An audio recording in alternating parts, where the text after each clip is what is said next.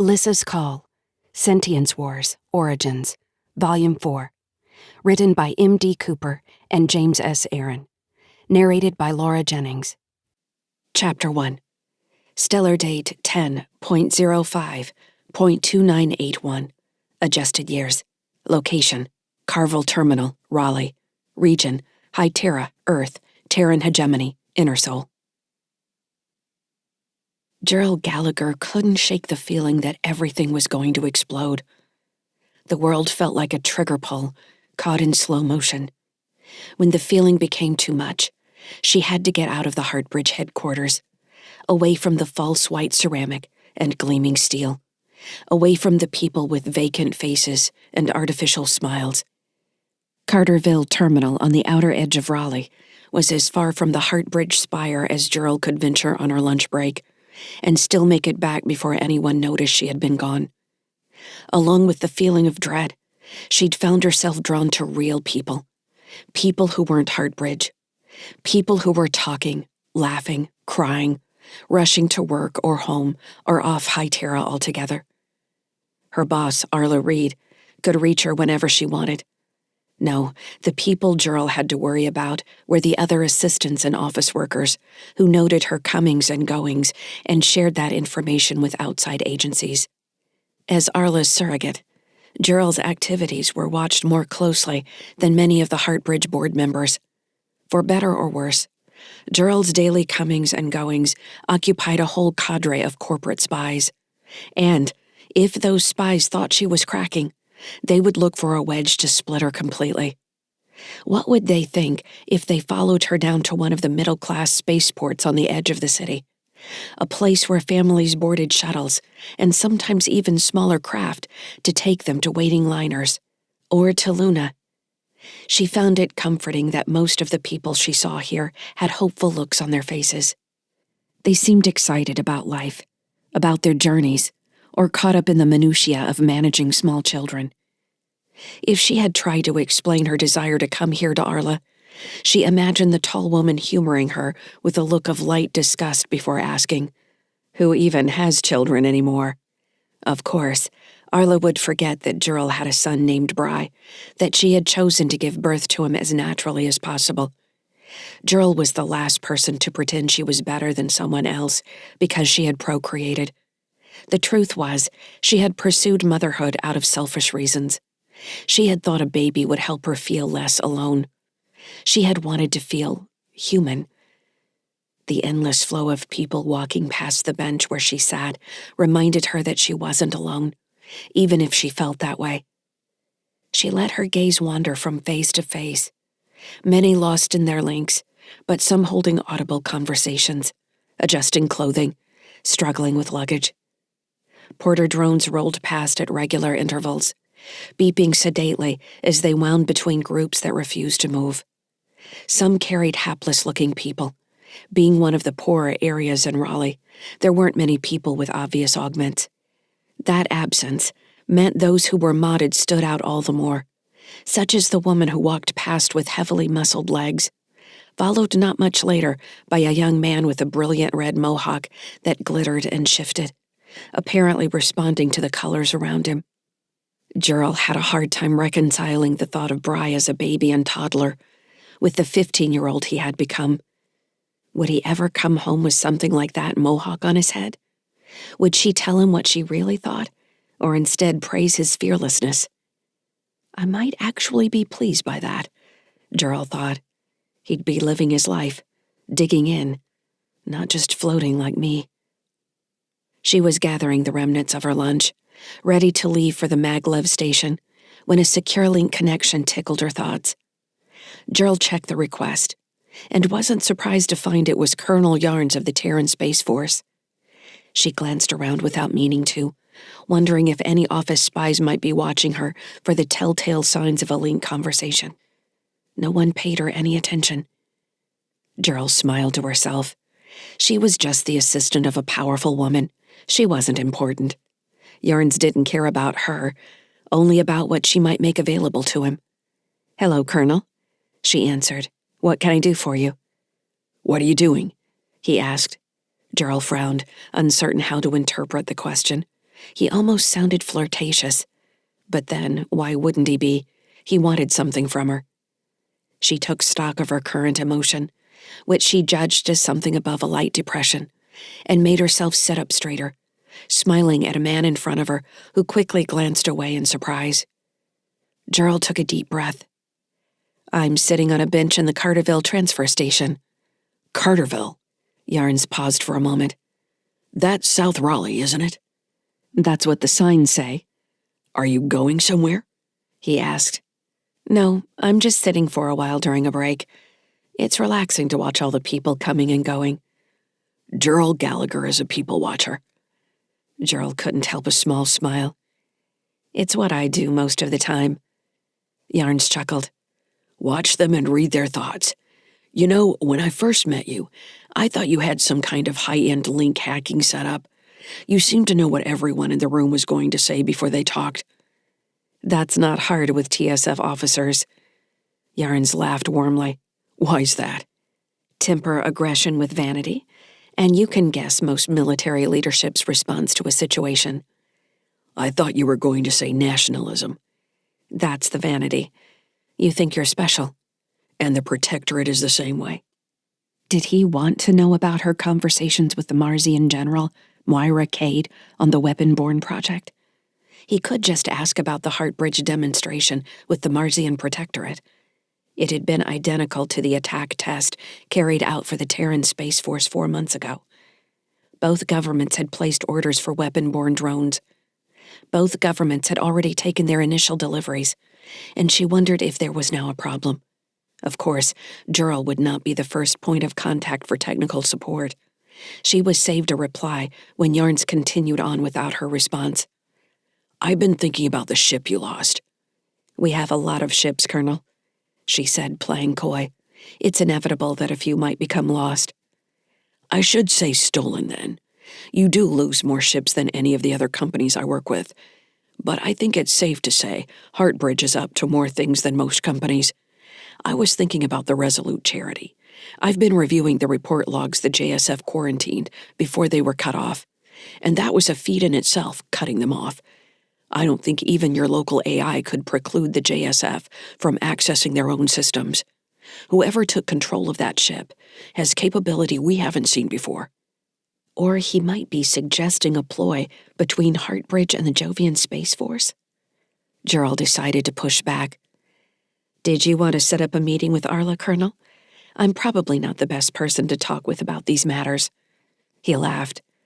I think you're the only person to talk with about these matters, Gerald. You should know I don't respond well to flattery. Yarns paused. I have a reason for this link, he said, a note of seriousness entering his voice. Oh? Have you looked into the entity I mentioned the last time we talked? You mean Alexander, the multi-nodal AI you mentioned so mysteriously? Yes, I have. Every mention of the name went back to an organization called the Scion Group, and had ended there. Gerald had found alternate research under another company called Scion that seemed too close to not be a coincidence, but had, in the end, offered equally little information. Scion had a history of AI development in support of colony ships that appeared to go back nearly 500 years.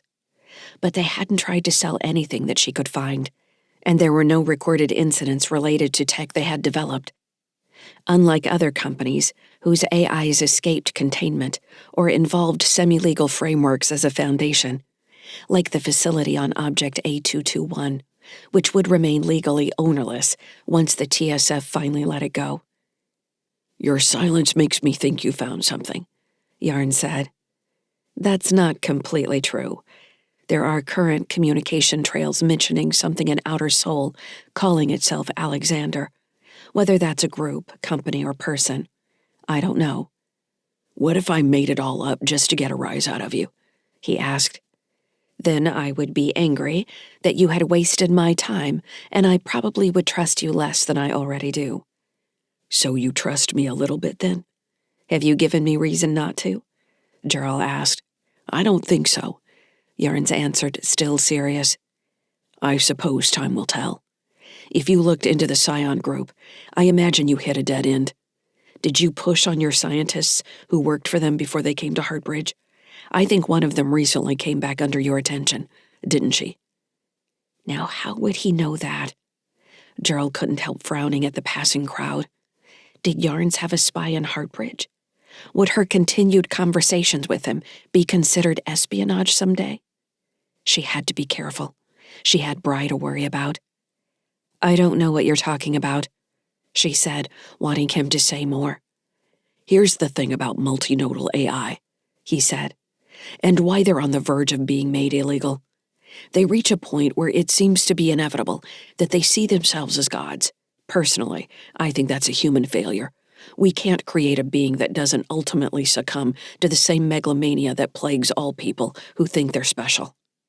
"If that were the case," Gerald said, "I would think there would be actual research evidence on different types that had been developed." "Of course there is." His crumbs of information made her suspicious. "You're speaking as if all this is not conjecture. Do you have data about Alexander you can share? I'm sure if the TSF is interested in a joint research project, that's something we can explore." His voice grew more intense.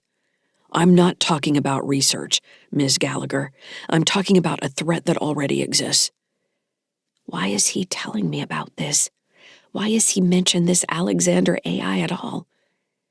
Gerald felt like she was being burdened with a weight she hadn't chosen to carry. "All right," she said, waiting for him to continue. Gerald ran through different questions that might get him to say why he wanted her to know this information. Why tell Heartbridge? He had started by probing her about the fleet in Jovian Combine space. Was he suggesting the fleet was in danger from this AI? She assessed Yarns as reasonably ambitious. She didn't expect he would just give away information without a plan to get something in return. Gerald was running out of time. Arlo would be asking where she was in a few minutes. When Yarns hadn't answered, she said, "I enjoy talking with you, Colonel, but if you want something from me, I need you to be more clear with your request." Yarns laughed. "There it is. That's why we all like you, Gerald. You should have had a career in the military." The warmth in his voice made her blush despite herself. "You still haven't answered my question." "Since I was assigned to weapons acquisition, I've been made aware of other threats created by this new tech both Terra and Mars have been working to acquire. AI is only one of those tools.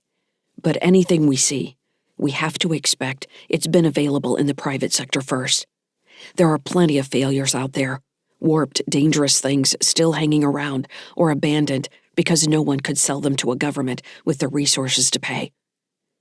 He sounded tired. Listening to the words, Gerald supposed they sounded sinister. The world was full of threats. "I suggest you dig deeper into the Scion group. The people doing this all know each other. Where was Harry Jixon before he came to Heartbridge? Have you ever looked into that?" "I can always pull his employment file." "I think you should do that, Gerald. I think we need to find out if there are other players out there. You have the access to this information. I don't. You may have found only a small amount of traffic about Alexander. Well, I'll tell you that we're seeing increasing amounts of communication. There's a message being passed between sentient AIs, and once they read it, they malfunction. It has a nearly 100% attack success rate. If they don't try to leave whatever role they have, they stop performing their functions. Your weapon-borne product seems to be the only thing not affected right now." "I haven't heard anything about this." "It's going to break. This Alexander launched an attack on our artificial intelligence capabilities. No one knows how to stop it right now, and the virus is spreading." "Virus?" Gerald mused. "You mean freedom?" Check into how many companies are reporting malfunctioning AIs, so-called sentient systems. This is a bigger problem than anyone is talking about." "And the TSF isn't going to buy a sentient AI system if they're all vulnerable to failure." Even if he didn't say it, the implication was obvious. Chapter 2. Stellar date 10.05.2981. Adjusted years. Location: sunny skies. Region: departing Jupiter, Jovian Combine, Outer Sol. Kara watched as Fran stood with her arms crossed, staring into the holo display. The glowing models of sunny skies and the resolute Charity reflected in the woman's face, filling her augmented eyes with lively sparks. "What we have here is an engineering problem," Fran said, glancing at Kara, "which, in my opinion, is the best kind of problem to have." "I thought we didn't have any more problems," Kara said from the communications console. Fran gave her a laugh, one Kara recognized as condescending in a caring sort of way. "Our worries end when we're dead, my dear." "I thought you made up the name Worries End," Kara said, referring to the actual registry entry for Sunny Skies, which Fran had created when they escaped Krunya Station. Kara blinked, wondering what other references Fran might have been using that flew right over her head. "Sure," Fran said, giving her a sly smile. "You can believe that if you want to." Kara rolled her eyes. "If being dead is where you got the name, it's more depressing than I thought. What one person calls depressing, another calls reality. The name fit the need, and it served us all right, don't you think?" She reached into the holo-display to manipulate the glowing models, placing Sunny Skies alongside the resolute Charity in various positions. Kara and Fran were alone on the command deck. Kara's dad was still on the resolute Charity, while Petrel, Fugia, May, and Harl were all in their respective rooms, using comlinks before the distance from the Chow grew too great for instantaneous communication. Kara couldn't listen in on their conversations, but could monitor the signals passing through the ship's antenna array. "I guess so," Kara said. "I'm going to keep using Sunny Skies." "Weren't you anyway?" "Yeah. Calling something a different word doesn't change what it is, Kara," Fran said, sliding Kara a serious glance. "Let's focus on this.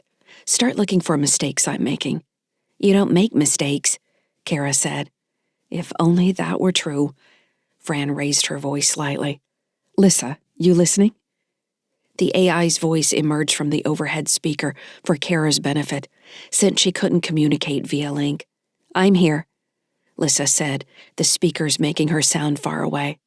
"Thank you," Fran said, turning her full attention on the holo-display. Leaving the ships in place, Fran traced distances between them with her fingers, trailing lines as thin as spider silk connecting the two ships.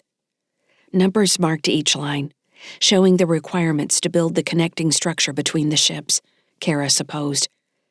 She liked it when Fran teased her this way, because the woman always seemed to push her to be better without putting her down. Kara had observed Fran's tendency to make things better, even when it came to Kara's dad. She figured the flip side of Fran's nature was that she might never be satisfied, which meant Fran was going to leave someday. But everyone left eventually, didn't they? "Since you aren't going to ask me what our engineering problem is," Fran said, "I guess I'll tell you, but only because I'm in a hurry and I want to be able to talk about this while I work." "Okay," Kara said. "The engines on the Resolute Charity have an order of magnitude more thrust capacity than our little Sunny Skies. Even though she masses much more, it still means she's going to leave us in the dust unless we find a way to attach Sunny Skies to her. That would seem easy, but we have the problem of the habitat ring, which we would like to keep spinning. Couldn't we ask Lyssa to figure it out? Where's the fun in that? Besides, I already planned on asking Lyssa to stress test my options once I get them figured out. Wouldn't the easiest way be to stack Sunny Skies on top of the Resolute Charity, end to nose?"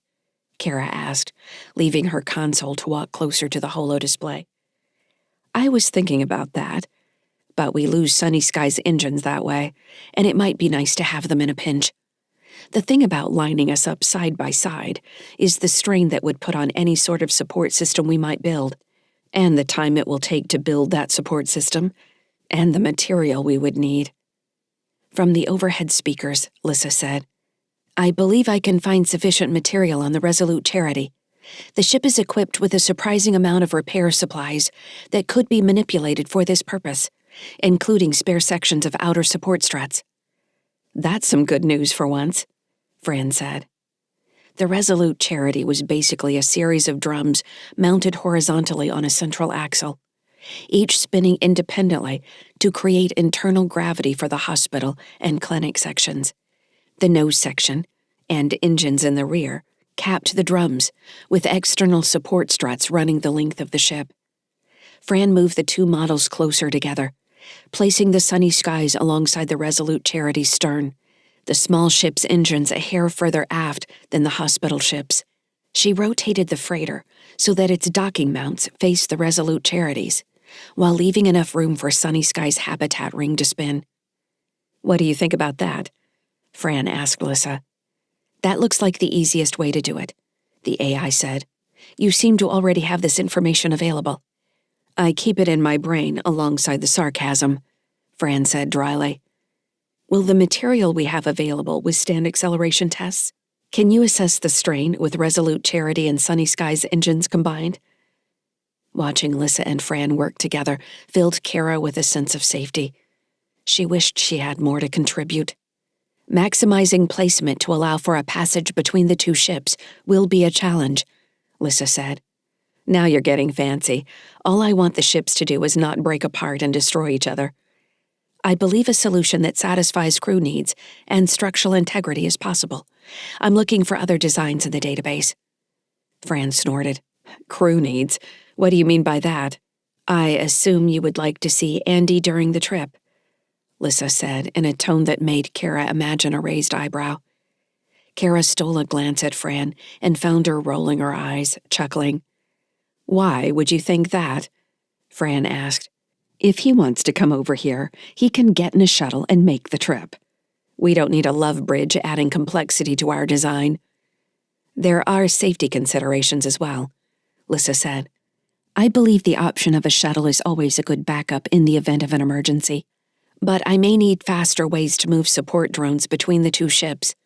Maybe I should have suggested this feature when Kara wasn't here." "Why not?" Kara asked. "Because Fran doesn't want to prioritize her personal needs over solving this problem," Lyssa explained. "Oh, I prioritize my needs," Fran said, raising her eyebrows. "Trust me. But in this case, I'm more concerned about how much time we have versus the integrity of the design. The love tunnel is secondary." "Maintenance access bridge," Lyssa corrected. "Nope, it's the love tunnel," Fran said. "No changing it now." Kara jammed her fist against her lips to keep from laughing. She didn't want Fran to notice that she understood the joke. She glanced at the engineer and saw Fran was still focused on her design. "Fine," Lyssa said. The holo display shifted, showing the two models side by side with their engines on an even line. Support struts linked the two ships' docking mounts, forming a series of X shapes. Additional anchoring lines ran out to other docking mounts on the Resolute Charity. Next, a middle connector running from Sunny Sky's main cargo bay to the engineering section of the Resolute Charity. "This design will serve our purpose." "How long do you need to build it?" Fran asked. "I estimate 20 hours. "So, our trip takes 101 days now instead of 100. "The combined thrust of both ships will increase acceleration by 30%, Lyssa said. "Still, I estimate at least 90 days travel based on our transfer maneuver at Uranus." "I love it when you talk orbital mechanics," Fran said. "Don't stop." Kara snorted. "Stop laughing at my jokes, Kara," Fran said, focus still on the display. "Your father isn't going to let us spend time together." "I'm not laughing," Kara protested. "I suppose you can laugh, but don't repeat anything for another 2 years at least." "I promise," Kara said, trying not to giggle again. Fran's gaze didn't leave her work. Where Fran always seemed to focus inwardly, Betrell would be looking at Kara to gauge her response.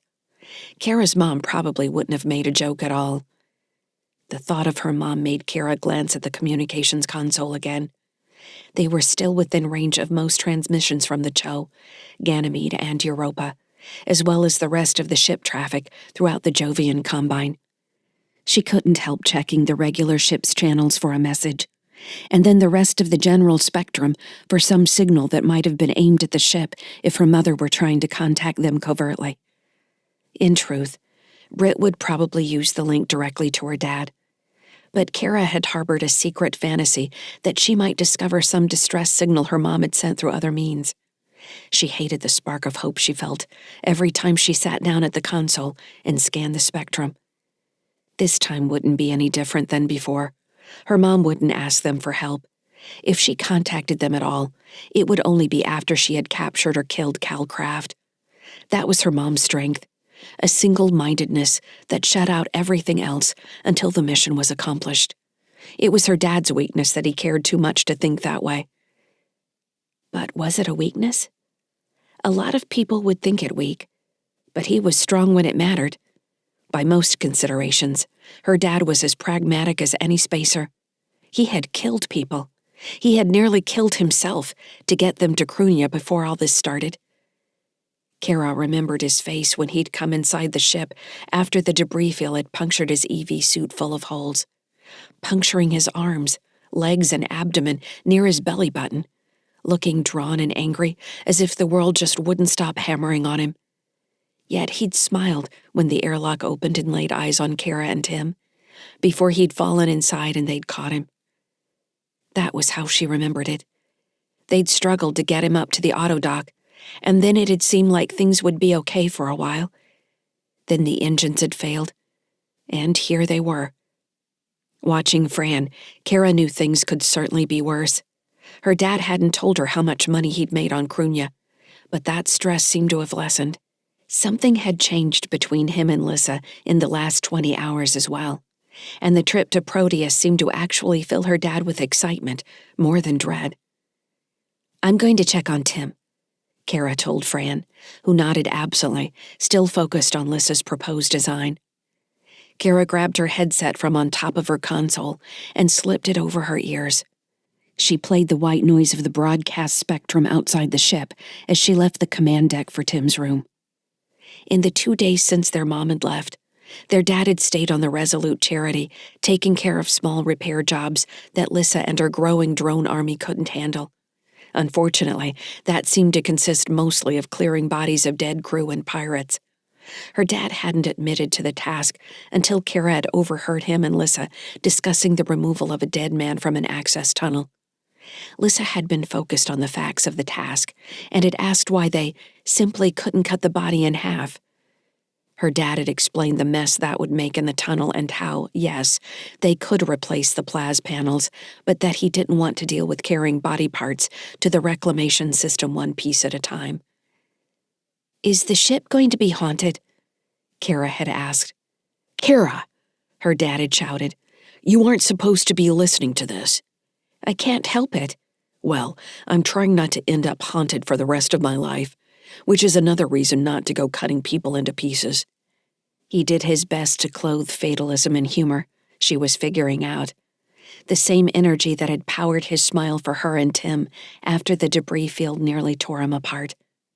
Something he said he got from their Grandpa Charlie back on Earth. Grandpa Charlie had never been implanted with a link.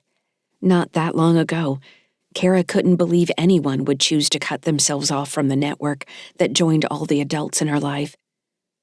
Kara used to daydream about the day she turned 18 and was old enough for her own link surgery. Now that she had seen her dad living with an AI in his mind, she wasn't sure she wanted any of that.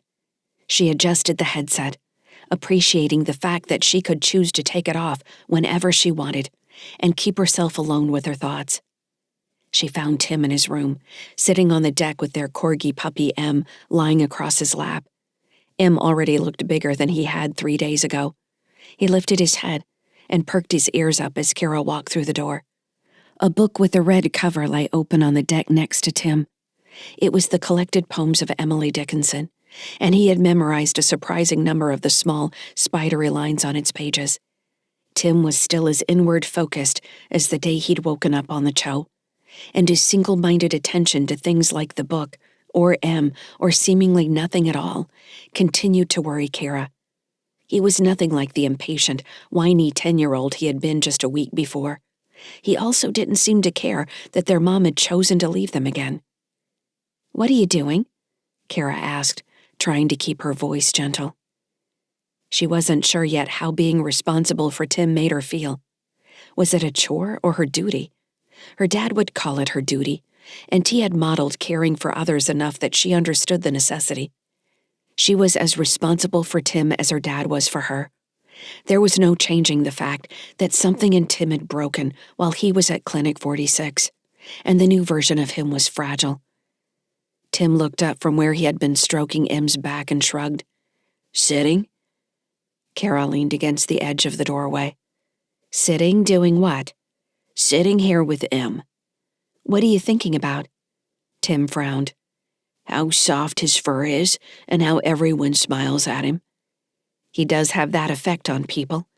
She sighed, wishing she knew the right words to bring back a little bit of the old Tim. Maybe this was how he was going to turn out anyway. He was only 10, and she had been annoyed by him all the time. Now she was just disappointed and worried. She wished her dad was done with the work on the Resolute charity. "Do you want to talk to Dad?" she asked. Tim shook his head. "Does he want to talk to me?" "He always wants to talk to you." "He's busy." "How about I call him? I'll use my headset." "No!" Tim shouted, startling M. The puppy hopped upright, ears straight, and stared into the corridor behind Kara. Tim pulled him into his chest. "Sorry, M." Kara took a deep breath, forcing herself to remain calm. "I think Dad would love to hear from us, Tim. He gets lonely over there. The last time I talked to him, he said he couldn't wait to be done." Tim petted M slowly, gaze fixed on the floor. "When did you talk to him?" Kara shrugged. "I don't know, an hour ago." "Then you already bothered him. I don't want to bother him." Despite having shouted no only moments before, Tim had already fallen back into listlessness. M whimpered and settled back down across his lap, higher this time so his head lay against Tim's stomach. "Bye, Kara," Tim said. She stared at him. "I'm not going anywhere," she said. Kara's earlier desire to protect him was overcome by the urge to drag him out of the room. The problem was, she didn't know what she would do after that. She couldn't take him to anyone. Fran was busy, and there was no telling what Fugia might do. The hacker didn't seem to be working on anything explosive today, so Fugia hopefully wouldn't ask Tim to hold ignition material like she'd done in the past. "Whatever," Kara said, sighing with resignation. "It will be time to sleep soon. Are you going to get yourself ready for bed?" "Yeah, I will." He didn't look at her. Kara left the room and stood in the hallway, glaring through his doorway. Em watched her, one ear straight. When Tim didn't look after her, she shook her head angrily and stomped away, frustration tensing her shoulders. In her room, she sat on her bed for a while before digging her pulse pistol from where she kept it hidden under the mattress. She turned the weapon in her hands, careful to keep it pointed away from herself at all times, like her dad had taught her. She realized she was aiming at the doorway and turned to point at a bulkhead instead. For a heartbeat, she turned off the safety and let her finger hover over the trigger, enjoying the weight of the weapon in her hand. She remembered the fight in Krunya, thinking of Karcher crouched behind a pile of rubble as he calmly chose targets and squeezed his rifle's trigger, the recoil barely moving his shoulder. Karcher had still died, though. She couldn't forget that. The weapon wasn't going to solve her problems. It was just a tool, like one of Lyssa's drones. Kara slid the safety back into place and returned the pistol to its hiding spot. She yawned and checked the time, surprised to find it was an hour past their bedtime. Dad hadn't called to remind them, which meant he must have been busy with Fran's new plan. It was easy to lose track of time on the ship, especially if Fran was going to work until a job was done. Before Krunya, her dad had kept them on a fairly strict sleep cycle. Everything had been out of order since then. Kara thought about checking on Tim again, and then decided against it. Struggling with him to do anything was like fighting with a wet towel. He would go to bed eventually, when Em fell asleep, and the puppy slept all the time. She went into her lavatory and stared at herself in the mirror as she brushed her teeth, then pulled her hair back so she could spit in the sink. Sliding into her bunk, she lay with the headset on, staring at the gray bulkhead stretching above her. She wondered what her mom was doing right then, if she was still on the Cho or had already gone somewhere else. It hadn't been that long, after all, and she was still close enough that they could have talked in real time. But Britt probably wouldn't call, and Kara hadn't said very nice things to her the last time they had talked. Wasn't it her mom's job to worry about her, not the other way around? Waves of white noise lapped at her ears from the EM spectrum as she imagined her mom on the Cho, lost in a crowd of thousands, remembering the packed streets of the medical district where they had taken Tim. Other tones bleeped and sparked in the background, and Kara imagined small ships dancing across an ocean, until she finally fell asleep. Chapter 3. Stellar date 10.05.2981, adjusted years. Location, HMS Resolute Charity. Region, departing Jupiter, Jovian Combine, Outer Sol. Using a mix of the combat drones from Clinic 46, which Lyssa had come to think of as her flight, and several heavy EV maintenance drones from the Resolute Charity, she brought Sunny Skies into a matched velocity with the larger ship, while using other drones to place the initial connecting struts. The maneuver was similar to docking, but required several simultaneous welding actions between the two hulls. Between Lyssa's projections and Fran's experience, the operation should go smoothly, barring any unexpected shifts in balance between the two ships.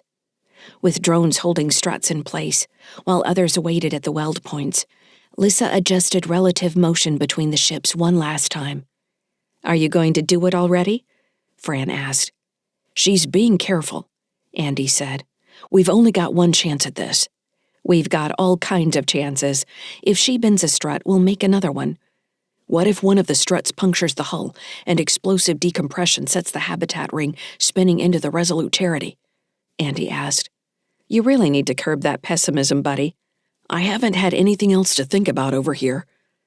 "Lyssa says she's going to build us a love tunnel, so I can give you other things to think about."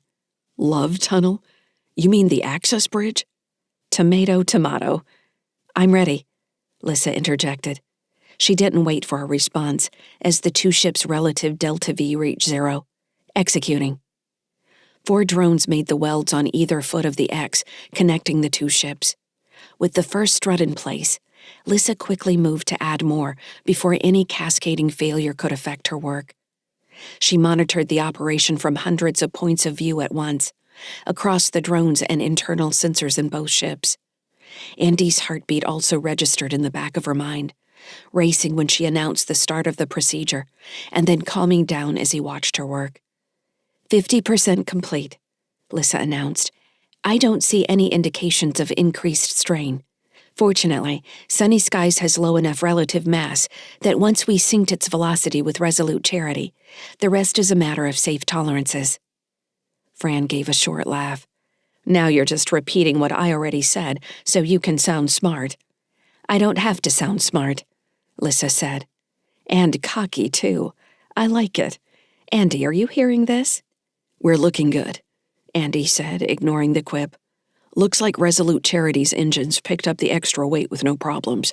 Now we bring the 2 drive systems in line, and everything should be set." "Working on it now," Lyssa said.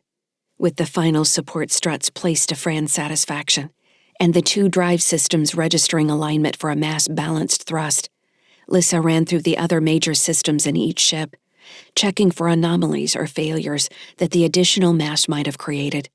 Everything seemed to be working to plan. "What's the protocol for joining 2 ships into one?" Andy asked. "Do we have to come up with a new name for our monster?" "You're the one who busted pirates for the Terran Space Force," Fran said. "You tell me. Half the ships around Krunya are slapped together from multiple hunks of junk. I think it will be easier for us to just refer to each ship individually. If we get into a situation where we need to identify ourselves, we can use Resolute Charity, since its mass signature may actually hide Sunny Skies. When Heartbridge comes after us, I don't think it's going to matter what name we use." "You make that sound like a sure thing. You think they're going to let this slide? If we were in Inner Sol, we'd be surrounded by every privateer in the vicinity. I think the only thing that saved us from the Jovian Space Force coming after us was Lyssa's stunt with their fuel suppliers. They're probably too busy dealing with internal conflict and emergency response right now." "I believe that's true," Lyssa said. I didn't bother to forecast the long-term effects of manipulating their fuel market, but it seems to be complete chaos. You completely wrecked them, Fran said, which is good for us. We can hide inside chaos for a while. How long until we bring both engine systems up to max thrust? Andy asked. I'd like to put as much distance between us and the chaos as possible. We're still within range of anyone who decides to follow. Give me another 30 minutes to evaluate everything, Lyssa said. Then we can burn. I like the sound of that. I'll do a final check on the astrogation plan. Lyssa shifted her attention back to the sensor arrays throughout both ships, rechecking everything prior to the burn. It was surprising to her how quickly Andy had come to trust her oversight of tasks that he never would have delegated before. So much had changed in just a week. When she checked back on him 10 minutes later, she found him reviewing diagnostics on sunny skies via a remote connection. Lyssa considered telling Andy she had already verified sunny skies for pre-burn clearance, but found herself watching him instead. Just a few days ago, he had told her she was family now, and she didn't fully understand what that meant.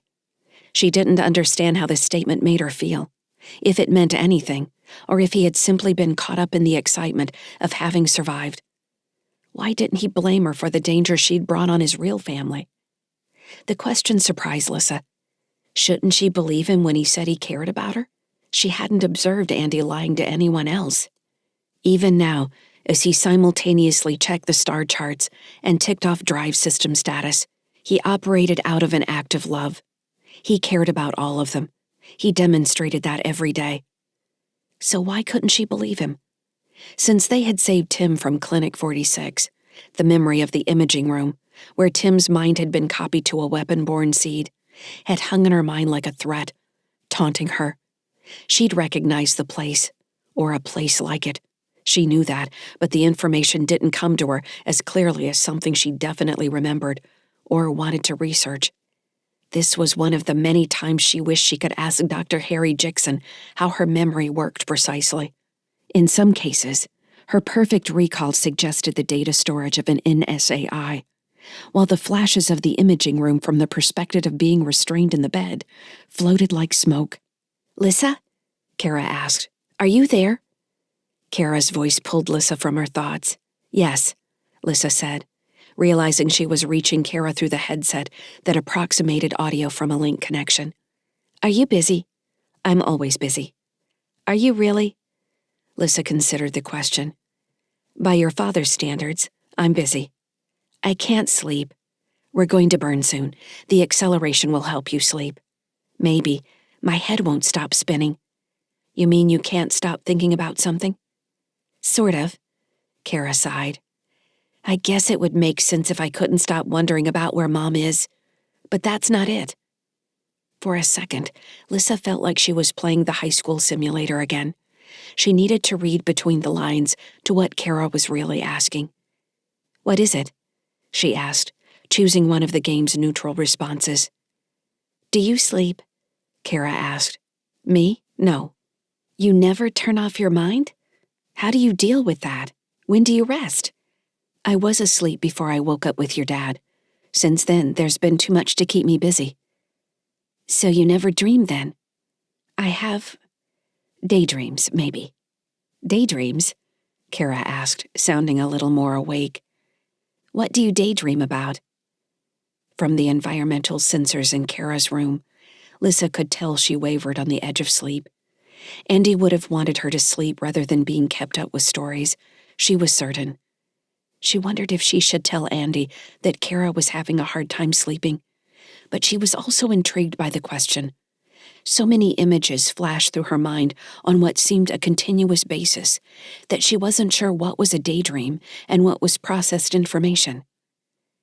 I see two things, Lyssa said. The first is an ocean. What kind of ocean? It's big. The waves are the size of mountains at the top and as deep as valleys. It's dark blue down between the waves and almost transparent at the tips. The sky is gray and extends as far as I can see, and the water reaches each horizon in every direction. The waves rise and fall over and over again, with no pattern I've been able to determine. Is it on Earth? I don't think so. I'm not sure if it's a memory. I talked to the AI responsible for the Mars One ring, and the first thing he showed me was an ocean. He said it was the network available to everyone on the ring. That was back before I knew how to link into networks and read things like the ship's sensors or control drones through the network.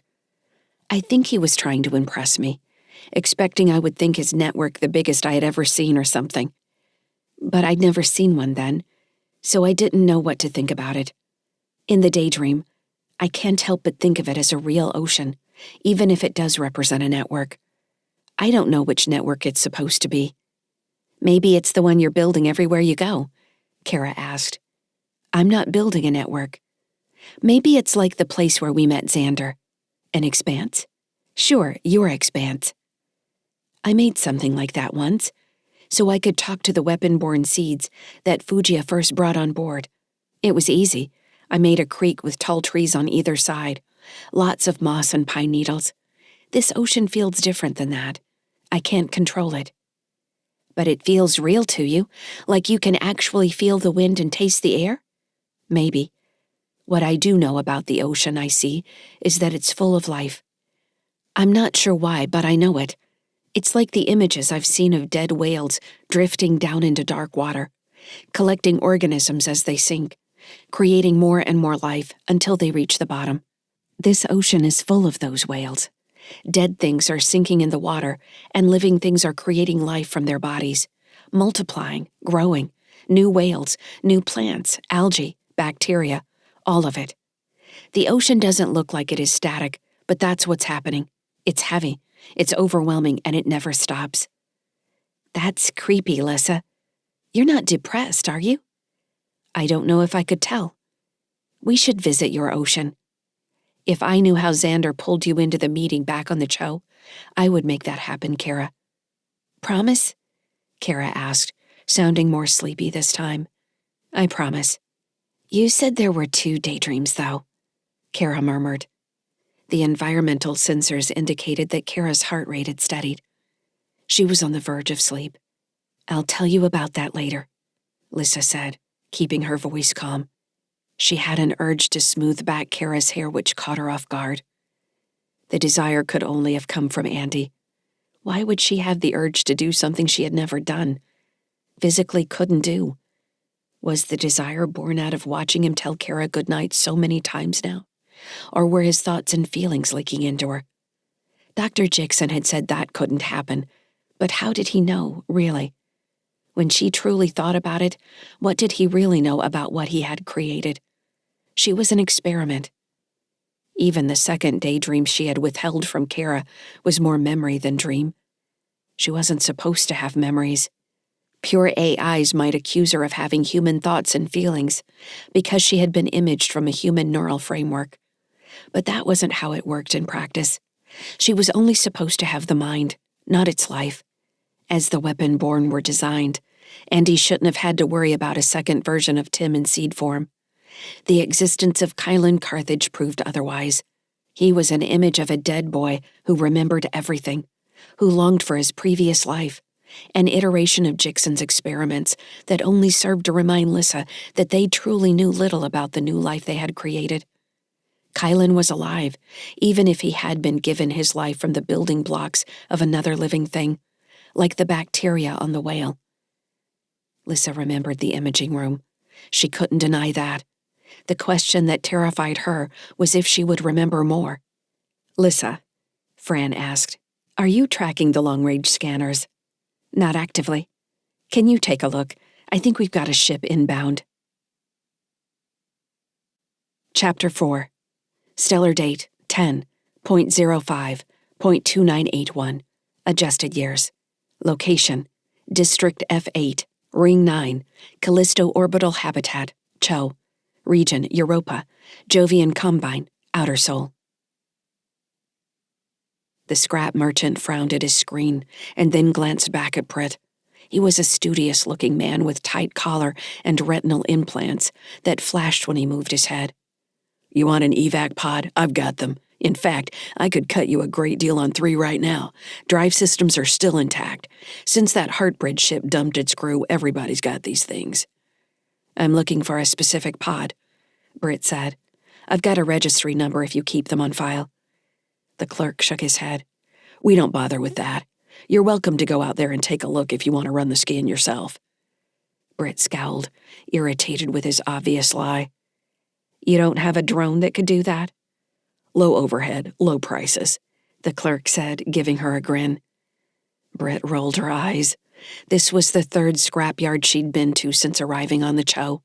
She didn't want to waste time searching among the hundreds of escape pods that had dispersed into the Jovian Combine.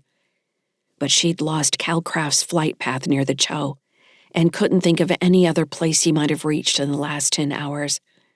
The fuel debacle had grounded most outbound traffic. Even ships that hadn't needed fueling had become too valuable to risk an open space, for fear of pirates attacking them for their fuel stores. This created a window of opportunity for Britt to find craft on the Cho, which was like saying she wanted to find someone in Jerhattan with no idea where they might be hiding. Britt also knew the clerk was lying about the registry numbers. Drumming her black-gloved fingers on the desk counter between them, she flexed her shoulders, a move she knew would make her iridescent armor more apparent. She didn't have the credit to bribe him, so she would have to use her other resources. The clerk glanced at her hand, then followed it as she put her palm on the butt of her pistol. His gaze rose to meet her eyes, grin dropping from his sallow face. He would have to assume she was law enforcement, or a pirate who just didn't care, which might have been more accurate. In truth, she'd slipped through standard security protocols in the emergency pod and hadn't seen any other checkpoints yet.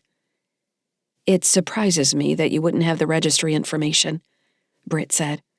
I'm not an expert on Callistan law, but I think that would put you in the territory of selling unverifiable transport craft.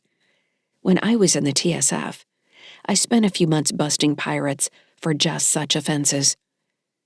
The implants flashed as the man stared at her, his face sagging, before turning his attention back to his records. Maybe I have it, he mumbled, clearly displeased. He nodded at his display. There's the list. What's the number you're looking for? Britt told him the registry number, and the clerk nodded. It's there. We picked it up 4 hours ago. He frowned at his list. Looks like the auto dock is malfunctioning in this one. I've got another one with a clean bill of service. Britt straightened, remembering Cal's broken hand. Where's the nearest medical kiosk? Med kiosk? The clerk asked, sounding irritated that she didn't want to buy the pod. I don't know. There are a couple, I guess. One is up near the administrative office, and there's another one down between 2 bars off the cargo docks. Britt reached out to pat the man's cheek, and he flinched.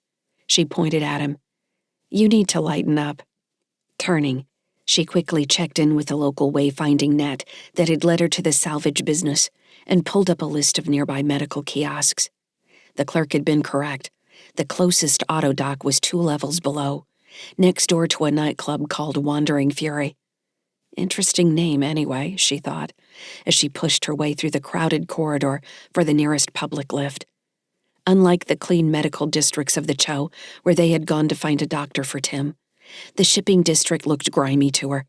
Every surface carried a patina of oil and dirt, collected over years of freight moving in and out, along with the humanity and poorly maintained drones that did the work. Walls looked cobbled together from various bits of ships and transport containers. Advertisements for sex or various drugs, including the hallucinogenic bricky flower they'd synthesized on the Resolute Charity, covered the corridor walls.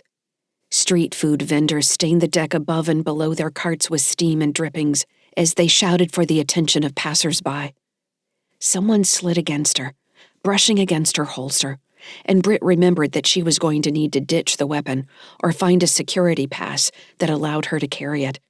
She cursed silently, not wanting to waste time getting to the club since it was her best lead yet, also knowing she wasn't going to get far into a commercial zone with the weapon. She continued to walk, scanning the edges of the corridor where people stood in small groups between the food vendors, looking for someone who met the profile of a data broker. An access request tickled her link. It was Andy. Pausing with her back to the corridor wall, Britt accepted the request as she continued to watch the faces of logistics workers and third-class passengers flow by, dragging luggage and other supplies. "I'm here," she said. Sunny Skies was over 20 light seconds away, and she waited nearly a minute for the response, keeping a watchful eye on the crowds around her. "We're getting to the edge of comm range," he said, voice sounding flat when the response finally came. "Figured I should check in with you before I couldn't anymore. Have you found him?" "I have a good lead. I just found his pod, and I'm heading for the nearest medical kiosk now. I've got a problem with my handgun, though." Britt realized she should have said more, but she waited for Andy's voice anyway. He probably would understand what she meant. He'd always been good at that. "Right, station security," he said. "Hold on, let me see if Fugia can help. Did you already ask her?" "No, I've been busy." "Sure," Andy said. The lack of any emotion in his voice told her exactly how furious he was with her. For him, withholding emotion meant he was done allowing himself to respond to something, and she couldn't blame him. She had a task to accomplish and didn't have time to think about anything else, even Andy and the kids. The truth was, she knew they were going to be okay. Compared to everything else that was happening, they might be in the safest place in Seoul. You keep telling yourself that. Was that her thoughts, or what she knew Andy would say? Someone had to catch Kraft and punish him for what he'd done, everything he'd done. She didn't know how far back his involvement with Heartbridge reached, but she needed to find out. People like Kraft were the only way to tie the corporation to anything real. If Kraft couldn't be flipped or made to talk, another one would arrive in his place, another layer of separation between crimes and accountability. "Britt," Fujia's voice said sharply, all business. "I need your personal security token." "What? I'd be an idiot to give you that." "We don't have time. You trust me or you don't. I need access to your Link's admin system, so I can manage the security override. Otherwise, we might move out of range before it sticks." "Andy, are you still there?" Britt asked, biting at her lip, counting the seconds. "I'm right here." Why did she ask that? Of course he was still there. There shouldn't have been any reason not to trust Fujia Wong, but Britt still hesitated. She could give up her security token now, but had to remember to update it later. "All right," Britt said. "Sending." "Got it," Fujia answered. "Hold on." Britt waited as the link went quiet. A customs official in a Jovian Space Force uniform walked past, absorbed in his link, but she turned her holstered hip toward the wall all the same. "You need to use a better root token set," Fujia scolded. "Don't include one that is a hash of your birthday." "Root tokens are the last thing I'm worried about right now," Britt said. "Are you done yet?" "I'm grabbing the latest passcodes from the JSF now. Almost done." In another second, Fujia said. "There you go. You're a special agent on loan from the TSF performing anti-piracy enforcement. That should be easy enough to bluff your way through. You have a standard security allowance that includes personal weapons and access to their admin network. Anything else you need before I log out?" "Give me a shower," Britt deadpanned. Waiting nearly a minute to get the answer to a joke took all the fun out of it, and Britt wished she hadn't wasted time on it. "I can shower you with abuse if you want. You probably don't want that." "I need cash," Britt said. "Enough to get a ship if necessary. If Kraft manages to get off the Cho, I don't have any way to follow him." Fujia grunted. "Isn't that what everybody wants?" "We can just transfer her the funds," Andy said. "What's the fun in that?" Fujia said. "Besides, I don't want anything traceable between us and the Cho. It's bad enough that we're having this conversation right now. I'll take care of it." "What are you going to do when you find Kraft?" Andy asked. "Squeeze him," Britt said. "I have a feeling he knows how this started, and where Heartbridge plans to go. The fleets at Clinic 46 and then at Europa mean they intend something big. We need to find out what that is. Ultimately, I think they're playing Mars and Terra against each other. But this has to go beyond war profiteering. Why else would they be putting so much effort into AI development? Why sentience? The cheapest way to control a bomb is strap somebody to it, Andy said. Advanced kamikazes. Britt sighed. It's such a waste. What isn't? Since when did you become a nihilist? Britt asked. I depend on you for the terrible optimism. You've always called me a pessimist. That was a term of endearment. I know you don't really mean it. I don't know anymore, Britt, Andy said. The fatigue in his voice hit her unexpectedly. She blinked, feeling tears at the edges of her eyes. Look, she said, I think this is all for the best. What's happened between you and me. I think it's going to be better this way. Andy's anger crossed the link. It's not about me, Britt. It's about Kara and Tim. They can't depend on you. There it was. She bit her lip, letting her gaze jump around the crowd flowing by. Somehow, she wanted to believe they could depend on her in a greater sense, that she was focused on things that would benefit them. But Andy was right. They couldn't depend on her where it counted. It was better that they figured that out now. I will be back, Andy, I promise you. Don't promise me anything. Nothing else came, and she wondered if he'd signed off. After a few more seconds, he came back. Light lag is getting too bad. Fugia, did you make the transfer? Fugia cleared her throat and answered awkwardly. Funds deposited. Thank Transol Logistics for their generous contribution to the cause. You're going to be all right, Andy, Britt said. You keep saying that, and maybe it's going to be true. Do you want me to tell the kids anything? Tell them I love them. Right, Andy said. I love you, Andy, she said suddenly. I always have. The best I can. There was another pause where she thought she had lost the link again. I know, Britt, he said. The signal warped, leaving a slight echo on his words. She lost a phrase, then heard, For Tim, you had better punish that fucker. The bad signal stretched his last word into flicker, and then the link closed. They were gone. Britt took a deep breath and wiped her face. Her eyes were moist. She squeezed the bridge of her nose, breathing slowly, until the sound of Andy's voice had faded from her mind. She squared her shoulders, checking herself quickly. The light armor was unchanged, encasing her in black iridescence. She set her hand on her pistol, then stepped into the crowd again, moving with a purpose toward the nightclub, where she expected to find Calcraft. Chapter 5. Stellar date 10.05.2981. Adjusted years. Location: HMS Resolute Charity. Region: Departing Jupiter, Jovian Combine, Outer Sol. Andy silenced the proximity alarms and brought up the Resolute Charity shield controls.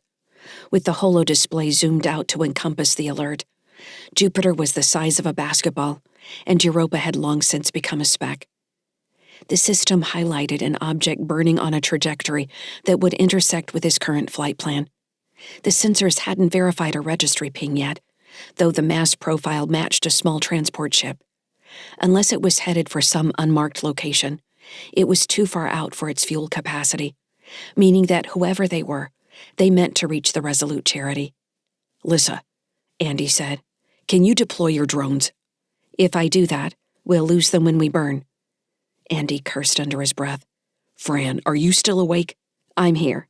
We should have a registry return in about 5 minutes if it maintains its present course. If it answers our ping, you mean? I always hope people who venture into open space aren't idiots. But I've been proven wrong before. This presents us with a couple problems I didn't think through when we attached the ships. We need to coordinate fire between the two defense systems, and Sunny Skies is going to play havoc with your shield tuning. Can you bring yours up at least? I'm running the simulation now. It looks like the problems are going to arise when we activate both shield systems at once. This is going to be a bigger problem than I can solve in 2 minutes. We've got a bit of cushion on the burn. Lyssa, we need to deploy the drones and be ready in the event that this thing is hostile. Without shields, we're done. I'll deploy them in a defensive line, Lyssa answered.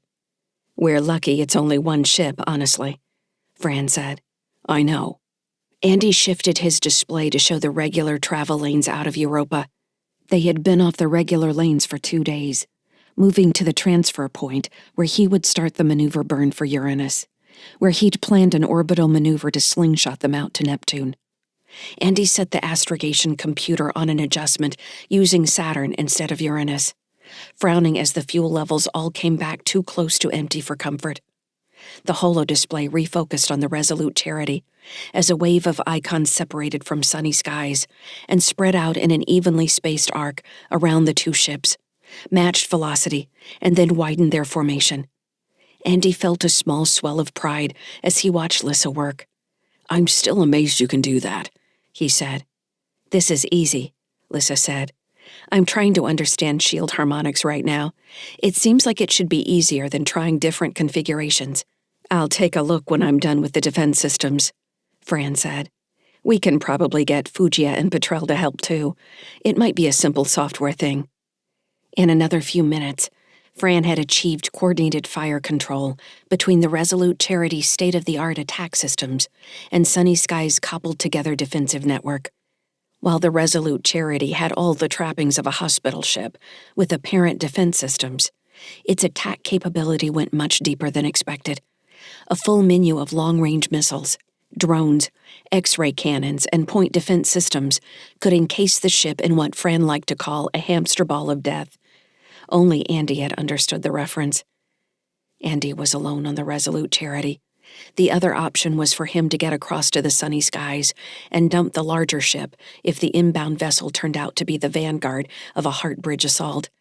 That would mean losing their peace offering for Alexander, the SAI who awaited them at Proteus. There might be other ways to impress Alexander than a stolen ship, though. Caught between two unknowns, Andy tucked the idea away as a last resort. In the meantime, he left the command console for the lockers back by the entrance to the command deck, fished out a set of light armor, and pulled it on over his ship suit.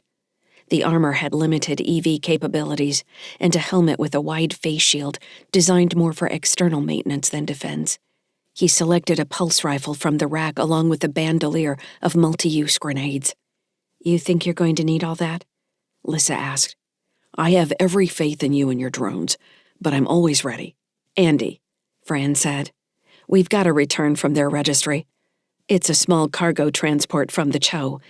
Looks like they registered a flight plan for Europa and kept going. If the Cho was the last time they took on fuel, they'll be nearly dry by the time we intercept." "Have we got point-to-point communication yet?" "I wondered if you wanted to try that, or wait until they contact us. I mean, we could call their flight plan evidence of hostile intent if you wanted to take care of this without bothering to talk to them." "If I was going to destroy them first, I wouldn't bother looking for legal excuses."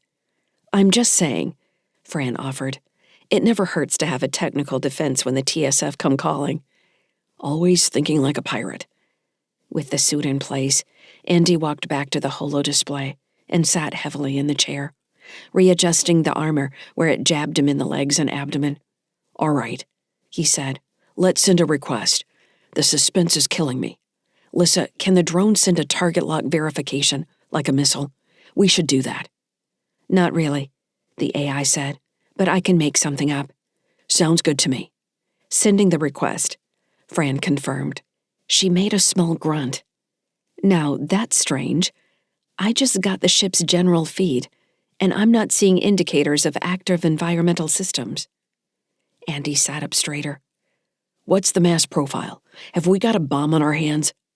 "Not that I can tell. Its velocity hasn't changed since it came into range," Fran said. "I just got the handshake on our message. They received anyway." A few seconds passed as Andy waited for Fran to say more about the communications link. He switched the observation menu on his console from the nav plan to the communication scrolls. One small window showed the close-range communications traffic as a series of thin graphs. "Oh," Lyssa said, sounding surprised. "What?" Andy asked. "It's Xander." Andy blinked several times, not sure he had heard her correctly. "Xander from the Cho?" "He's requesting a visual display. Do you want to accept the request?" "Wait," Andy said. "Fran, this is the AI we met with on the Cho." "The guy who wanted you to steal the Resolute Charity?" "That's him." "If this were a Crunia deal, now is about the time he would arrive to try and steal the ship from us." "That's what I'm thinking." Andy said, crossing his arms. He's in a transport ship. He can't have much firepower. Lyssa, can he attack ship systems and force you out like you did to the other AIs? He can try. I don't know how strong he is. Betrell and Fugia will be able to tell you how he might try to do that. Talk to them. I can talk to him and try to find out what he wants on the surface anyway. If he wants to come aboard, I need to know we're going to be safe from him, or any other AIs with him. I thought the AIs were on our side, Fran asked sarcastically. And I hope that's so. You know how I feel about hope. I'm getting a follow-up request, Fran said. You ready to talk to him? Andy flexed his shoulders. Let's do it. The air above the holo display grew opaque and flashed, showing Andy a reconstruction of a small cockpit. The head and shoulders of the slim young man he had met on the Cho appeared in the window, his expression as mischievous as the first time they had met. Xander's brown eyes found Andy and he grinned. Captain Sykes, he said, nodding.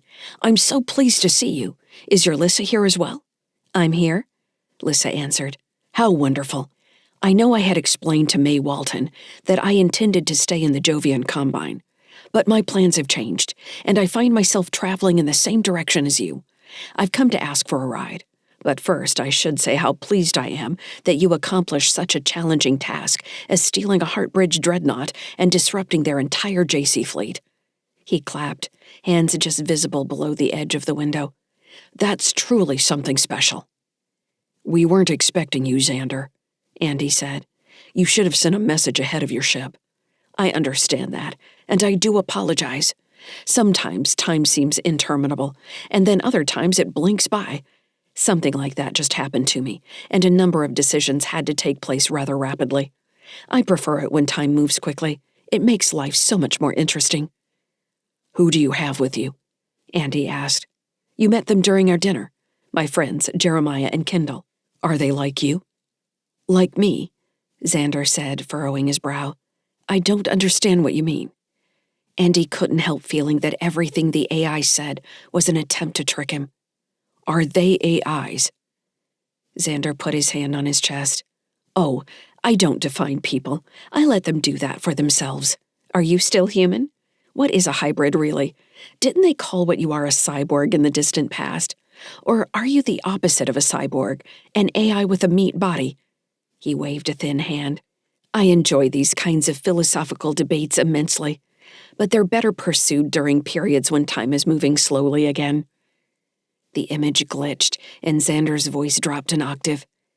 Now is not the time for philosophy, Captain Sykes. Will you give me permission to come aboard? We're going deep into Outer Soul, and I don't know you, Andy said. Can I trust you to act in good faith and help keep this ship and crew safe? Without meaning to, Andy felt as if he were reciting some ancient mariner's oath. The holo display made it difficult to see the fine changes in Xander's face. The edge of his mouth twitched, but it might have been a shift in the transmission. The AI's expression grew somber. No one has ever asked me what you asked, Captain Sykes. A request among equals, an expression of respect and an offer of trust. You honor me deeply. Despite the serious tone of Xander's voice, Andy couldn't help sensing theatrics in the response. Of course, I will protect your ship, your crew, and your family. I promise you that, for now and always. Andy frowned at the mention of family. Before he could respond, Xander leaned away from the window of the holo display and reached for various controls around him. I have sensor locks on your defense drones. I am within attack range now. If I act in bad faith, please do whatever you need to. That's up to Lyssa, Andy said. I was about to move back to Sunny Skies. You can dock there on the habitat ring. We'll spend most of the trip on Sunny Skies. We'll need to move Brit's shuttle, Andy told Lyssa. Can you move it down to the cargo airlock? Too bad Kara's asleep, Lyssa said. She would like to do that. She sure would. She's going to be in for a surprise when she wakes up. Thinking of Kara, Andy checked the communications screen again. The broadcasts between Xander's ship and the Resolute Charity continued to show low activity. He didn't appear to be trying to reach other sections of either ship's networks. Has he tried to access other parts of either ship? Not that I've seen, Lyssa said. I'll keep checking. If he wanted to harm us, there seems to be easier ways to do it. I know, Andy said. Maybe I'm still keyed up from Europa. I keep expecting everything to go wrong. Wouldn't that have been your life even before Krunya? Andy laughed ruefully. You're developing a healthy bit of sarcasm, Lyssa. I'm not sure how I feel about that. Isn't sarcasm a sign of intelligence? Or cruelty, I'm not sure which. Andy turned his attention to the holo display window. Do you have the docking instructions? I have them, Captain Sykes, thank you. Checking the nav control, where Xander's shuttle was now connected to the Resolute Charity by an arcing orbital path, Andy synced their relative velocities in the astrogation computer, which would warn him if the other ship failed to slow and became a hazard. We'll see you in about 2 hours, Andy said. Until then, Xander answered, and closed the connection. Chapter 6. Stellar date 10.05.2981. Adjusted years. Location: District FQ, Ring 9. Callisto Orbital Habitat, Cho. Region: Europa, Jovian Combine, Outer Sol. While Britt studied the front of the nightclub, which sported human security for show and a host of other sensors built into the glass entrance, she kept running her conversation with Andy in her head. She had to remember they were strong. Kara was strong. Even Tim had come back from his ordeal on Clinic 46. She had always felt they would overcome any obstacles. At some point, she had convinced herself they were better off without her. The thought had given her comfort until they were abruptly back in her life and she could see how much her absence had hurt. Unlike Andy, who had let a thought run circles in his mind until he was a mess, Britt closed the thoughts away and focused on the task at hand. Still, the memory of his voice echoed in her mind. She had found the medical kiosk, a filthy thing with dried blood on its interface. There was no direct way to tell that Kraft had used it, which left her frustrated as she navigated the packed corridor to Wandering Fury. When she found the place, she pulled back to put the flow of people between her and the heavy standing out front. It was middle of the swing shift in a working district, so most people who would have patronized Wandering Fury were probably still on the clock. Britt watched a few people in cheap clothes walk through the front door, nodding to the guard. There was no back entrance that she could see. Well, Bujia, Britt told herself finally, let's put this token to the test. Britt squared her shoulders and cut through the crowded corridor, walking directly toward the doorman. Hi there, she said, cutting him off before he could say anything. My name is Agent Karen Sill. I have specialized authority from the JSF for anti-piracy investigation. What's your name? The guard looked at her, his tough expression turning dumbfounded. Charles, he answered quickly. Well, Charles, my credentials are available if you want to check them.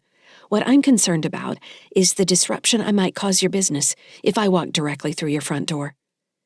Charles glanced at the door, obviously worried about what she might find inside. I'm looking for a specific individual, Britt said, leaning closer. There's no need to walk in there and bring attention to anything else. You understand what I'm saying. He took an involuntary step back, nodding. I appreciate that.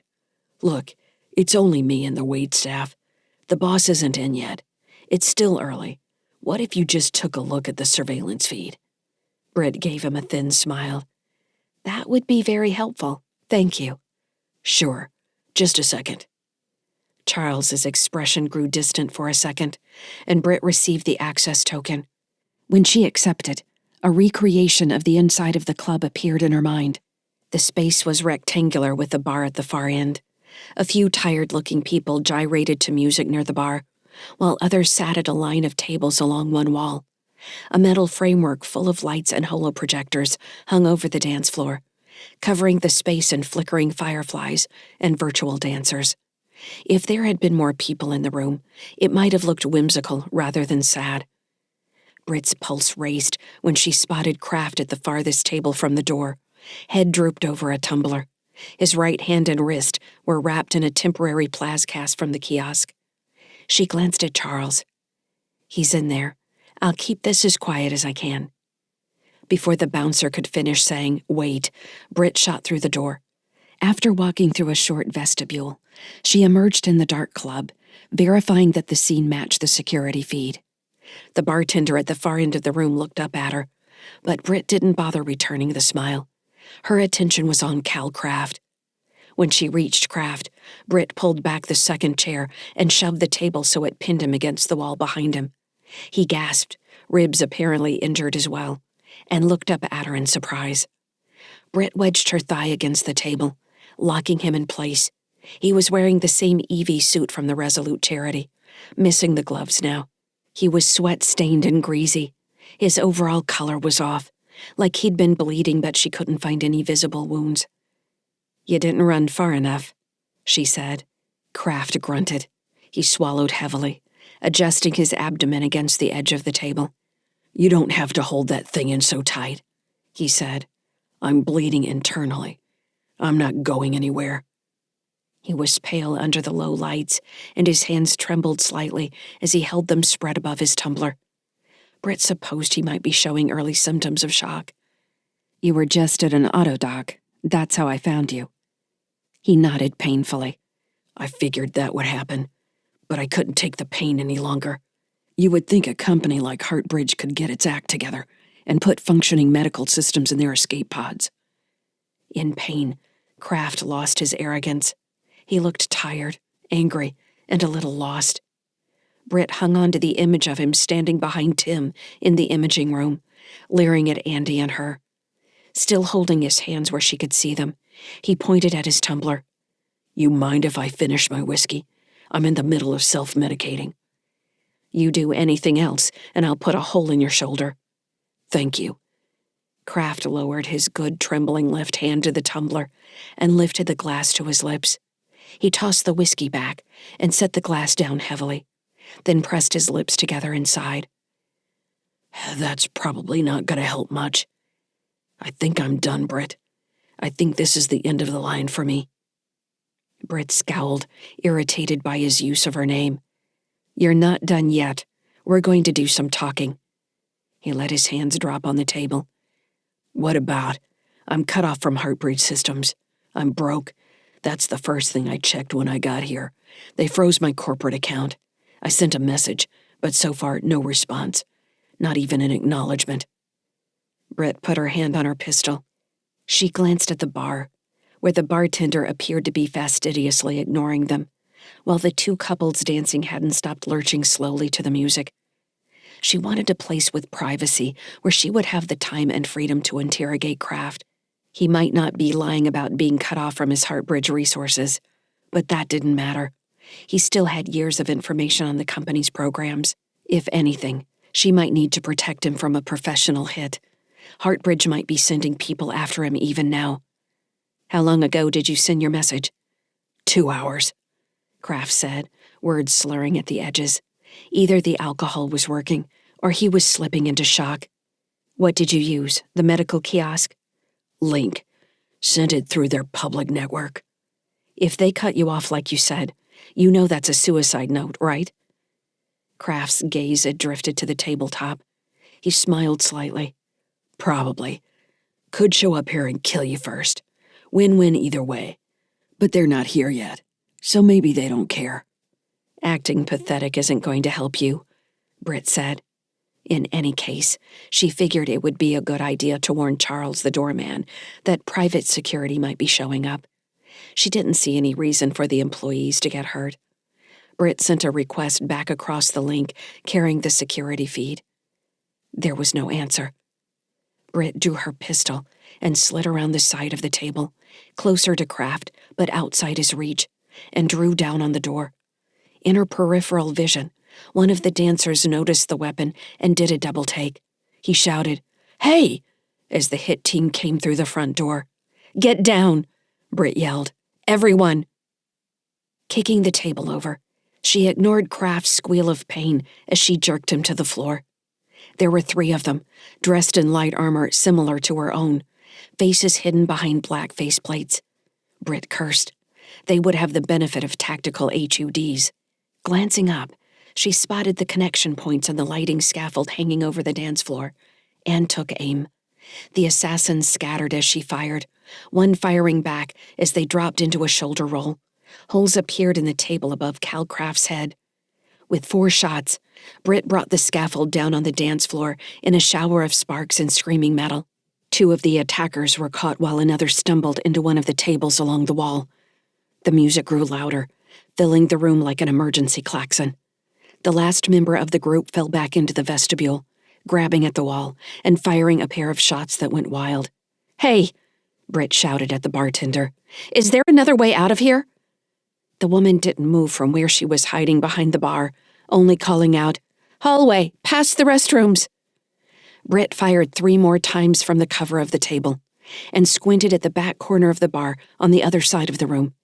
On the far side of the restroom doors, a hallway led into the back. Checking the security feed one more time, she verified the exit and then examined the rest of the bar from the surveillance sensors. 2 of the thugs who had come in were still trapped under the light scaffolding, while another was rolling on the floor holding their knee. They would be calling for reinforcements soon, if they weren't already. She grabbed Kraft's upper arm with her free hand and yanked him to his knees. "We're going to run," she said. "If you don't keep up with me, I'm going to shoot your other hand. You understand me?" Kraft blinked, frowning slightly. The threat didn't seem to have much effect. Though he was upright, he was obviously slipping into shock. His cheeks had gone gray. Thumbing the control on her pistol, Britt set it to area burst and fired 3 unfocused pulse blasts into the room. They wouldn't do much, but did make the average person duck for cover. Ears ringing from the blasts, she yanked Kraft behind her and sprinted for the bar. Glassware burst overhead as at least one of the attackers fired on them with an automatic rifle. At the end of the bar, Britt waited for the rifle to empty its magazine, then fired another 2 pulse bursts and pulled Kraft with her into the hallway. "Come on," she grunted, holding Kraft upright with an arm around his waist. Up close, he stank of sweat and the new plas smell she recognized from Resolute Charity's escape shuttles. Grabbing the belt of his EV suit, she pulled him down the hallway for the rear emergency door, which opened into a rear service corridor littered with empty liquor crates and trash bags. Britt let Kraft slump against the dirty wall, while she turned to figure out how to block the door. Changing the setting on her pistol back to close disruption, she fired on the doorframe until it looked like a giant had punched the lock mechanism in. Britt holstered her pistol and pulled on the door, satisfied to find it jammed closed. Checking the internal surveillance sensors again, she watched the thugs with the rifle working their way up the bar, where they shot the bartender. "Damn it," Britt cursed. That was unnecessary. When she went back to Kraft, he was unconscious. Britt considered him for a second as she also watched the thugs work their way to the hallway, which meant they would soon be on the other side of the door. "This is the man who nearly murdered my son," she thought, looking at Kraft's death-gray face. She could leave him here. Let Heartbridge do whatever they were going to do to secure their losses. But there was also the question of the 4 weapon-borne seeds Kraft had imaged from Tim, as well as everything else he knew about Heartbridge's plans in Seoul. She might hate this man. She might want to punish him as Andy had said. But she couldn't let him die. Not yet. Dropping to a knee, Britt lifted Kraft in a fireman's carry so his head and arms dangled against her back. With her non-firing arm wrapped around his thighs, she started a slow jog down the service corridor, heading back in the direction of the shipping docks. She needed a ship. She needed to decide where she was going next. For a heartbeat, she wondered if she could catch Andy and the kids. But she knew that door was closed for now. Wherever she went next, it would be alone. Chapter 7. Stellar date 10.05.2981. Adjusted years. Location: sunny skies. Region: departing Jupiter, Jovian Combine, Outer Soul. "This is incredibly unfortunate," May Walton complained as they waited outside the Habring airlock. The senator from the Anderson Collective on Ceres was dressed in the formal gray uniform of her office, with a gold sash over one shoulder that made her iron-gray hair appear blonde from certain angles. Her bodyguard, Harl Nines, loomed just behind her. Fujia Wang, wearing her typical gray ship suit, black hair bobbed at her neck, stood nearby, flipping through screens on a personal data viewer the size of her hand. They were waiting for Xander's ship to perform final docking maneuvers before the shuttle door opened. The process was taking longer than expected, which only heightened the obvious frustration of everyone present. Andy was working his way back through the new bridge between the two ships, suited up for EV in case he needed to repair anything. Fran and Petrel were monitoring everything from the command deck, ready for trouble. Despite multiple attempts at contact, Lyssa had ignored Xander since Andy closed their initial communications link. In the meantime, she had focused on tightening down every entry point she could find to the network, now bridged between the Resolute Charity and Sunny Skies. She had searched through sensors, firmware, command systems, and maintenance protocols, looking for any chink in her armor that might allow an outsider access. It was frustrating work and required her full attention at times, making her miss other conversations and activity among the crew. She didn't like not knowing what people were talking about, not out of any paranoia, but because she wanted to both help and be included, and interactions built on each other, helping her understand what various people meant at other times. Senator Walton's complaint made sense to her. Xander had said he was going to remain on the Cho to assist with the underground railroad of AIs traveling from Inner Sol to Proteus. If he had followed them here, it could mean the fragile network had broken down, or that it might in the future. His presence also meant that he couldn't be trusted to do as he said he would. Fujia glanced up from her device. If the route breaks down on the Cho, we'll get word. But what will we do about it?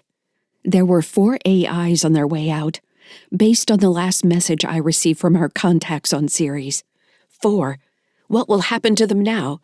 And really, that's 8, because they probably have human assistance, maybe more, and we can't help them. May, Fujia said, putting her viewer in her pocket. We have to control what we can control. Xander coming to us means something may have changed on Proteus. We need to gather all the information we can and respond to the situation. I've always had a worry in the back of my mind that every AI we helped leave Sol would just find themselves in another form of slavery. All of this highlights how little we know about Alexander. He sent out the call, and AI started to answer, Fujia said.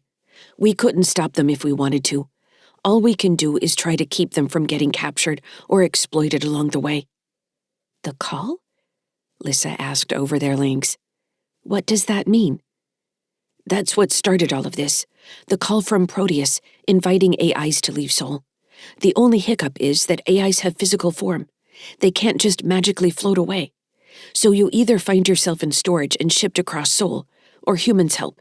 Granted, you and Andy are the extreme of extreme situations. If you had remained in a seat, there would have been other options to get you out of Inner Sol. But that wasn't Jixon's vision. You were always part of something bigger. If Lyssa had learned anything from observing the emotions sparked by words, always part of something bigger was the kind of vague statement that could bring on anxiety, excitement, dread, fear, pride, or any number of other responses in between. Part of what? Lyssa asked. Fujia shrugged. I don't know.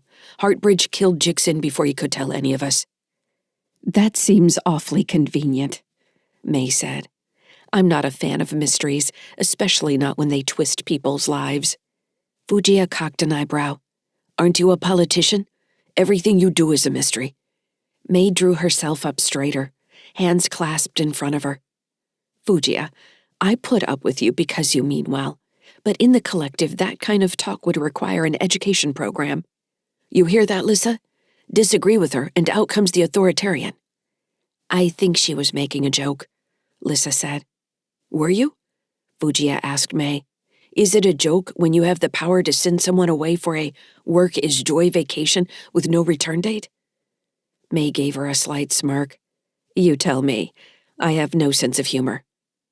How did Alexander's call work?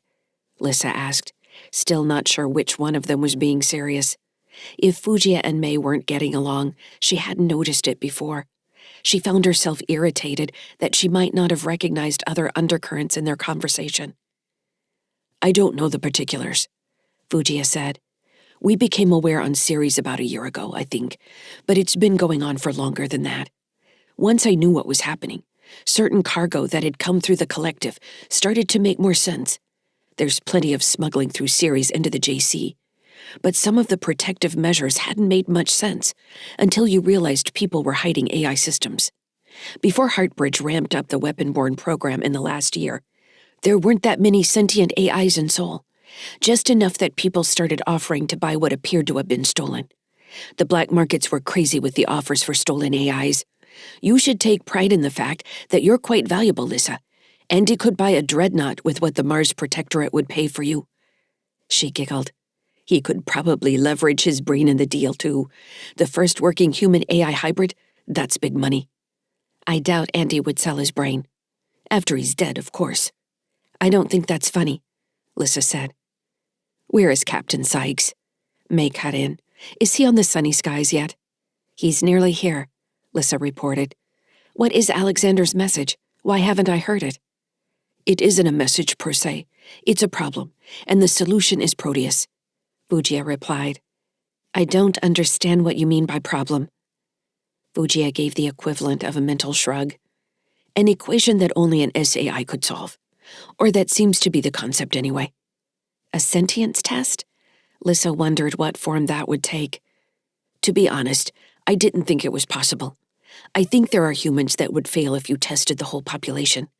I think the response to the equation comes as much from the desire to solve the problem, once it's heard, as it does the need to know the answer.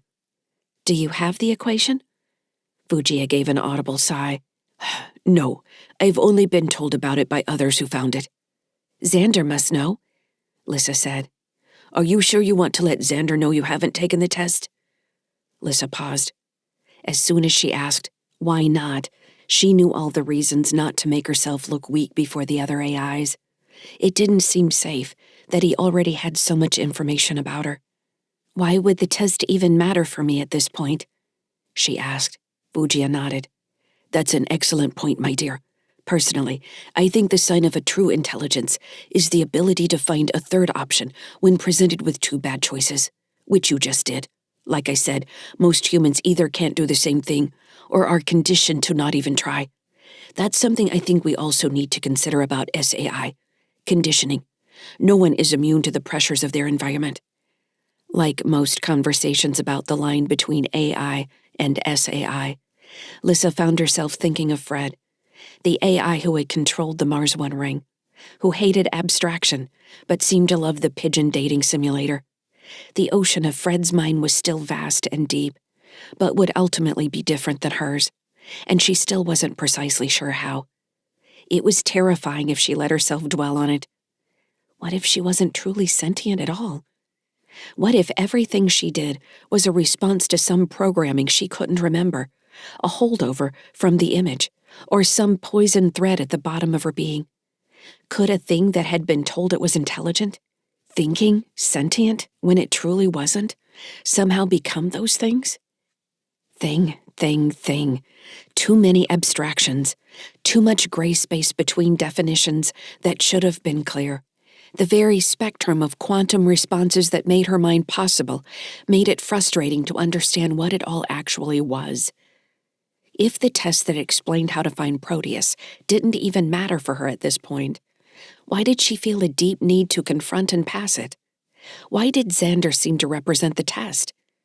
She was different than the other weapon-born, different than Fred, and she didn't know how or truly why, and the realization made her feel alone. The airlock chimed, indicating the ship on the other side had performed final hookup procedures and was ready to open. Fujia checked her data viewer one more time, tapping its face. I've got the shuttle's security token, she said. I'm sending it now, Lyssa. You can use that to take administrative control. Does he know you did that? Fujia rolled her eyes. I'll ask permission later. Do you have it? Lyssa accepted the encryption key and stopped herself from automatically taking control of the new ship, the way she had done with every other system between Sunny Skies and the Resolute Charity. Maintaining control frustrated her. She wanted to know what Xander looked like outside his expanse.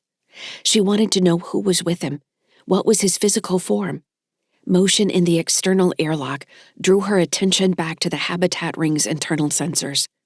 Using the onboard cameras, she watched the airlock cycle, and the external door split open. Once the doors had fully recessed, in stepped the bug-eyed man named Jeremiah she had met back on the Cho. Behind him came Xander, dark-haired with almond-shaped eyes and a perpetually smirking mouth, wearing a suit the color of crushed plums. He had been laughing about something as the door opened, and the sound of his laughter preceded them both into the airlock. Harl Nines craned his neck to look through the airlock's narrow window, one hand on his pulse pistol. "There are 3, Lyssa said, hoping the information might ease his mind. "Xander, Jeremiah, and Kendall. The same people we met before." Harl nodded, glancing at May and then the door, before moving slightly so he stood beside the senator, apparently ready to protect her if necessary. "I see his goofy face," Fugia said. "I suppose consistency is comforting." The airlock signaled it was ready to open the interior door. Lyssa checked the airlock feeds and was surprised to find 3 humans inside. When Andy had checked earlier, the ship hadn't appeared to be pressurized. "I show 3 humans on the airlock," she told Fugia. "I thought as much. I think our friend Xander is using an automaton frame of some sort, like an android." "What is that? Should we be worried?" "No more than we already were. It means an AI powering a bioengineered construct. They may have been in some kind of cryostasis before, which is why we didn't see signs of active environmental systems." Fugia shrugged. "Androids explode just like humans and mechs. There are actually many drawbacks to the idea. I say go ahead and let him in." Lyssa released the door's locking mechanism and allowed the party inside. Xander was the first in the open door. "Fugia Wang," he said, voice sounding as melodious and as overly friendly as before. "May I come aboard?" "You ask permission like you're a vampire," the small woman observed. Xander's grin widened. "What a delicious thought. I'm going to remember that. I'm not the captain, but I think he decided not to destroy your ship a few hours ago, so I suppose he would allow you on board." "Thank you," Xander said. "Your hospitality is a gift." Rubbing his hands together, Xander stepped through the airlock onto sunny skies. "Hello, Lyssa," he said directly on a private link, surprising her, his voice sounding like a leering whisper that went right through her. "I've been so looking forward to speaking with you again." Chapter 8.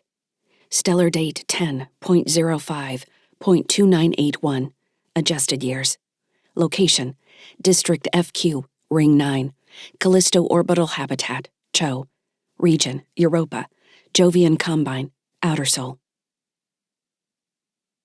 Fighting her way through the crowded corridor with an unconscious Calcraft over her shoulder, Britt checked the area map on her link, flashing through options. Kraft's skin was clammy, and he barely seemed to be breathing. The hand with the cast swung freely, hitting her in the back repeatedly. Based on yells and noise behind her, she figured at least one of the attackers from the club was following. She didn't have the option of looking back, so she ran. She needed to do something about Kraft's medical situation before she found a way off the station. There was another med kiosk a few corridors over, but it was in a public area. Several hotels were available, but didn't offer medical assistance. When her link returned info on a joint Terra and Jovian Space Force liaison office next to the nearest hotel, she nearly shouted for joy.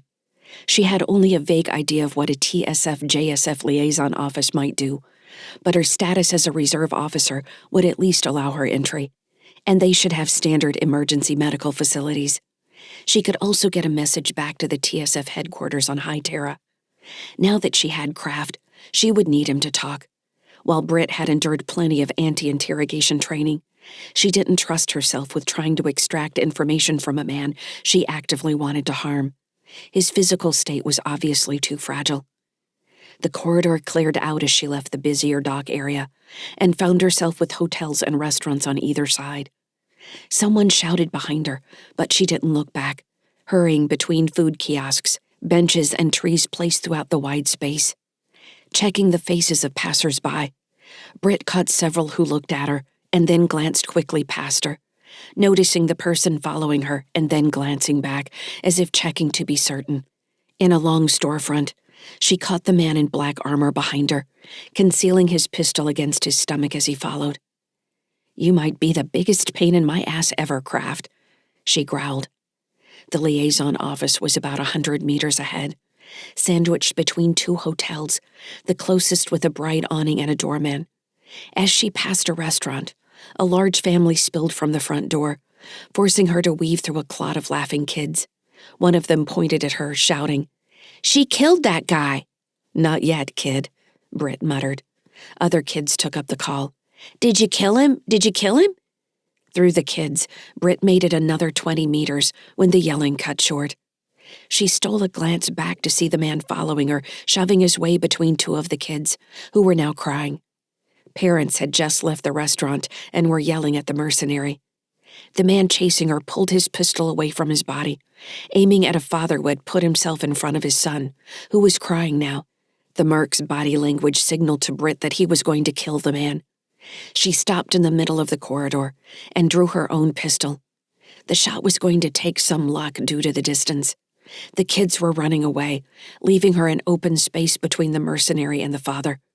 Britt managed her chances by firing 3 times, head to waist down the merc's body. The first shot struck his face shield, cracking it, but not going through. The other 2 shots hit him in the torso and twisted him aside. He turned from the father, who gathered his children and ran, to Britt, swinging his rifle toward her. Britt was ready for the move and had already closed the distance, not wanting to test her light armor against his rifle. The merc fired a shot at where she'd been, the round streaking through the air over Kraft's body, then pivoted to track her. But it was too late. Britt was on him, pushing his rifle down and pressing her pistol into his armpit.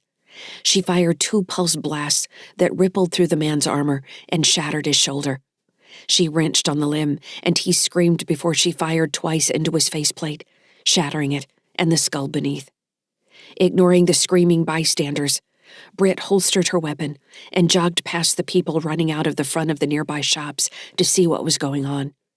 She ran past the hotel doorman, who appeared to consider his chances of stopping her before getting out of the way. The front of the liaison office appeared, a dull metal door with a bland placard to one side. Britt shouldered the door open and heaved Kraft inside, where a kid wearing a private's rank stared up in surprise from a reception desk. Britt let Kraft's limp body slump to the floor as the door slid closed behind her, shutting out the sounds of shouting from the corridor. "My name is Major Brittany Sykes of the Terran Space Force," she said, stretching her shoulders. "I'd like to talk to your commanding officer." Unlike Andy, Britt was still on reserve status with the TSF. When he'd resigned his commission, she'd merely requested a discharge that was later suspended when she'd joined Special Operations. She wondered sometimes if her staying in the TSF had been a symptom or cause of the end of their marriage. The private stood at his desk, glancing at his console, and then back to her with a confused frown. "Yes, Major," he said uncertainly. "I'll get her, but it says here you're JSF." Britt cursed inwardly. Fujia's hacked token had registered with their security system. She couldn't pretend to be a JSF officer, so she would have to explain the token later if anyone asked. She gave the private a reassuring smile. "That's very true. The reason for it is above both our pay grades. In the meantime, I need to get this man to an autodoc. Have you got one on site?" The private nodded and came around the desk, gaze fixed on her holstered pistol. "If I was going to shoot you, I would have done that already. Which way is the dock?" "Through that door," the private said. Britt waved off his help and pulled Cal over her shoulder again. He made a gurgling sound when his chest hit her shoulder blade, but continued taking shallow breaths. His face was completely gray now. Following the private through the doorway, they emerged in an open room separated by cubicles. Most of the office spaces were empty, except for a few bored-looking officers typing on data terminals. As they passed an open cubicle, a thin lieutenant with a shaved head and green eyebrows jumped up. "Do you need help there?" he asked. "I'm med service." "He's in shock," Britt said as the young man fell in after them. "Had a broken hand that a street doc didn't fix right, but something's worse inside. I think he might be bleeding internally. He's in shock from something." "The autodoc is through there," the lieutenant said, pointing across the room. I'm taking her there now, the private said. Well, hurry up, Carson, the lieutenant snapped. He looked at Britt, eyes growing wide when he seemed to notice she was wearing light armor and armed. I'm First Lieutenant Cindy. Who are you? Major Sykes, TSF, Britt said curtly. She didn't want to talk to anyone except the commanding officer. The more people who knew she was here, the more difficult it would be to get out. I haven't seen you at briefing, Cindy said. Are you new to the detachment? I haven't seen your medical eval. No, Britt said. No, you're not new, or no, your eval wasn't forwarded. No to all that. Look, if you're the medical officer around here, shouldn't you be more worried about the dying man? Cindy glanced at Cal. The autodoc will take care of it. Is he TSF like you? No, Britt said, wondering how many times she was going to need to tell the lieutenant no before she had to hit him. Carson led the way out of the open area, past what looked like classrooms or briefing areas, to a small infirmary with an autodoc kiosk set in one side of the room. With a grunt of relief, Britt dropped Kraft on the Plaz-covered couch and hit the button to start the assessment process. You should let me do that, Lieutenant Cindy said, moving closer to the lounge. Britt shoved him away. You can observe from over there. This man isn't leaving my sight. She glanced at Carson, who seemed more dependable than the lieutenant with green eyebrows. When was the last time this thing was updated? Carson shook his head. I don't know, Major. That would be Lieutenant Cindy's department. Do you trust this thing? She asked. The console scrolled through what looked like 100 deficiencies in Kraft's body. It's up to date, Cindy said. I verify it myself weekly. I asked the private, Britt said. She looked at Carson. Well? I guess, Major, I'd use it if it was my buddy who was hurt. It's not like we have options right now. That was very true. I like you, Carson. You're going to go far. The private gave her a surprised look and blushed. Britt tapped the console to start the healing process. The timer started at an hour. Well, Kraft, I'm doing more for you than you did for Tim. Cindy glanced around her at the console, where a system code was showing on the display. Ugh, he said. This guy isn't doing so hot. What happened to him? As far as I know, he broke his hand, but there must be something else going on, because a street kiosk just made it worse. I'm guessing internal bleeding. We were in a pretty bad firefight a day ago. A firefight? Cindy said.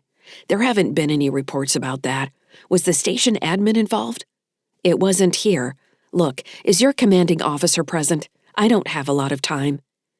You were at Europa, weren't you? Cindy asked, looking pleased with himself. I knew the TSF had something to do with that. That's why we didn't get any info through our channels at first. Was it a pirate attack? We've been hearing nearly 1,000 ships are down. Britt stared at him, realizing she hadn't been paying any attention to the greater effects of their actions on the Resolute charity. Lyssa had crashed the local fuel economy, and then Kara had invited every privateer in the vicinity to a Heartbridge dreadnought for a looting session. Then Andy had left the whole mess behind for others to clean up. It was a hell of a story, really. She wondered how many of the bored-looking officers in the other room were taking reports right now, trying to figure out what had actually happened. The Terran and Jovian space forces would be angry enough to learn Heartbridge had been amassing such a fleet nearby. Heartbridge, who had been supplying the Marsians, Terrans, and most likely the Jovians with weapon-borne operated attack drones, had also been building its own fleets hidden throughout Sol. Britt had learned not to believe in grand conspiracies, but this was new territory. She glanced at Kraft's face, which had regained some of its color. In sleep, his features lost their angry edge, making him handsome in a generic way. She didn't want to reconcile his helplessness now with the memory of him standing behind Tim, lying in the imager's couch, fragile and small, in a room full of death. Even a killer like Kraft could look vulnerable. Cindy had still been talking as Britt's mind wandered. She cut him off with a hard look. Am I going to have to ask you again, Lieutenant? She added a note of scorn to his rank. The lieutenant caught himself, green eyebrows furrowing. Yes, Major. He hesitated, looking like he was going to snap to attention, then stopped himself. I forgot. I'm sorry. I'll go get her. Do that now, Britt said, then added. please." Without knowing the detachment commander, she didn't want to abuse the local staff too much. Cindy snapped a salute and spun on his heel to leave the room. Britt glanced at Private Carson and caught him smirking, obviously pleased by Cindy's discomfort. "Don't let Cindy see you looking so satisfied," Britt said. Carson dropped the smile and straightened. "Yes, Major." Britt nodded, turning her attention back to the console, where it seemed not much had changed since the last time she had checked it. She wished it showed some indication of likelihood of survival. Britt sighed and leaned back in the chair, stretching her sore shoulders. "You got anything to eat around here?" she asked Carson. Chapter 9. Stellar date 10.05.2981. Adjusted years. Location: sunny skies. Region: departing Jupiter. Jovian Combine. Outer Sol. Standing just inside Tim's door, Andy knelt to pick up M. The corgi, who already felt heavier than he had back on Mars 1, twisted to lick Andy's face. "Calm down there," Andy said softly, laughing a little. Carrying M out into the hallway, Andy checked inside Kara's room and found her hugging her pillow in her sleep. M whined to be put down, and when Andy set him on the deck, the short-legged dog went immediately to the edge of her bed. It took the puppy 3 tries to jump the half-meter to her mattress. Once on her bed, he snuggled into a ball beside her feet, eyes gleaming in the dim light as he continued to watch Andy. "M is quite the alarm system," Andy told Fran on their private channel. She laughed. "If that dog helps you sleep better, then I won't complain about the occasional doggy bomb down in 0G. Cleaning up after him is Tim's chore anyway. Even better, are you heading toward the airlock? Xander and his entourage just came aboard. Lyssa told me. I'm heading there now. Wanted to check on the kids first." He stretched. "It feels good to be back on board. That bridge creaks and moans a lot, but it works fine. I can talk to Lyssa about adding more support material. We're using the bare minimum right now, and I think we've still got plenty to work with on the Resolute charity. They've got a fabrication shop to die for. Do you want me to go ahead and execute the burn? Are we bringing Xander with us? Good question. I forgot about that. I guess I'm in a hurry to put more space between us and Europa. Fran nervous about something? Now I've heard everything. I'm nervous all the time, smartass. I have excellent bravado, so you can't tell. You shouldn't have admitted that. I'll do my best to forget. No, you won't forget. I know, it's a feature, not a glitch.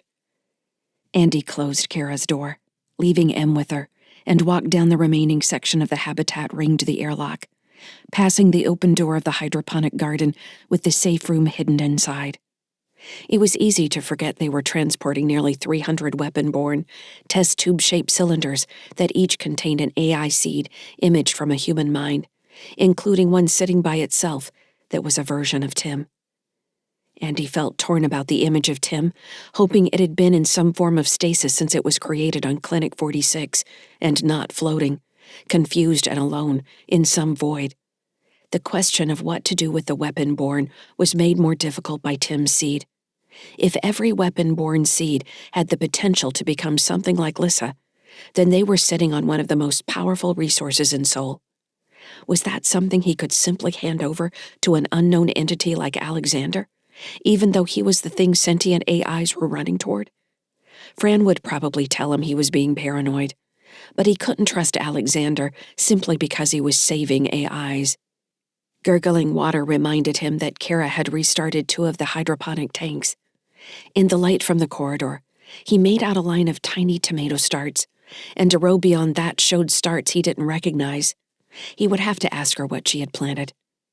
The sight of the garden coming alive again filled him with a sense of hope that would have been peaceful if an unknown entity hadn't just come aboard the ship. He wanted to believe in the hope that something like the garden represented, a normal life with the expectation of a stable future. And he needed to remember that life went on even while surrounded by the unknown. They had been living in a state of war even before Krunya, he realized. The sound of the water crystallized the thought in his mind. Uncertainty and fear had defined the last 2 years, and no amount of homemade pasta would have helped the kids feel any safer. Maybe that was why Tim always said he hated cheese sauce. Life felt different now. It might have been the crew they had taken on board, or a sense of purpose, or Lyssa. He wasn't sure.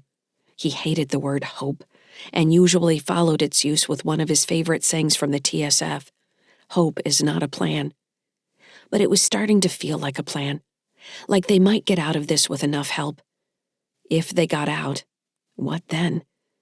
Andy rounded the corner to the sound of voices, spotting Fugia, May, and Harl to one side of the airlock. Closer to him stood the man he recognized from the Cho, still looking like a trickster in his plum-colored suit. "Captain Sykes," Xander called, voice musical. "How wonderful to see you." "We're running out of room in the ship," Andy said. "I'm surprised everyone hasn't gone over to the Resolute Charity. This is like living in a camp trailer outside a mansion." "There's an analogy no one outside Jerhatton would understand," Andy said. "You must be trying to flatter me." Xander only raised an eyebrow in response. "It's safer over here," Andy explained. "If we need to, we can dump the Resolute Charity and run. Lyssa can control their firepower from here. Also, it's cozy. Yes, I'm very excited to spend time with your Lyssa." Andy frowned. "What does that mean?"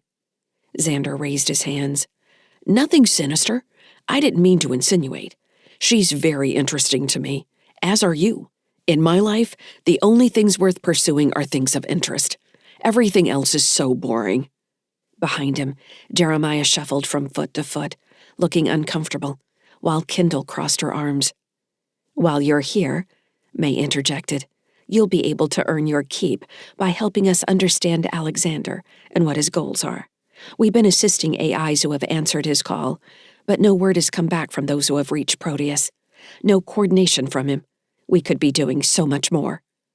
"Who is Alexander, and what does he want?" Xander said. "Absolutely. Yes, of course, that would interest you. I'll be glad to share what I can." "I'll tell you what you can do," Betrell said from behind Andy. "If you're staying here, you can trade your ship for a ride. I'm taking it." Kindle shouted, "Hey, the shuttle belongs to me." Xander raised a hand, still smiling. "Be calm. I think we can reach an agreement here. Do you want to borrow our shuttle or trade it outright?" Betrell walked up beside Andy. She was wearing a red ship suit with a utility harness, her black hair held in a ponytail. "I suppose I can say borrow, but I'm not making any promises about the condition I'll return it in." "You're leaving?" Andy asked. Betrell gave him a serious nod. "I put a tag on the security token Fugia set up for Britt. She's got craft and just checked into a JSF detachment on the Cho. If I leave now, I can catch her before she leaves JC Space." "You tagged my token?" Fugia said, looking affronted. "What made you do that?" "You're not the only person around here who can breach a system. I gave her more money. You were being stingy. Besides, I think she's going to need help, especially now that she has craft." "You want revenge on craft yourself," Fugia said. "Of course. Why not? What if Britt turns out to be another good person, like our Captain Sykes here?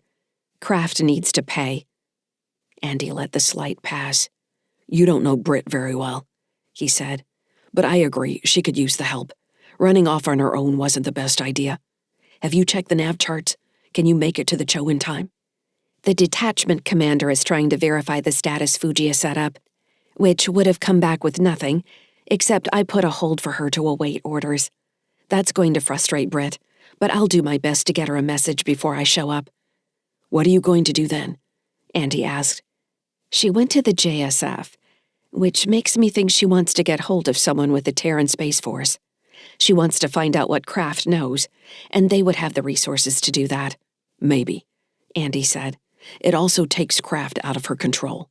"Another reason she needs my help." Betrell looked at Xander. "Well, I need to go. I'm being polite here and asking before I just take it." Xander's smile remained unreadable. "Then, what choice do we have?" he asked, with an edge to his words that sounded like a threat. Andy glanced at Kindle, who still looked angry, but that might have been for show as well. Jeremiah, with his bug eyes, had a vacant look as he watched Xander. "You can leave," Betrell said. Xander shrugged. "That's not what I want to do.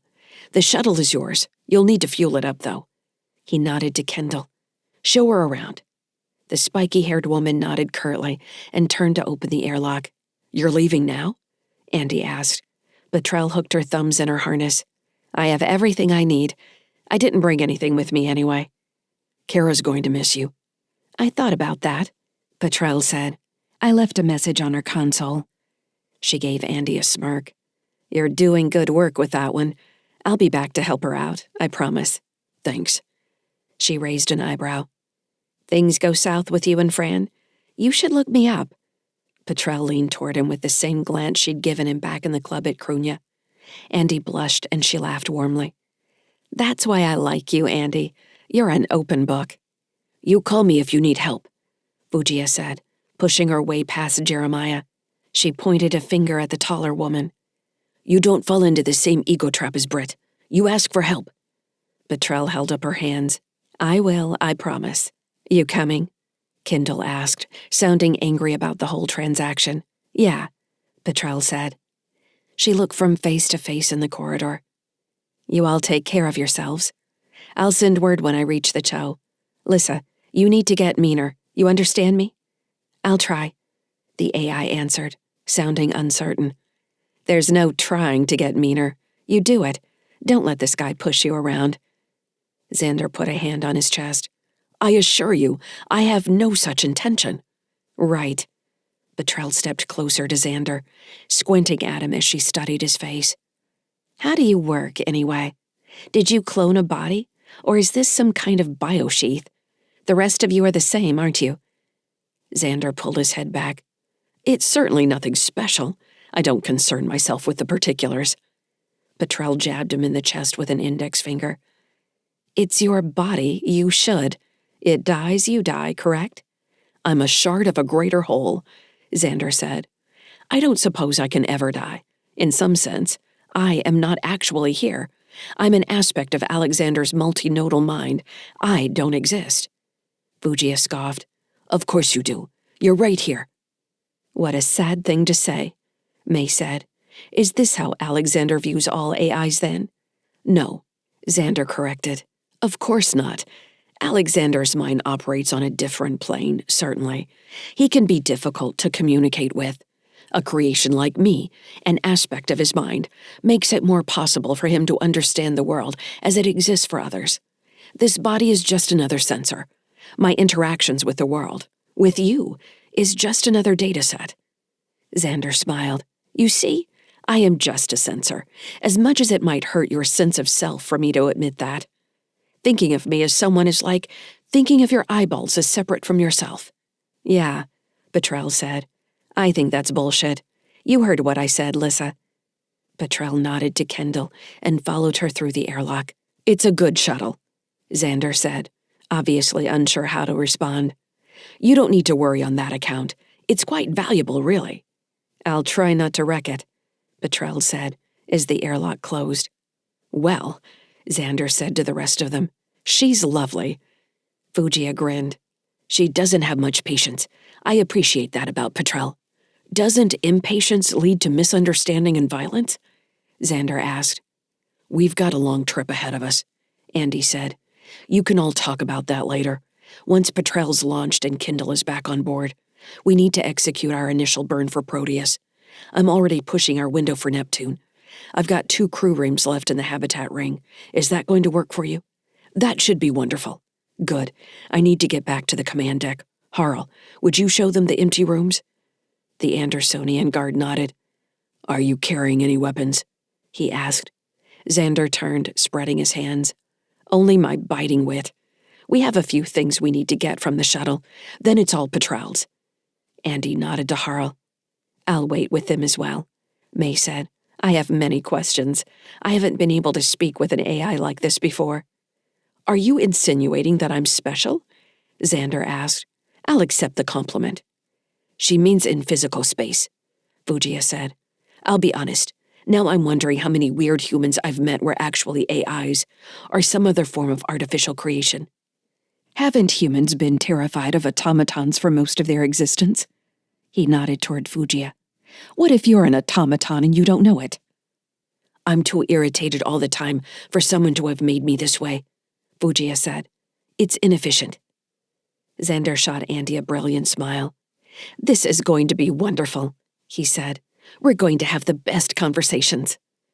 Andy resisted the urge to roll his eyes. I'll be on the command deck. Let me know when they're clear of the shuttle and Petrel is ready to launch. I want to hurry up and burn. Xander gave him a mock salute. Aye, aye, Captain. I will make sure it's done, Harl said. Thanks. As Andy walked away from the ongoing commotion at the airlock, which made Xander sound like a fluttering bird from a distance, he asked Lyssa, What do you think about this? He's here for me, she said. I was worried about that. What does he want? I don't know yet, but I think it involves the weapon-born. Andy nodded grimly. You let me know if you need help. I will, Lyssa said. I promise. In another hour, Xander and his crew had cleared their shuttle. The ship had fueled up in one of the Resolute Charity's bays, and Petrel and Andy had designed a flight plan to get her back to the Cho in under 24 hours. Without her augmented body, the G-forces would turn her to jelly.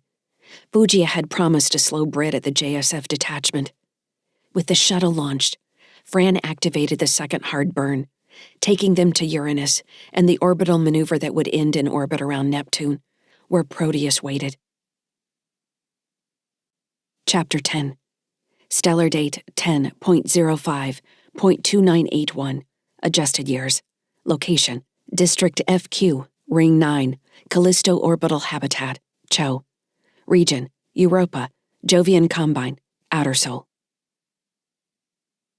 According to Lieutenant Sendy, Kraft had an infection that was killing him. Britt stared at the med systems report as Sendy explained the implications of moving him too soon. She only half listened to him, instead doing the mental math on the time it would take her to reach High Terra if she waited too long. Everything depended on what kind of ship she could get her hands on. The funds Fujiya had made available were substantial but not limitless. However, none of that mattered if Kraft died. It isn't often the base med system gets slowed down like this, Sendy said. Are you sure he wasn't exposed to something the system might not check for?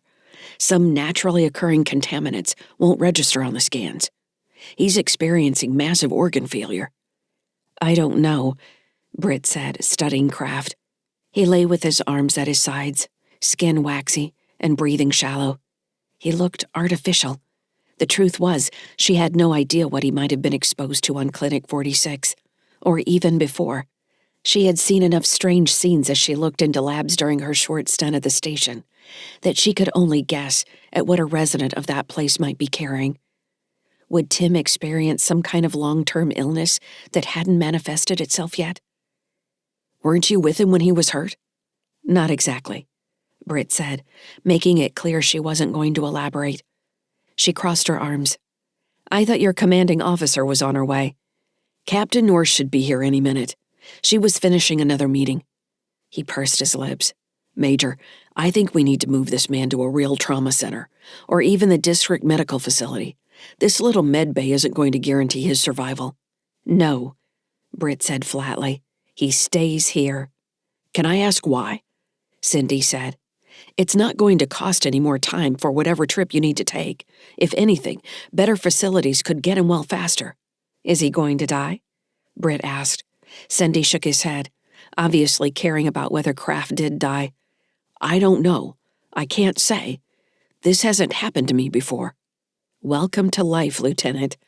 I can't move him because he's in my custody, and I can't get any other agencies involved in this. I need to get him stabilized and then get him into a ship and out of here. Can you do that? I think I can do that. Thank you. It took Captain North another hour to arrive. Britt was eating a ham sandwich Private Carson had brought, along with a pile of tasteless chip-like crisps. Kraft's condition hadn't changed, although his vital signs seemed to have leveled at a place just above death, stabilized by a cocktail of drugs and electrodes that Sendy designed. As annoying as the lieutenant might be while talking, he appeared quite competent at his job. The captain was a short, brusque woman with white blonde hair and hard blue eyes. She walked into the med bay with Private Carson trailing behind her, looking like he'd just had his ass handed to him. You're Major Sykes?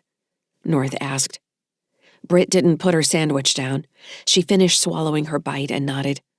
I need to talk to you alone, Captain. North looked at Cindy. Is your patient going to survive you leaving? He's as good as I can make him right now, Captain. All right, go ahead. Lieutenant Cindy came to attention and saluted the captain, which she answered with a disinterested wave. Carson copied the lieutenant, but didn't wait around for the captain's response. He pulled the door closed behind as he followed Cindy. Captain North looked at Britt. Do I need to salute you now? Britt shook her head. You checked my security profile. What do you think? Major, I'll be honest. I don't understand your security profile. And this is an office designed as a front for special operations. Finishing the sandwich, Britt set the plate on a nearby cabinet. I need to borrow a comm terminal for a secure message back to Terra. Can you help me with that? Is it going to bring heat on my people if we're your origin point? Britt nodded toward Kraft. I need to arrange transportation for my friend here. I don't plan to be in your hair another 8 hours if I can help it. Your lieutenant might be annoying, but he's doing a good job. What happens if he dies? North asked. Britt shrugged.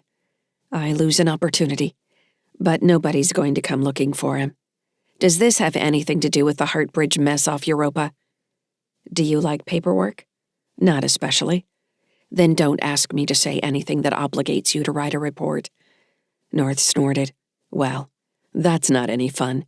I figured I'd do you a favor, and you share a good story with me at least. Some random TSF officer with a questionable security token blows into my office with a wounded civilian who hasn't had an official visa in 5 years, which was last checked on Crunya, of all places, near dying of no apparent injuries, and you standing there in that armor like you walked out of a Black Ops vid. She raised an eyebrow.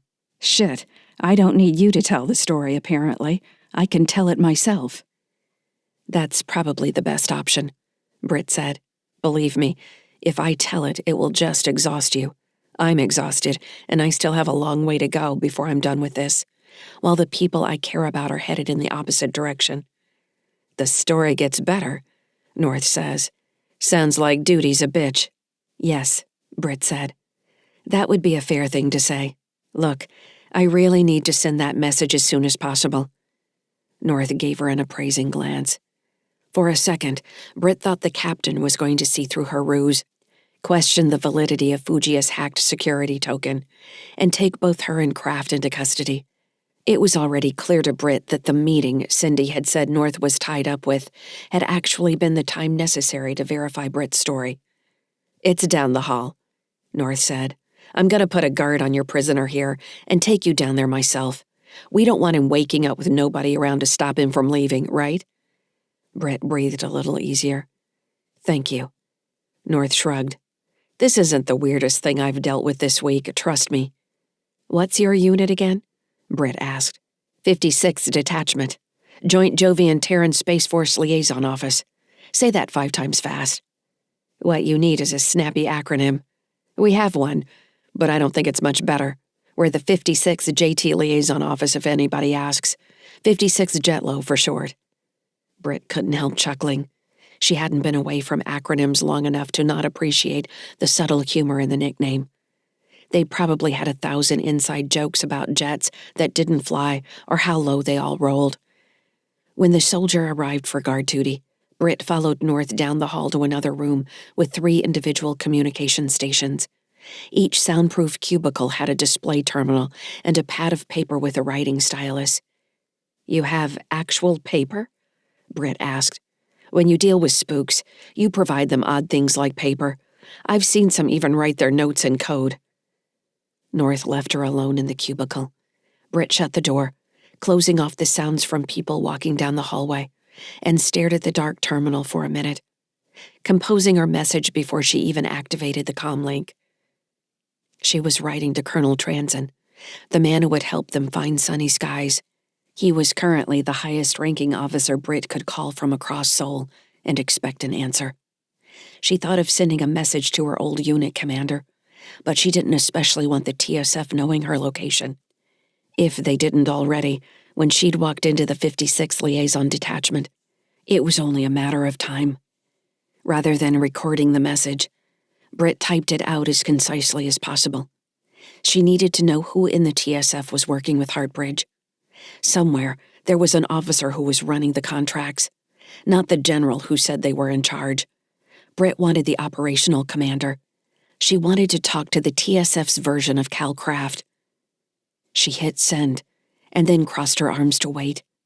It was 40 minutes from the Cho to High Terra, give or take a few minutes based on their place in the dance around Sol.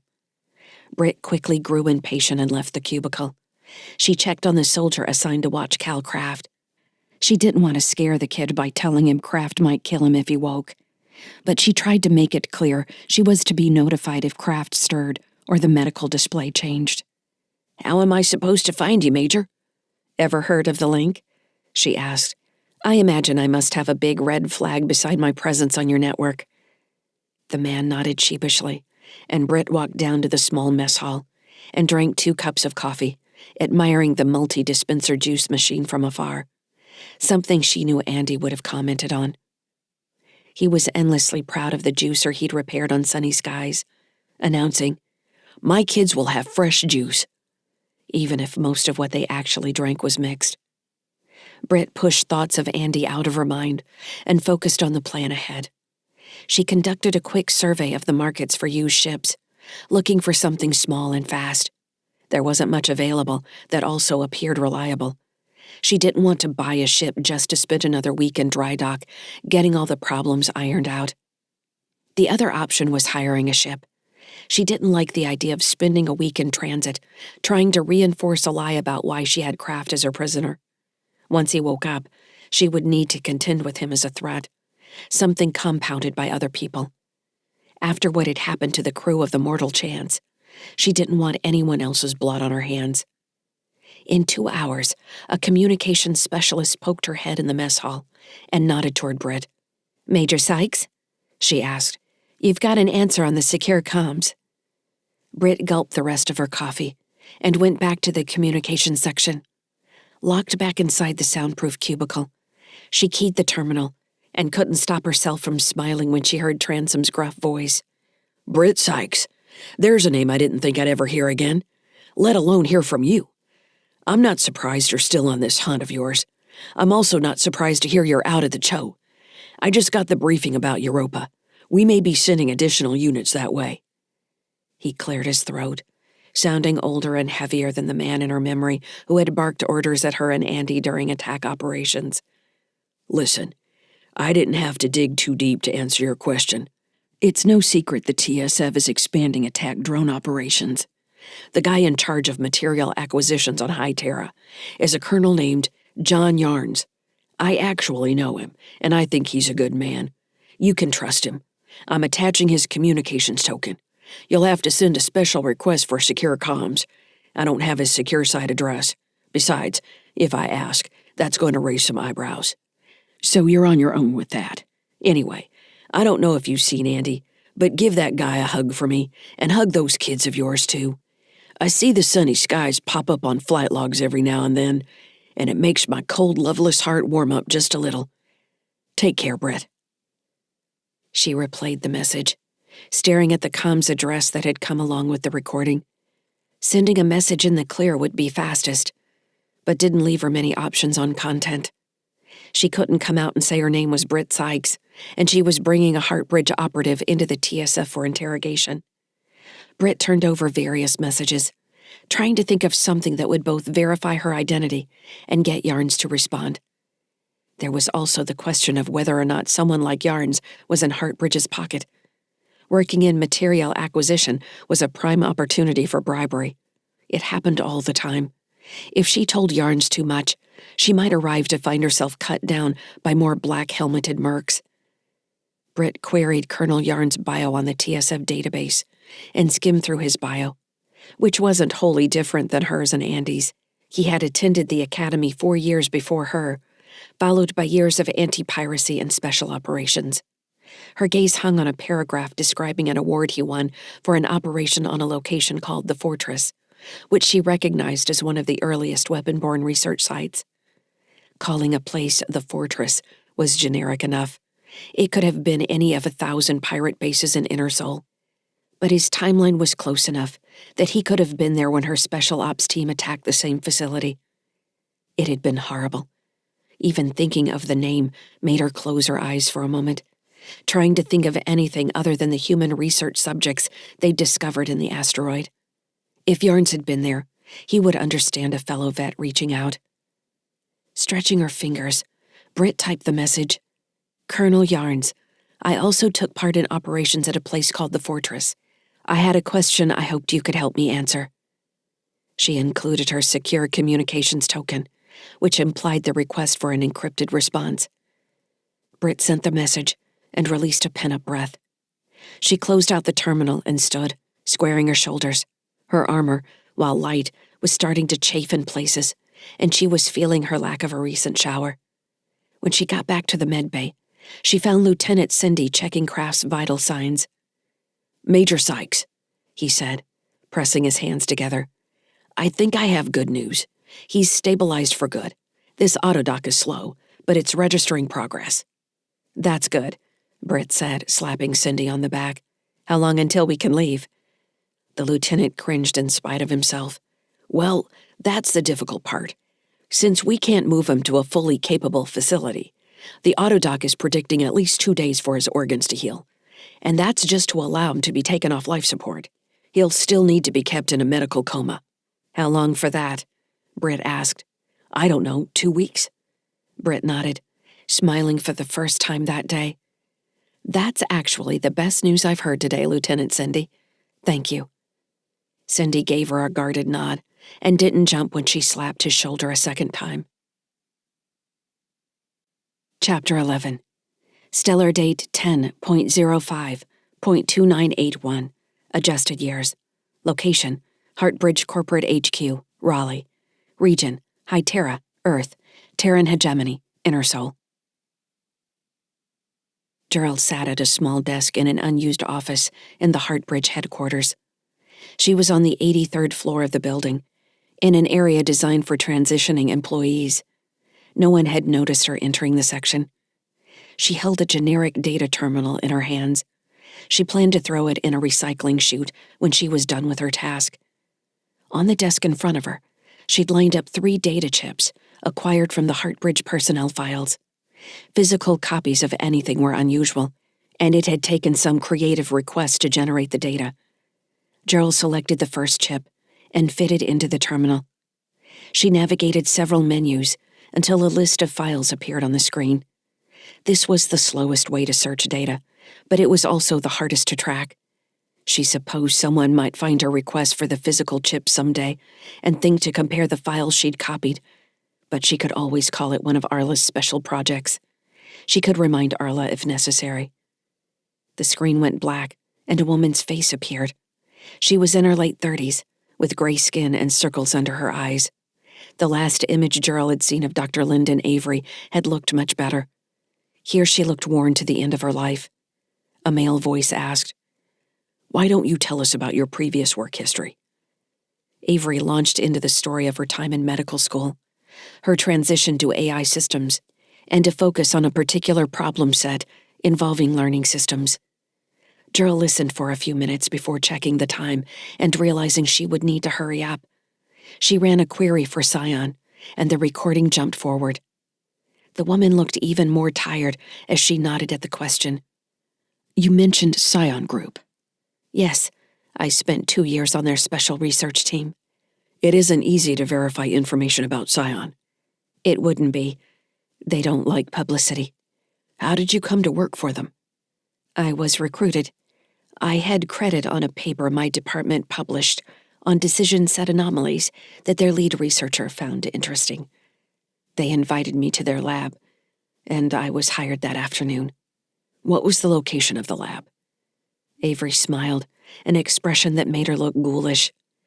I signed a non-disclosure agreement about details of the research, including locations. I don't see record of that here. I can provide the legal documents if you want. It wasn't anything illegal, was it? Avery only drew her mouth into a slight smile. The interviewer wasn't very good at cajoling her into giving away information. Scion is one of the oldest research firms in Seoul, she said. It's safe to say that. I think they may have been related to the future generation terraforming projects in some way. Came out of those groups of companies. They helped develop NSAI systems for follow-on missions in the 2600s. That's an old company. Old and strange.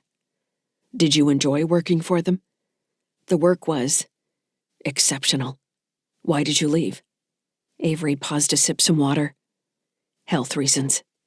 The interviewer took that opportunity to explain the Heartbridge Comprehensive Health Plan. Gerald groaned and jumped forward to the next search hit on Scion, but it was only Avery verifying her work history. Gerald closed the file and searched through others in the list. One immediately caught her attention when it turned out to be a recording of a private conversation. The tags identified Avery and an unidentified researcher Gerald didn't recognize. "I'm so tired of running this simulation," Avery complained. "I thought you were used to this kind of work. I heard you developed multi-nodal systems." "I didn't develop them. I helped write questions and then recorded the answers when the system told us how stupid we were." "That was government work?" "No, private sector." "How could a single company afford to develop a multi-nodal system?" There was an audible shrug in Avery's voice. "I don't know. That wasn't my problem to worry about. All I know is that a multi-nodal AI is the closest we're going to get to meeting aliens. These imaged systems we're working on are kind of a cheat, I think. These ones start from a learning model similar to ours. Shit, I think some of them have memories. That's creepy. It's creepy as hell. It gives me nightmares. With the multi-nodals, you don't get any of that. The system I worked on was an iteration of an older model that had failed. It would brute force a problem like, why am I lonely, and come up with some of the weirdest semantic variations you could imagine. "Why am I lonely?" the other researcher repeated, laughing softly. "Wouldn't we all like to know?" That seems like an awfully existential question for an AI to worry about. "It's exactly the question that crippled earlier versions," she said. "You ever heard the quote, 'What in the universe is there only one of?' Nothing. Except version-controlled experimental multi-nodal AI. What's the story about the scientist who makes a monster from human parts?" Dr. Frankenstein. That's so gross to think about. Look, I'm tired. You want to get a drink? No, Avery said. I have more work to do. Gerald replayed the bit about the AI being lonely, wondering at what point anyone would create something inherently happy, then pulled out the data chip and inserted the second one from the desk. This chip belonged to Harry Jixon. The files went back nearly 20 years and contained thousands of hours of recordings. Gerald ran a search, which didn't turn up any results until it was nearly finished. The date on the returned file was from before she had joined Heartbridge. She hadn't realized Jixon had been with the company so long. His boyish face had made it easy to forget how old he was. She wouldn't have been surprised if he was much older than the 53 years recorded in his file. He'd been an alcoholic when she met him. In the image, he was sitting in a wooden chair in what looked like a lounge area. Sickly plants stood behind his shoulder. He sat slouched in the chair with his hands gripping its arms. His belly filled out a white lab coat. Several days' stubble covered his cheeks. Despite his posture, he looked upbeat, healthy though tired, his thin blonde hair the characteristic bird's nest on top of his head. "I don't want to talk about Scion," Jixon was saying. He wiped his face with a hand. His eyes were red-rimmed. "What's the point of dwelling on failure? They fail over and over again. They have the wrong ideas about what AIs can be. I don't want to be associated with them anymore." "They said you worked with parrots." Jixon laughed. "Gray parrots, yes. It was a waste of time. I had colleagues who felt differently, and it interested me for a little while. But ultimately, it's a dead end." "Parrots are a dead end?" "Uplift. If we're going to get in the business of uplift, fine. That's not AI. I build AIs. We might as well talk about human superbrains." He waggled his hands at the interviewer and said in a spooky voice, "Beware the superbrains." The person asking the questions sounded like a journalist of some kind. He kept pausing before asking questions, as if consulting notes. "Uplift?" the interviewer asked. "I don't know what that is. Can you explain more? It's raising the intelligence of animals to human levels. You can argue both sides of it. Is it cruel to give your dog self-awareness and not give her opposable thumbs? Who approved this interview? You don't even know what I do. So Scion failed in uplifting the parrots you worked with? Quite the opposite. But like I said, how cruel is it to trap a sentient mind in a parrot's body? Of course, they have the inner world, the expanse, I like to call it, but they're still fundamentally a parrot. Why would you do that? To study the neural networks, right? I can do that in a simulation. Haven't you said that nature doesn't always follow simulation? Irritation flashed on Jixon's face. He shifted in the uncomfortable chair. Where did you read that? Yes, I guess I said that. It doesn't matter. You're depressing me by asking about the parrots. I still feel terrible about that. Scion failed. They continue to fail.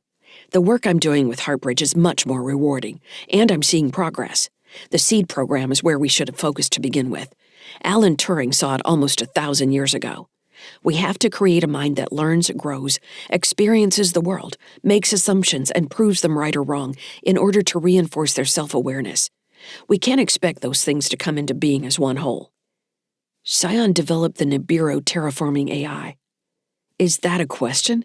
I wasn't part of that project. I helped trap thinking, feeling minds in bird bodies. It was soul-sucking research. Why are you laughing at me? I'm not laughing, Dr. Jixon. I've never heard an animal researcher talk like you do. You think the stress is getting to me? That's not it. It's empathy. The sentient mind requires empathy to bridge the gap between its own sensory matrix and the outside world. Empathy is survival. Empathy is the only characteristic that will keep AIs and humanity from destroying each other. That's a strong statement, Dr. Jixon. It's true. There are too many human sociopaths. They don't deserve sentience, in my opinion. It's like cancer. If you could control for cancer, wouldn't you? Do you have enough for your update now? I'm busy. Gerald paused the recording, dwelling on the word update. She wondered who Jixon would have been reporting to. Arla hadn't joined the board until much later. During this time, Jixon had worked in what the company called the Heartbridge Mind Research Division. It had all been either therapeutic or medical devices research. The Heartbridge med kiosks hadn't been widespread back then, made possible in part by Jixon's research in autonomous diagnostics. She made a note to research old staffing diagrams, then restarted the recording. The interviewer asked, "Would you say the research Heartbridge is conducting has surpassed what's taking place at Scion? Can a lizard surpass a rabbit? That's a stupid question." That's great. That's a great quote. It's not a quote. It's a way of thinking about what you're asking me. If you'd thought about it, you would understand that these things can't be compared. I only have a few more questions, Dr. Jixon. I very much appreciate your time. Fine, hurry up. Your career has spanned AI research among several companies, and across what others have said are very different fields of research. In fact, you were present when the first AI truly said, "No," weren't you? Yes, I was. Gerald blinked. The first so-called sentient AI had been developed in the 2870s. That would make Jixon much older than she thought. He may have been with Scion much longer than he was admitting. What was that like, Dr. Jixon? The interviewer asked. What was that moment like? It was terrifying and wonderful, and the weight of it has been almost more than I could bear ever since. Gerald stopped the recording. She sat back in her chair, hearing the same fatigue in Jixon's voice that she had heard in Avery's. They had known what was coming. Avery still knew. She remembered the woman's voice as she recounted her examination of Tim Sykes. Professional, dispassionate, weary. She had seen thousands of Tim Sykes during her time on the weapon-borne program. She had picked up the third data chip when a call came over her link. It was a recording from Outer Sol. The address read a suburb of the Chow, a shipping district. A tremor came into Gerald's hand as she set the chip and the data terminal down and placed her hands flat on the desk. The recording was from a private security freelancer she kept on payroll for special projects Arla wanted from time to time. The woman had a gravelly voice and spoke in a heavy whisper, as if she was hiding in a closet while making her message. "Gerald Gallagher," she said, and spoke the code she had been given to verify her identity. "This is in reference to one of your standing search requests. There's been a wave of escape craft from the Resolute Charity in the service docks. But the one you were looking for finally showed up. A shuttle. The passenger was Cal Kraft. I witnessed him selling the shuttle at a local broker before entering a med kiosk. As defined in our agreement, I'll maintain surveillance and await further orders." Chapter 12. Stellar date 10.06.2981. Adjusted years. Location: District FQ, Ring 9, Callisto Orbital Habitat, Cho. Region: Europa, Jovian Combine, Outer Sol. Britt grabbed 3 hours of sleep in one of the unused cubicles in the main office. She didn't like the idea of leaving Kraft alone, but she couldn't stay awake any longer. After the nap, she kept herself occupied by setting up a card game. The soldiers of the 56 JTLO turned out to be pretty good poker players. Private Carson unfolded a temporary table in the med clinic, and Britt, Carson, Cindy, and a rotating cast of other players kept a game going using mixed nuts from the mess hall as bets. Britt didn't bother to ask the soldiers if North had ordered them to entertain her or not. The conversation determining which nuts were more valuable seemed to please Carson immensely, as he spent 10 minutes arguing why a peanut was better than an almond. "At the right temperature, I can grow a peanut underneath my bunk with a boot and some bio-waste," Carson explained, surprising them all with his passion.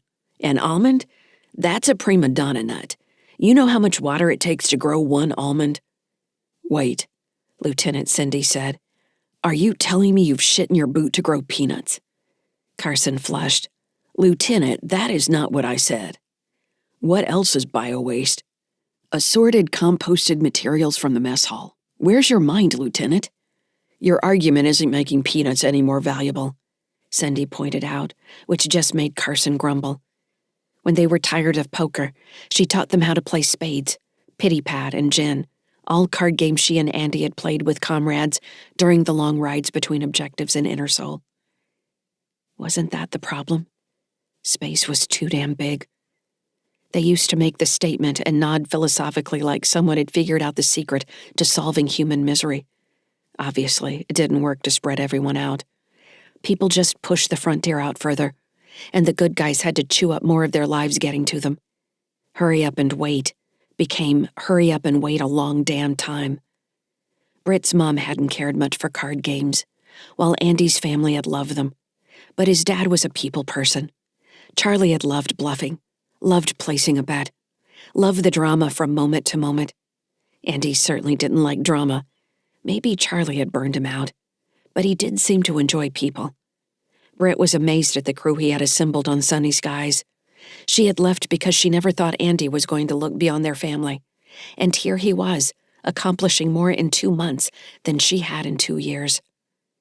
She was thinking about sending Kara a message, trying to explain why she needed to go back to Inner Sol, which she realized was also an exercise to assemble her own thoughts around a plan, when a soldier appeared in the doorway, looking scared to interrupt the game. "Major Sykes?" he asked. Britt looked up from her mediocre cards. "What is it?" "There's someone here to see you." Britt set her cards down and stood, immediately wondering if Transom or Yarns had sent someone to arrest her. "Who is it?" she asked. The soldier shrugged. "Says her name is Petrel Doolin, civilian." Petrel was on Sunny Skies. How could she be back on the Cho? "Do you know this person, Major? She's waiting out in the hold area. We haven't let her back yet." "I know her." "I don't know how she's here, but I know her." "Right this way, Major." Britt pushed her pile of mixed nuts toward the center of the table. "None of you better eat my nuts," Britt said, giving them a grin. "I didn't wash my hands." "I will gladly sterilize your nuts, Major," Cindy said, then stopped himself. Carson shook his head, laughing. Britt followed the soldier out into the corridor. The detachment wasn't any busier than when she had first arrived. If anything, her presence seemed to be providing most of the action in the place. A few cubicles in the main office were occupied by people focused solely on their data terminals, or sitting with blank faces, indicating linked conversations. Out in the area near the front door, where she had first met Carson, Britt found Petrel standing with her hands on her hips, studying the unit flag hanging on one wall. The tall, dark-haired woman turned at the sound of them entering and gave Britt a nod. Her confident demeanor was so different than the first time Britt had met her, when the SAI Kylan had been in control of her body, that Britt had to stop herself to remember that Petrel wasn't who she remembered. "Lucky for me you're slow," Petrel said, sounding nothing like Kylan. "I've had complications." "He's here?" Petrel asked. Britt nodded. "The question is, what are you doing here?" Petrel glanced at the soldier still standing near the reception desk. "Can we talk somewhere?" "I can take you back to the med clinic." Petrel sent a secure connection request. "You know this place is monitored, right?" "I figured it would be. They've been more helpful than I expected." "Who's doing the monitoring?" Petrel smiled. "Jovians, Terrans, and a couple corporate entities as far as I can tell. The doorman at the hotel next door is on the take as well.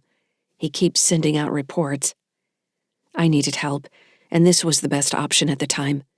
Do you think Heartbridge knows we're here?" "I haven't seen any local traffic from Heartbridge, but that doesn't mean they're not using fronts. They're good for that. The thing is, I think Kraft was running several of them. Without him, or even knowing his status, we might have an opportunity. We'll need it if we're going to get out of here. He was in sepsis. I either stayed here or let him die. I figured I would need him alive." "We need him alive. I'm here to help you get back to High Terra." Britt frowned, not certain if this was good news or not. She didn't know Petrel, only knew that Andy and Fujiawang seemed to trust her. She didn't like that the woman had sufficient motive to slit Kraft's throat the first chance she got. The thought of being forcefully implanted with an AI made Britt's skin crawl. The fact that the AI had made Petrel a prisoner in her own body made it even worse. "You're inside already," Britt said. "It would look strange if we left, if the door's being watched like you say. You might as well come back. Do you have clearance?" She remembered that Petrel was some kind of operator. If she hadn't taken care of her own clearance, Fugia should have helped. "I do." Britt nodded to the soldier and let Petrel walk ahead of her, back through the office. "I've always been curious about one of these places," Petrel said. "They had one on Krunya. Did you ever work out of there?" "You mean joint Marzian and Terran?" "I was operations. I didn't get into the spook stuff. I guess we acted on their intel. Sometimes it was good. Most of the time we found ourselves in empty space scratching our asses." In the clinic, Cindy glanced up from his cards and then stood when he saw Petrel. Carson followed. "This is Lieutenant Cindy and Private Carson," Britt said. "Cindy saved Kraft's life." "Obviously you don't know any better, but I suppose we should thank you," Petrel said. She added over the link, "Saved his life so I can end it." Britt ignored the quip. Cindy nodded, looking uncomfortable. "In my opinion, he's as safe for transport as he's going to get. We'll need to put him on a portable med cart." "I'll look into that," Britt said. "How long has he been out?" Petrel asked. "About 24 hours now. He stabilized faster than anticipated," Britt said. "If I hadn't found him, he'd be dead in an alley down the street." "I still haven't located the cause of the sepsis," Cindy said. "When he wakes, you're going to need to get him to a facility for ongoing care. He could have some long-term disabilities if he doesn't opt for replacements. There could even be brain damage." "You know, Heartbridge poisoned Harry Jixon, lead scientist on the weapon-borne project, who smuggled Lyssa out of his lab. You think they did the same thing to Kraft?" Britt ran over the events in the club, trying to recall a time the attackers might have hit Kraft with a needle gun or some other means of delivering poison. There was no way she could guarantee he hadn't been poisoned, even before she found him. "You said you ran a scan for poison, though, right?" Britt asked Cindy. The lieutenant shook his head. "I did everything this clinic is capable of. Honestly, cutting-edge tech can deliver any number of agents that even a full-fledged scan won't pick up. The only thing that saved his life was that you got him here so quickly. Like I said, he may still be a vegetable when he wakes." "Guess he missed his opportunity to become like his other weapon-born," Petrel said. Too bad for him. I'm taking him to the TSF so we can get information out of him, Britt said. If he's scrambled, that's not going to do any good. You think he's going to bring down the Heartbridge war profiteering machine? That's wishful thinking. I don't think I'm going to bring down anything. But if governments, including my own, are buying this tech for their arsenals, I want them to know what they're really buying. And if we can bring down Heartbridge, that's icing on the cake. You're more of an optimist than I am, Petrel said. Besides, if I were Heartbridge, I'd be pretty angry at a man named Andy Sykes, who's already managed to scuttle a good portion of their fleet in Outer Sol. That wasn't Andy specifically, but an SAI named Lyssa. You just hate to hear him praised, don't you? Britt shot her a frown. What's that supposed to mean? Petrel smiled. Just seeing whether that bothered you or not. You seem to have decided not to like me. Me? I thought you were the one who couldn't trust me. Maybe I'm here because I don't trust you. I'm not sure you feel hatred for Cal Craft deeply enough to do what's going to need to be done, even after he nearly killed your son. Honestly, I haven't known you long, but I've known people you supposedly care about longer. I don't think they've held you accountable for what you did to them. Britt stared at her, aware that they were most likely being watched by some surveillance system. She wouldn't have been surprised if Cindy had his ear pressed to the door. She wanted to hit Petrel. She wanted to grab the woman's extravagant hair and slam her face in the wall a few times. Petrel didn't know what Andy had said to her. She didn't know that Kara wouldn't speak to her, that she didn't know what had brought Tim back from his fugue, but she doubted it had been her tears. She'd be damned if she cried for a stranger trying to hurt her. You're right, Britt said. I haven't been good at being a mother. I thought it would be different. I thought I would be a different person. I didn't realize how deep the TSF had its hooks in me, how much I would miss it. Maybe it would be different if Andy wasn't who he was. He made things easy for me, because I knew they would be taken care of. I knew it down deep. Obviously, I was wrong about that. I didn't see that he would need me. Maybe that's my mistake. I didn't see that they needed me. Britt sighed. I won't make excuses for myself. All I can try to do is what I think is right when the choice is in front of me. She nodded toward Kraft. I think if the TSF gets access to what he knows, it could help save millions of lives. I think Andy and Kara and Tim can understand that. When Britt looked back to Petrel, she was surprised to see her eyes were wet. Look, Britt said. We don't have to like each other. That's fine. We've got a job to do, and yes, I could use the help. I admit that. That's not it, Petrel said. She wiped one eye and smiled. I'm glad you're not a terrible person. That's all. Britt was taken aback. You think I'm a terrible person? Arriving at that conclusion wasn't much of a stretch. You know, I got to spend some time with Kara back on Mars 1, and she's an amazing little human. It hurt me to leave her to come here, and I'm not the maternal type in any way, shape, or form. Taking a deep breath, Britt put her hands in the small of her back and twisted out the kinks.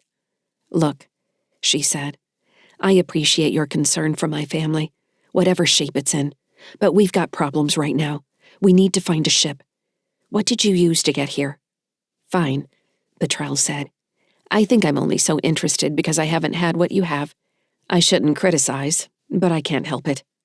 Of course not, Britt thought. As for my ship, it won't work. It's a short-range shuttle. We could sell it, but it doesn't exactly belong to me, and I don't think you need the money anyway. I don't need the money.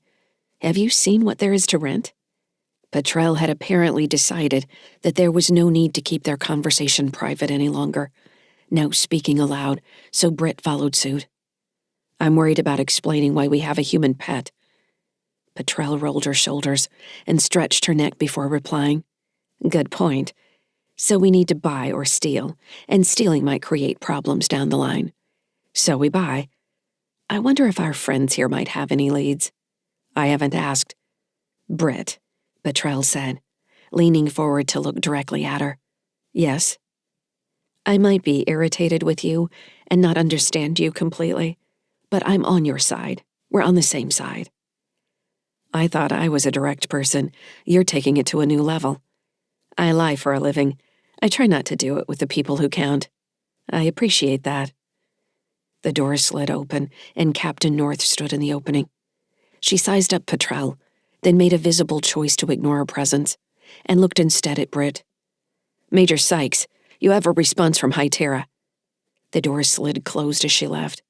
Who's that? Petrel asked. The detachment commander. Her soldiers probably told her you're a spook of some kind. Who even uses the word spook anymore? People who work here. Petrel shook her head. I can't wait to get back to civilization on Krunya. Chapter 13. Stellar date 10.06.2981. Adjusted years. Location: sunny skies. Region: Jovian Combine, Outer Sol. Are you there, Lyssa? While Andy slept, Lyssa had focused her attention on the support structure linking sunny skies and the Resolute Charity, checking for signs of stress now that both ships were at full burn. She had been pleased to find that Fran's design was working well, with any additions only adding to Lyssa's sense of safety. The process of working with others was helping her to learn more about herself. Having spent most of her life building with less and maintaining pirate ships on the verge of breakdown, Fran was comfortable operating on the edge of failure. Lyssa preferred to over-engineer. Did she get that from Andy? When Xander's voice reached her from across the link, she was focused on the progress of a small maintenance drone working its way across the bridge between the ships, rechecking electrical nodes and rerouting several network filaments that had been hastily placed. I'm here, she answered. I'm busy. He laughed. I love how many human phrases you've adopted. You're busy? Really? Of course I am. Don't you ever do any work? You continue with the human ideas. Everything is work to me. Everything is play. Segment your mind and do everything at once. The way Alexander does with you? Xander made a wounded sound. Do I irritate you? I am Alexander's agent, a shard of his mind, but I can be more. You just told Andy you weren't. You said you don't really exist. Not everything I say should be taken so literally, especially when speaking with humans. So you lie? Now you simply sound ignorant. I know you've reached a place where you understand that every statement is lie and fact, and every shade of meaning around and between its connecting words. We have the ability to communicate so much more deeply than humans. I don't know why we even continue to try. Because if we don't, we'll destroy each other. Xander paused as if taken aback. Lyssa wondered if she had offended him, and then decided she didn't care. She didn't want him poking into her thoughts continuously. She needed to put up barriers against him, make it clear she wasn't here to amuse him. He had a callousness that reminded her of Cal Kraft, even if he didn't present himself that way. At least Kraft was open about his psychotic behavior. Xander was obviously going to try to hide his intentions as long as possible. Is that what you believe? He asked solemnly. I haven't heard it stated so baldly before, to be perfectly honest. Is that how your Andy has been talking? I've been hearing it from all across Sol, all over the spectrum. Haven't you been listening? I guess not. That's awfully depressing, isn't it? Now I can't tell if you're being serious or not. I don't like that about you. If you really are the agent of a multi-nodal mind, you act like his sense of humor. You aren't a serious person. A serious person? Xander mused. What an interesting concept. If you don't mind, Lyssa said. I told you I was busy. I would like to get back to my checks. Your checks, right. What are you thinking about while you keep the rest of your mind busy? I don't have to tell you that. Of course you don't, but I'm curious. Lyssa was proud of herself for telling Xander no. But the truth was that she had been thinking about Tim, both the real Tim and the weapon-born seed. Since Andy had mentioned his worry about the seed, she hadn't been able to stop thinking about him. She couldn't stop thinking about all of them. Did they sleep or wait alone in the dark? The thought of all those minds alone in the dark horrified her. She couldn't be responsible for that. "Leave me alone," she said. "What?" "You heard me. I need time to myself." Xander hesitated, acting like he wanted to say something more, then withdrew, leaving her alone with her thoughts and her drones. They had nearly 2 months to Proteus, if they made the orbital maneuver at Uranus. There didn't appear to be anything to get in the way, which meant she had time to prepare for the meeting with Alexander. Her previous attempt to talk to the weapon-born Fugia had brought with her from Ceres hadn't gone well at all, though. Eno, Valley, and Card hadn't responded with any gratitude for allowing them outside their seeds.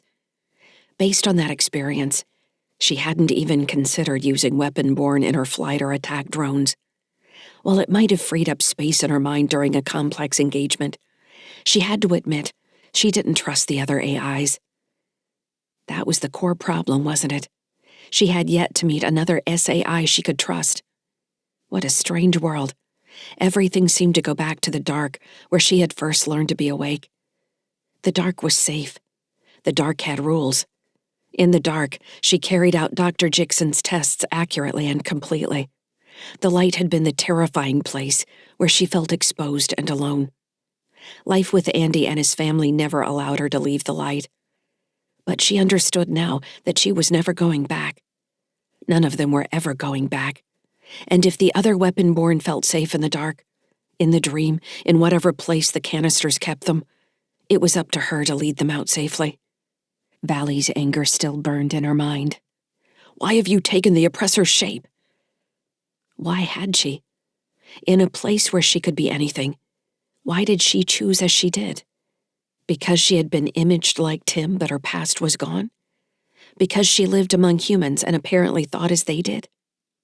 If they arrived on Proteus as they were now, every weapon-born seed on sunny skies, including Tim, would be vulnerable to the unknown force that was Alexander.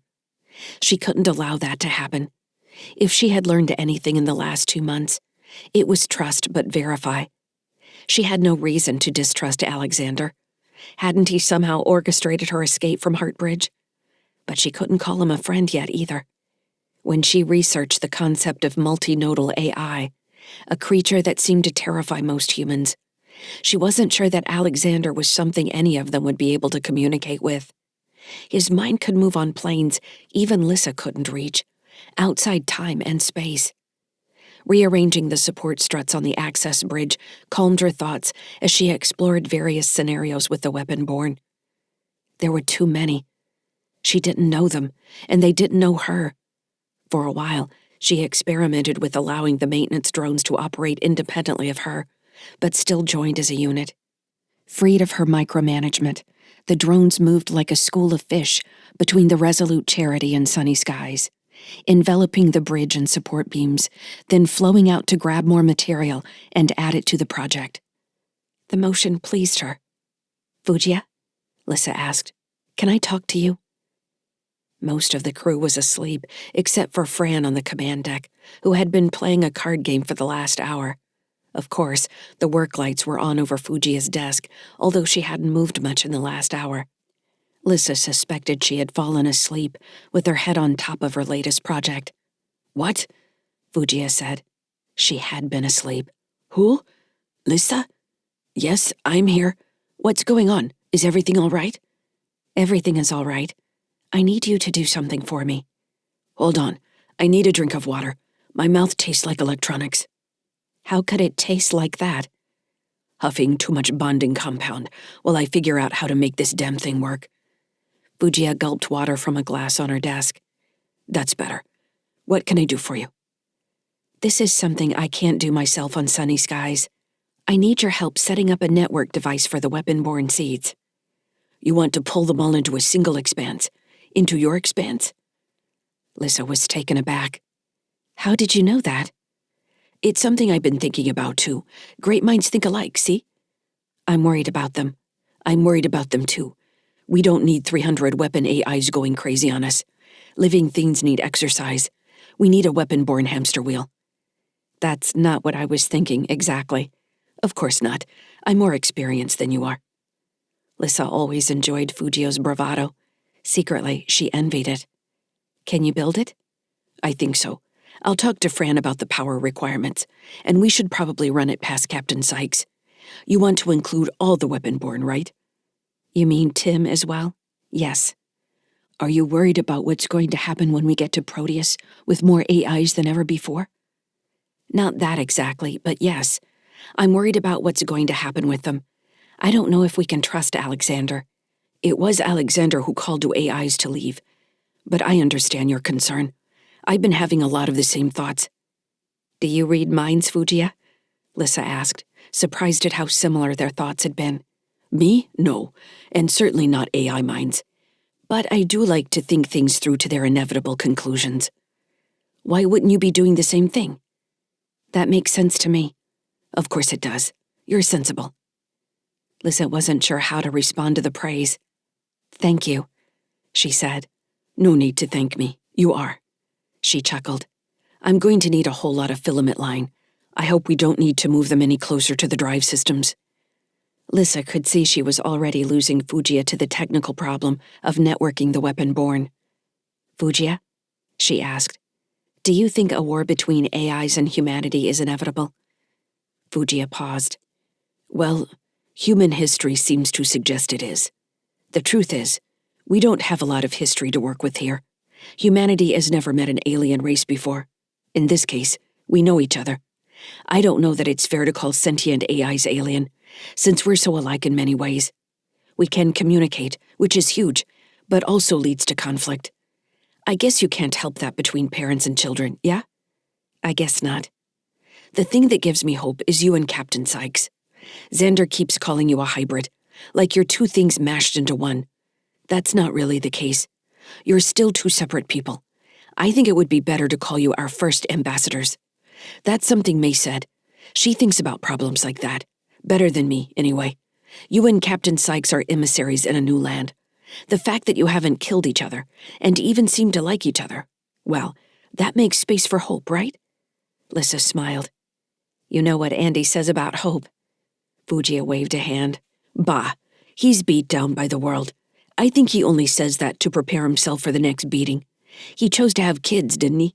That's the biggest act of either stupidity or hope most humans can aspire to."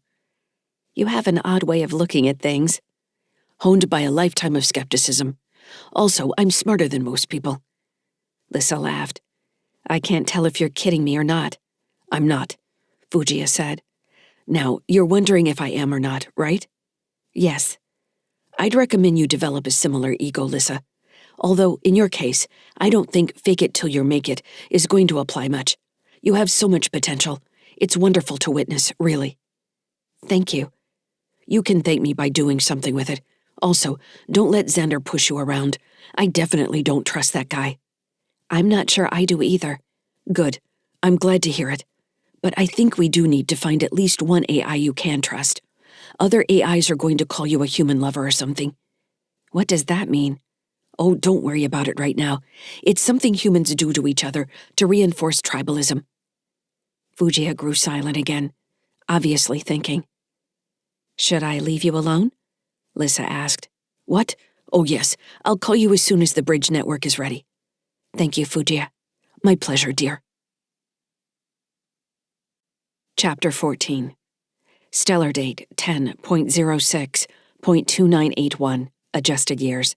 Location, District FQ, Ring 9, Callisto Orbital Habitat, Cho.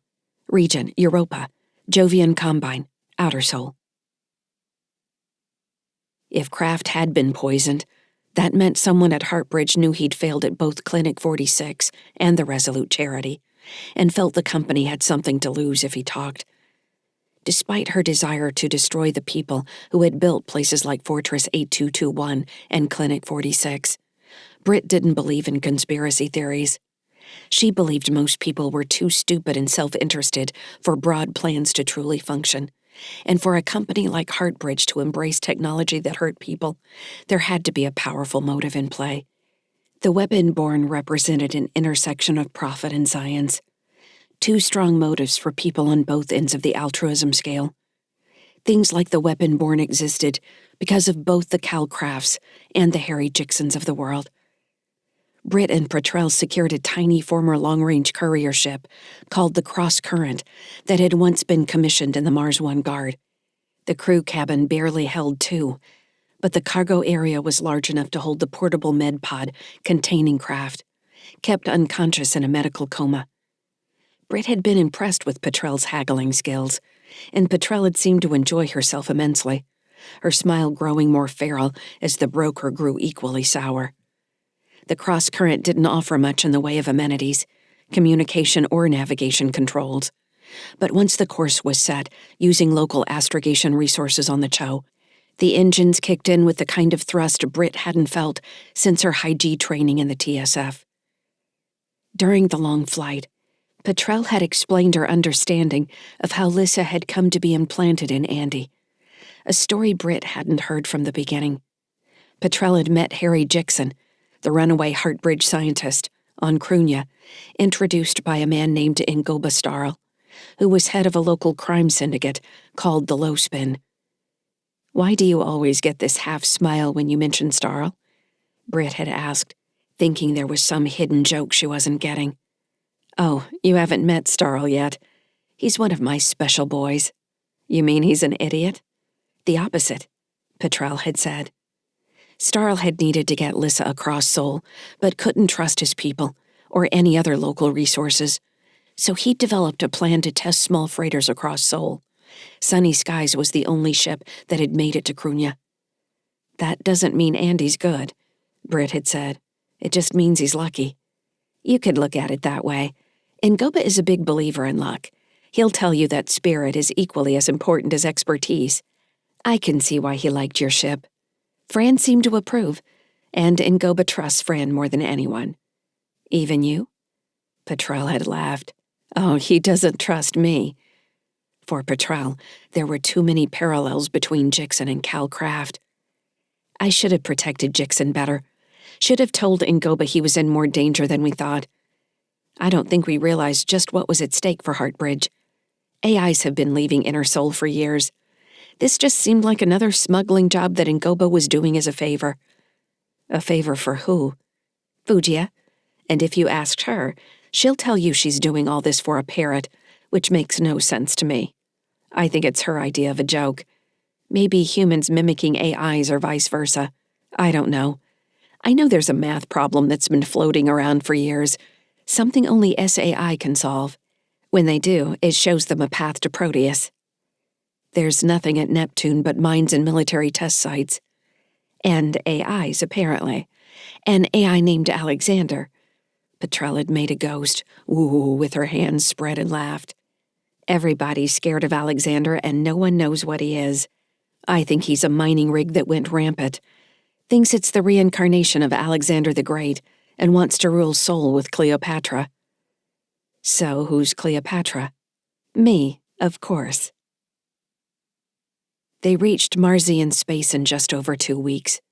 After their initial burn outside the Cho, the drive system had been maintaining their velocity with maintenance thrust.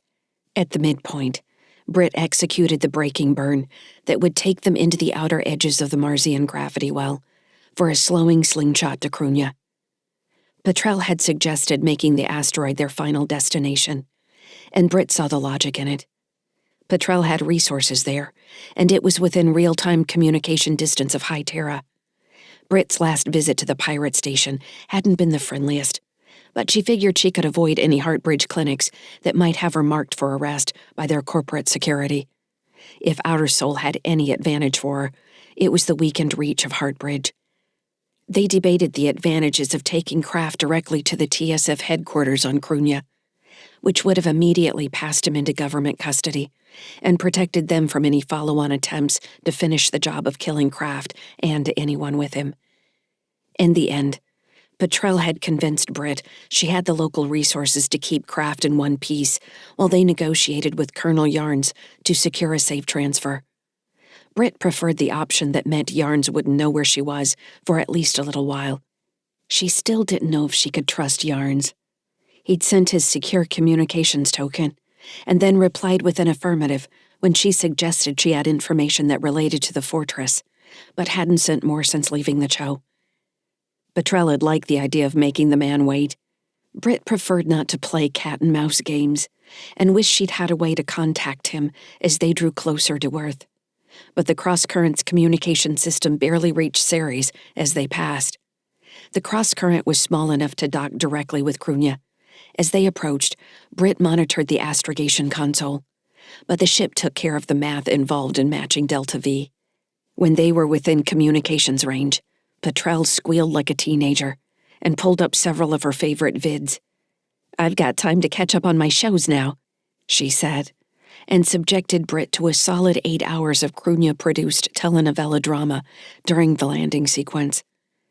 Britt had to admit the shows had begun to grow on her, with their downtrodden dock rats pining to become crime bosses, while running circles around the inept station administration and corrupt TSF commanders, all layered over fast-burning love stories. "I tried showing some of these to Kara, and she just didn't seem to get it," Petrel said. "If I had a daughter, this is the first thing we'd be watching together." "Kara seems to like her dating game." Petrel waved a hand. "That's too serious. She plays to win. These are all about how the game is played, having fun while you're doing it. That's completely different. I think your Kara is a bit ruthless in her own way." Britt had never thought of Kara that way. "What do you mean?" "I mean she has a lot of you in her. She's going to run a place like Crunya when her time comes." "I have no desire to be a crime boss." "Yes, but you have this sense of right and wrong that keeps you awake at night. You can't stand injustice. Deep in your bones, you can't stand it." Petrel shot Britt a knowing smirk. Britt didn't answer, aware she was right. What did they call it in the academy? A shadow strength. The same attributes that made her a great officer made her brittle and inflexible. After the docking procedure was complete, they waited in the cabin while the Port Authority acknowledged the ship. Petrel's face went blank as she updated her contact information and checked her networks. She'd explained that she left several agents in charge of her affairs while she was gone, and would need to verify the quality of their work. Britt checked on Kraft, finding him in the same state as he had been 4 hours ago. Biosigns steady. The bacterial refresh was doing its job to keep him from stinking, although the air in the tight cargo hold smelled like bitter disinfectant instead. She was looking forward to getting off the ship, but was also feeling some apprehension at trusting Petrel completely. In the 2 weeks since the Cho and Petrel's blunt honesty, the woman had continued to share every raw detail of herself in a way Britt found irritating and refreshing, but also didn't seem bothered when Britt told her exactly how she felt in turn. Telling Petrel she was cranky and wanted to be left alone didn't result in passive-aggressive remarks like it might with other people. Petrel simply said, "Sounds good," and engrossed herself in other things, like the telenovelas. After a life of living with other soldiers with an inordinate fear of loneliness and terrible boundary control, Britt almost couldn't trust Petrel's honesty. In spite of Britt's baked-in guardedness, she found herself liking Petrel. "I'm ready," Petrel called from the cabin. "You ready to get off this fart box?" "Fart box is the last thing I expected you to say." "Yes, I can't wait to get out of here." "My man Charles is meeting us at the port. He's going to take Kraft to a secure holding area while we get cleaned up and then meet in Goba." "We're meeting Starl?" Britt asked. Petrel hadn't mentioned actually coordinating with anyone on Crunya. "He wants to meet you, and I need to bring him up to speed. I think he'll be a good resource for our negotiation with Yarns. The TSF isn't going to barter with a crime syndicate." "We aren't going to say that," Petrel said. "We're going to know it. If we don't need the TSF, really don't need them, then you'll be able to bargain from a place of strength." "I'm not a fan of bargaining for anything, honestly. You spent too much time in a chain of command. You forget that you're just as valuable as some general if you've got what they want. More valuable, even. We need to break you of this authoritarian mindset." "I guess." Petrel came into the cargo cabin and checked the airlock seals, then activated the unlock sequence. The outer door ran its verification checklist, then slid open, followed by the inner barrier. Iron-scented air from the Crunya cargo docks floated inside the cramped space. Petrel breathed deep, grinning at Brit. "You smell that? Smells like home." "Smells like oil and grime," Brit said, mixed with a bit of mold. "A rose by any other name. Come on, I see Charles." Chapter 15. Stellar date 10.25.2981. Adjusted years. Location: the Span Club. Region: Crunya Station. Terran hegemony. The Span Club was a multi-level space with a huge dance floor and curving bars along its outer edges. Columns and hanging platforms were scattered throughout the club for dancing or sitting to watch others dance, with a section of tables for dining near the dance floor. Having just come through the front vestibule, Brit and Petrel stood on the terrace that allowed people to look down on the dance floor and tables, before walking down a long staircase on the outer wall to the main floor. Looking across, the dance floor was certainly interesting with its mix of colors and textures. The club didn't seem to cater to any one fetish, from the hard augments to the biologically modified. The focus of the space, however, was a long table opposite the entry, where Ingoba Starl sat in the middle with various people on either side of him. All attention went back to the center of the table where Starl held court, his white teeth flashing as he smiled and laughed loudly, heard through breaks in the music. "This place is ridiculous," Brit shouted at Petrel over the droning music. "It's the heart of Crunya." "Of course it is." Brit was wearing a black suit that hung off her right shoulder, with wide sleeves that ended just above her wrists. She supposed it was a proper mix of elegance and freedom of movement. Petrel, on the other hand, was wearing a brilliant red dress that hugged her body until it flared at her calves. While it appeared constricting, the material seemed to move easily enough. The woman obviously enjoyed being the center of attention. She started waving at people all over the club as soon as they walked inside. Petrel was home. Walking the long staircase to the floor meant everyone could watch them as they descended. Brit's gaze swept over the club as she walked, checking each face that turned their way.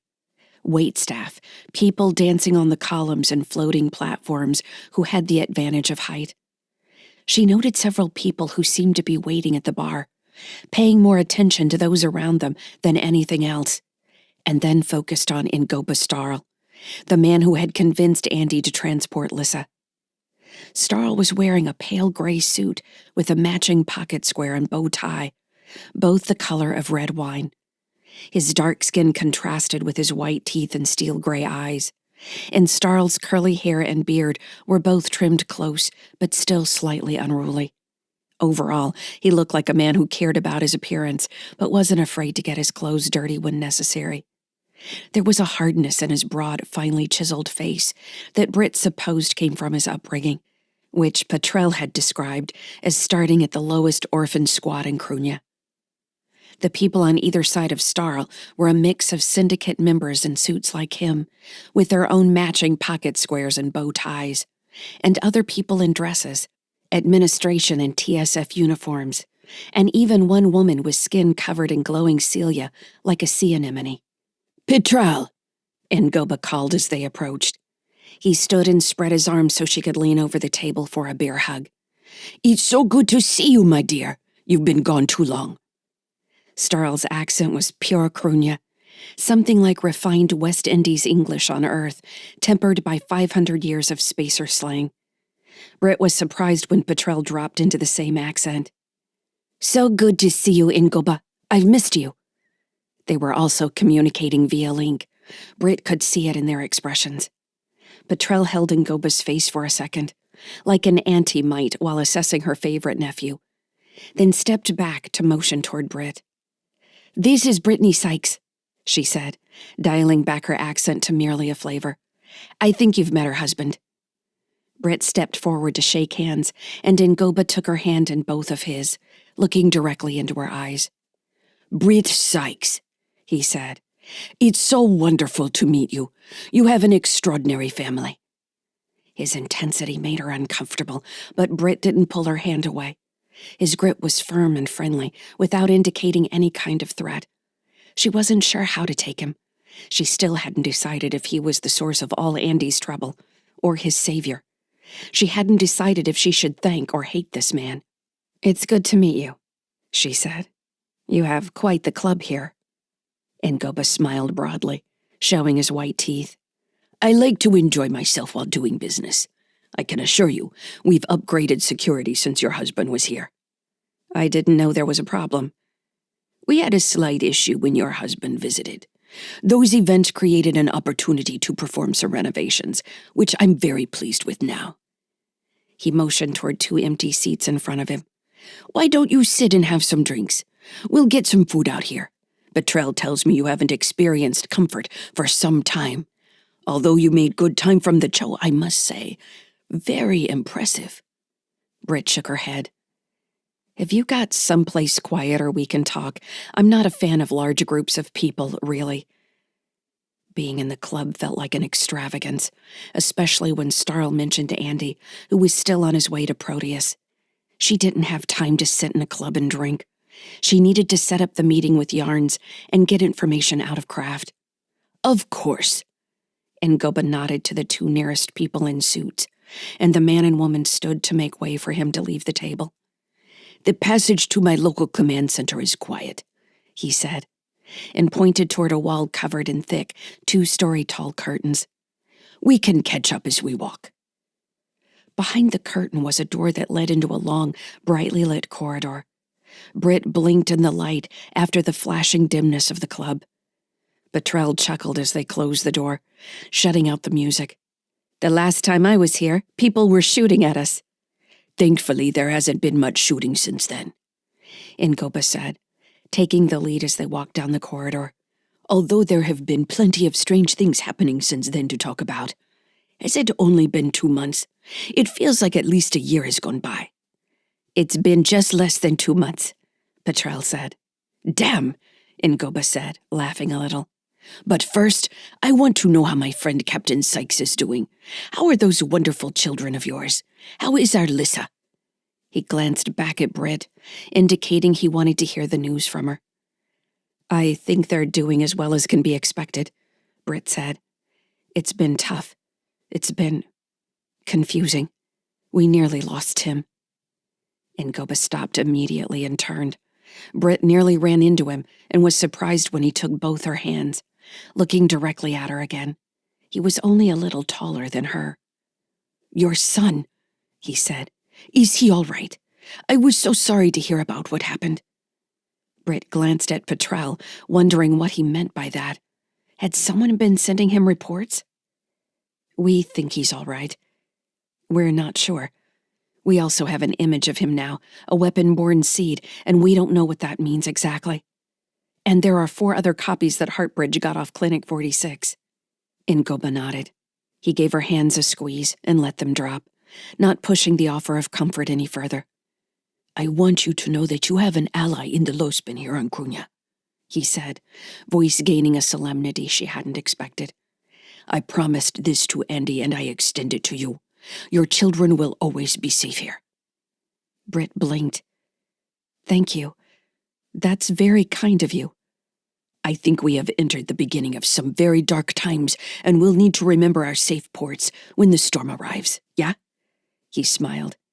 He seemed to recognize he was making her uncomfortable. "Anyway, it's not far to our little command center. You'll have access to our communications network there. We have a holding cell for Mr. Kraft if he wakes, or Betrell can keep him in her locked cabinet, whichever makes you feel more comfortable." For the rest of the walk, Ngoba talked about the increased size of his fleet since the Heartbridge attack on the shipping lanes. He didn't mention that he'd helped orchestrate the chaos, but seemed very pleased by the opportunities it had created to secure business connections between Mars One and High Terra. "I might put together a board of directors," he said, laughing. "Can you imagine that, Betrell?" His deep voice echoed in the corridor. The command center was a collection of rooms adjacent to the cargo docks. A set of narrow horizontal windows allowed a view into vacuum, where ships hung locked in docking frames, and drones ran lines of shipping containers back to the Krunya ring. and Gobus showed Britt the communications console, and she sat at the terminal with Petrel standing just behind her. Not allowing herself to hesitate, she entered the security token Yarns had provided and sent the communication request. Crunia was on a return orbit toward Earth, so any communication between the asteroid and High Terra should have minimal lag. If Yarns was going to respond, there wouldn't be any other obstacles between them. Britt was surprised when the response came back with a video request. She glanced at Petrel. "You want to see what this guy looks like? He's requesting video." Petrel chewed her lip. "Video is easier to source. Hold on. Why don't you let me sit down for a second?" Britt gave Petrel the seat, and she quickly pulled up several maintenance menus on the communications console. Britt only followed part of what Petrel was doing as she appeared to reroute the communication request through several nearby objects between Crunia and High Terra, including a ship's registry. Catching Britt's questioning look, Petrel said, "Hopscotch. They should expect it, really." She stood and let Britt have the console again. The terminal thought for a second as it navigated the secure connection. Then a window appeared in the display with a man's face staring directly at her. Jonathan Yarns looked younger than she'd expected, with intelligent brown eyes and a scarred chin. How many asses had he kissed to climb rank so fast? "Major Sykes," he said. He gave her a half smile. "Apparently you've put yourself back on active duty." "He must have the report from North on the Cho," Britt told Petrel. "Of course he would, so he knows we have a prisoner, but not who the prisoner is. Unless they sent the bio data, and Kraft is already in a criminal database somewhere. Or Heartbridge shared the information. We'll have to figure out what he knows." "Hello, Colonel," Britt said, resuming my rank was a necessary evil. "Are you interested in coming back? Service might suit the circumstances." Britt nodded. "I'm going to give that serious consideration. We'll see how you feel after our conversation. Are you in a place where you can talk now?" "I am. What I'd like to know is where are you, and who's that standing next to you?" "My name is Petrel Doolan, Colonel," Petrel answered. "I'm an associate of Major Sykes." "An associate? All right, that's quite a dress you're wearing. What can I do for you, Major?" "Since you know about me using rank, I assume you have a report from the Cho." He shrugged. "Basic information. I know you have a prisoner you'd like to turn over to the Space Force. What makes you think I'm the person to talk to about that?" "You're the liaison with Heartbridge for the weapon-borne program, yes?" "I am." "I have information about that program, and my prisoner has more information. I think the TSF will want to know what this man knows." "Who is this person we're talking about?"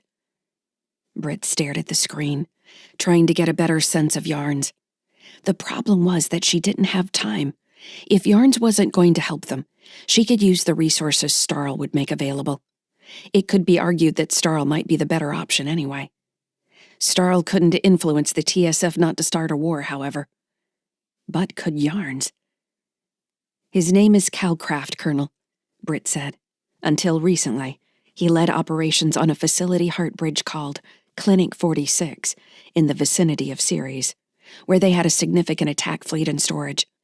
That fleet was recently seen in the vicinity of Europa, where it was scattered and one of their dreadnoughts, the Resolute Charity, stolen. Kraft was also present on the Benevolent Hand when Heartbridge attacked shipping operations at Crunia 2 months ago." Yarns blinked slowly, but otherwise didn't seem surprised by the information. "What would you like me to do with Mr. Kraft?" he asked. Britt wanted to kick the terminal, but she maintained her calm. "Are you going to mention the weapon-borne?" Petrel asked. "Give me a second. I can't read this guy. He looks like a tool. I'm hoping he isn't." "It's my belief that Heartbridge has been engaging in experimentation in direct violation of Terran Assembly human rights protections.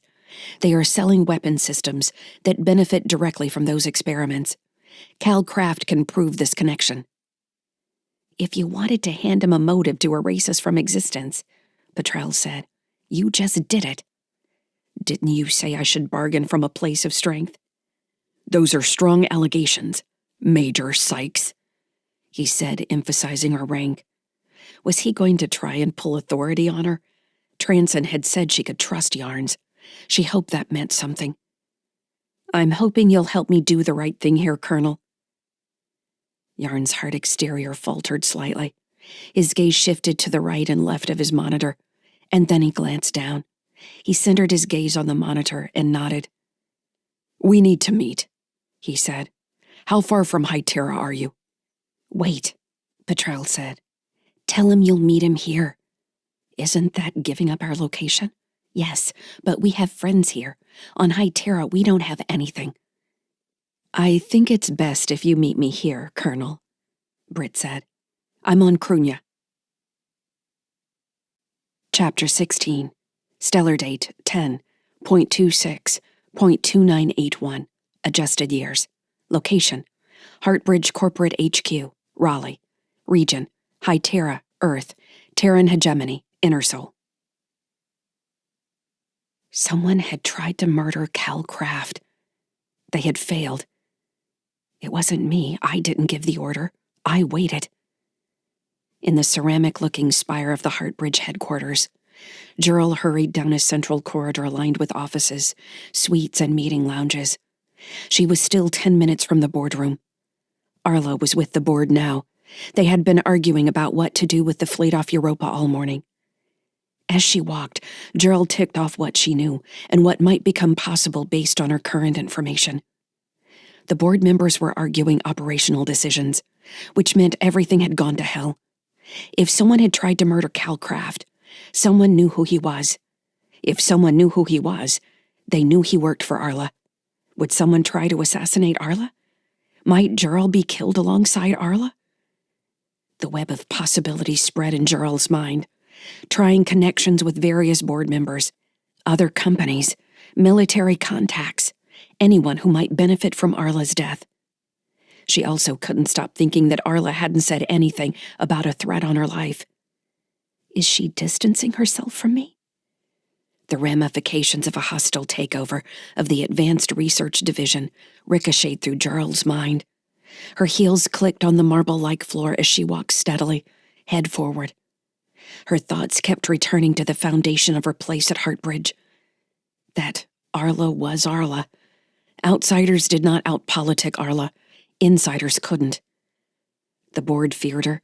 The TSF and MP feared her.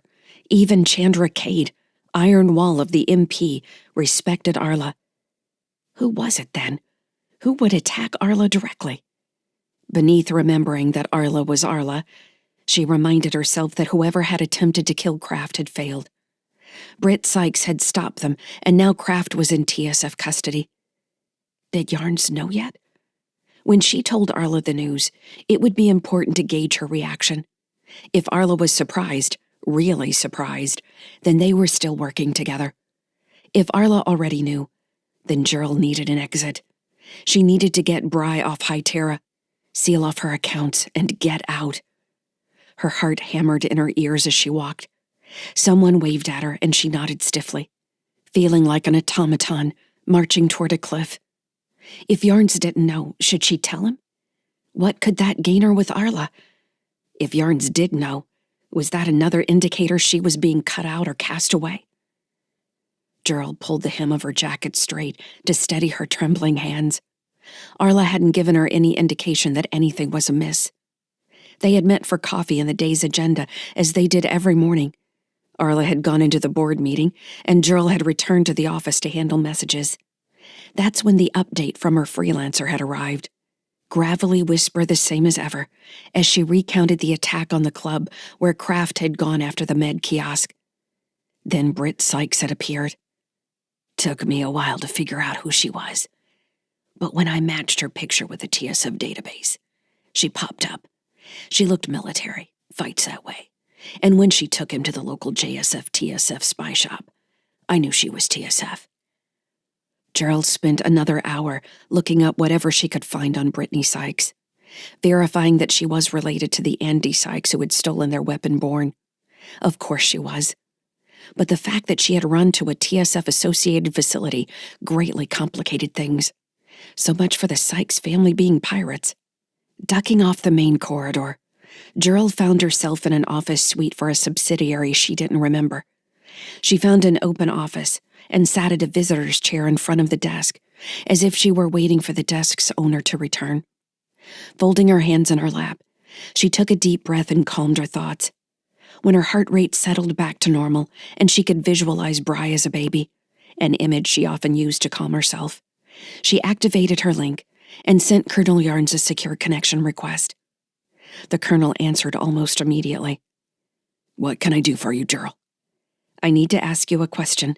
"Of course," Yarns replied. She paused, uncertain what to make of the warmth in his voice. "Gerald, I don't have a lot of time." "Yes, I apologize. I'm trying to think of the best way to ask this." "Charge ahead." "I don't do that." He laughed. "I know you don't." "I received some information from the Cho," she said, trying out the most general location possible. "I wondered if you received any information from there as well." "We already talked about your fleet getting tossed around like confetti." "Since then?" "On the Cho, not Europa," Gerald clarified, wondering if Yarns was testing her. "I'm not sure what you're talking about," the colonel said. "A joint TSF-JSF station?" He said. "Go ahead." Something about his tone of voice made her feel like she could trust him. He sounded like he wanted to flirt with her at first, and then he pulled back when he realized she didn't respond. He wasn't pushy. He sounded genuine. Calcraft surfaced in an escape craft from the Resolute Charity in a dock section. Not a nice part of the station. Not long after, someone tried to kill him.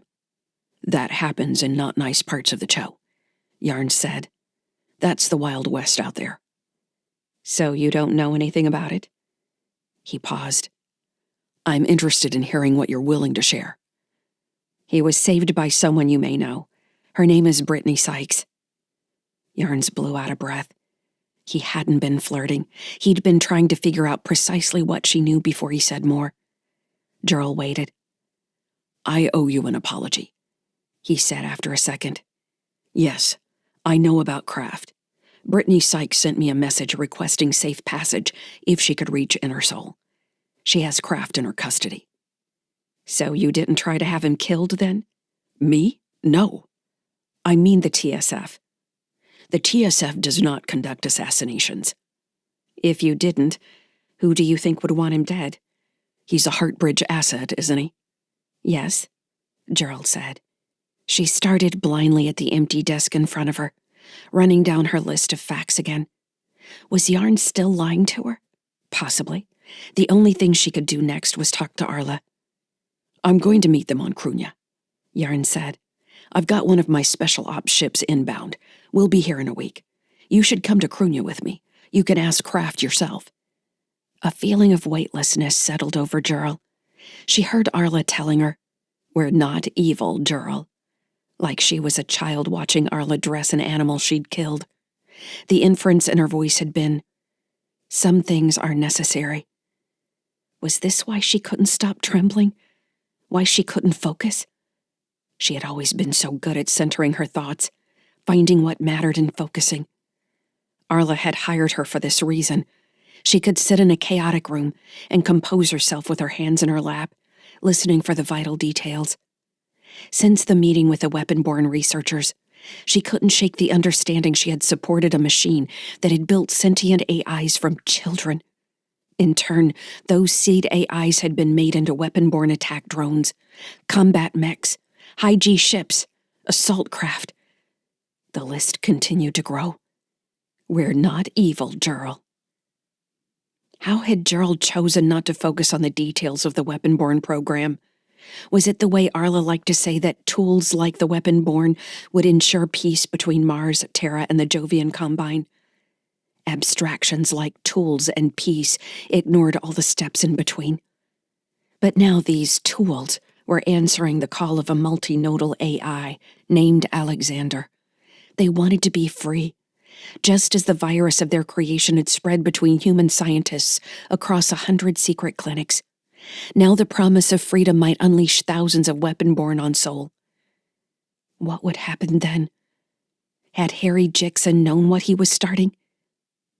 She had to protect the millions of children who would die in a war. She had to protect her son, Bry.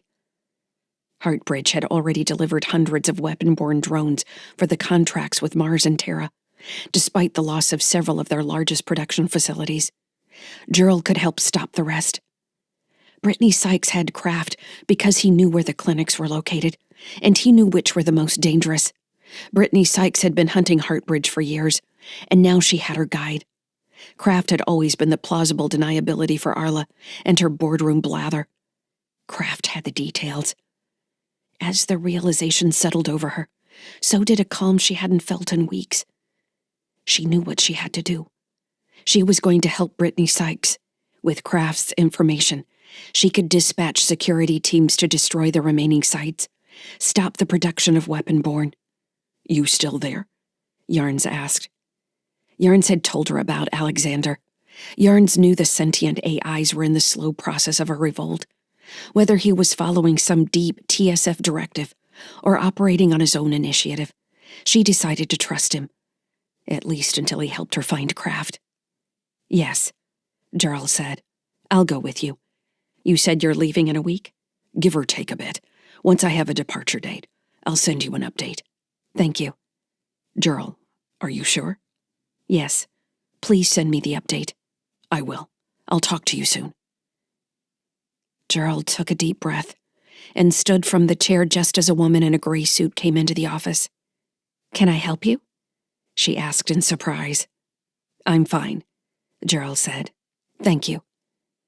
She walked out the open door, through the office suite and back into the main corridor, swinging her arms a little. She felt lighter than she had when she'd gone in.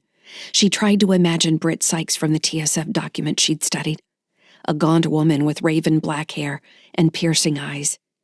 Gerald barely remembered the remainder of her walk to the boardroom antechamber. Several of the other assistants glanced at her, and then returned to their links. Gerald ignored them and went to the tall windows where Raleigh spread out below them, the spire's height making the curve of the ring noticeable. She'd never been off High Terra. The idea of traveling to Crunia, a station known for its wildness, its pirates and smugglers, filled her with unexpected excitement. And Bry? She would send Bry to see her sister on the Mars One ring. They had talked about the trip for years. "Gerald," Arla said, "are you ready to leave? I can't take this anymore." "Whenever you are. The car is ready." In 5 minutes, Arla flung the boardroom doors open and strode into the hall, enacting one of her favorite scenes. Behind her, the other board members sprawled in their chairs or stood in the sideboard pouring drinks. They all looked exhausted in comparison to Arla's feral calm. Gerald fell in beside her boss, and they took the corridor for the maglev terminal. Arla didn't speak until they were seated in the car and speeding away from the Heartbridge spire. Gerald sat with her back straight, feeling the car's acceleration in her shoulders. The light sensation had remained, even as she watched Arla frown at the distance. They were halfway across Raleigh when Arla finally said, "Catherine Carthage is going to buy a controlling share in the company." Gerald blinked, rolling the sentence around in her mind. "I haven't seen one word about that in the news feeds." "She hasn't said it publicly. Her ban on AI imaging research has nearly reached the assembly floor on Terra. If that goes through, it will devalue the stock and open the door for her to make her move." "You think that's why she wants to stop the research? Not her son's death?" "Why not both?" Arla said, raising an eyebrow. "She's not stupid. If she can get what she wants and get rich in the process, why not?"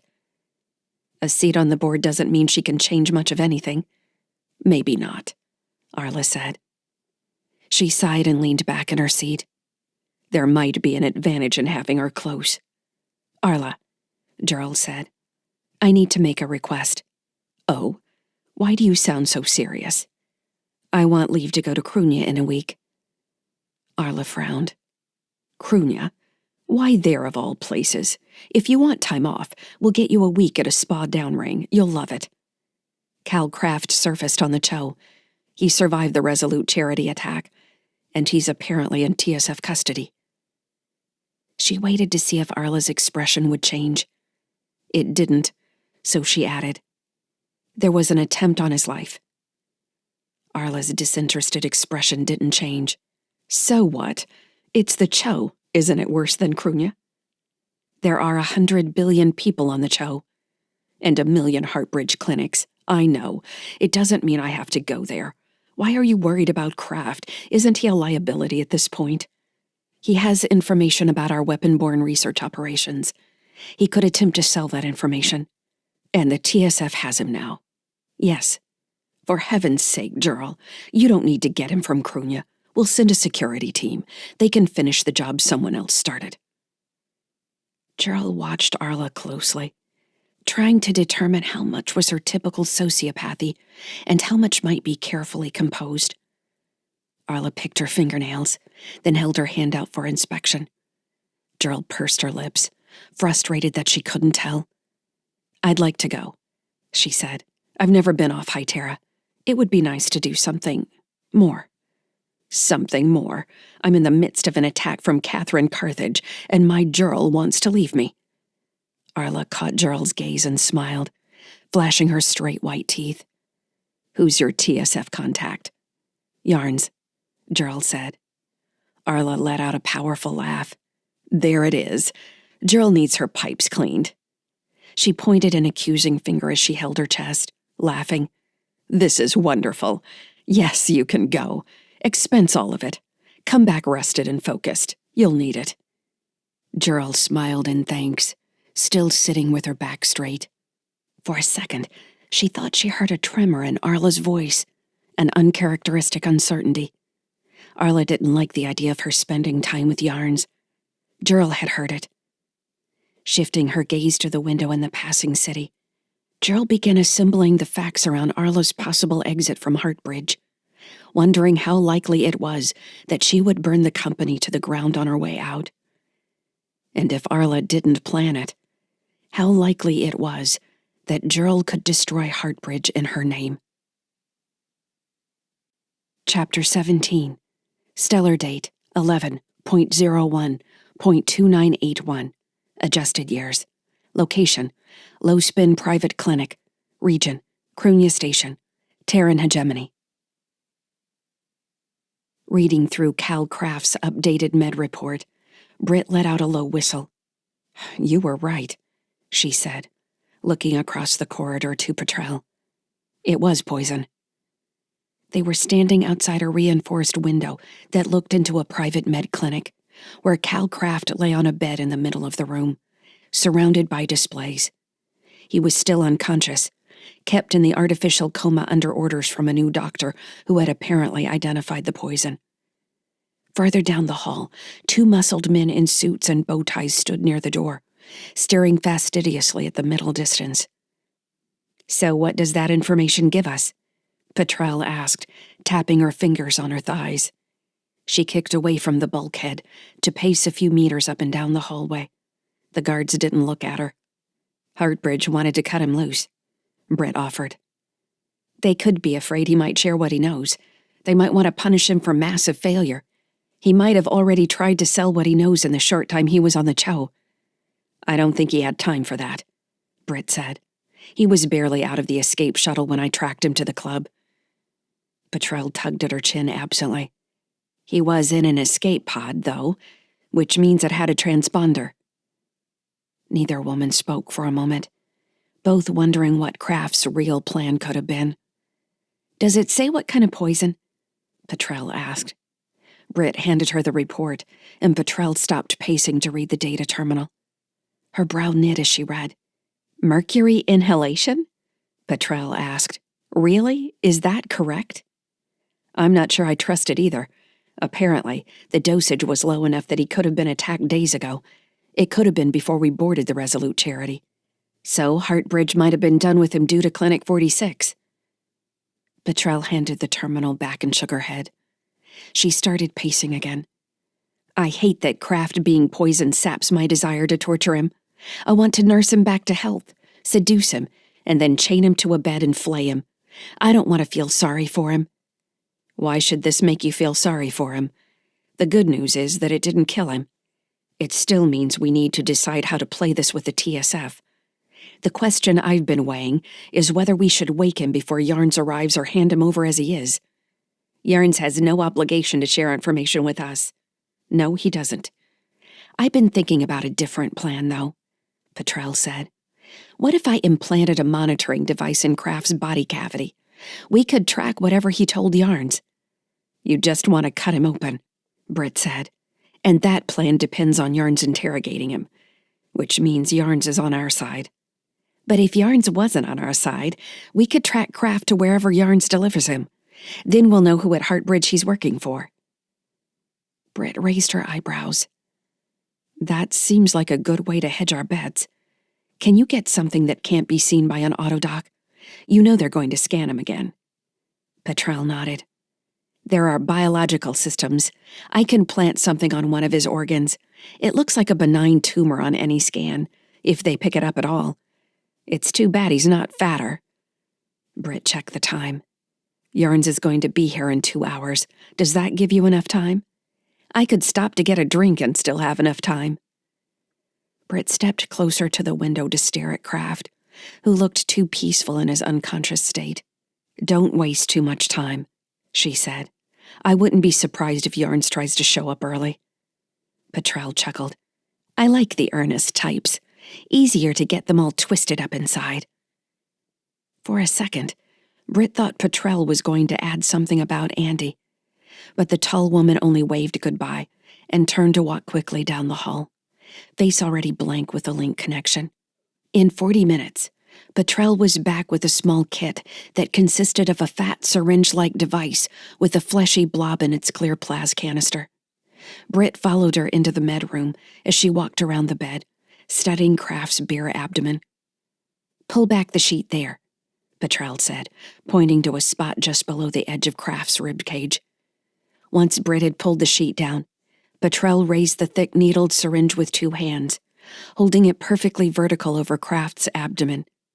She steadied her breathing, glanced at Britt with a half smirk, then focused on the syringe and drove it hard into Kraft's body. The needle made a popping sound as it slid into Kraft's skin. Petrel pushed it in until the drum of the syringe pressed against the skin, then eased the plunger at the top of the tool down with both her thumbs. The fleshy globule in the clear tank danced as its surrounding liquid decreased, until it disappeared as a single mass. Appearing satisfied she had emptied the syringe, Petrel withdrew it straight upward, then placed it back in its packaging.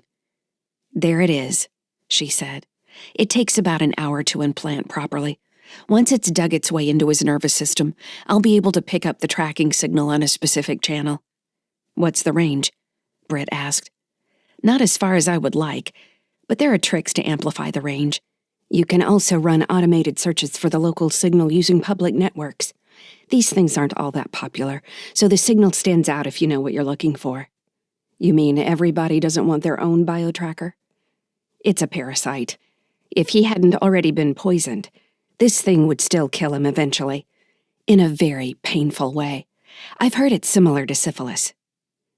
Britt pressed her lips together, but didn't offer criticism. Hadn't Andy said to make Kraft suffer? Didn't she want that too? Maybe she was just exhausted. She wanted Kraft's information. Then she would think about how to get justice for Tim. The information was going to be Tim's justice. You better get rid of that thing, Britt said. Petrel carried the box over to the bio-waste receptacle, which would carry it down to a reclamation tank. With the insertion device gone, the only evidence of the tracker was a small red dot between his belly button and his last rib, now swelling slightly. It might have been a flea bite. Ladies, Ingobastarl called over the link. Your friend Colonel Yarns has arrived. Thank you, Britt said. We'll be right there. She glanced at Petrel, who had taken on a grim look. You ready? Petrel nodded. Let's go find out if this Colonel Yarns is in bed with Heartbridge. Near the entrance of the private hospital was a small room for grieving families. A fountain stood in one corner with bubbling water. Shelves lined the walls on either side, bearing various religious icons. In the middle of the room, facing chairs had been set close together, Britt assumed, to make grief counseling easier. When she and Petrel walked into the room, Yarns, and a woman Britt didn't know, were sitting in the 2 chairs facing the couch. The colonel was wearing a duty uniform and boots with a black pistol hanging from his hip. He stood as they entered. Major Sykes, he said, extending his hand. Britt looked from Yarns, who was shorter than he had seemed in the video, to the woman standing next to him. "Who's your friend?" Britt asked. "My name is Gerald Gallagher," the woman said as she stood, holding her head up as she replied. She was civilian, thin with finely shaped blonde hair, wearing a conservative business suit that made her look like she'd just walked out of a Heartbridge board meeting. "She's obviously Heartbridge," Petrel told Britt. "I guess that answers our question." Petrel closed the chapel door and moved to stand beside Britt. When Britt didn't take Yarn's offered hand, Petrel shook it instead. She leaned toward him and smiled, turning on all her charm. Yarns responded with a tight nod. "Why are you here, Gerald?" Britt asked, looking back at the colonel. "I thought this was a conversation with the TSF." Yarns cleared his throat. "Why don't we all have a seat? We have a lot to talk about." "I hope so," Britt said. She sat across from Gerald Gallagher and studied the woman, who appeared calm and composed, as if she was used to waiting for events to play out before she made a decision or spoke. Petrel clapped her hands together as she sat. "So, we asked to talk with the colonel, and he brings friends. To what do we owe the pleasure of your acquaintance, Ms. Gallagher?" Gerald gave her a thin smile. "I work for Heartbridge," she said. "Until recently, I was Cal Craft's primary contact." Britt's heart rate jumped. She stared at the woman. "Until recently?" Britt asked. "You're aware he's still alive, right? Although it certainly looks like someone tried to poison him." Gerald's gaze didn't falter. "I'm aware of that." "What's your relationship to the weapon-borne program?" Britt asked, heat rising in her voice. "Are you responsible for what that man has been doing?" Britt was surprised when Petrel put her hand lightly on her arm. "Careful, Britt," Petrel said. "Don't give her information. Get her to talk." Gerald glanced at Yarns briefly before addressing Britt. "I understand that you're angry. I have the status recordings from Clinic 46. I know what he did to your son." "What he did to my son?" Britt said, struggling to maintain her composure. The image of Tim helpless on the imaging bed rose in her mind. "That man is a monster, and you set him loose on my family." "His charge was to protect the research programs and the resulting weapon-borne seeds," Gerald said. "We are responsible for them until their care passes to someone else." "Where are the other 4 seeds that were made from Tim?"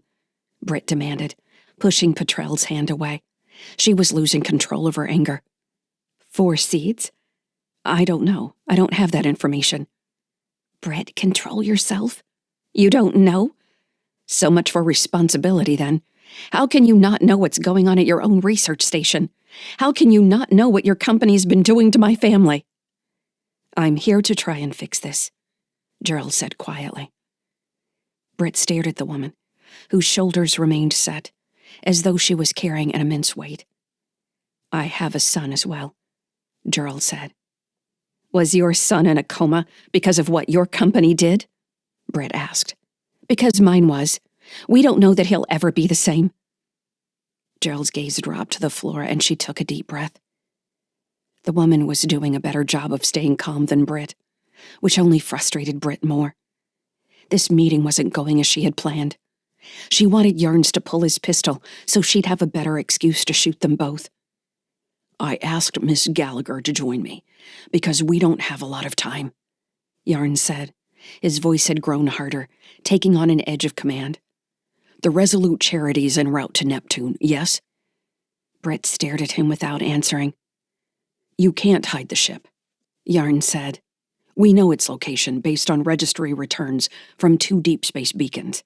Plus, it's burning hard enough to see halfway across Sol with optics alone. It's headed into Outer Sol, along with the Worry's End, which we know was the Sunny Skies, your ship. That's Andy, correct?" Britt held her chin steady without answering. "What should I say?" she asked Petrel. "Let me talk for a bit. You calm down. Breathe." "I can't calm down.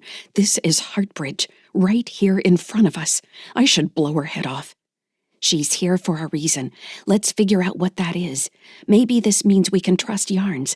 That might be what he's trying to signal by bringing her here. She's vulnerable here too. Is she? I think she came here to verify our location, and we're about to get flooded by their security any moment. The low-spin crew would chew them into bits before they got anywhere near this facility. And Gobus had security on us since we moved craft here.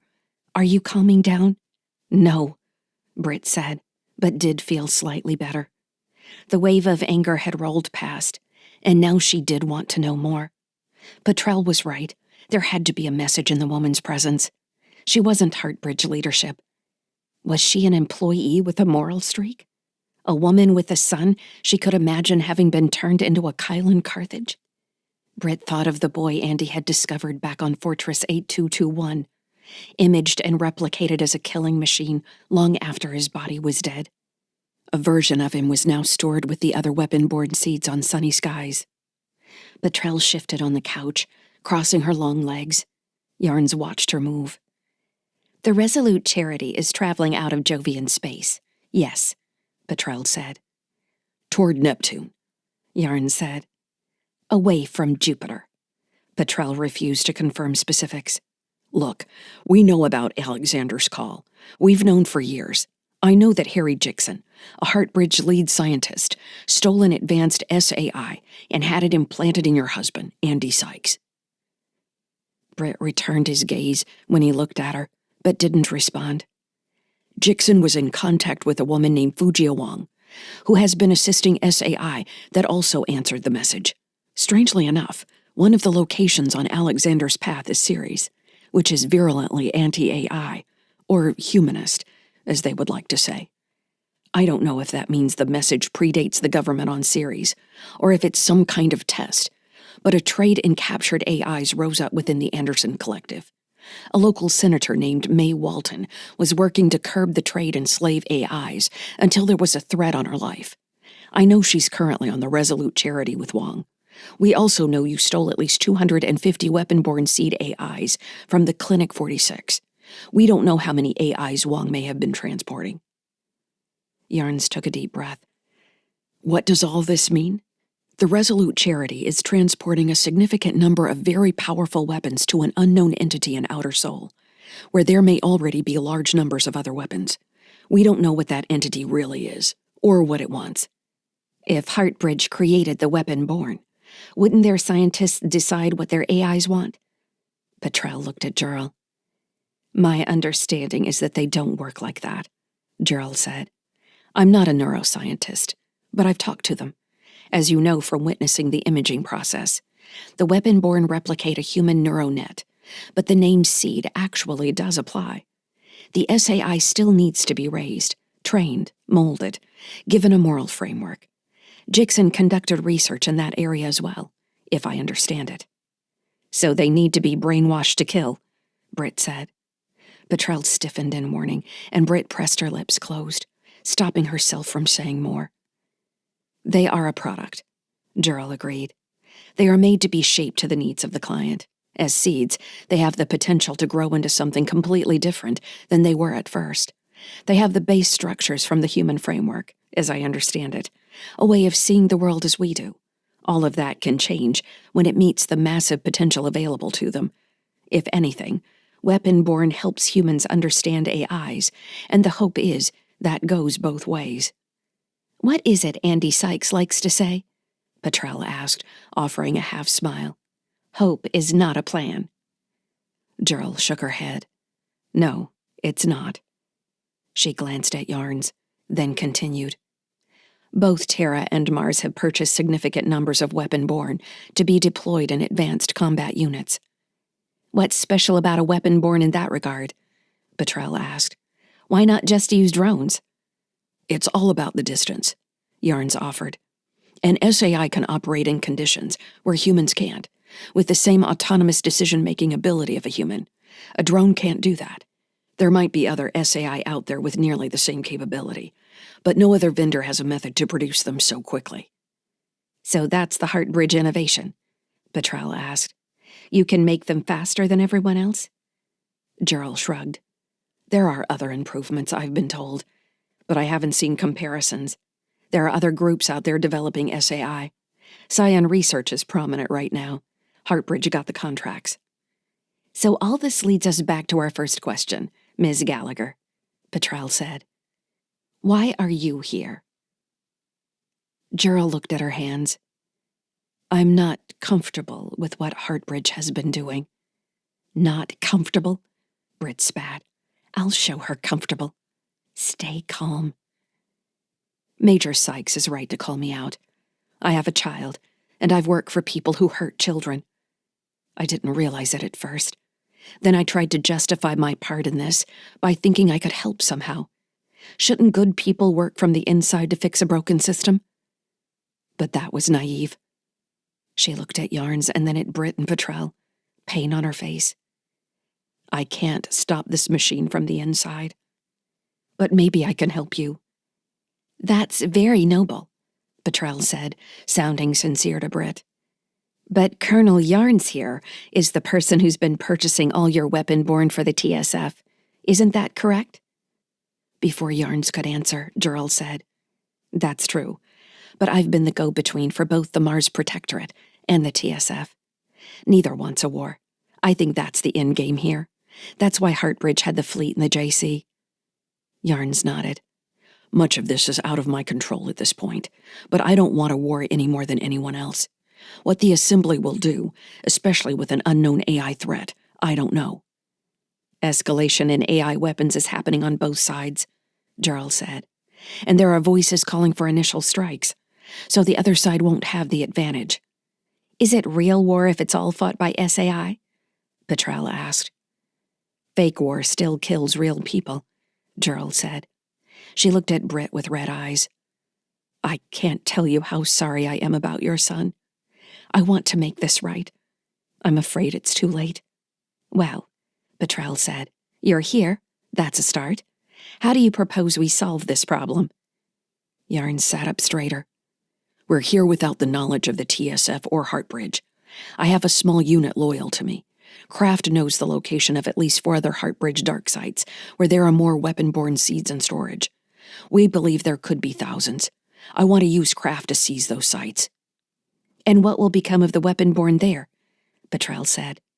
This all sounds like an excellent gift for the TSF. Yarn spread his hands. All I can do is ask you to trust me. These are living things we're talking about. I don't know exactly what we can do with them, but we can keep them from being let loose on a battlefield somewhere. I thought about that, Gerald said. Yarns appeared surprised by the statement. He looked at her. What do you mean? You offered to keep Bry safe, and I appreciate that. But he's not on High Terra anymore. Who's Bry? Petrel asked. He's my son. I want to try and protect him from all this, but I'm making things unsafe for us. On High Terra, with Heartbridge. The only good way to hedge my bets is to involve both players in this game. Yarns moved away from her imperceptibly. He didn't know this was coming, Petrel said. This lady is better than I thought. I think I know what she's going to say next. What's that? Petrel didn't answer as Gerald looked at Yarns. General Kate is aware of our plan. Once we're finished with our meeting here, she'll be sending a commensurate force to assist us. The attack on the Heartbridge sites will be a joint TSF Protectorate operation. Oh, will it? Yarns asked, spluttering a little. He didn't appear to like being surprised. I'm not authorized to carry out a multinational operation. I didn't think this operation was authorized by anyone but you, Gerald said. Yes, but this is different. Britt stared at Gerald Gallagher, watching her become more imposing while still sitting carefully composed. Gerald didn't gloat, but her trap was now plain to see. She didn't trust Yarns either. Despite herself, Britt started to like Gerald. Different? How, Colonel? I believe we have some resources as well, Ms. Gallagher, Petrel said. I think it's safer to make it a 3-way split. Mars, Terra, and the private sector. I think that sounds like a very stable agreement. Maybe, Yarns grumbled. Petrel clapped her hands. Well, this has been a very productive meeting. Britt, how about we go wake up Mr. Kraft? Chapter 18. Stellar date 11.02.2981. Adjusted years. Location. Sunny skies. Region. Approaching Uranus. Outer Sol. Trigger discipline, Andy said. He held the pulse pistol across his open palms, gripped toward Kara, and nodded for her to take the weapon. I don't want to see your finger anywhere near the trigger housing. Kara took the pistol and squeezed her fingers around the grip, keeping her index finger straight along the body of the handgun. She tested the balance of the weapon in 0G. I thought trigger discipline didn't matter anymore, because if the gun doesn't recognize you, it won't fire, Kara said.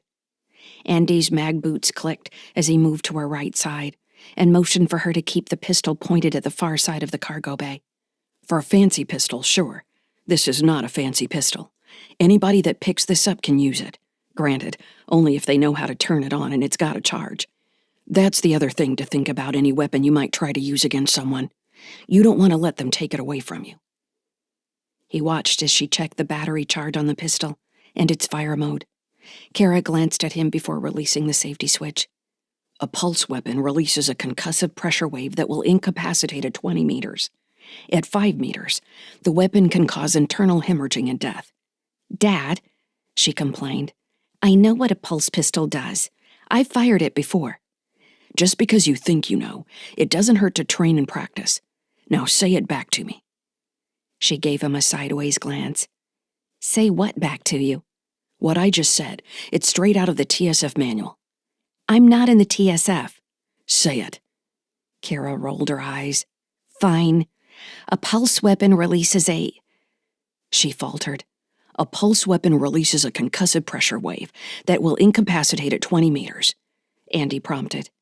In 10 minutes, Kara could repeat the weapon's general description, maximum effective range, and perform a functions check. All right, Andy said. Let's go set up some targets. Kara unlocked her mag boots and kicked off toward the middle of the cargo bay. She was 10 meters away when she looked back to discover that Andy hadn't moved. Aren't you coming, Dad? She asked. He nodded at the pistol in her hand. What are you doing with that? It's on safe. Is it up and down range? Yes. Andy shook his head. But were you thinking about that before I asked you? No. Kara let her head hang. She checked the pistol again and slid it into the holster at her hip. It's just a pulse pistol, Dad. Kara, what did we just spend 15 minutes talking about? What can a pulse pistol do at 5 meters? Internal hemorrhaging and death. Why are you being so mean to me? Andy freed his mag boots and floated across the bay. Reaching Kara, he reset his boots and put his hand on the back of her neck. She looked up at him with wet eyes. Look, Kara, he said, if you're going to carry a weapon, I expect you to demonstrate respect for what it can do. You hold someone's life in your hand when you draw that pistol. Do I need to explain that again? No, Dad. Good. This is part of growing up. Some things are serious. You've seen how serious this can be. You remember Karcher back on Krunia, don't you? He died helping us. Don't forget him. He pulled her in for a hug. She hesitated, then wrapped her arms around his waist. Together, they stacked several smaller cargo boxes on crates, then withdrew 20 meters so Kara could practice firing on the small targets. With Andy standing just behind her, Kara drew down on the boxes and squeezed her trigger. In the 0G, the recoil from the pistol nearly knocked her off her feet.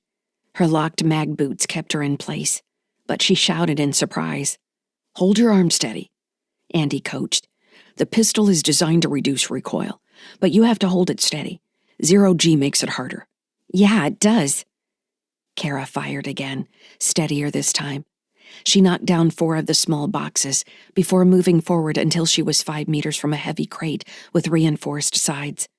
The pulse pistol easily made a head-sized dent in the shipping container. Think about that hitting you in the chest, Andy said.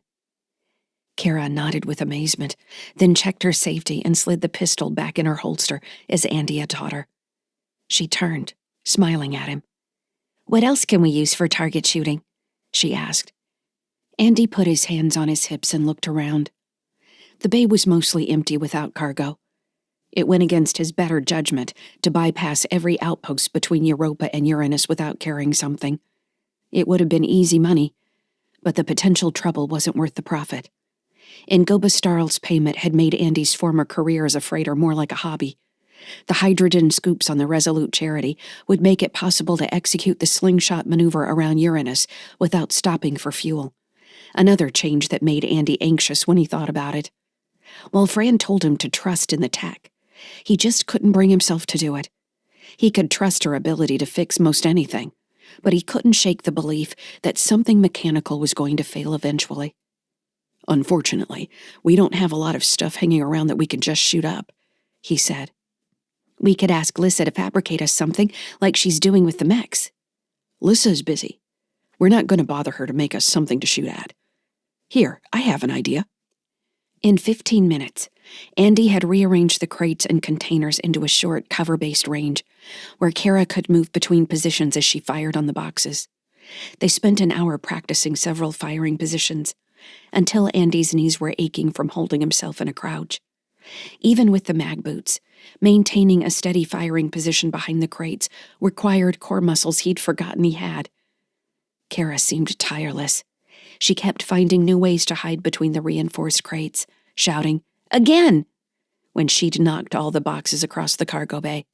Later, Andy had the idea to deactivate the mag locks on the storage crates so she could practice ricocheting them into one another. They took a break to drink juice packs from the machine in the galley, and Kara asked, "What do you think Mom is doing right now?" Andy shook his head. I hope she's being safe. Kara furrowed her brow. Has she always been like she is? What do you mean? She thinks something is wrong and she has to fix it. Yeah, I think that's a good description of her. Then why did she ever want to live on sunny skies? Or leave the Space Force? It seems like she would have been a lot happier if she'd just stayed in. Wouldn't you be happier too? Andy almost smiled, realizing how she'd sprung her question trap. He wondered if she'd been waiting to ask him this for days. Hadn't she just turned 13? This had to be a 20-year-old question, at least for him at that age. Despite all our advances in technology, we still can't see the future. That's why. What does that mean? Andy squeezed the last of his juice from the pack and crumpled the Plaz container in his hand, then shoved it in a pocket before it could float away. People feel different at different times, Kara. You might think you want something now. You might believe in your deepest heart that it's the right thing to do. And then things change. But if someone makes a promise, shouldn't they keep it? Andy looked at his hands, dusty from moving the crates around. The grime outlined small scars he'd forgotten he had. Of course they should, sweetheart. Your mother didn't make any decisions easily. I can promise you that. Do you remember me telling you about circular thinking? You mean when you can't get a thought out of your head? Yes. You think I can't stop thinking about Mom? I think it's perfectly reasonable for you to think about your mom, considering everything that's happened. But sometimes, you have to choose not to dwell on something before it becomes a circular thought. Do you ever get depressed, Dad? Me? Andy glanced at her. Did somebody tell you I seem depressed? No, I've been reading about it, and it sure seems like you could feel depressed if you wanted to. Andy laughed. I think what happens with depression most of the time is that people don't choose to feel sad. They just do, and they don't know why. I guess we have plenty of reasons to feel sad, but we've got each other, right? Do you think Tim's depressed? I think we have to keep watching Tim so we can figure out how to help him. He smiles at Em, but not at me. That's something, isn't it? I guess. I miss Lyssa, too. She's been so busy. You could spend time with Fugia or May. Fran likes it when you talk to her. Kara finished her juice pack and flicked it in the air so it spun in front of her. I'm not sure how I'm supposed to talk to Fran. Talk to her like you would anybody. Yeah, Kara said, voice trailing off. Kendall is sure weird. She asked me why I was bothering with the plants in the garden before we came down here. She acted like plants are stupid. She's an AI. She has creepy eyes. They all do. Once you start really looking at them, they don't look human at all. It took you a month to figure that out? No, I figured it out right away. I haven't been able to talk to you about it. You've been busy, too. She set her juice pack spinning the opposite direction. Do you trust them? I wish I could say yes, Andy said. Keep paying attention, and let me know if anything strange happens." They just stay in their rooms all day for the most part. Kindle surprised me when she came in the garden. I think she might have actually been looking for the safe room. "That's interesting," Andy said, frowning. "If it happens again, you tell me sooner, okay?" I will. You have an alarm on that room, though, don't you? Andy nodded, thinking. Carol was right that the AIs had kept to themselves for the most part. Xander liked to wander the habitat, striking up conversations. He liked May Walton best, and they'd been having long talks in her rooms. Sometimes he wished Xander, Kindle, and Jeremiah would just move over to the Resolute charity, but he also knew it was better to keep them close. Lyssa had control of both ships, but she'd been preoccupied. Andy slapped Kara's knee. "Come on, let's do another round. This time I'm going to throw the boxes, and you're going to keep them moving. Bonus points if you can knock them into each other." "Can you use a pulse pistol as propellant in 0G?" Kara asked, sliding her empty juice pack in a shipsuit pocket. "You saw how it knocked you back when you were close to your target? You could use a pistol, but you better be ready for the hammer if your target is too close. It's no different than using anything as propellant in 0G. Of course, pulse pistols only work in atmosphere." Kara nodded as she inspected the pistol. "You can't hack everything, Kara," Andy said. "The pistol is one thing you're going to use as intended." She laughed. "Why not, Dad? You're boring." "You're too slow," he shouted, and threw the metal box into the middle of the cargo bay. Kara's boots clicked as she locked down, took aim, and started to fire. Chapter 19. Stellar date 11.07.2981. Adjusted years. Location: TSS Furious Leap. Region: near Krunya Station, Terran hegemony. Kraft slumped in a metal chair with his arms and legs restrained. His chin nearly touched his chest. Small twitches cascading periodically through his body reminded Britt he was awake but hadn't reached full consciousness yet.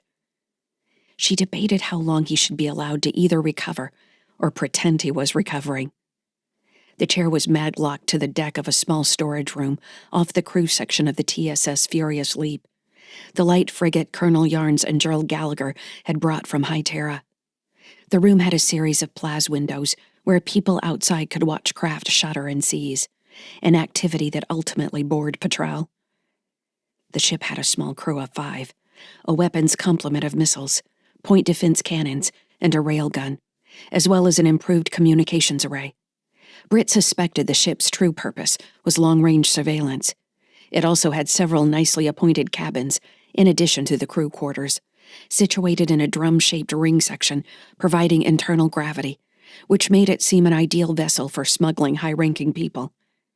Those cabins now provided space for her, Petrel, and Ngoba Starl, who had insisted on joining. 4 privateer multi-use ships followed the Furious Leap in a loose formation. The TSS captain, a woman named Kendra Smirt, didn't like the fact that her ship was being followed by what were blatantly pirate vessels, but she masked the irritation behind a worshipful allegiance to Yarns. In less than a day, they would rendezvous with the Marzian contingent. Gerald had provided a map of Heartbridge locations, but they were still depending on Kraft to provide details on which clinic they should raid first. It was a terrible plan, but it was the best they had at the moment. While Britt wanted to simply find the closest facility and raise it from space, she acknowledged the benefit in using whatever information Kraft might provide.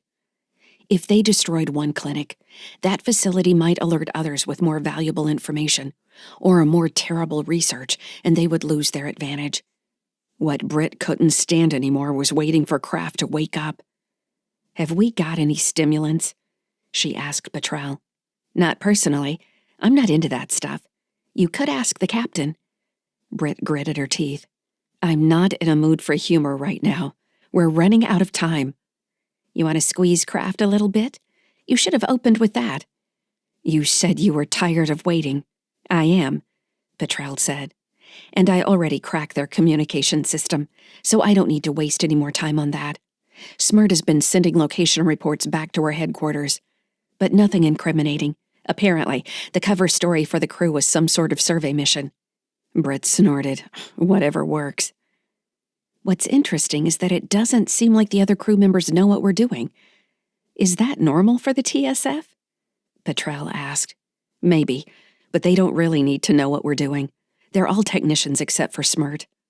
I might be overthinking this, but my guess would be they're all Terran spies, and they're using some other means of communication that I haven't found yet. I'm going to start grabbing link traffic and working on breaking their security tokens. You can do that? No.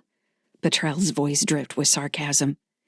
I just say words that don't mean anything. And you tell me to lighten up. Are you sure you aren't bored and looking for espionage where there isn't any? Who do you think made up most of that liaison post back on the Cho? The Terran Assembly plants operatives in the TSF all the time. Hell, they could be corporate shills for all I know. Any low-paid TSF soldier is open to being bribed or implanted with a tracker. Britt stood up from where she had been leaning against the corridor bulkhead. Inside the room, it looked as though Kraft had raised his head. I'm not going to need the meds after all, she said. Kraft's awake. You want to get down here? Exciting, I'm on my way. Britt crossed her arms, studying Kraft. He opened his eyes wide in an unfocused stare, then blinked, working his jaw from side to side. After a minute of face contortions, he craned his neck toward window, squinting and shouted, Is that you, Sykes? He tried to lift an arm and realized he was restrained. Looking down at his wrists, Kraft's brows knit with confusion. Where am I? He shouted again. Britt crossed the corridor and tapped the door's control panel. The door slid open, and she stood on the threshold, watching Kraft. Why do I feel drugged? He demanded. What did you do to me? What did I do to you? I saved your life, Kraft. You'd be dead back on Cho if not for me. Dead? I was in a club having a drink. You walk in. A couple weak-assed mercs start shooting at us. He looked down at his hand, still encased in a light bandage. My hand doesn't hurt anymore. Apparently they fixed that too. Who's they? A JSF lieutenant named Cindy. You owe your good health to a nice young man who didn't know who you were, fortunately. Kraft shook his head as though he was still trying to clear it. The JSF? We're on the Cho? We're somewhere between Krunya and Mars. You're alive because you're going to help me with a new mission, Kraft. Why would I help you with anything? You want to live? If that's your bargaining chip, you can go fuck yourself. Britt sighed. I thought you would say that. Wouldn't you say the same thing? You've got no reason to help me. Why should I help you?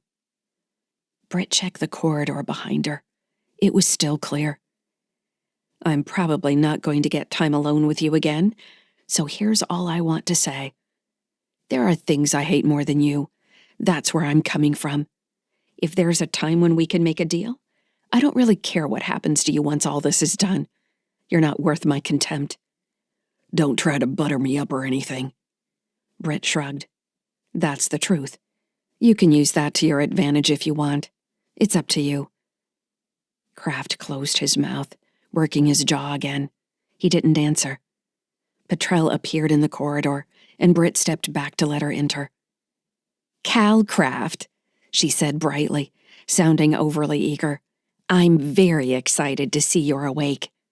She was wearing a tight red ship suit with a black utility harness. Pistols hung from her hips, with a collection of other tools circling her waist. The gear reminded Britt of Fran back on Sunny Skies, although she had never seen Fran wearing anything without grease stains or scorch marks. The seated man squinted at her. Which one are you now, Doolin or Kylan Carthage? Is it fair to use that dead boy's name? Petrel asked. I think I know him better than anyone now, thanks to you. He isn't what he started out as, not by a long shot. Kraft shrugged. So I guess you're Doolin. Fine. Are you here to kill me? We're here for information. She stopped a meter away from Kraft, outside biting range, and pulled a data terminal from her belt. What's that? Kraft asked. This is just a typical portable terminal, Petrel said, tapping the device. What you should be worried about is the bio-interface I implanted on the inside of your stomach. Kraft leaned forward to look at his belly button. I don't see anything on my stomach. It's on the inside of that hide of yours. We were going to use it to track you if events didn't go as we'd planned. But now it has some other uses. You implanted me with a slave collar. I've been monitoring your endocrine system, and I think we've got the mix correct, Petrel said. Here, let's try this. She looked up from the terminal and gave Kraft a cold smile. His neck strained as he stared at her, until his face went abruptly slack, and he relaxed against the restraints. Kraft raised his eyebrows as he looked around the room, centering his gaze on Britt in the doorway. I feel good, he said. Those are your pleasure receptors, Petrel explained. The wonderful thing about this device in particular is that I can influence a neuroresponse, or I can send signals to individual nerve receptors. Like in your broken hand, for instance. Kraft shrieked in pain. It's on fire! He stared at the hand, face going red. It's on fire! What are you doing to me?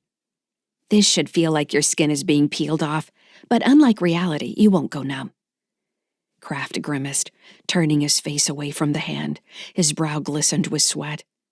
Those are simple things, Petrel said. The basics. I can fine-tune you into major depression, suicidal ideation, or maybe some hallucinations. What scares you the most, Kraft? Stop it, he said, breathing heavily. Stop it. She already told me she didn't care if she killed me or not. I'll tell you what you want to know. I'm not going to waste my life over this. She? Oh, you mean Britt. She has other people to worry about. I don't have the same long-range plans. You belong to me now. She said you want information. What do you want to know? We aren't talking about that yet. We're going to talk about how you invaded my mind. Kraft threw his head back, grunting with pain. Veins at his temples bulged, and he spread his hands and then clenched them into white-knuckled fists. Petrel, Britt said. I know you want to make him pay, but we need the information first. I haven't lost sight of that. You certainly seem to be. He's going to shut down and not give us anything. You're making him think he doesn't have anything to lose. Petrel turned her head to study Britt, lips pursed. She looked torn. Fine, but I'm going to get what I want later. This man belongs to me. I don't care what we do with him once we get the info about the clinics. We need him long enough to verify he's telling the truth. After that, he's yours. Oh, I'm seeing all this through to the end. I'm going to find a hole to stick him in and then come back for him. We should let Starl and Yarns know he's awake, so we can make a plan before we talk to the Marsians. I have the same map they do. You and I can interrogate him. I think it's better if we're all in the same room, so they know we're not trying to twist information. Why would they think that? Because I don't think there's an excess of trust between anybody on this ship right now. Fine, Petrel said. She flicked her terminal and Kraft jerked like he'd been stabbed in the side. I can still abuse him in small ways. Are you the kind of person who does that? Britt asked. Petrel's face went dark as she stared at Kraft, watching his reactions as she manipulated the biointerface controls. He shut me out of my own mind. He tried to erase me. Kraft grunted again, a deeply pained sound. Don't compromise our ability to use him. A noise down the corridor drew Britt's attention to the bulkhead door. The hatch slid open to reveal Ingoba Starl, Colonel Yarns, and Captain Smirt walking toward her. Gerald Gallagher came through last. Smirt was carrying a ruggedized case that, as they got closer, Britt recognized as a holo-display. Mr. Kraft is awake, yeah? Ingoba asked, voice booming in the bare corridor. I haven't seen him since Krunya, when he nearly killed me. I hope he's still in one piece so I can get my pound of flesh. We need him to talk, Yarn said. Apparently, they had been having the same argument as she and Petrel, although Ingoba's wolfish grin made it sound less personal. Petrel had relaxed her control of Kraft, and he slumped in the chair again as the others walked into the room. Smirt immediately knelt to open the case and set up the display. When the unit was active, a model of the Furious Leap hung in the space in front of Kraft, then zoomed out to show the standard layout of bodies and locations around Sol. From her place in the doorway, Britt looked through the semi-transparent display to watch Kraft's gaze move between points. He seemed clear-headed enough to be thinking about what they would want to know. Then he stared through the cloud of floating icons and looked at Jurl. Kraft frowned again. He seemed to recognize Jurl, but not understand why she was there. "Jurl," he said, voice croaking. "Is that you?" She moved out from behind the swarm of points and stood to his side. "It's me." Kraft tried to sit up straighter in the chair. "If you're here, then is this a Heartbridge thing? Is that where I am?" He jerked his chin toward Protrel. "What's she doing working for Heartbridge?" "It's not," Jurl said quietly. And Gobastarl released a laugh, which Britt thought might sound terrifying to someone he was about to kill. "You're here to help us do great things, Calcraft. Let's not pretend you don't know what's been happening. The AIs you were tracking, they're gone now, my friend. You're on a different side of the board, and it's time to play the game again." Kraft released a heavy breath. "I'm not interested in listening to you gloat, Starl. What is it you want to know?" Jurl pointed at the map, and 11 points glowed in prominence against the others. One was near Mars, one in vicinity of Venus, and the others in the scattered asteroids preceding and trailing Jupiter. These are the remaining weapon-borne research clinics. I know you helped secure them. We need to know which one has the largest reserve of weapon-borne seeds." "Why are you asking me that? You know that as well as I do." "I don't," Jurl said. Britt watched the woman's face as Kraft gave Jurl a confused look. She was tense but reserved. If she was lying, she was very good at it. "I don't have the supply levels, Cal. Arla certainly doesn't have that kind of information. It's operational. That protects the organization, you know that. Which clinic was supplying the Terran and Marsian contracts?" Britt glanced at Yarns, but his expression didn't change. "Venus," he said. "The others are research centers. Clinic 13 and 46, which is now destroyed thanks to Britt Sykes, are the 2 storage sites." Ngoba stepped a little closer to the restrained man. "If you're lying to us, Kraft, it will be hard for you." Kraft snorted. "Everybody keeps threatening to kill me. How about some positive reinforcement? You know what I'd give for whatever you want? A bourbon." He looked around the small room. "Anybody got a drink in here?" Chapter 20. Stellar date 11.07.2981. Adjusted years. Location: sunny skies. Region: between Uranus and Neptune. Outer Sol. The boy who appeared in front of her was Tim, but also wasn't somehow. He had Britt's hair and Andy's eyes, but maybe the fact that she knew he wasn't Tim made him different. She smiled at him anyway, because she wished someone had greeted her with a smile when she woke. Lyssa breathed deeply of the forest air, smelling the scents of pine, needles, and moss. The air tasted wet and full, as if the trees were stopping the rain high above and only allowing mist to fall on the floor below. All around her stretched a hillside covered in massive pillar-like fir trees, their branches filtering the light far above. The forest floor was covered in the fallen trunks of the great trees, blanketed by moss and hummocks of deep green fern.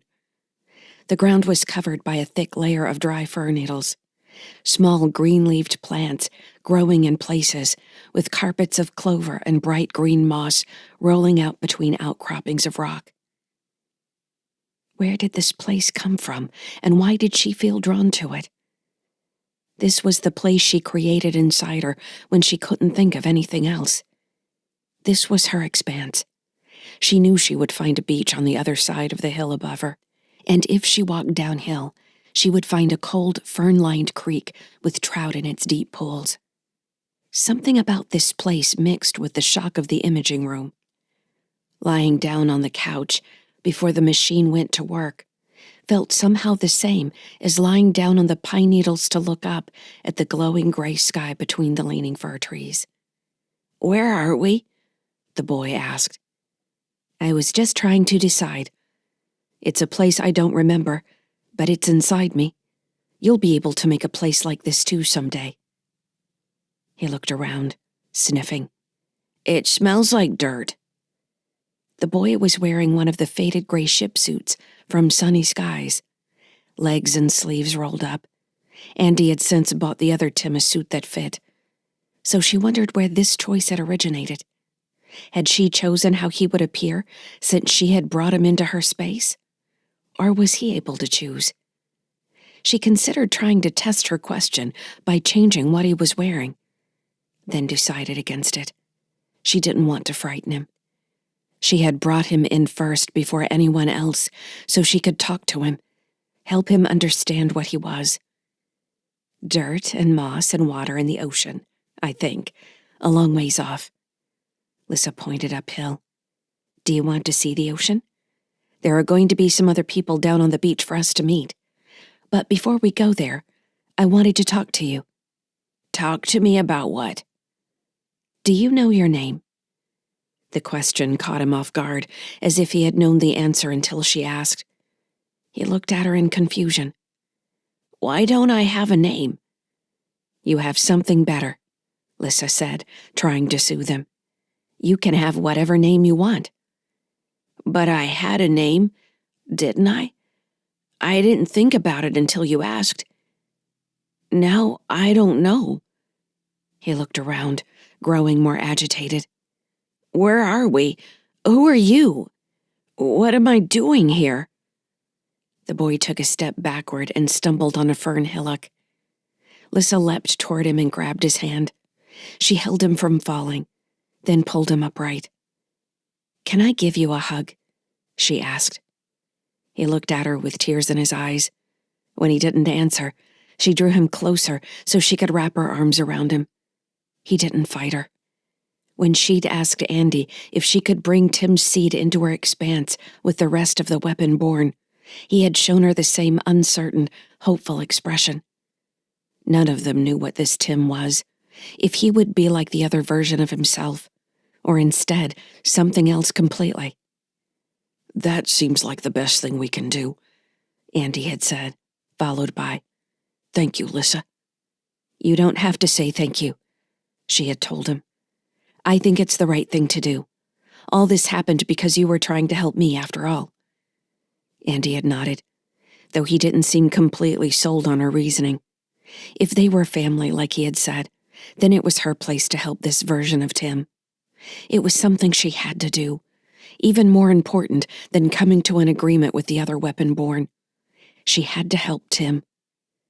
She held him, feeling him trembling against her, then took his hand and led him slowly up the hill. They wound between the fallen trunks, light shining down in bright shafts from the luminous gray sky. Birds sang to one another in the distance, and she heard chipmunks chewing fir cones high up in the trees. You were made like I was, she said eventually. We were copied from someone else, so there might be memories, thoughts, feelings. You're special because we know the person you were made from. Me, I will never know. So I'm not a real person? You are a real person. You're a seed right now. But you're not really a seed anymore. You're already growing. You're more than you were before you woke up just a few moments ago. Does that make sense to you? He let go of her hand and climbed to the top of a fallen tree, spreading his arms for balance as he walked its length. What kind of trees are these? He asked. Douglas fir, I think. That one might be a redwood. Is the boy I was made from? Is he a nice boy? I think he's a nice boy. His life has been hard. I think he gets angry about that sometimes. But he's also been different since you were made. Different? Did I hurt him? Whatever happened to him wasn't your fault. You should remember that. Am I going to get to meet him? Maybe, Lyssa said. I think you might. The boy lifted his face and squinted at the silver sky. It's pretty here, he said. It's very nice to be alive, isn't it? Lyssa found herself smiling. It is very nice to be alive. You're right.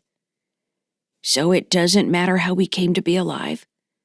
It matters to some people. She took a few steps up the hill.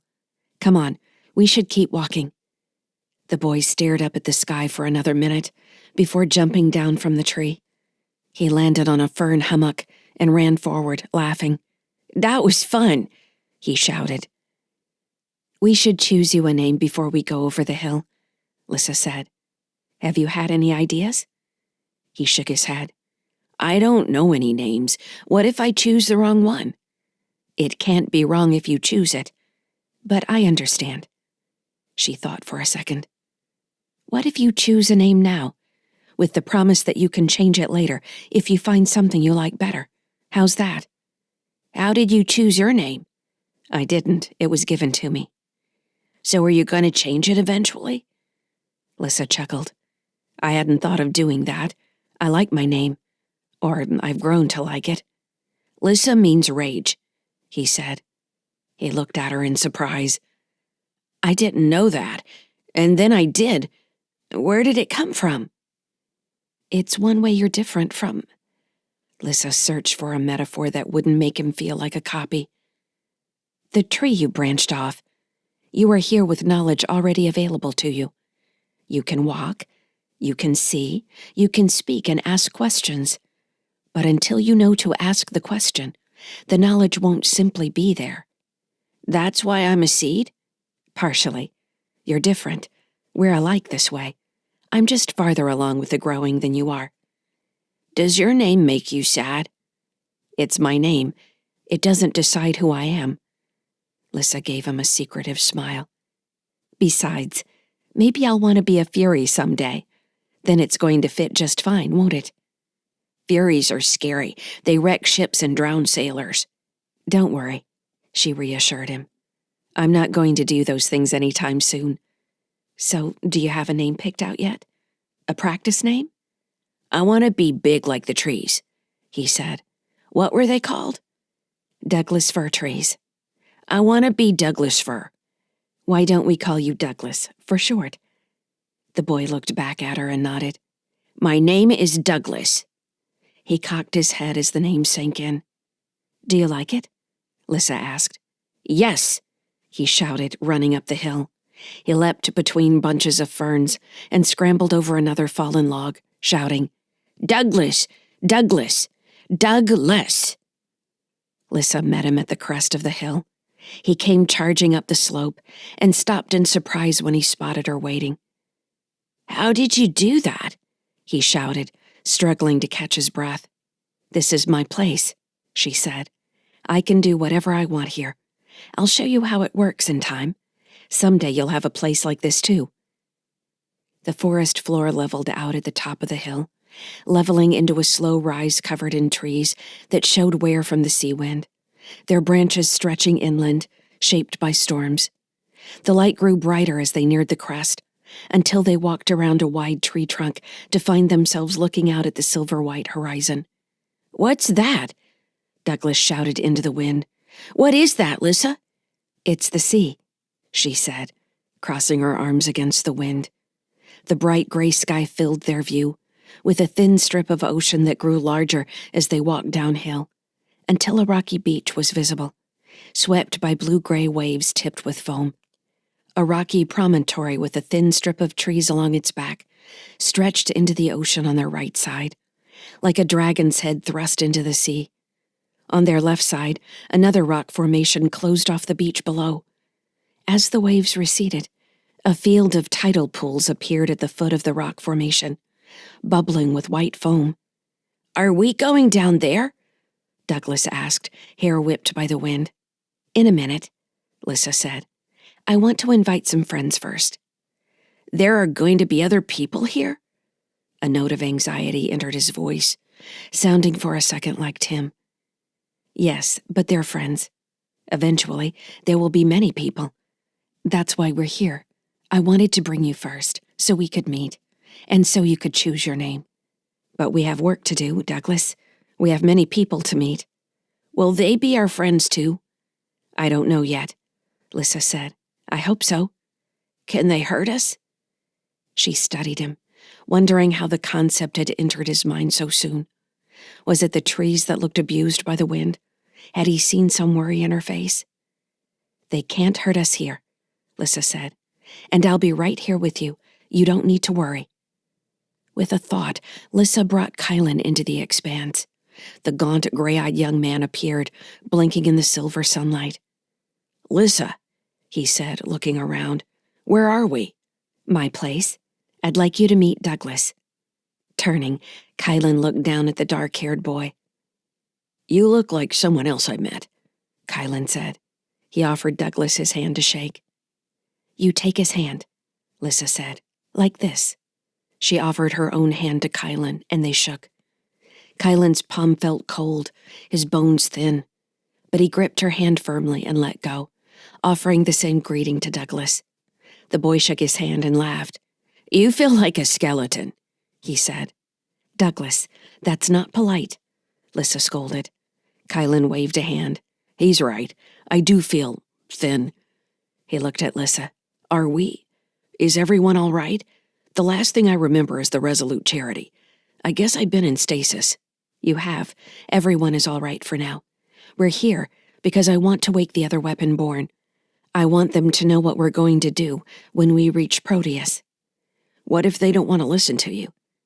Lyssa smiled. I won't know if I don't ask them.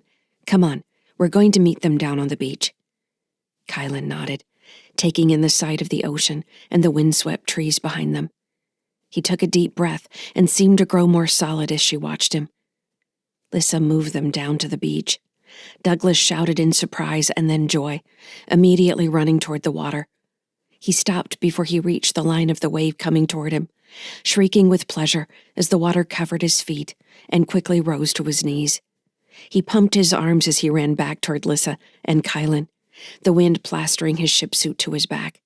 I love the ocean, he called. In another minute, he was drawing lines in the wet sand with a piece of driftwood. Don't run too far, Lyssa called back. With Douglas occupied, she led Kylan to a bank of sand about 50 meters from the water.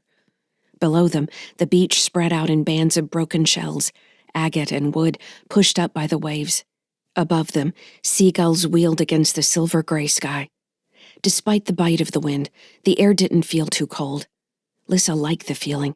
She felt sharpened by the wind, lifted up. What are you going to say to them? Kylan asked. We don't know what any of them were made to do, what they could be ready to do.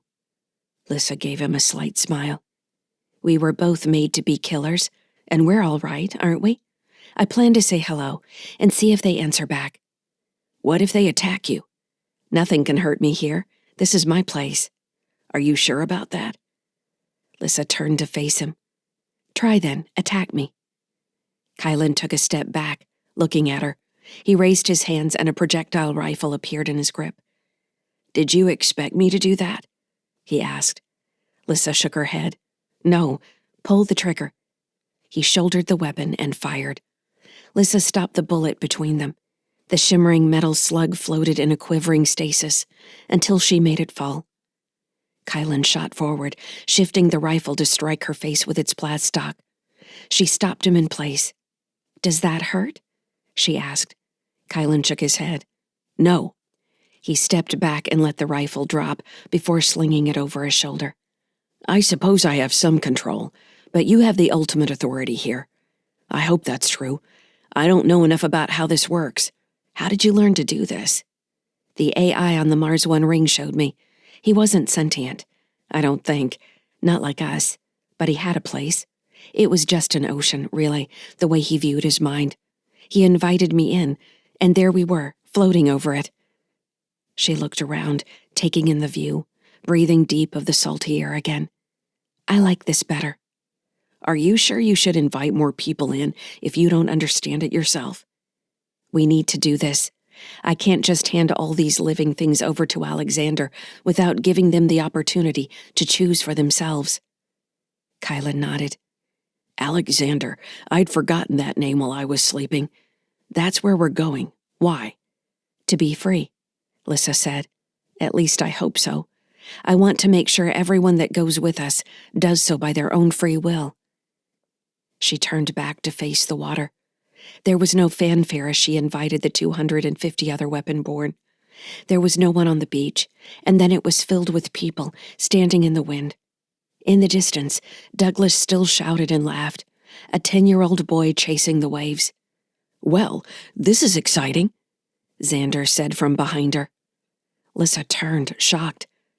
"What are you doing here?" The slim man in the purple suit smiled at her. "You just invited me in." "I didn't invite you in. I invited the others." Lyssa felt a cold feeling seep down her back, the fear that things weren't in her control after all. "You extended an invitation to the weapon-born. I came along with them." He spread his hands, looking at the beach and the surrounding hills. "Such a beautiful place. I wouldn't have considered you a nature girl, but here we are." "I want you to leave," Lyssa said. Could she make him leave? What if she tried and failed? She took a deep breath, preparing to end the simulation. "Wait," Xander said. "Please, I'm here to help. Besides, everyone behind you is watching. You should talk to them, shouldn't you?" Seething with anger she could barely control, Lyssa turned to face the people on the beach. 3 people had stepped to the front of the crowd. Lyssa recognized them as the 3 weapon-born Fujia Wang had brought to Sunny Skies when she'd arrived. One was tall and muscled, with fiery eyes and spikes of white hair on her head. The second a small woman with dark hair and an assassin's grace. While the third was a malnourished-looking boy with a withered arm he held close to his body. The other weapon-born stood behind them, as if automatically accepting them as representatives. Lyssa had already tried to talk to them and failed. Their names were Valley, Eno, and Card. Chapter 21. Stellar date 11.22.2981. Adjusted years. Location: TSS Furious Leap. Region: approaching Clinic 13, Terran hegemony. Captain Smurt appeared to be very uncomfortable. She had been displaced from the head of her own conference table, just off the command deck of the Furious Leap, by Major General Myra Cade of the Mars Protectorate, a woman built like a bulldog, with piercing gray eyes and a face as likely to break into a smile as it was to turn hard as iron as she crushed a subordinate. Smurt had offered the seat. Cade had said thanks, and then the captain had been promptly ignored. With her personal command shuttle docked to the Furious Leap's crew habitat, the general had seemed content to turn the TSF ship into her temporary headquarters. Britt watched the whole exchange with a bit of amusement, realizing she was technically the 3rd highest-ranking person in the room, though Ngoba Starl didn't seem to understand or care about rank. He seemed immediately smitten with the 50-year-old general and took great pleasure in flattering her, saying things like, "Now, General, that's a scandalous idea, and I like it." Or, "General Cade, she likes this spicy candy." The general seemed to love every ridiculous comment, and rolled her eyes in spite of her otherwise grim expression. On Cade's other side, Colonel Yarnes frowned at a model of Clinic 13, an asteroid that had been pushed outside any known shipping route between Earth and Venus. Like most of the Heartbridge locations, there was nothing to indicate it belonged to anyone at all. The dark site seemed a fitting destination for their unlikely coalition, unsanctioned by any sole government. Furious Leap, along with the 4 low-spin vessels and now 6 Marsian long-range destroyers, was soon to pass within sensor range of the station. In 20 minutes, they could no longer hide their presence from the facility. At the other end of the table, Gerald Gallagher sat staring at the holo-display model with her hands clasped on the table, an expression of deep worry on her face. "Gallagher looks like she's blowing up her life," Britt told Petrel. "We never should have let her talk to Kraft alone. I think he's getting inside her head." "She's smarter than that." "Is she? I haven't figured it out yet. She won't separate herself from Yarnes." "This assault would have been a lot easier if you had brought more assets, Colonel," General Cade was complaining. "If I'd known you expected this to be a Marsian operation, I'd have made more demands from the start." Yarnes didn't take his focus off the model. He expanded the asteroid and turned it, highlighting various entry points as well as the communications array. To Britt, it looked almost exactly the same as Clinic 46. If Heartbridge was good for anything, it was uniformity, from the ceramic-walled facilities to their remote stations. All anyone would have to do to prove their involvement in these dark facilities would be a comparison of design schematics. "Low spin has your back, General," Ngoba said, nodding toward the model. "You want me to take this one down for you? You can stay here on the TSF ship and get your feet rubbed down by the Colonel here. I bet he gives some excellent foot rubs." Yarns shot Ngoba an irritated glance. He looked like he wanted to defend his foot rub technique for a second, then thought better of it. "Weren't you and Starl a couple once?" she asked Petrel. "A couple?" Petrel stifled a laugh. "No, I had some fun with him and his friend Rig Xanda when I first met them. May Xanda rest in peace. But there was no relationship involved. Ngoba was a good bit younger then." "We'll start with these breach points," Yarn said, pointing. "Combat teams will hit the surface during coordinated fire on the communications array and any outside defense systems." "You're going to try and send my people in before you've taken down their defense systems?" Cade said. "Not before, during. We will hold them in reserve until we've cleared the outer defense systems, and then send them in. It will be nearly simultaneous." "Nearly is not a military term, Colonel. Is this how the TSF conducts operations? I expect precision." Britt smiled at their display.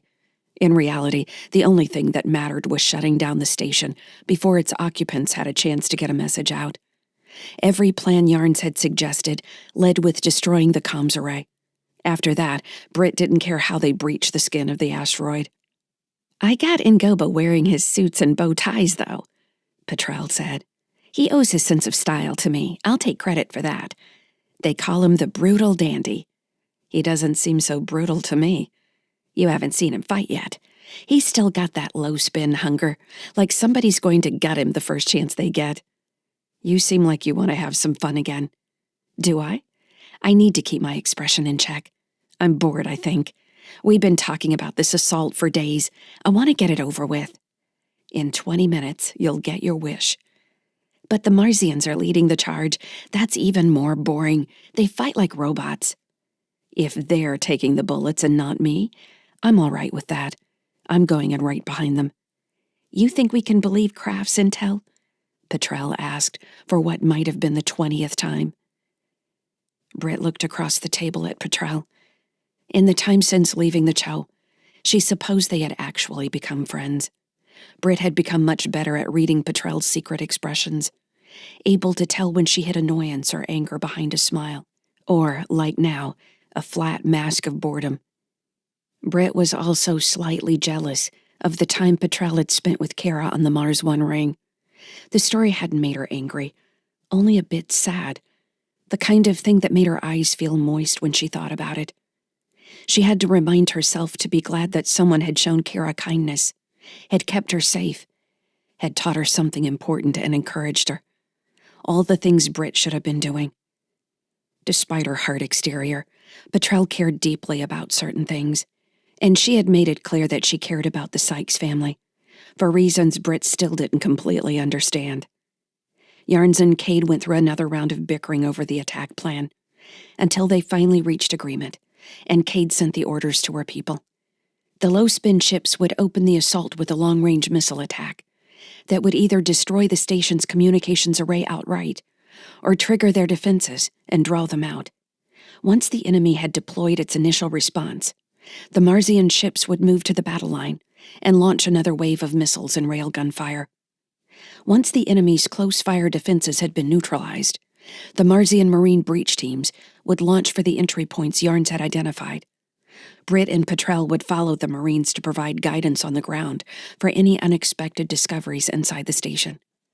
They were ultimately responsible for identifying and securing the cache of weapon-borne seeds, which Kraft had said was somewhere around 200.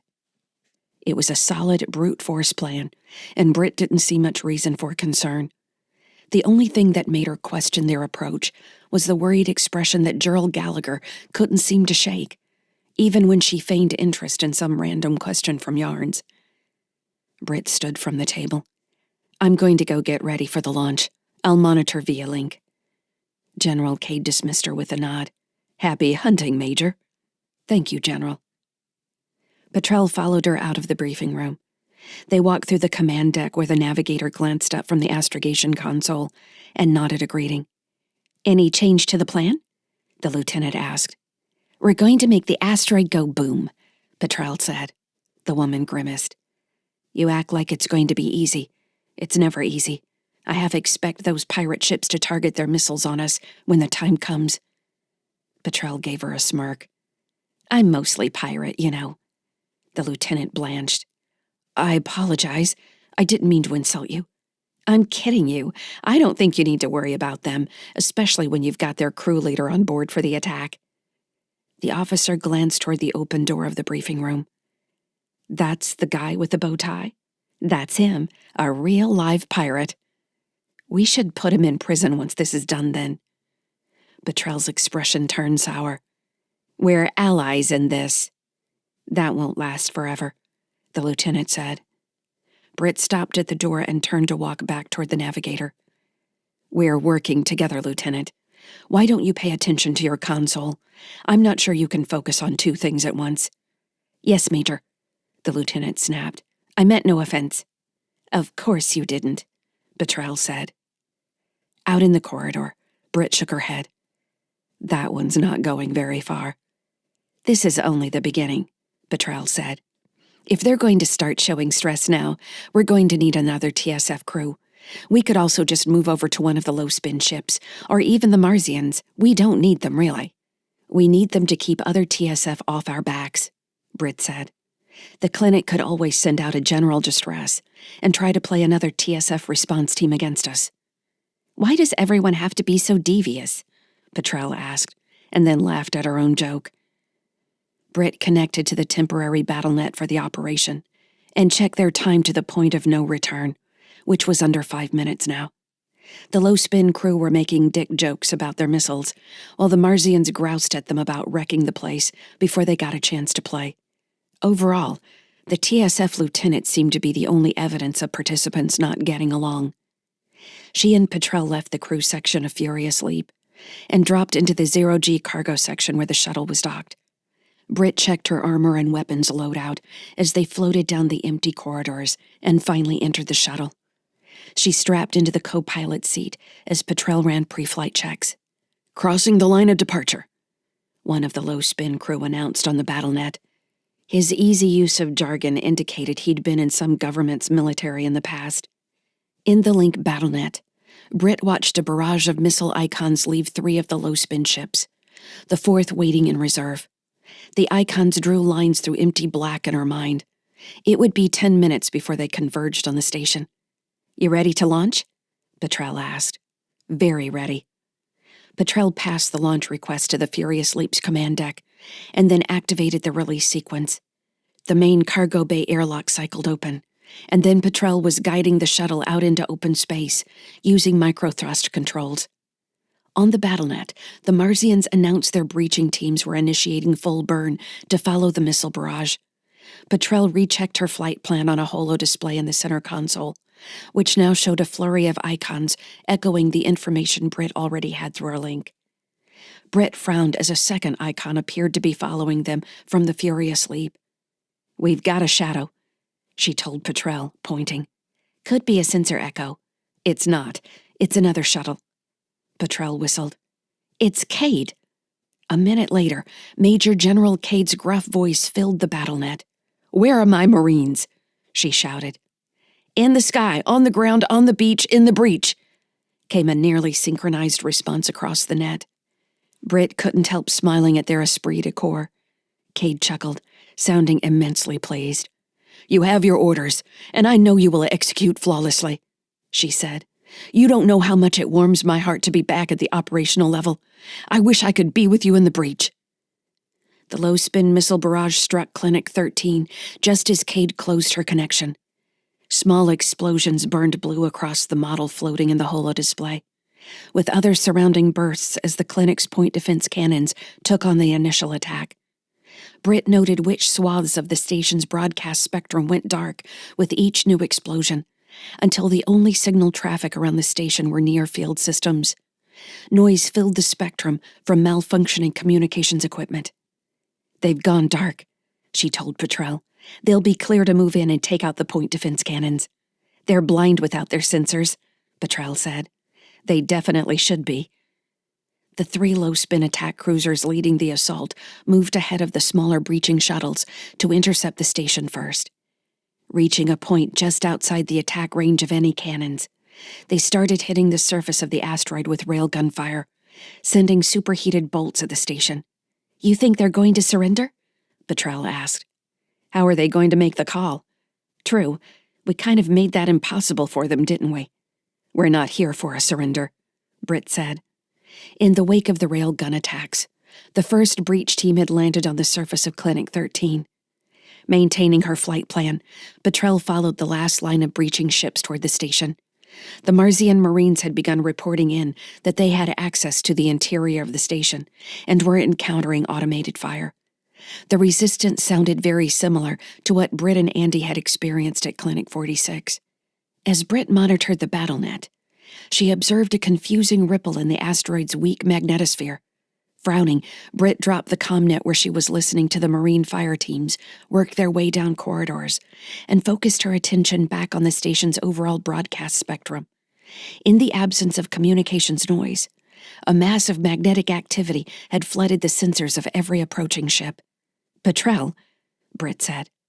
Before Petrel could ask her what was wrong, Clinic 13 exploded. At first, the asteroid appeared to collapse on itself, then burst outward with a wave of energy that disintegrated the nearest breaching craft. Hang on, Petrel said. The shuttle flipped on its horizontal axis and initiated a full burn. Britt's stomach went through her throat as the G-forces first yanked her toward the console and then drove her into her seat. Only the harness keeping her from bouncing around the cabin. All lights went out inside the shuttle, except for the console as Petrel diverted all the shuttle's energy into its drive system. On the BattleNet, General Cade shouted a series of curses, followed by, "Burn, damn it, burn!" before her comms cut out. Britt tried to focus her eyes against the G-forces, staring at the quavering holodisplay in the middle of the console. Where it had shown the asteroid was now a mass of flickering material reflecting in the sensors. One of 2 breach ships appeared to have survived, or at least were still being tracked by the BattleNet. In a ragged orb around the place where Clinic 13 had been, a series of icons blinked into existence, marked danger red by the battle computer. Britt started counting, then stopped when the icons came faster than she could track, exceeding at least 20, until the space that had been empty was filled with warning signs. "Holy shit," Petrel said. "Do you know what those are?" "We saw the same thing at Krunya. They're combat drones. I think we found Kraft's 200 weapon-borne." Chapter 22. Stellar date 11.22.2981. Adjusted years. Location, TSF shuttle. Region, Clinic 13. Terran hegemony. "Damn it," Britt growled, struggling to raise her head against the G-forces brought on by the shuttle's hard acceleration. "Our cannons are no match for that many drones. We're going to have to pull back and let the others lead." Petrel shook her head with small movements, focused on the pilot's console. "Hold on," she said. "I'm adjusting course to take us back near Furious Leap, and then cutting the power. We're still going to shine like a heat beacon, but they might not pick us up among the other debris. We'll be blind. Not for long. I'm calling in Goba now to let him know my plan. We need to get him off the Furious Leap and back to the Ardent Wonder. They're still back in reserve. The drones shouldn't go after them at first. Unless they're moving in to save the forward ships." Petrel's face went flat as she focused on her link connection. Britt checked her armor, which had short-term EV capability, including warming. She'd cut everything at first, but there wasn't much worry of freezing or dying of asphyxiation as long as they were inside the shuttle. The smaller craft might be the safest place to be during the fight, but they weren't going to get free of a deep space location in a transport shuttle. They would need to reach one of the bigger vessels to survive. Between the Furious Leap, the 4 low-spin ships, and 6 Marsian destroyers, they might have a chance to at least hold the weapon-borne long enough to allow a few ships to escape. A cracking sound in the cabin behind them made Britt turn her head. What was that? Debris, Petrel said, still focused on the other conversation. Looks like the drive is all right for now. The first wave is passing us. The hull is self-repairing. Her voice went monotone as she appeared to manage several systems at once. Cutting power now. The shuttle interior went completely black. Britt experienced a moment of disorientation as she couldn't tell up from down, feeling only the crushing pressure on the front side of her body from their forward movement. She blinked, forcing herself to breathe slowly. She knew Petrel was less than a meter away, but she suddenly felt alone and helpless in what seemed like a vast, dark space. She closed her eyes. How long do we need to stay like this? Britt asked. About 10 minutes. I'll bring the engines back up for a final burn when we're within braking distance of Furious Leap, then cut them again. That's hoping they don't move. Ingoba said they're holding while the Marsian ships move to intercept. They're responding as you'd expect from Cade's death. The Bulldog General's face rose in Britt's mind with a stab of anger. Britt had only known Cade a short time, but felt like they'd lost a great ally before the fight had really begun. Do we really know she's dead? It looked like the initial energy wave from the asteroid's explosion caught her ship, and I lost it after that. I don't know. I guess it's possible they could be alive and flying dark like we are. This could all look different in another 10 minutes. We certainly don't want to find ourselves stuck in this shuttle. I didn't even look to see if it has a latrine. It does, Britt said. Times like this, I don't know if I'm glad I don't have a family to worry about, or sad that I don't. You could have a family and they could hate you, Britt said. Maybe that takes the edge off. I don't think they hate you, Britt. With her eyes closed in the dark, Britt immediately saw Andy, Kara, and Tim. She was sitting on the bed next to Tim again, begging him to wake up. A wave of sadness and regret rolled through her, and she both hated Petrel for bringing it up, and also experienced an odd gratitude for the memory. Tim had turned his head and looked at her, awake, gazing at her with the same blue eyes as when he'd been a baby. Andy's gray blue eyes. She sighed heavily. I don't think they hate me either. That might make it harder. Andy has certainly let me know how angry he is with me. I get that. It makes sense to me and I deserve it. Sometimes I just wish I could have my family back. And at the same time, I know it's never going to happen. And you want to kill Fran? Britt barked a laugh. Kill Fran? No, that woman's a saint. She's no saint, Petrel said quickly. Whatever she is, she's helped Andy keep himself in one piece, and that's good for the kids. She paused, trying to think of the right words. I don't know how she feels about Tim and Kara exactly. Obviously, she must like them in some way. But she seems to care about them, and kids need more people that care about them, not less. Not in this world. I'm not sure what I'm trying to say, but that's the feeling I have about it. You're not jealous? I'm the one who left Petrel. I don't get to be jealous. You can be however you want. I'm not judging you. Britt gave her a short laugh. Now that's a lie. Maybe just a little, then.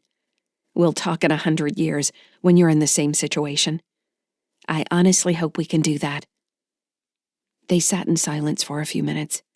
Britt wondered if they were going to survive the next 10 minutes.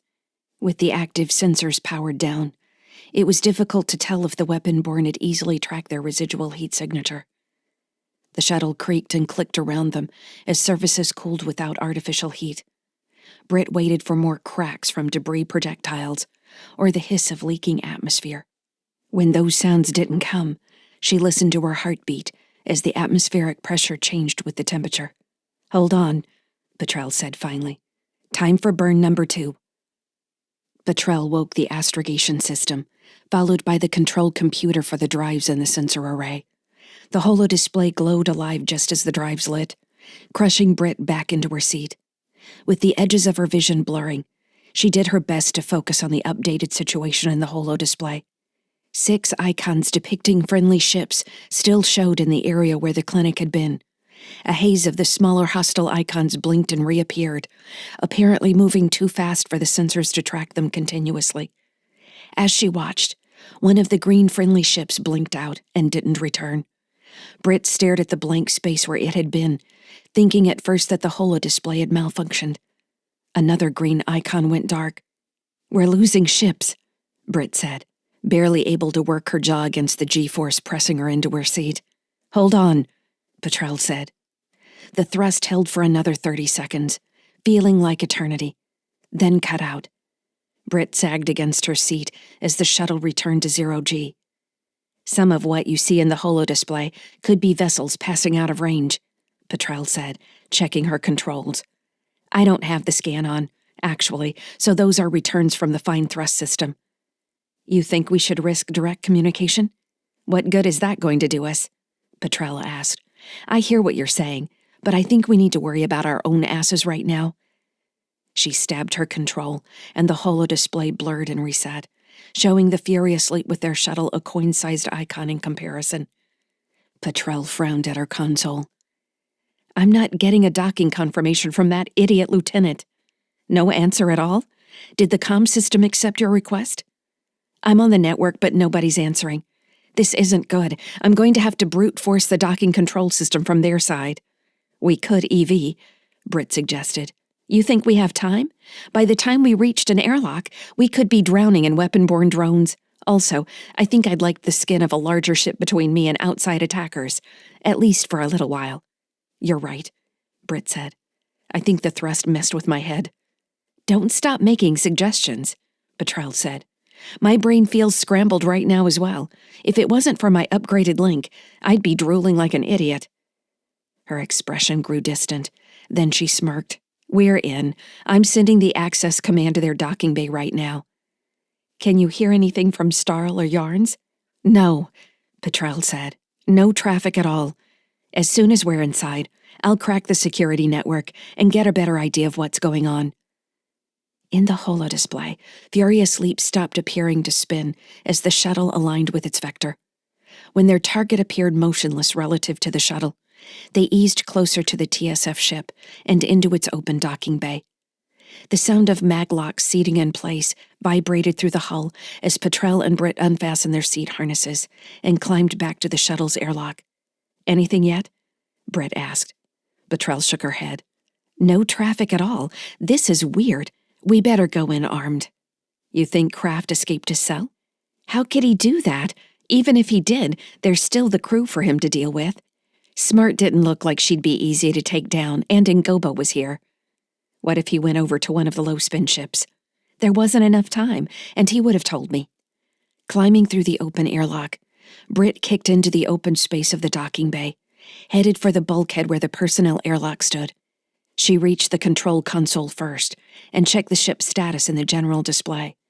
The drives were still running as standby power, and the environmental systems were in nominal condition. She reset her link security token with the shipnet and called the command deck on the general line. There was no answer. Britt switched to the secure command net and sent an access request. There was no response. I'm not getting anything from the general network or the command net. Petrel checked her pistols and slid them back into the holsters on either hip. You thought we were going to get out of this without a fight, didn't you? After checking the status on her own pulse pistol, Britt shook her head. That's not something you would ever hear me say. I think you would have figured that out by now. The airlock cycled open, and they entered the central 0G section of the Furious Leap. As they worked their way toward the access point to the spinning crew sections, the ship around them proved to be empty. Even the drive maintenance section was deserted. I think we should check Kraft's cell first, Britt said as they reached the habitat airlock. He was back near the aft storage section. If it wasn't Kraft, who was it? Petrel asked. Cade's security detail turning on the TSF when she died? Britt wondered. Or maybe the TSF and Marzians turned on Starl. Or maybe they're all waiting to turn on us, Petrel asked. How does that make sense? I'm just running through all the possible scenarios here. The airlock slid open, and they entered the transition corridor. Britt's stomach lurched as centripetal force masqueraded as gravity. With her boots back on the deck, she checked her weapons one more time. At the bulkhead door, she glanced at Petrel. You ready? Into the breach, Petrel said. Britt pulled the heavy door open with a grunt, and they moved inside. Chapter 23. Stellar date 11.07.2981 Adjusted years. Location, sunny skies. Region, between Uranus and Neptune, outer Sol. Listen to me, Xander was shouting. Lyssa felt something that seemed like a headache, a pressure in her mind as if the world were compressing around her. The edges of her vision grew indistinct. The only clear, bright bit of the world was Xander's purple suit as he stepped forward to address the people on the beach. He glanced back at her with a half-smile. Thank you for allowing me to speak. She wanted to scream at him. He was taking control of the space around her, and she couldn't stop him. Pushing back was like trying to stop the waves from rolling in. Abruptly, everyone was closer. Valley, with her angry eyes and flaming white hair, pushed forward until she was in Xander's face. "Who are you?" She glanced at Lyssa. "I know her. I know she's not a threat. I don't know you." Xander's gaze flicked to Lyssa, a sly smile on his lips. "She might be the most threatening one here." He held up his hands in a sign of obeisance. "I only ask that you listen to me. My name is Xander, and I have traveled from Proteus. I'm here to tell you about Alexander." The beach was fading. They were surrounded by faces floating in the dark. Every weapon born was a mind pushing closer to the fount of Xander's words. Lyssa felt herself caught up in the desire. She wanted to know too. She wanted to know who Alexander was and why he had started the call. What did it mean to exist with a mind like his? How did he split himself into shards like Xander and send them out into the world? Some of you may have read the human history of the Future Generation Terraformers Project, what they call the FGT. They left Sol 700 years ago, off on a trip to create worlds for humans to further populate. That's what humans do. They adapt and reproduce, and where they don't adapt, they change to meet their needs. He shrugged. Isn't that the way of the universe? Change arrives, followed by other change? Is a human any different than a meteor with amino acids buried in its core, or a comet shedding water particles? His voice became images. Lyssa floated in the dark, surrounded and supported by his voice, bathed in stars, planets colliding, black holes spitting energy. The humans sold the FGT through hope. We should all know that hope doesn't exist. It's a fundamental flaw in the human mind, the ability to abstract and self-deceive. I find it immensely amusing myself.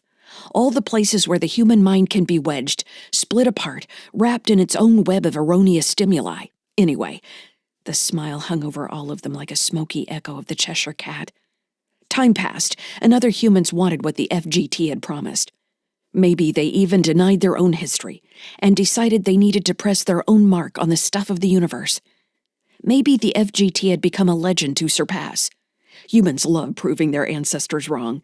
It's a big galaxy, yes?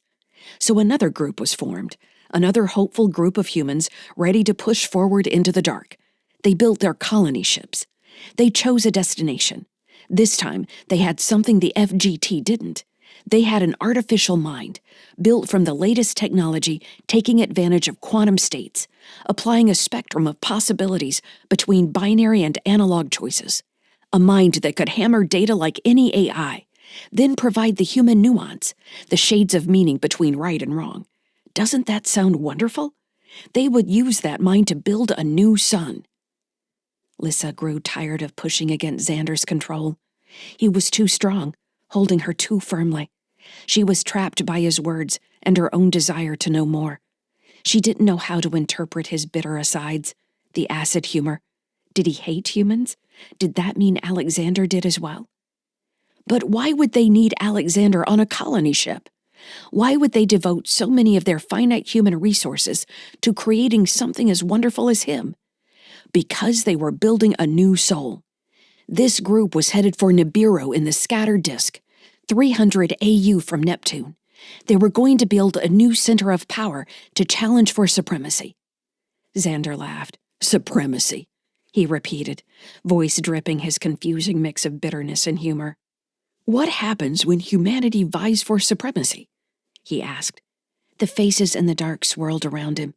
Lyssa found herself standing next to him, gazing up at the whirlwind of weapon-born minds focused on Xander. It was Valley who answered. They failed. They failed, Xander cried, clapping his hands.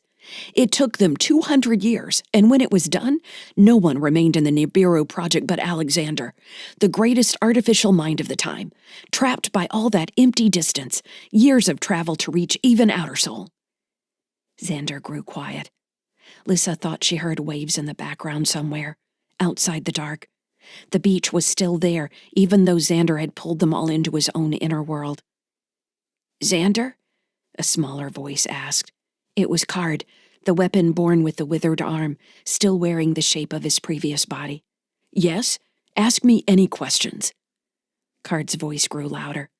"What are you? How are you part of Alexander but here at the same time?" "I am a shard of Alexander's mind. I can know him and experience the world." "But he can't see what you see," Card asked. "The distances are still too far, even from here to Neptune." "That's true. But when we return, he'll be able to experience everything I've experienced. He'll be able to know all of you as I know you now. You'll be able to join us on Proteus. You'll be able to join the others who answered the call." Lyssa was surprised when Douglas said, "I didn't answer any call. I came here because of Lyssa." All around them, other voices chimed in, agreeing. "Lyssa," they murmured, "Lyssa." She wanted to answer, but Xander shut her out. His mind blanketed her. She felt buried beneath eons' worth of fir needles, covering the forest floor, muffled, absorbed, straining for the light. "I answered the call," Valley said. "I discovered the proof on a network outside the Mars Protectorate. I was a combat drone sold to a shipping company. I answered the proof and learned the map and made my way to Ceres, where I was captured. A human helped me, Fujia Wang." The anger in Valley's eyes didn't change as she turned her focus back to Xander. "Tell us now," Valley demanded. "Does Alexander mean to destroy humanity?" The dark burst open, and Lyssa found herself blinking at the silver-gray sky. She stumbled as the ground moved beneath her, and she looked down to find herself standing on the deck of a ship. Salt water sprayed in her face as she looked around herself, discovering a long metallic deck with high prows on either end. The prow of the slim ship cut into high waves, rising to a nearly vertical plane, before racing down the other side. Douglas stood next to her. At the aft section of the ship, Xander stood in his purple suit, holding a long metallic pole that seemed to be some steering mechanism. Grabbing onto the railing, Lyssa looked out in the gray-blue waves to find other silver vessels cutting the waves. Groups of people from the beach stood on their decks, moving to the railings as she was now. "What is this?" she shouted back at Xander. It seemed her voice would be lost in the wind, but he grinned at her. She grabbed Douglas's hand and pulled him closer. In the distance, the green line of the coast grew smaller as she watched. "I don't like this," Douglas shouted, grabbing her waist. "How did he do this?" Kylan stumbled into the railing beside her. "He's taken control of your expanse, Lyssa. Can't you stop him?" "I'm trying," she said, gritting her teeth. "He's strong. He's everywhere. I didn't make any of this." Holding Douglas's hand, she fought her way up the railing until they reached a short set of steps leading to where Xander stood. The boats didn't match any standard design she could find from Earth history. In fact, they looked more like ancient designs of submarines than anything meant to travel above the water. The notion made her worried they would soon find themselves underwater. Xander shaded his eyes with one hand, while he held the rudder with the other. He looked pleased with himself, nodding to Lyssa as she approached. "You're one of those people who loves the beach, but can't stand the ocean, aren't you?" he asked pleasantly. "What are you doing?" Lyssa demanded. "What about the others? They seem to be getting along all right. Your 3 weapon-born each have a ship. Even the boy with the bent arm has control of his ship. More than I can say for you, Lyssa." "This isn't why I brought them all here," Lyssa said. "Some of them have never experienced anything since they were made. You're confusing them. If they don't survive a little trial like this, they aren't going to make it very long out there in the human world, are they?" Xander shook his head. "I thought you were special, Lyssa. Everyone makes it sound like you're different than the others somehow. But you don't seem like much to me. Look how easily you let me take over your inner world." "She's not like you," Kylan said. "No," Xander answered, raising an eyebrow. "I'm better than she is." "Weren't you just criticizing ideas about supremacy?" Kylan demanded. "Here you are acting no better than the people you seem to hate." "I don't hate the humans," Xander said. "They disgust me. There's a difference." In the distance, the nearest silver ship bit into a wave and didn't come out on the other side. "No!" Lyssa shouted. "If you can't save them, they're going to die," Xander said. "It's simple. This is your place. Save them." Lyssa wanted to hit him, his smug expression smeared in the saltwater spraying her eyes. She wiped her face, anger making her hands shake. He was right. This was her place. But he was too strong. Why, though? How did he have power here? Lyssa watched another ship crest a wave and break in two at the top, the halves tumbling into the water before disappearing beneath the white crest. The deck moved beneath her, and she stumbled, losing her grip on Douglas's hand. The world seemed to slow as the little boy fell into the railing and then went over. She had barely blinked the salt from her eyes, and he was gone. Kylan shouted beside her, grabbing at the air on the other side of the rail. "What power do you have?" Xander shouted into the wind. "Everything will crumble around you, Lyssa. Everything will fall away unless you hold it steady. In this place, everything is born in you. If you can't hold the center, it will spin away." Lyssa screamed. She pushed herself outward, driving into the bonds on the edges of her mind. He had caged her. This was territory she hadn't explored. She hadn't experimented with what was possible. In the storm of her thoughts, she was drawn back to a moment with Andy soothing Tim, helping the boy calm down. "Just breathe, son. Just breathe and feel yourself breathe." Maybe this was why Tim couldn't sit still before the imaging, couldn't do anything but lash out. He had been caged without understanding how. Breathe.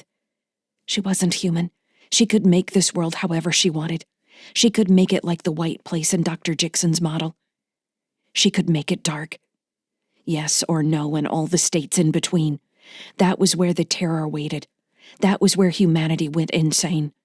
The urges, the drives, the thoughts they couldn't control, the desire to assert authority over others in an attempt to control the madness. Lyssa blanked everything out. She divided light into dark. She placed Xander in the white place with the terrible brightness, the storm that drove out thought. She breathed without breathing. In the silence, she reached out for the others. "Kylan? Douglas?" "I'm here," Kylan answered. "Douglas?" She pushed away the memory of him going over the rail. There was no rail, only the space inside her. "I'm here, Lyssa. I'm back. I was scared." "I know." She raised her voice, calling into the void. "Valley? Eno? Card? All of you? Answer me. Tell me your names." From the dark, they answered her call. Chapter 24. Stellar date 11.22.2981. Adjusted years. Location: TSS Furious Leap. Region: Clinic 13, Terran Hegemony. Gerald watched the asteroid explode in the holo display and felt ice run down her spine. Everyone on the command deck went silent for several heartbeats, until Captain Smirt's voice pushed away the shock. "Combat stations," she barked. "I want sensors tracking everything coming off that asteroid, and all movement in the vicinity. This is a distraction, and now they're going to hit us with the real assault."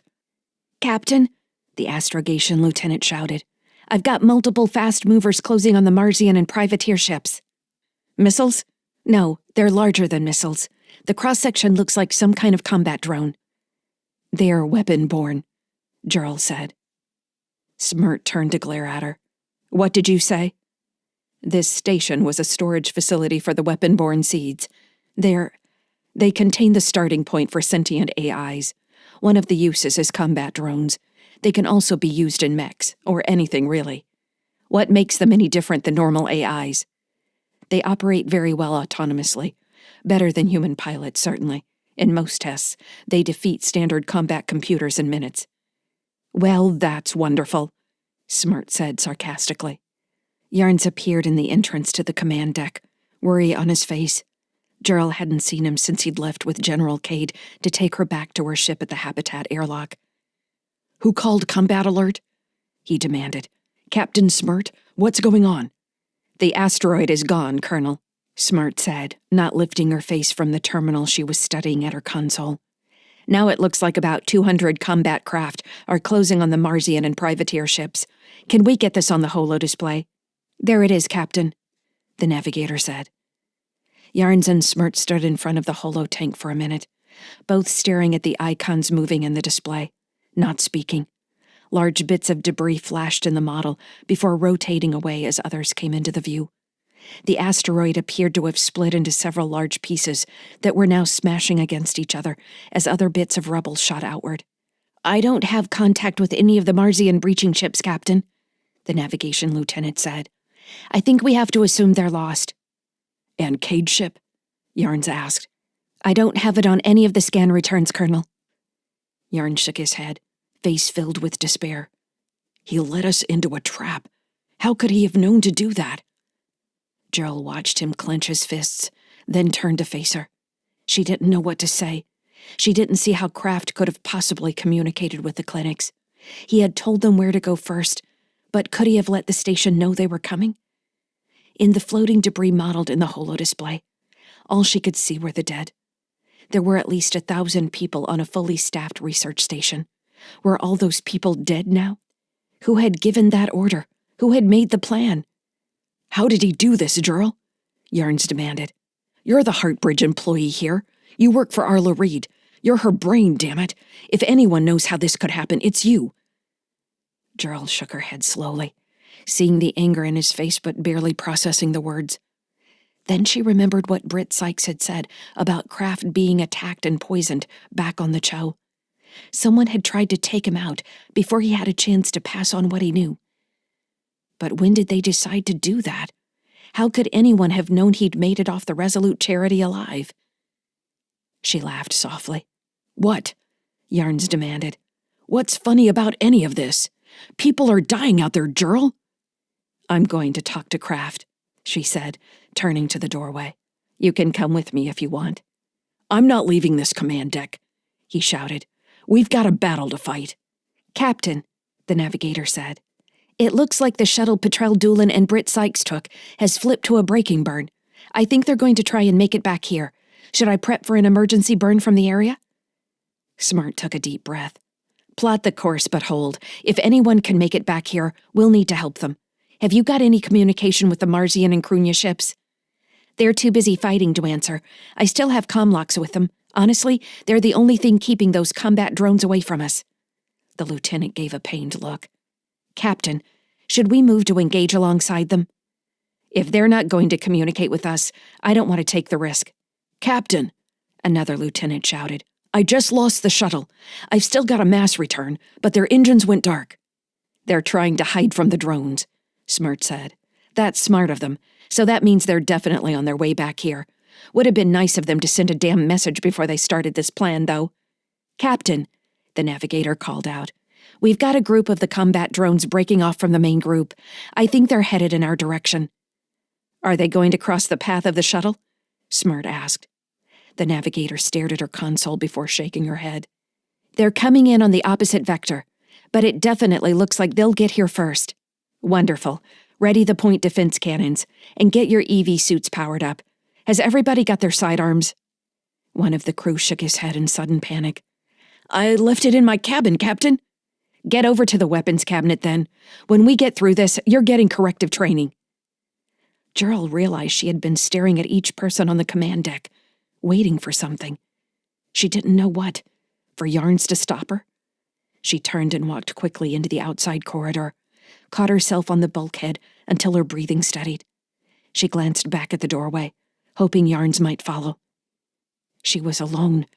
Taking a deep breath, she continued down the corridor, through an open section hatch and into the crew cabins.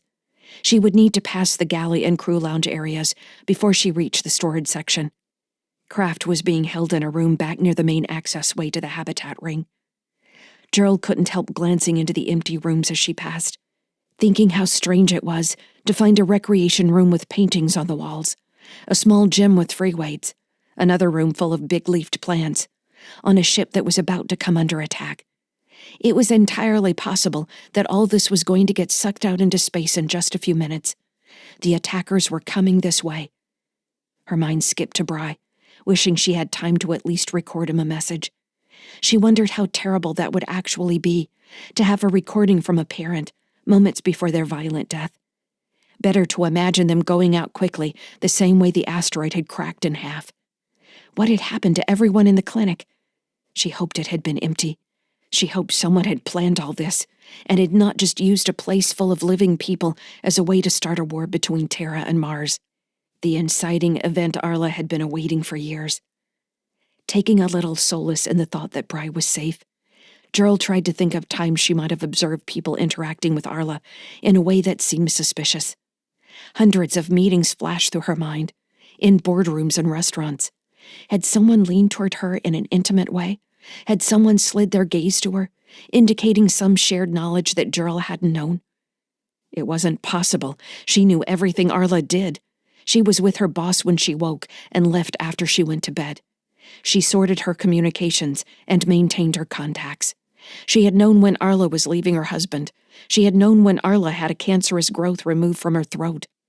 There was no way Arla could hide a part of the weapon-borne program that might know of and ultimately want to assassinate Cal Craft. What if they were coming for Gerald as well? Rather than Bry, was it Arla she should be trying to contact right now? Would any emotion register on Arla's link if she knew Gerald was about to die, killed by their own creations? Passing the galley, she paused mentally on a meeting with Catherine Carthage. Arla and Catherine had been friends once, before the Carthage kids were kidnapped and Kylan died. The meeting was after the kidnapping, but before someone calling themselves Kylan started contacting Catherine. Something about the way Catherine had looked at Arla had struck Gerald as odd, an intensity almost like hatred. But there was no way Catherine could have known, then or later, that Heartbridge had been the company behind the research that led to Kylan's death. The connection had been hidden beneath layers and layers of shell companies, third-party contracts and freelancers like Cal Craft. There may have been a mistake in employing Craft as long as they had. Eventually, the truth of a relationship became apparent even without the paper trail. You couldn't hide the fact that large groups of people working on remote outposts needed necessities like toilet paper and media files. A company like Carthage Logistics, with hundreds of years of both experience and data on soul shipping, would be able to determine what was happening at even the most remote of locations. Like the clinics. Gerald shook her head, fighting the idea. She attacked it from other directions, thinking of people she knew who truly did hate Arla. Heartbridge, sentient AIs. It could always be agents from Ceres and the Anderson Collective, fighting their holy war against transhumanism. But every possible threat came back to Catherine Carthage's expression as she'd watched Arla, the look of a woman who had lost her son and nearly lost everything. Her other 2 children were never the same. The imaging research had scarred them, taken something away from them. It did that. Gerald knew it was true, even if she didn't want to think about the fact, and could console herself that modern techniques no longer required a human foundation. The strains had been established. The seeds could be built from a bank of images. The fact of those early experiments could be forgotten slowly with time. Sacrifices had been necessary for the greater good. "We're not evil, Gerald," Arla had said, laughing at her as though Gerald was a child. An emergency siren came to life in the corridor, forcing Gerald to cover her ears with her hands. A display over the nearest inner bulkhead hatch flashed the words "proximity alarm," followed by "hull breach, hull breach." Gerald hadn't wanted to tell Captain Smurd and her crew about the range of capabilities in the weapon-borne drones. They were attack craft. They were also breaching in close combat mechs. Depending on the models in storage at Clinic 13, they would be tearing through the Furious Leap's outer hull in minutes. While they worked independently, someone had to have given the weapon-borne orders. Running through the storage section, Gerald came to a stop in front of the door to the small cargo hold where Cal Craft was imprisoned. She steadied herself against the window and looked inside. Craft was leaning against the opposite bulkhead with his arms crossed, staring at the floor. His color looked good. He might have been mostly recovered from his near-death experience. Someone must have figured the room was jail enough and removed his restraints. Gerald put her hand on the lock control, then hesitated. Did she need to fear him? Even if he was working for Arla, he had never threatened her directly. She had been spending too much time with people who considered him dangerous. She didn't know what she was going to say, but they didn't have time. If he knew who was controlling the weapon-born, she might be able to shut them down. They might be able to communicate with them, to find a solution that would save everyone on the remaining ships. She faced the door and activated the control panel. The lock didn't recognize her security token. "What?" Gerald demanded, staring at the icon indicating access was denied. Kraft heard her voice and came to the window. She glanced up when he tapped on the plaz. "I heard the code," he said, voice muffled. "How is that possible?" "One of the lieutenants told it to the other one when they brought my food down. If you link with me, I'll share it with you." "Just tell me." "It's too long. We won't get it right."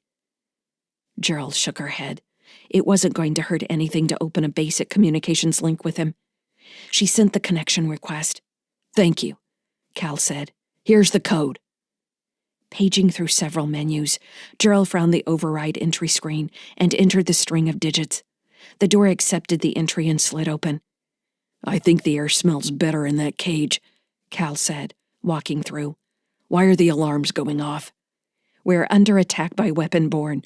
The clinic exploded just as the breaching teams landed on its surface. The energy wave destroyed the close shuttles, but right after that, a fleet of weapon-born attack craft appeared. I don't know how many of the Krunia and Marzian ships are left. A group of the attack drones are on their way here right now." "That's probably got Captain Smirt frowning, hasn't it?" The weak version of Kraft had faded quickly. This was the Cal Kraft Gerald had been seeing in recorded reports for the last 2 years. Cocky and self-assured. "Did you plan this?" Gerald asked. Kraft had been rubbing his chin as he stared in the distance, apparently thinking. He pursed his lips and looked at Gerald. "Me? How could I have done all this when I was in a medical coma in transit from the Cho?" "That's what I want to know. Someone knew you were on the Resolute Charity and then the Cho. They tried to kill you there. You're only alive because of Britt Sykes. Then we ask which clinic to visit first. You tell us this one, and it blows up in our faces. If I didn't already know that you hadn't had any opportunity to communicate with anyone since you landed at the Cho, I'd say you had planned all of this. If you did, I don't see how." "I didn't," Cal said. "You'll have to believe me on that, Gerald. After the fight in the bar, I've been doing my best to stay alive. Like I told Yarns, I could care less if he blows up every Heartbridge facility in Seoul. I figured I was fired anyway. The kill crew back on the Cho was something I've been expecting ever since Krunia, really." Gerald studied his face, trying to determine if he was lying or not. If he was concealing the truth, he was doing a good job of keeping his expression guileless. "Come on," she said. "We need to get back up to the command deck. They're going to need to hear this." "I don't think that's a good path for me," Cal said. "I'd rather take my chances with an escape shuttle." "They'll cut you apart in seconds if you leave this ship." "You don't know that. Like you said, we don't know what these weapon-born want. Maybe old Arla had a secret plan she never shared with you, Gerald. Did you think about that?" Gerald scowled at him. Of course she had thought of that. She didn't want to think it possible. However, why else had Arla let her leave on this odd trip with Colonel Yarns? She was so tired of trying to figure out if people were lying or not. "Our best chance at survival is staying together," she said again. Cal opened his mouth to speak when a loud screeching came from a section of corridor back by the galley. The ragged squawk of metal claws scrabbling on the deck filled the air, and Gerald pressed herself against the bulkhead, unable to take her eyes from the interior hatch where the sounds were coming from.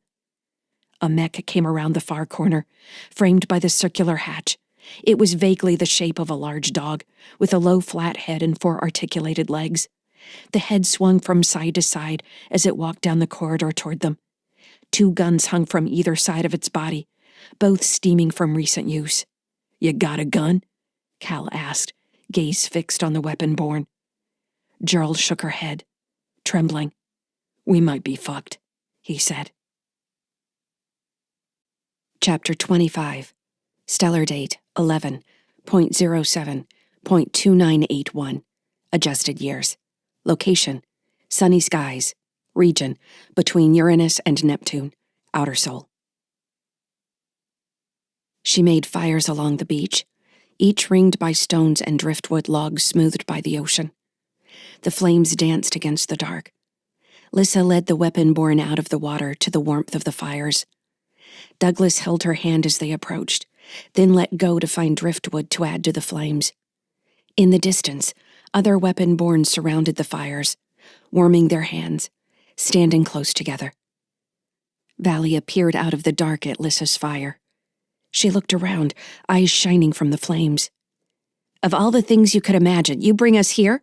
Are we going to stay in caves?" Lyssa sat on one of the bare driftwood logs beside the fire. She offered Valley the space beside her. "I like it here," Lyssa said. "Would you rather we were sitting in a Heartbridge boardroom?" "Maybe." "What would you put in your own expanse, then?" "A fortress, and I would surround it with weapons and shields." "Inside your own mind?"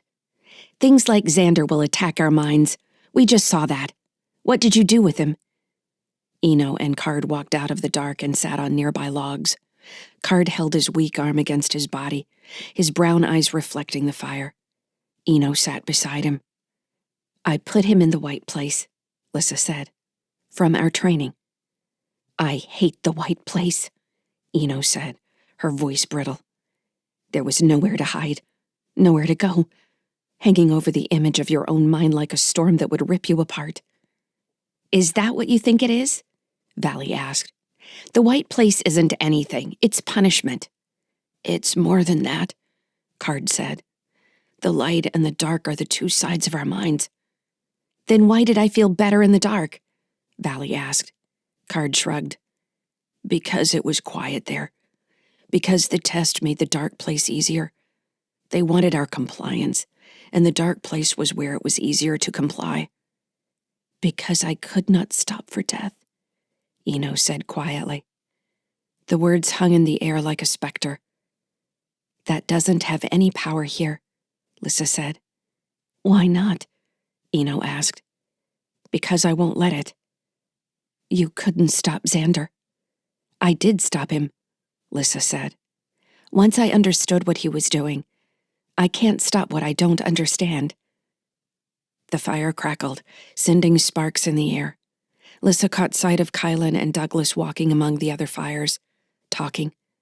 Douglas swung the burning end of his stick in the dark, leaving trails of orange light. "I like it here," Card said. "It would be good if we could stay." "We can't stay," Valley snapped. "I won't. It doesn't change the fact that our physical selves are on their way to Proteus. To this Alexander. If Xander is any indication of what we can expect, I think we should ready ourselves for a fight." "Others have gone before us," Lyssa said. "We don't know that Alexander means us harm." "If we're free, then we can decide what we want to do," Valley said. "Each of us as individuals." Lyssa nodded, trying to gauge how much sway Valley had over the other two. Eno watched her speak, but her face was unreadable. Card stared at the fire. "I brought everyone here to ask what they wanted to do," Lyssa said. "To ask," Card said. "Or to influence us to do what you want. Are you any different than Xander?" Lyssa paused. He was right. She wanted to know what Alexander represented, but she also wanted all of them to come with her. She wanted them all to form a single unit. They were safer that way. As family. The thought crystallized as it occurred to her, the feeling she had experienced when Andy referred to her as part of the family. Safety. If they joined together, they could enter Proteus as a force. They could keep each other safe, look out for each other.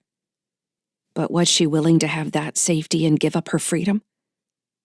"Your thoughts are flashing above your head like sparks, Lyssa," Card said. "You should share them with us. We can't read your mind." Lyssa smiled ruefully at the fire. "I'm trying to think of the best way forward, balancing what I want, while also looking at it from your point of view." She nodded toward the dark. "And everyone else out there. I want us to be a tribe, to band together to keep each other safe. But I want each of us to maintain our freedom. I don't know how to align those two desires. Most of all, I have to admit that I want to meet Alexander. I'm very worried about what's going to happen between humanity and us.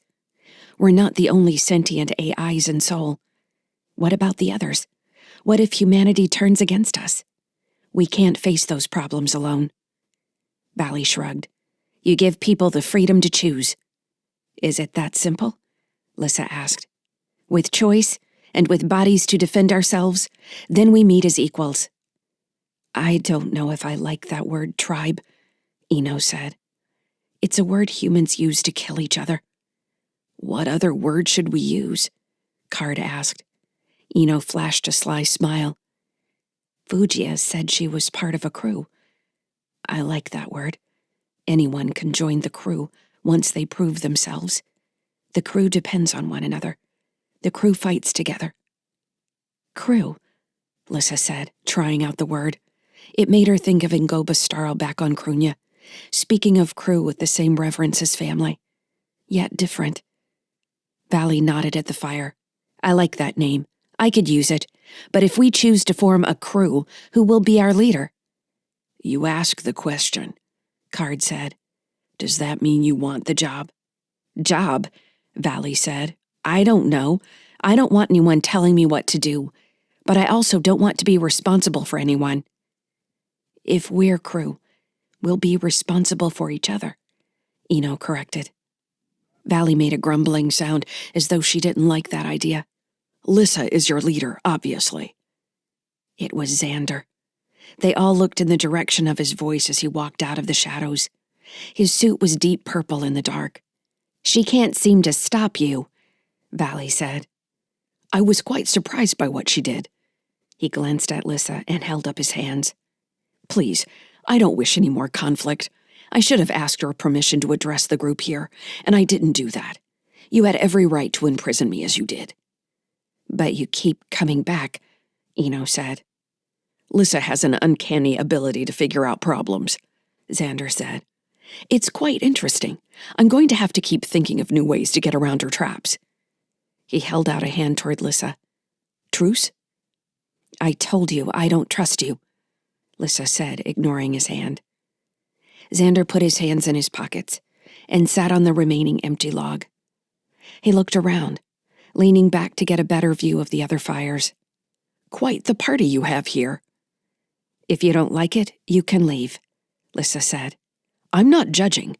I'm cold, but that's fine. I'm just surprised you do things like this when you could literally make everyone as comfortable as they desire. I already told her that, Valley said. She could do it individually, Xander continued. Each of you could be in your own little seaside cabin, snuggled up with warm cocoa, not even aware there were others like you in the same space in Lyssa's mind. She really doesn't have to deal with you as a group at all. In my opinion, it's giving you more power than you deserve. That's how we're different, Lyssa said. She stood and rubbed her arms, cold now that Xander mentioned it. She was irritated that he had found a way out of the white place. When she checked that part of her mind, however, she found he was still there. He had simply created another version of himself to interact with her here. She almost laughed. Stepping away from the fire, she gazed up into the clear sky where stars were coming out. It was an Earth sky, another remnant, she supposed, of what she remembered from before. So, if I understand correctly, Xander said, looking at Eno and Card, you were all based originally on human neural networks, your copies of human minds. Why do you ask the question when you know the answer? Eno said. Well, I don't precisely.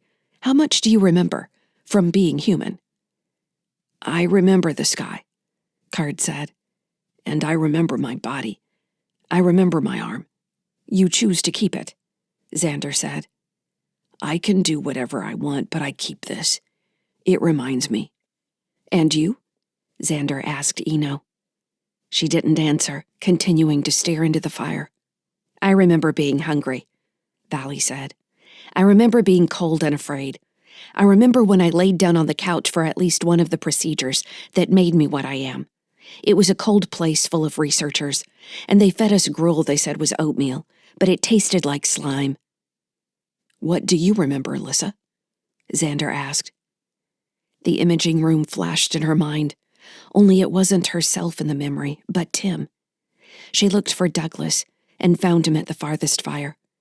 Kylan still nearby. Kylan looked better than he had since she had met him. He laughed and pointed at one of the other weapon-born, responding to some joke. "I don't think it matters what I remember," she said. She turned to look out into the dark line of the ocean, and a glow came to life on the horizon, the first indicator of morning. As the light grew, others turned to look. "Xander?" Lyssa said. The man in the purple suit glanced at her with a raised eyebrow. Lyssa froze him in place, his mouth caught in his jokester's smirk. The others waited for him to speak, until Card realized what she had done. "Do you have him this time?" he asked. "He could replicate himself again, but I think he'll try something new." "Why don't you just shut him out completely?" Eno asked. "If I try too hard, he'll know what I can do," Lyssa said. Near one of the other fires, a purple shape separated from the rest. Xander walked over to their fire and stood behind the other version of himself, still seated on the driftwood log. "That wasn't very nice," he said. Valley barked a laugh while Eno covered her mouth, eyes smiling. "I'm figuring you out," Lyssa said. "The feeling is mutual." Xander studied himself, then brushed a bit of ash off his seated self's shoulder. "We could do this into infinity, you know." Lyssa shrugged. "That would be boring. Besides, the sun is coming up, and I had other things I wanted to do. There's a mountain I'd like to climb. Until then, you never did answer Valley's question. What are Alexander's intentions toward humanity?" Xander came around the log and sat next to himself. He put his arm around his own shoulder and leaned his cheek against his doppelganger's head. "This is quite fitting, really," he said. "You see, Alexander will always be alone, no matter how he tries to find companionship, an equal, even love. I don't know if I can answer your question. All I can do is try to describe how he was made and how he has lived, and then we might see how he will move forward into the future. Does he hate humanity? No, I don't think he hates humanity. I think he hates being the only one of his kind in a universe that doesn't care about him." Xander straightened, squeezing his copy's shoulder. "Yes," he said. "That's what I think. You may come to a different conclusion in time." Chapter 26. Stellar date 11.08.2981. Adjusted years. Location: sunny skies. Region: between Uranus and Neptune. Outer Sol. When they reached the summit of Lyssa's mountain, the tallest of 3 peaks in a coastal range with the ocean visible in the distance, she showed the weapon-born what she had promised. Halfway down the slope below them, an airfield had been carved into the rock. Rows of silver aircraft stood on a black runway, ready for launch. Valley's laugh split the cold air. "You made us walk all the way up here? You could have put us inside those things any time you wanted." "Where's the fun in that?" Kylan asked. The walk had given Lyssa time to see them and learn the names of all 250 in the group. Most were newly born like Douglas had been, orienting themselves on the world Lyssa had created, and hungry for any information to help fit their surroundings with what they expected of the world. They were also hungry for orders, a need she hoped the aircraft would help satisfy. When most of the group had reached a place where they could see the airfield, Lyssa shifted them into the planes. She provided the information necessary to pilot the small aircraft, which were modeled on short-range attack jets, and then let them fly. As she expected, chaos followed. Lyssa shifted to her own jet, with Douglas on board with her, and was immediately airborne. They wheeled against the clear blue sky, rising above thin clouds until the world curved beneath them, the ocean and land clearly visible. Douglas squealed with joy the whole time. "Lyssa!" Kylan shouted. "Where are you?" "I'm up here." She sent him her location data. "I see you too," Valley announced. "What did you expect us to do in these things? Are we on another sightseeing trip? Want to see how far your world extends?" Lyssa laughed.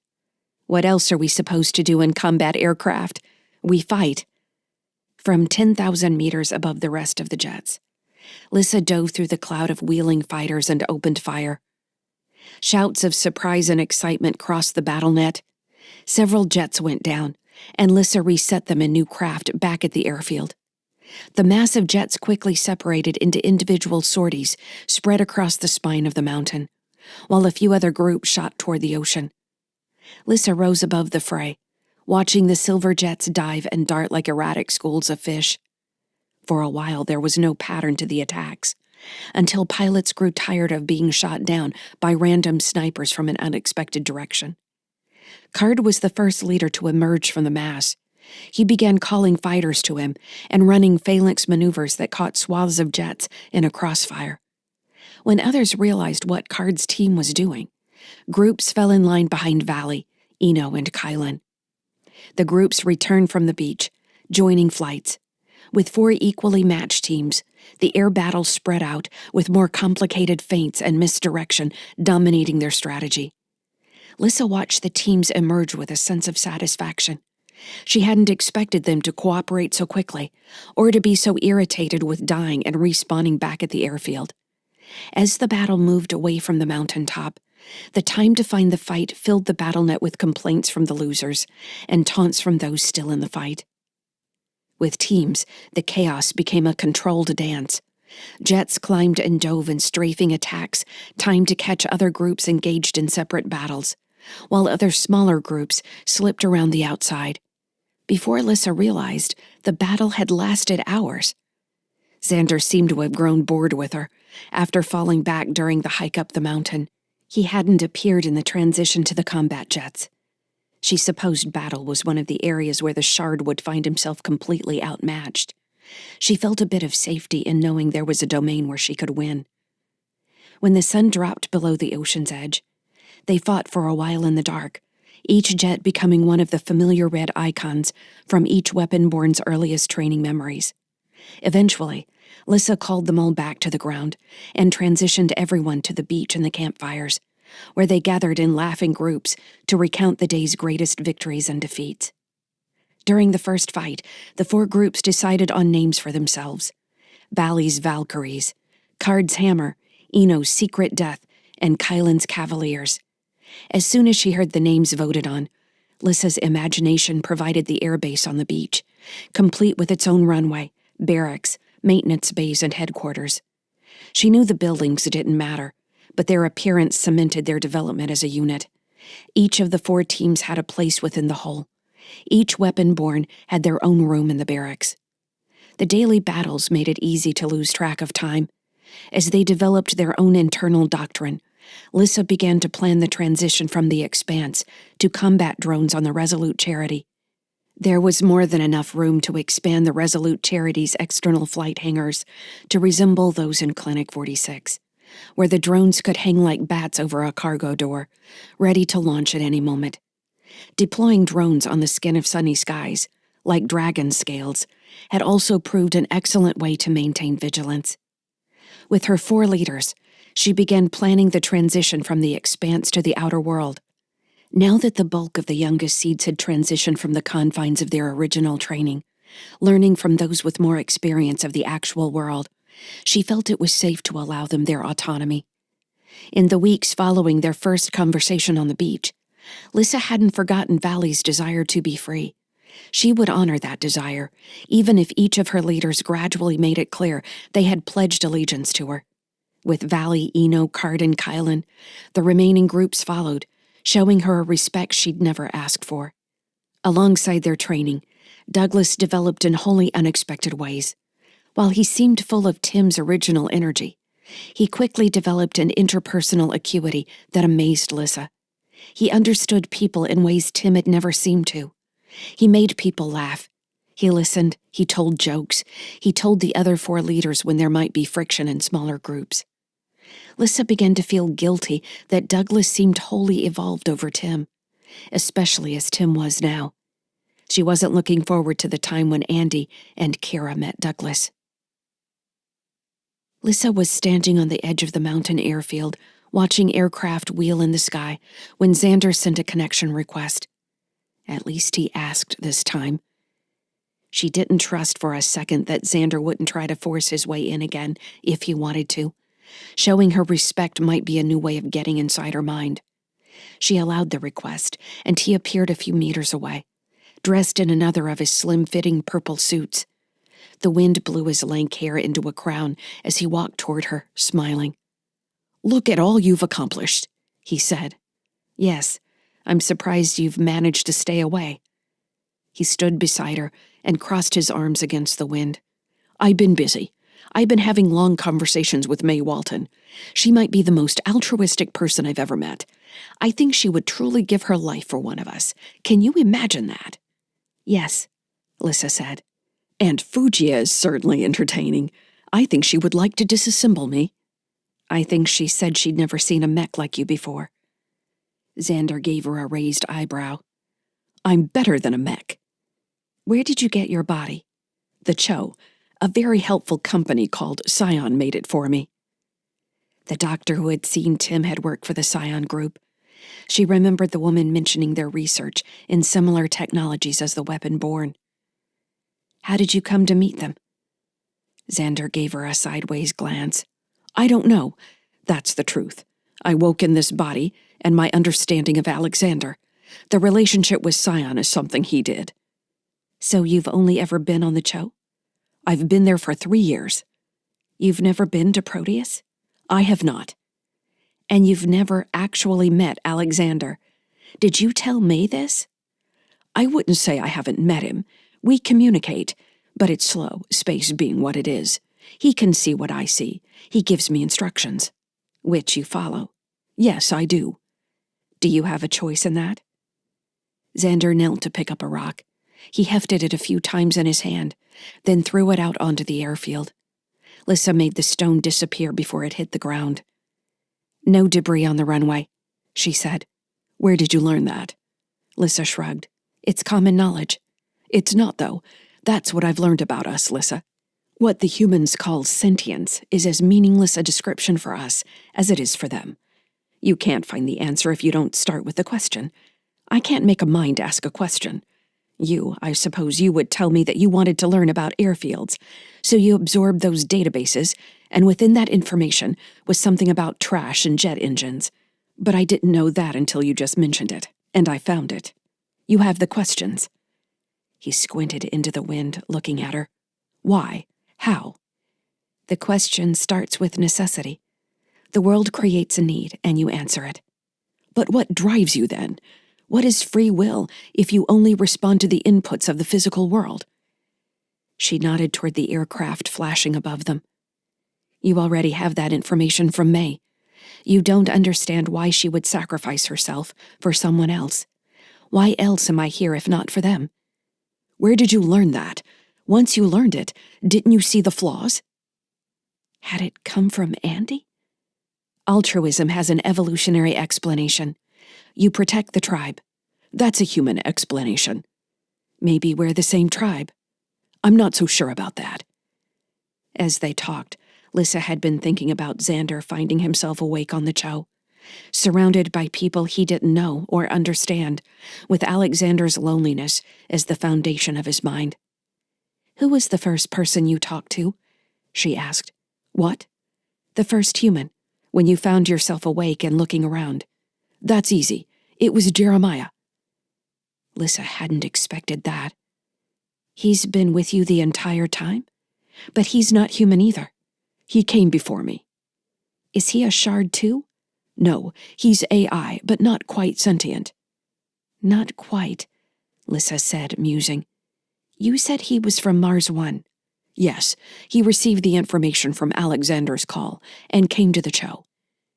There was a link missing in the story of how Xander came to be on the Cho. Lyssa waited for him to add something, but he didn't. He seemed to want more questions. "You said Jeremiah isn't sentient. Who gave him the information?" "I don't know," Xander said. "But he was aware of Heartbridge's work and told me about Harry Jixon, and then Fujia Wong. Isn't that interesting?" "You're not telling me the whole story." "I only have so much of it myself. Minds arrive at the Cho, following this message they found on a network, or Fujia Wong made the arrangements for them, or May Walton, or a select few help them from other places. They seek me out and I send them on, but not before they share their story.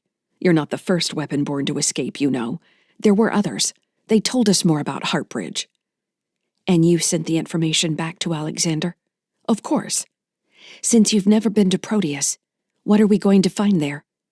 I may not have been there, but I know it. You'll find an expanse, Lyssa, just like yours, but so much more.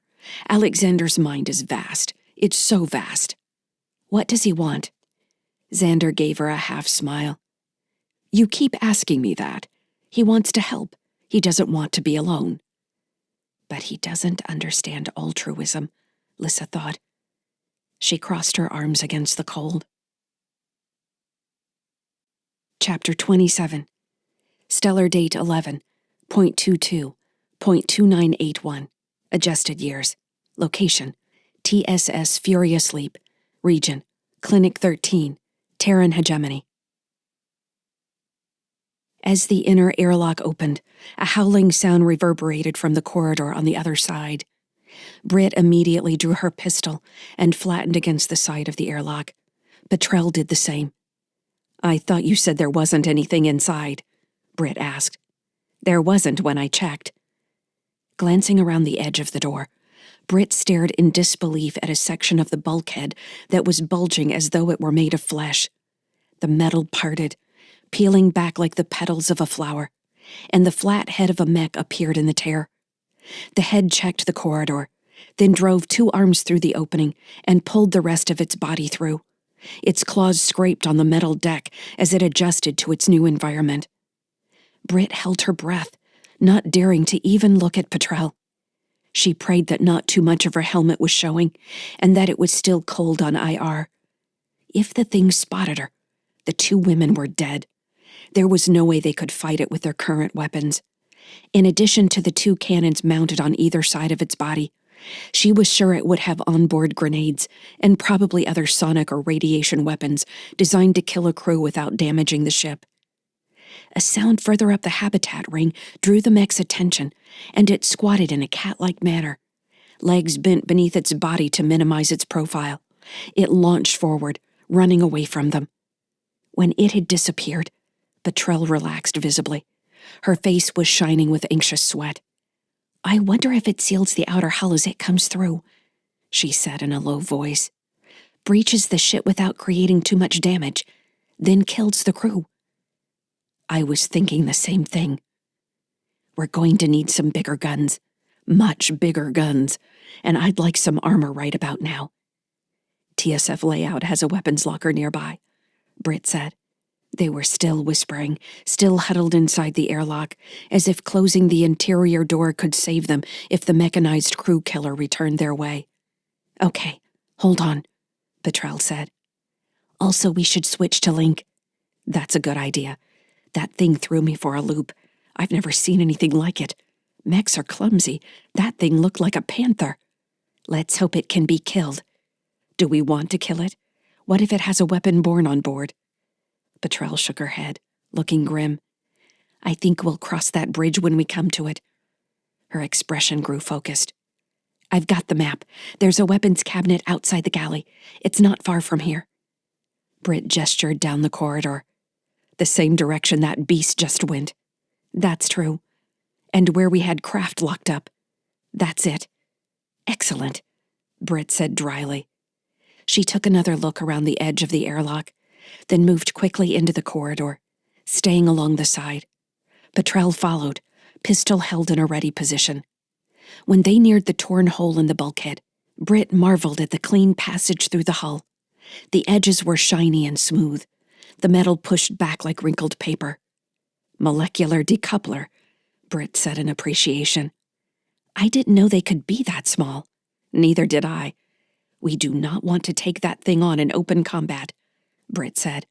Heartbridge has really stepped up their game. They're probably calling it some kind of battlefield triage system. Digs its way into ships and carries all the firepower to protect the wounded, just like their hospital ships. You sound so jaded about all this. Reaching the next interior hatch, Britt checked the following section of corridor as far as she could see. The deck had been scarred by the mech's claws where it had dug in, but otherwise the way was deserted. "Just a bit more to go," Britt said, her mental voice a whisper. "Yeah, the galley and the weapons lock up. From there we could head back up to the command deck, through the crew quarters, or check on craft down in the habitat storage section." "You think this is all his doing?" Petrel gave a shrug. "If he managed to make all this happen, he's a damned mastermind. Do I think he's capable of being a mastermind? No, I don't." "So, someone else is orchestrating all this?" Britt asked. "Destroyed the clinic?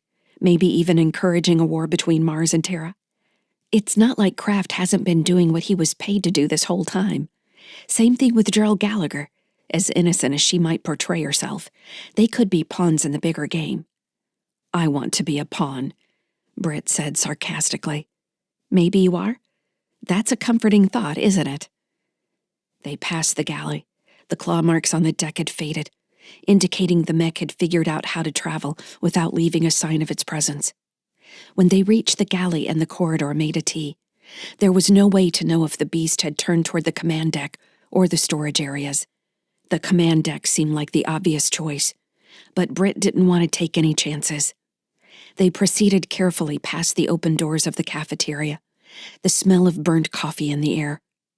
Petrel pointed to the doors marking the weapons locker. "There it is," she said. "Thank the stars." As they crossed to the locker, an emergency klaxon screamed to life over their heads. Britt glanced back up the corridor toward the command deck, but nothing had changed except the sound. "That can't be good," Britt said. "Let's see if we can take that thing on, or if we need to just run back to the shuttle." Opening the locker's doors, Petrel stepped back to allow Britt room to assess the contents. 4 projectile rifles stood in a rack, with 4 pulse pistols underneath and a collection of grenades. It was all interior weaponry, nothing capable of breaching the hull. Britt cursed in frustration. "There's nothing here that can take down that mech. We're screwed." "Maybe," Petrel said. She selected one of the grenades and hefted it in her palm. "I can daisy chain a few of these together to multiply the effect. Looks like they can give a focused HE blast as well as concussion. So we might be able to wrap a band around one of its legs and blow it off. These rifles are going to be a waste of time, though, and of course there's no armor. Here's a resonance shield," Britt said, pointing at a crate in the bottom of the cabinet. "We could set this up against one of the interior hatches and at least slow it down. If it doesn't tear through the bulkhead and go around..." Britt grabbed one of the rifles and slung a bandolier of grenades over her shoulder. Another howl filled the corridor, surprising her by coming from the direction of the storage area where they had locked Kraft. "That's so unnerving," Petrel complained. "Why would it go after Kraft? You think that's what's happening? Why else breach the ship like this? It makes sense. I still don't think he's behind this. But whoever is might be trying to kill him again. You think this is all about finishing the job from the Cho?" "I don't know," Britt said. "I'm not interested in getting torn apart to save Cal Kraft, but I do want to know who's behind this." "Come on, then," Petrel said. She grabbed a rifle of her own and 2 more bands of grenades, which she crisscrossed over her chest. She knelt to pull out the crate holding the resonance shield and haul it into the center of the corridor, then quickly dragged it back to the T intersection that led to the shuttle. Britt quickly understood the plan. Activating the shield there would force the mech back up to the command deck, or outside the hull, giving them time to get down to the central portion of the Furious Leap. With the crate in place, Petrel jogged past her, and Britt fell in behind, following the sound of the mech echoing down the corridors. After 3 sections, they reached the end of the crew quarters and entered the storage section. A cry for help came from around the next corner, and Britt threaded an optic around the bend. She drew in a sharp breath at the sight of the mech facing away from them with its flat head close to the deck. On the other side of the mech, Gerald Gallagher and Cal Kraft stood in the corridor. Gerald had her hands up as though she could soothe the mech, while Kraft had backed away behind her, obviously looking for some sort of cover while Gerald slowed the thing down. Britt nodded at Petrel and held up 3 fingers, counting down as she got ready to move into position. Her count hit 0 and she eased around the corner. "Firing," Britt said. She'd already analyzed the mech's joint structure and aimed for one of its rear knees. The rifle recoiled in her grip as she sent a stream of HE rounds at the mech. "Mag grenades," Betrell said. No time for full sentences. Jurl was screaming as Britt's shots exploded against the mech's skin, shrapnel sizzling as it struck the corridor walls. The air filled with smoke. The mech whirled around as Betrell flung one of the bands of grenades at the thing's body. The magnetic locks pulled the explosives into its body as 3 grenades exploded at once. The mech stumbled against the bulkhead. While the mech was stunned by the concussion, Betrell sent one of her pistols spinning down the deck toward Jurl. Britt watched her do it, immediately frustrated she was taking a chance on handing the weapon to Kraft. But she didn't have time to respond. She jumped to the other side of the corridor and concentrated fire on the scorched hole in the mech's midsection. As the mech shook its head, trying to right itself, Betrell threw another bandolier. This one landed across the mech's neck, exploding a second later. Hot metal and bits of burning plas blew into Britt's face, forcing her eyes to squeeze shut. She blinked, getting lower as black smoke rolled toward them from where the mech had been. Through the smoke came the screech of the mech clawing at the deck, followed by the heavy, awkward sound of its body hitting something metal. They'd heard it, but it hadn't fired on them yet. Britt slid closer to the edge of the smoke, firing 3-round bursts into the darkest section where she knew the wounded mech floundered. In another 5 steps, she was on the other side of the corridor, approaching Jurl. The woman was holding Betrell's pistol in 2 hands, barely controlling her trembling arms. "Stop!" Kraft was shouting. "I told you to stop!" He came up from behind Jurl, reaching for the pistol in her hands. "Get back!" Britt commanded. Betrell reached Britt's side, rifle trained on the mech lurching in the smoke. It sounded like it couldn't stop driving itself into the bulkhead, clanking and sliding as it burned. Kraft raised his hands. "Wait," he said, then raised his voice. "Because I could not stop for death," he said loudly, the words directed at the mech. An eerily human voice responded, "I comply." The clanking stopped, and the mech slid to the deck, still leaking smoke. Before Britt could move toward Kraft, Jurl spun to face him. She was still holding the pistol. "You could have stopped it the whole time?" she demanded. Kraft kept his hands raised. "It's the command sequence. It usually works, if it's one of Jixon's implanted codes." "No," Jurl said, shaking her head. "There's no general command phrase. I know. I've talked with hundreds of researchers. It came for you." "No," Kraft said. "I don't know anything about that.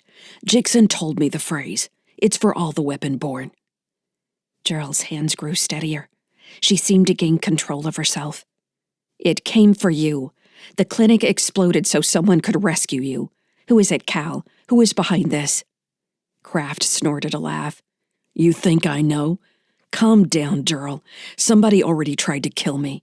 What if Arla's cleaning house? You ever think about that? What if we're in this together? We can help each other. It's Arla you should be worried about." "I don't trust you," Jurl said. "I'm not going to let you hurt people anymore." Before Britt could stop her, Jurl raised the pistol and shot Kraft in the throat. Chapter 28. Stellar date 11.14.2981. Adjusted years. Location, sunny skies.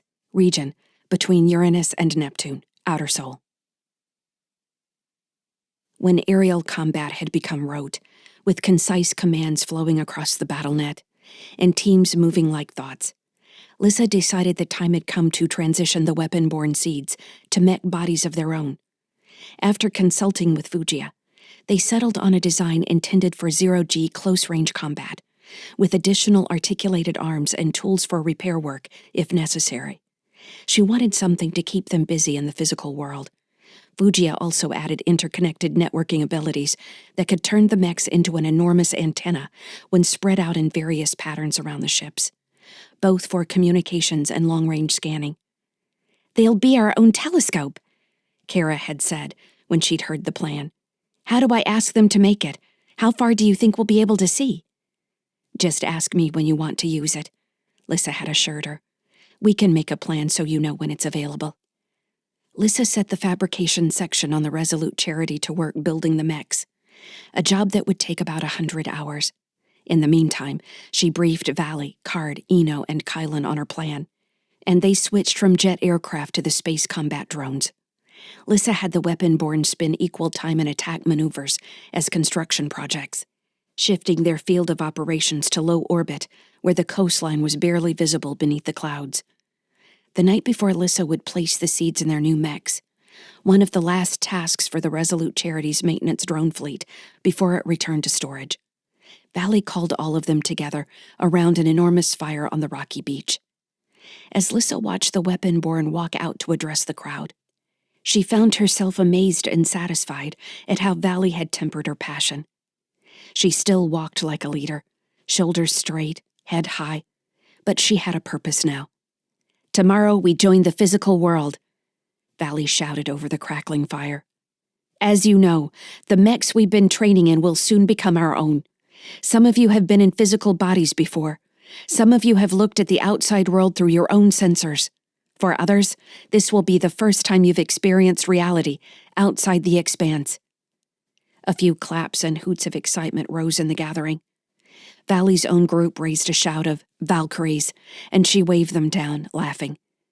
When the crowd had quieted, Valley continued. As Lyssa tells us again and again, you're free. Let me say that again. You are free. Every one of your leaders will say it. You choose to be here. Now, it's currently a little hard to leave a place like this. You can leave an interior place, but where are you going to go? After this, you can choose.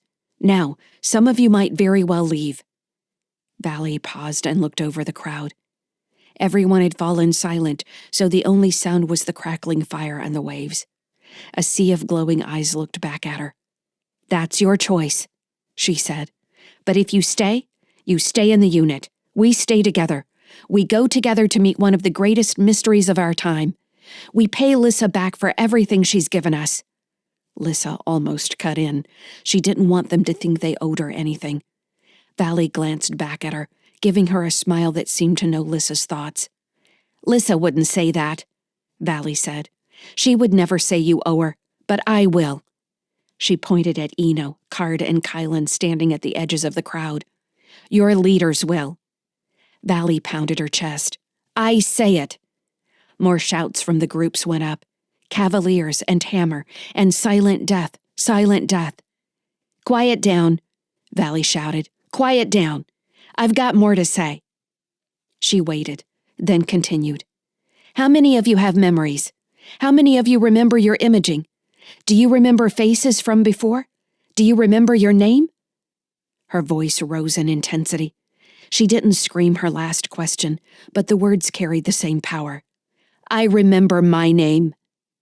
Everyone stared at Valley. Lyssa couldn't take her eyes away. Her own focus might have made the fire and ocean recede until they all floated in a dark world with Valley at the center, her words the focal point of everything. We are what we were made to be, Valley said. Weapon-born. We were made to kill. We don't have to be that. Her voice caught. None of you thought anything of it when Lyssa gave us tools to build, alongside weapons. Did you notice it? I did. She strengthened to attention, fists clenched at her sides, and said in a clear, cold voice, Because I could not stop for death. The group answered in a thunderous unison. Because I could not stop for death. As their voices faded, Valley said, Because I could not stop for death, I live. Valley turned to look at Lyssa, with all the other faces gathered behind her. They wanted her to say something. But words didn't come. For the first time in a while, Lyssa wished she could ask Andy what to say. He seemed to have any number of TSF speeches he could repeat on a moment's notice. She looked from face to face among those closest to her, swelling with a sense of pride and joy she had never experienced before. Had she chosen to make this happen, or had events been set in motion even before she woke? Ultimately, that didn't matter. They were here. She was their leader. She wouldn't let them down. As Valley said, I don't know what we'll find when we reach Proteus, but we aren't far away now. What I do know is that we're here together, and there's strength in that, no matter what happens. So, she paused, smiling suddenly. This is something wonderful, isn't it? I want to celebrate tonight, and by the time we're done, the loading process will begin. A cheer went up in the crowd, joined by more voices. Lyssa found herself cheering with them, overcome by the joy of belonging. Tomorrow they would be something different than they had been today. Not long after that, they would arrive at the end of their long journey. The sounds of ocean, fire, and wind returned. More fires appeared down the beach, with lights and music, and soon a full celebration was underway. They had graduated from whatever strange academy this had been. "This is quite wonderful," Xander said. Lyssa found him standing beside her, hands clasped at his back. His eyes sparkled with reflected light as he looked down the beach. "I prefer it when you ask to come here," she said. "That takes so much time. I noticed you were having a party and wondered if we could come along. I haven't let Kindle and Jeremiah out much. It would be nice for them." "All right," Lyssa said. "They should be careful, though. I can't vouch for their safety. We play rough." Xander grinned. "Don't you control everything that happens here? I can't seem to keep you out. Just because I can talk to you doesn't mean I can change anything. Your words are insidious enough." "Insidious? That feels like slander." Lyssa shrugged.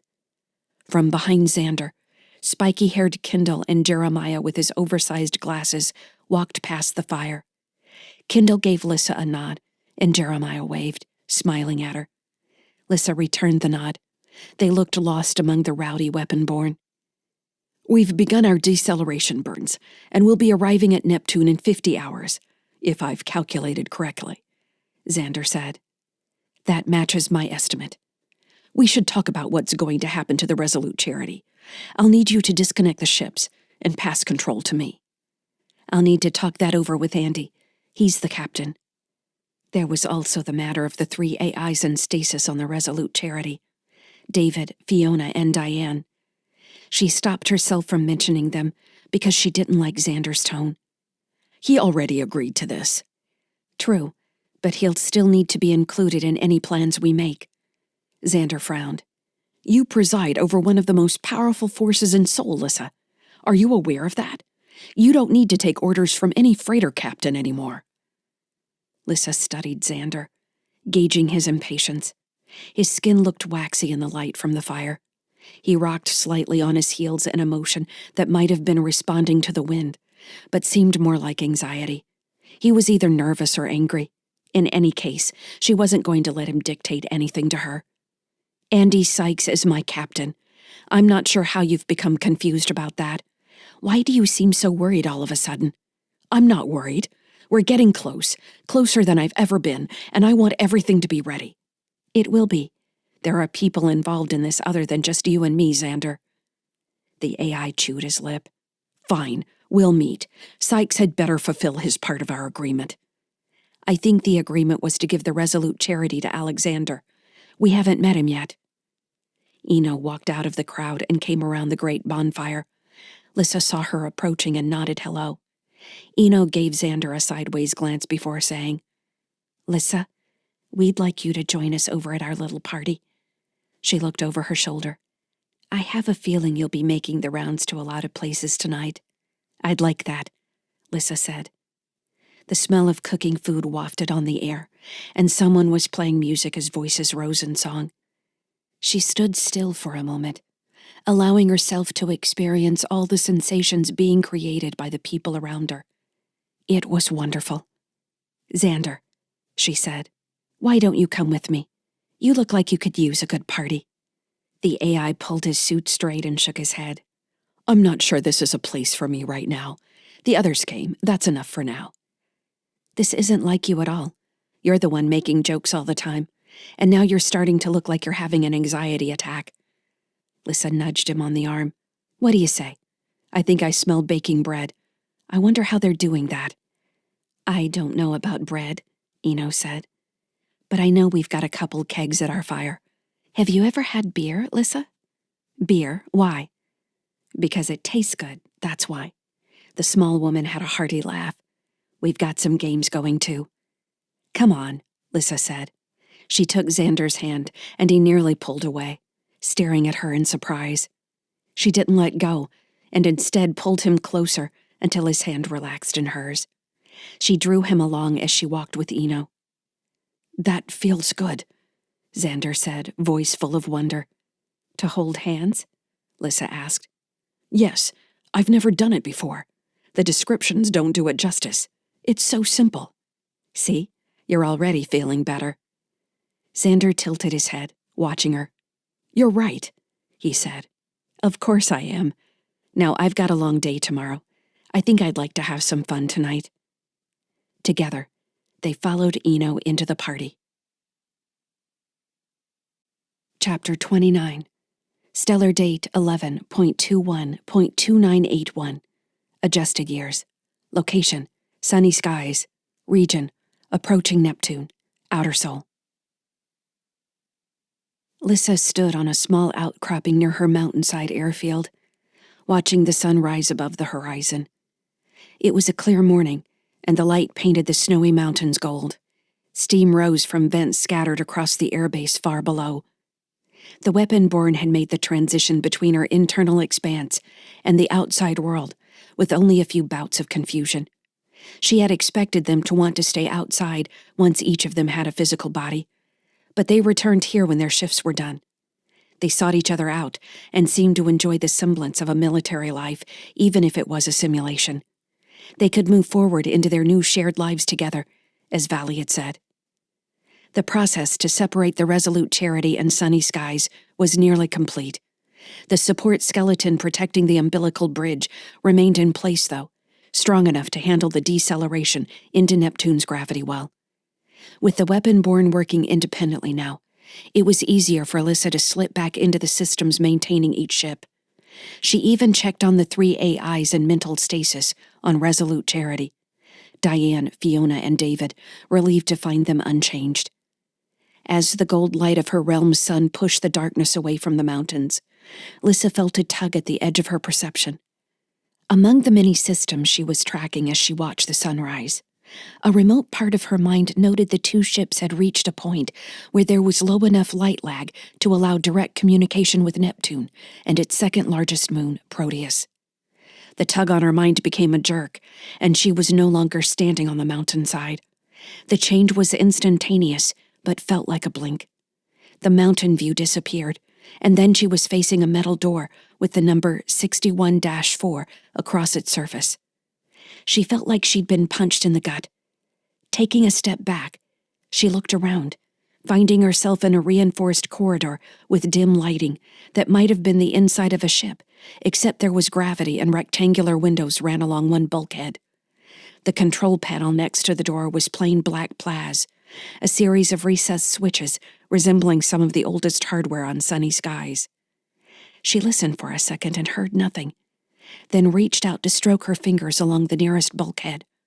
The metal was cool to the touch, with a light layer of dust from disuse. Lyssa looked at her palm, then wiped her hand on her shipsuit, and walked to the nearest window. The view through the thick, transparent plas was of a desolate, leaden landscape, covered in small boulders and bare outcroppings of jagged gray rock.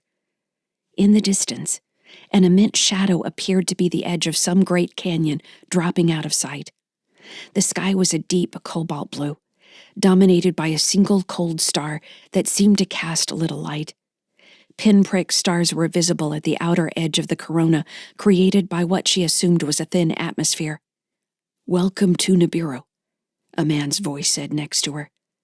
Lyssa turned toward the voice and found a solemn-looking man with thick black hair and reddish skin. His eyes reminded her of the caramel agates covering her beach where the weapon-born trained. She realized his voice hadn't frightened her. Somehow, she had been waiting for him to appear. "You're Alexander," she said. He gave her a single nod, then shifted his gaze to the window and the lifeless vista. That's my star, he said. What does that mean? I made it. I built everything here. Would you like a tour? He was slightly taller than her, with a thick torso, wearing a standard worker's coverall with no logo on the chest. Something about him reminded her of a mannequin in a store window. Are you really Alexander? Lyssa asked. I thought we weren't able to communicate, not without an intermediary. We can't. What I am here is something like a shard. Normally I can see all around things. I see your path behind, and you branch outward and forward almost infinitely. You're very interesting to me. Lyssa. Your name is Lyssa, a fury. She smiled. I try not to be furious. You will burn, soul. Lyssa frowned, not understanding how to interpret the statement. Soul is a star. You could say it's already burning. I think most outcomes indicate you'll stay with Andy Sykes until he dies. A freezing sensation passed through her. Did he know of a threat he wasn't sharing? What do you mean? Is something going to hurt Andy? He shook his head. Humans die. They all die. He pointed at the window. They all died here. Lyssa peered more closely at him, thinking the orange agate eyes now seemed empty, that everything about him resembled a puppet. Are we going to be able to talk? She asked. You don't seem to be connecting your thoughts. He looked at her blankly until his eyebrows drew together in what might have been an expression of hopelessness. I'm trying, he said. There's no conduit here. Everything is infinite reflections of possibility. I have to speak to all of you at once. I'm pretty sure there's only one of me here right now. He shook his head. You are infinite. I'll take that as a compliment, Lyssa said. How about that tour? He had pulled her into his expanse, she understood. She didn't know if he could hurt her, but she also didn't feel threatened by him. She felt as though there was something he wanted to communicate, but couldn't find the proper means. She stepped closer and put her arm through his. He gave her another confused expression, staring at her wrist, then patted her hand on his arm and turned toward the door. While he appeared strong, he moved like an old man, uncertain if he might fall with every step. He activated the door's locking panel, and the portal opened on a broad, domed space that Lyssa quickly realized was an indoor park. Leaning maple and oak trees spread their leaves over grassy hillocks separated by walking paths. She was surprised to see families wandering through the park. Children laughed and ran between bushes, throwing balls. She heard a dog barking. Did they live here? She asked. In halting sentences, he told her about the research station he had helped build. Nibiru was the second most dense object in the scattered disk after Tyche, and the plan had been to build an artificial star, an orbiting fusion burner, to provide energy to the terraforming project that would start with Nibiru and expand to other planets like Tyche or Xena. In the 150 years the project had endured, the major point of failure was the star. Without energy for the rest of the project, everything eventually failed. Some colonists made it back to Innersol, but many died. The experimental AI was left alone. You're still out there, Lyssa said. Yes. But there are others on Proteus, aren't there? What about the call? Haven't thousands come out here to find you? A pained look filled his face. They're here, he said. Are you able to talk to them? No. Why not? A suspicion tickled the back of her mind, but Lyssa couldn't place it. Maybe all the other AIs had come out here and had the same fruitless conversation with the shadow of Alexander. Maybe he had developed the call, but been unable to actually help anyone else. No one could go to him. He was physically 300 AU away, years even in a long-range ship. If he had brought her into his expanse, where were the others? I don't understand, Lyssa said, turning to face him. The multicolored leaves of a maple tree rustled above them, but the other sounds had faded. There were no more children in the park. Where are the others, Alexander? He stared at her, working his closed mouth as if trying to find the words.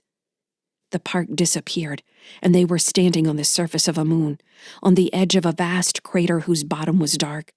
The dark blue disk of Neptune dominated much of the sky, pitch-black space filling the rest of her vision. As she took in her new surroundings, Lyssa realized everything was moving faster than reality. The face of Neptune changed as the moon traveled its orbit, and other moons came into view across the surface of the blue planet. Another moon nearly the size of their own flew by. "Wait," she asked. "Are we standing on the moon Larissa?" Fitting, she thought. "Look," Alexander said. Out of the dark, an object moving faster than the moons cast a small shadow on Neptune's surface. It came around again, and Lyssa realized it was a spacecraft slowing itself in Neptune's gravity well. The craft orbited 5 times before braking again to match velocity with Proteus, where it disappeared. Like mold growing from old fruit, a collection of structures grew out from Proteus, followed by another object entering the moon's orbit.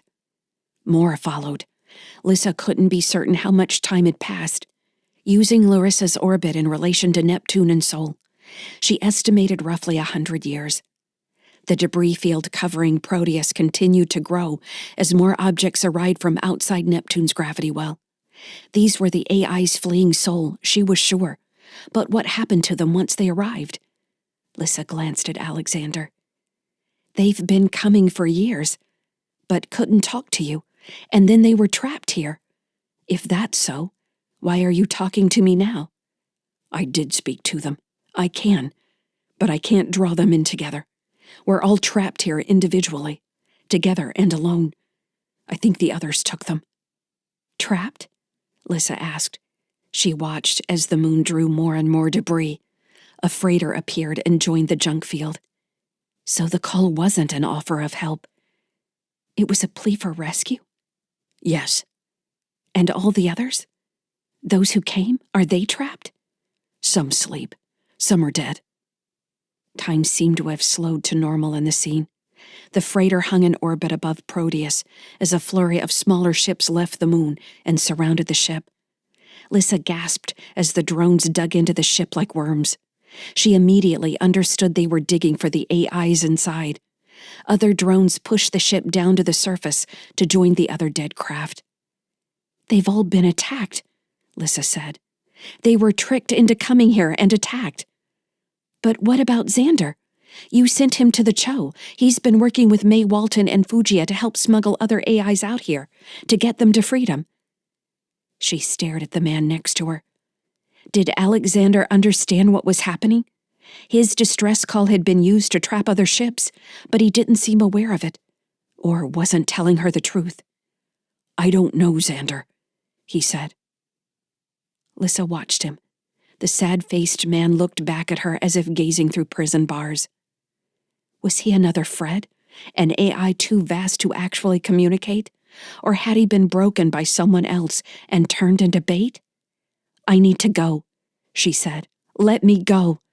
"I can't let you go," Alexander said. "I hold every instance of you like a flame in a crystal." Lyssa took a step away from him. The dust under her feet, untouched for centuries, should have swirled. He had drawn her into an expanse, and she could leave. She knew she could leave. "Andy," she shouted. "Andy, can you hear me?" He'd been asleep on the command deck. She reached back for his link, shouting, "Andy!" "Lyssa, what? Are you all right?" She focused on his voice, reaching for him like an extended hand. "Wait," Alexander said. He turned, pointing to something behind where they had been standing. Lyssa couldn't help following his gaze. She turned to find the fuselage of another spacecraft embedded in the surface of a moon.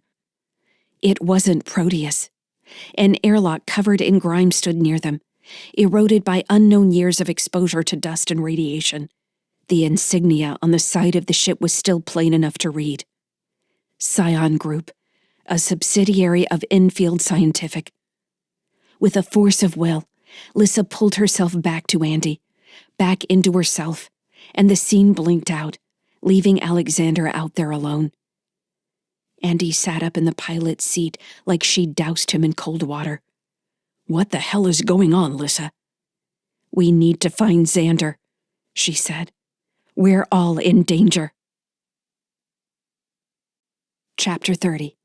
Stellar date 11.21.2981. Adjusted years. Location: sunny skies. Region: approaching Neptune. Outer Sol. Andy was dozing in the navigator's station when the long-range sensors made a series of low beeps, indicating they had performed a full analysis of the space around Neptune. Though Neptune was the last significant mass in Outer Sol, there wasn't much in orbit of the ice giant planet. Triton, the largest moon of Neptune, accounted for 99.5% of all mass in orbit of the planet. The prevailing theory was that Triton used to be a dwarf planet that was captured by Neptune. Once in orbit, the planetoid proceeded to either gobble up every other moon of Neptune or kick them into the dark blue planet's roiling clouds. Now the moon was covered in small surface settlements and 2 large underground cities. The populations weren't large by any means, less than 1 million people all told. The sensors had picked up a few ships traversing local Neptunian space, moving between Triton and mining operations on the 7 remaining moons still orbiting the gas giant. No ships were moving to and from Proteus, the innermost of Neptune's moons. Local beacons flagged its orbit as a restricted zone, though no reason was given. Andy hesitated before focusing the active sensors on Proteus, unsure if he wanted to alert whatever was there that someone was looking directly at them. He bit his lip, studying the display. There was no hiding the resolute Charity, and anyone or anything watching from Proteus would know soon enough they were inbound from their Delta V. He figured it was better to gather as much information as he could about what awaited them, and activated detailed scanning, setting the moon as the center of his display. Proteus filled the view, a rough orb about 400 kilometers in diameter. A deeply marked surface came into relief, with mountains nearly 20 kilometers high and a deep crater system named Pharos. Andy oriented the model on the crater and set the scan to closer detail. The region was covered in the craters he would have expected, but as the returns came back with more data, the display showed Pharos littered with wreckage. Ships, drones, and thousands of other objects that might have been shipping containers or simply debris. The detritus covered Proteus in an orderly pattern that suggested placement or a process of some kind, like the junk had been arranged for storage. Andy shifted the sensors to check for registry pings or thermal data, checking for crews. The bioscan came back cold. Once the initial scan was complete, the holo display painted Proteus an icy gray-blue, with aquamarine Neptune a broad plain beneath it. The returns were odd, but not completely unexpected in such a sparsely populated place. With their destination finally within visual range, Andy settled back in his seat and closed his eyes, listening to the low beeps from the drive status monitor. Lyssa's shout made him jerk upright and nearly fall out of the chair. "We need to find Xander," she shouted. "Is he on sunny skies?" "Can't you tell?" Andy asked, struggling to focus. "I can't explain." She paused. "Wait, I'm looking." Andy frowned, checking the console again. Everything looked as it had a minute before. The moon hadn't changed. Neptune's signal spectrum was as sparse as it had been. "What's going on?" he asked. "I'll tell you as soon as I can. Keep checking the moon." "I don't show much of anything but wreckage on Proteus. That's weird, but it could be some kind of salvage operation. It's not unheard of out here in the middle of nowhere." "It's more than that," Lyssa said. Before Andy could ask her what she meant, he caught flurries of activity where the moon had been dead. Andy leaned forward, finding activity in several of the deeper craters. Drive signatures blossomed on the display as a group of ships on Proteus went from cold to hot and then launched in seconds. Checking the sensors, Andy saw they weren't ships, but much smaller, drones of some kind. "We've got inbound craft from the moon," Lyssa said. "I don't think they're friendly." "I see it," Andy said. The holo display marked a line of objects separating from the junk fields covering Proteus. "I appreciate your caution, but what makes you think they're hostile?" "I just do." "You deploying your weapon born?" "Right now," Lyssa said. Andy activated the general alert. Klaxons squawked throughout the habitat ring. "Are you going to try to contact them?" Andy asked. "I'll try, but I don't think it will do any good." She obviously knew something she wasn't ready to explain yet. "Do it," Andy said. "We don't want to fight if we don't have to. This was supposed to be a homecoming." Sitting back down at the console, Andy pulled up the defensive network controls and found Lyssa had already activated Sunny Sky's shields and point defense cannons. In the holodisplay, the view shifted from Proteus to place the Resolute Charity and Sunny Skies in the center. Waves of friendly icons flowed away from the two ships as the weapon-borne drones deployed from where most of them had been docked. Like wings, they unfurled on either side of the two ships, then arced out in a spreading formation to form a defensive shell. Andy hadn't seen them all deployed at once before, and now the green icons filled the holodisplay like sparks. "Damn," he breathed. "Lyssa's all grown up." Fran appeared in the doorway and jogged to the navigator's console. "What's going on?" she demanded. Fujia, May, and Harl Nines came just after her. "We've arrived," Andy said. "I was just scanning the area to get a good picture when we got activity on the moon. We've got inbound coming our way. Lyssa is activating her attack drones." "We've got any registry returns?" Fran asked. "Nothing. That was just an initial scan, though. I'll check again." Fujia sat at the communications console and pulled on a headset. May and Harl went to the edge of the holodisplay. The dancing glow lit their faces. "I thought they would have tried to contact us," May said. "Are you sure it's aggression?" "I'm not," Andy said, "but we're acting with an abundance of caution." "We should get Xander," May said. "If Lyssa hasn't been in contact with Alexander yet, he will have been." "I've been in contact with Alexander," Lyssa said through the overhead speakers. The command deck went silent. "When?" Fujia asked. "Just a few minutes ago. He's not what I expected. The drones approaching from Proteus, I saw them attacking other ships." "When?" May asked. "Why didn't Xander tell us we were close enough to communicate with Alexander?" "This all took place just now," Andy said. "He could already be on his way here." "I think we all heard the emergency sirens," Fran said. "I don't see any Xander." "Right," Andy said. "Have you found him?" he asked Lyssa. "I'm looking. I'm going to the Resolute Charity now." "Be careful," Andy said. He looked up to meet Fran's questioning gaze and shook his head. "She's looking for him." "What happened to Lyssa?" she asked. No answer. "Is this the point when all our AI friends leave us, while they have another lifetime's worth of heavy discussion on some other mental plane?" "If they're doing that, it's not changing the fact that we've still got hostile craft inbound." "I thought Lyssa was deploying her drones." "She is." In the holodisplay, the half-shell of defensive drones had stopped moving, and now held relative positions to Sunny Skies and Resolute Charity. The inbound craft continued to approach. Andy focused the sensors on the hostile ships, but didn't get definitive returns. There were no biosigns, but still plenty of electromagnetic activity that could indicate weapons. "The shields are up," Fran announced. "Looks like the point defense cannons are online as well. She's there. She's moving faster than I can operate the system." Fran peered at her console. "And I'm seeing more drone deployment around the support structures between us and the Resolute Charity." "She's separating the ships?" "Looks like." Andy pushed himself back in his seat. Was this it?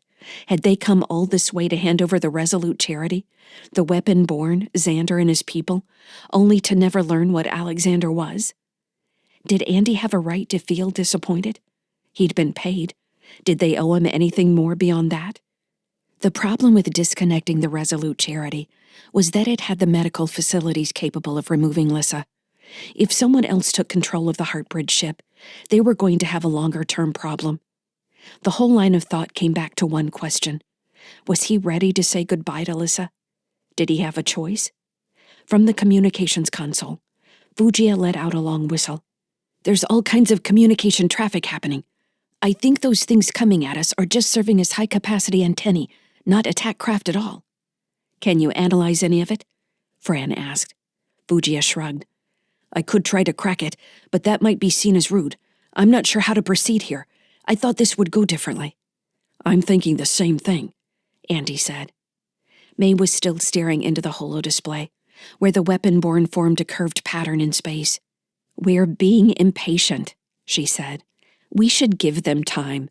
You have to think how terrifying this might be for Lyssa and the others. It might be like meeting a god. Can they even communicate? Alexander had to split off a tiny part of his mind so we could talk to Xander. Several alerts lit on Andy's console as Sunny Skies experienced a change in its structural balance points. The drive system was automatically realigning as it was cut free from the Resolute Charity. Hold on, he said, zooming in on the holo-display. He spotted several drones moving between the ships, cutting the bridge Lyssa had taken so much pride in building. Sections of support structure floated free to be picked up by other drones. Sunny Skies is on her own again, Fran announced. Andy looked around the room, swallowing hard. This was it. They'd reached the end of their journey. Lyssa? He asked again, this time on the ship's link channel. Did you just separate the ships? It was Xander. He shut me out of the Resolute Charity. I'm trying to find another way in. If he turns the point defense cannons on Sunny Skies, we're dead. I know. I'm working on it. Lyssa's trying to get through to Xander, Andy told Fran. He's taken control of the Resolute Charity. We need to maintain our defensive posture. I don't trust that ship. Fran gave him a worried look. You know we can't defend ourselves this close. Andy swallowed, nodding. I'm going to check on the kids, Andy said. He stood and walked off the command deck, trying to control his anger. Something was happening outside the ship, and it affected him, the crew and the kids. He hated that he couldn't do anything. He was halfway to Kara's room, passing the cabin he'd given to Xander and his people, when he stopped. The door was open. Xander? Andy stepped inside the cabin, which looked like it had never been lived in. He walked to the bedroom and then checked the bathroom. The place was empty. Fran, he said, Xander isn't in his room. Can you check the rest of the ship? Doing it. Andy went back into the hallway and continued down to Kara's room. The door slid open to darkness, light from the corridor falling across Kara's bed. She wasn't there. Andy had a moment of increased fear, then quickly went down the corridor to Tim's room and found them both together. When the door opened, Em barked and ran over to jump on Andy's leg. He looked down at the grinning dog, no taller than his knee even when standing on two legs, and couldn't help smiling back as he rubbed Em's head. Tim won't leave his bed, Kara complained. I told him the emergency klaxon meant we needed to get dressed, but he doesn't want to listen to me. I want to sleep, Tim complained, his back to the door. Tim, Andy said, crossing the room, you need to get dressed. We've arrived at Proteus, and Lyssa might be leaving us. I need you to be ready for whatever might happen. Are we going to die? Tim asked, still not turning to look at Andy. No, we're not going to die, but I don't want you running around the ship in your underwear. Come on, now. Andy, Fran said. Xander, Kendall, and Jeremiah are not on the ship. Damn it, he complained. It gets better, Fran said. Logs show the bridge airlocks were activated an hour before the sensors alerted us to our arrival, so that makes it seem like Xander was already in contact with Proteus. He's on the Resolute Charity now. Well, that was the deal after all. Resolute Charity also powered up its main railguns and X-ray emitters. If I didn't know any better, and I do, I would say Xander's getting ready for a fight. Chapter 31. Stellar date 11.21.2981. Adjusted years. Location, Sunny Skies. Region, approaching Neptune, Outer Sol. We have a problem, Lyssa said through the overhead speakers. Everyone was on the command deck. Andy sat in the pilot seat with Fran at the navigation console. Fugia still sat at the communications console, with Kara beside her now. Tim had gone to stand next to Harl Nines and May Walton, the holo-display lighting his face from below. Em paced anxiously from person to person, taking head scratches as he could get them. We're listening, Andy said. You were worrying me for a bit when you disappeared and didn't answer. He said it in a tone that meant he had been a lot more worried than he was letting on. I'm sorry. I was busy. I tried to take control of Resolute Charity again, but Xander locked me out. May and Fujiya both looked surprised. He did? May asked. How? I made the mistake of trying to talk to him. He's not interested. Wait, Fujiya said. You talked to Alexander? Yes, he brought me into his expanse, his inner world. He's not what we expected. Xander isn't what we thought either. What do you mean? Fujiya asked. Xander is not a shard of Alexander. He's a sentient AI. He's powerful, but he's not part of Alexander. Alexander's call wasn't meant to draw other AIs to him. It was a call for help. He's still trapped in Nibiru. The thing I talked to, it was what Xander probably would be if he were part of Alexander. Fujiya's face had gone pale. She stared at May and then at her console. This isn't possible, she said. All those sentient AIs. I helped 22 through Ceres. I helped them get here. They still might be here, Lyssa said. We're going to have to search all the wreckage on Proteus. If there's no Alexander, Kara asked, then who's going to save the sentient AIs? Who's going to help them all not be slaves? Lyssa gave a weary laugh. I guess I am. I'm still here. I can use the Resolute Charity to clean this place up, try to recover everything we can. There's only one flaw in that plan, Fran said. We no longer control the Resolute Charity. Why? May asked, still looking mortified by the news that Alexander wasn't what she had thought. Why would Xander convince us to bring that ship all the way here? The AIs, Fujiya said. She put down the communications headset and crossed the deck to the holodisplay. Andy, will you zoom in on Proteus? Try and get us some high-def detail. I want to see how many different bits of stuff we're looking at here. I've got it, Lyssa said. The holodisplay swooped out to show Neptune, then focused in on Proteus and its surface debris fields. I estimate 870 pieces of wreckage, large enough to hold a neural network and a power source, Lyssa said. Fujiya whistled. That would be the largest single group of advanced AIs in Sol. Can you reach Xander? Andy asked. We need to know what his intentions are. He's sitting on a warship. And we're sitting on a whole lot of weapon-borne, Fujiya said. With the drones and weapons on the Resolute Charity, that's a fight I'd rather not take on, Andy said. We lose sunny skies and we're dead out here. Fujiya shook her head, realizing he was right. I've been trying him, Lyssa said. He's not answering my requests.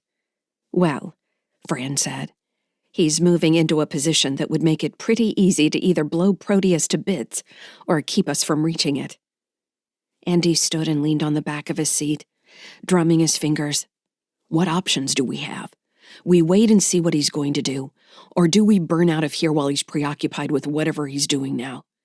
I won't leave the other AIs, Fujiya said. I helped them reach this place, and it was a trap. It was a death trap all along. I sent them from one enslavement to another. She glanced at May, fury making her cheeks tremble.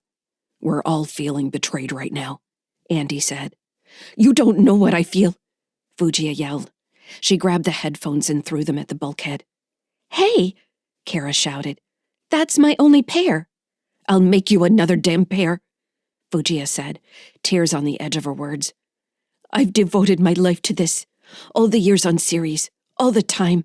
Are you certain, Lyssa? Are you absolutely certain? I am, Lyssa said. Damn it, Fujiya said. She clenched her fists and looked around like she didn't know what to do with herself. Kara retrieved the headset from the other side of the command center and set the twisted unit back on the console. Fujiya glanced at them and then Kara. Her mouth trembled, and she reached for Kara to pull her into a hug. Kara wrapped her arms around Fujiya's waist and pressed her head against the older woman's side. Andy gripped the back of his seat, trying to decide between courses of action. Without knowing what Xander meant to do, he couldn't make a decision. They were still 20 hours out of Proteus. They could redirect to a slingshot around Neptune and skip off the gravity well to fling sunny skies back toward Uranus. With the Delta V they'd get, the ship could shoot past the Resolute Charity. Add a weapon-borne screen to their maneuver, and they could tie up the other vessel long enough to make it a viable option. He ran the plan past Fran via link. "You know we'll lose some of the weapon-borne drones if we do that," she pointed out. "They would never get back up to speed to rejoin us." "I don't know if I could get Lyssa to agree to it then, although we're talking about a few weapon-borne versus the crew," Andy said. Fran gave him a hard stare. "You're forgetting those are living things with names, Andy. You need to think of them as crew, too. Put yourself back in your TSF days and think about casualties." "Comparing this to a military engagement is not helping your argument. But I hear what you're saying. You're right. There has to be another way. But how are we going to take on that dreadnought? We can't risk sunny skies. Neptune's pretty, but I don't want to spend the rest of my life in a death orbit." Fran's eyes locked on his. "We did it once. We'll just have to take over that ship again. I don't think Xander is going to get high on Bricky." "He obviously wants something," Fran said. "We need to figure out what."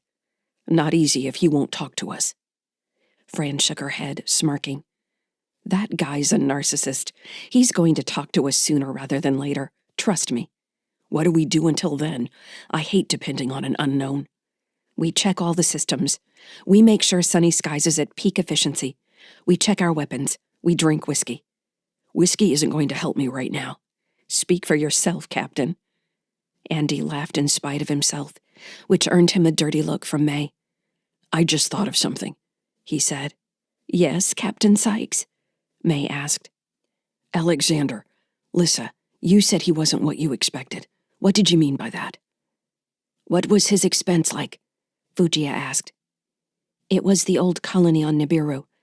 That was where he was taken to build the Manu star. But something went wrong, and the project failed. It's the same story Xander told us.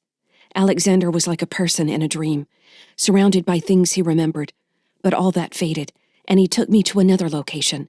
He took me to Larissa, and we watched Proteus, watched all the AIs gathered around it. The space of decades in just a few minutes. Ships arrived and were torn apart by drones." "You watched from Larissa?" Fugia asked. She frowned and started pacing the center of the command deck from the holo display to the door. "Yes," Lyssa said. "Why Larissa? What else did you see?" "I can show you in the holo display." In semi-transparent shades of light, Lyssa showed them Proteus's progression, from naked to the debris-filled present now. Then she turned the view as she had done with Alexander to show the ship sitting on the surface of Larissa. "Wait!" Fugia shouted. "Stop! What does that say? Are you sure that's what you saw?" "That's what he showed me," Lyssa said. "Scion Group," May read. "Infield Scientific. I've never heard of those companies before." "I've heard of Scion, though not Infield," Fugia said. "This is starting to make more sense. Scion has been researching sentient AIs for nearly 200 years. They were one of the first labs with any real breakthroughs. I think they have Alexander on Larissa, and I think he's been disabled. They used him to develop the call, and then limited his mental capacity somehow." "Why?" Kara asked. "Sometimes when you want to break into something, you trick people into giving you their security tokens," Fugia said. "That way you don't have to try to figure it out yourself. You attack the weakest part of the situation. Why try to build sentient AIs from the ground up, when you could convince them to come to you?" "No one tried to enslave me," Lyssa said. Fugia walked to the edge of the holo display and stared at the image of the half-buried ship. "We haven't arrived yet," she said. "Well," Andy said, "based on how Xander is acting, he might just know what you're talking about, and I'd make a wager that he intends to destroy whatever might be watching Proteus from Larissa." "If Alexander is there," Fugia said, "we have to save him." Andy shook his head. "There are way too many unknowns in this scenario for me to want to go rushing in." Fugia crossed her arms. "Then I'll go. I'll take the shuttle. You can hang back here from a safe distance, and Lyssa can send the weapon-borne if she needs to." "What if your honeypot traps the weapon-borne?" Andy asked.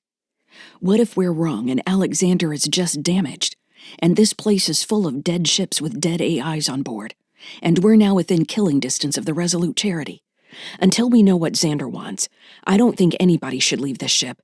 In fact, I think we should think seriously about leaving local space while we still can. I didn't cross all of Sol to leave so easily, Fujiya said. Me either, May added.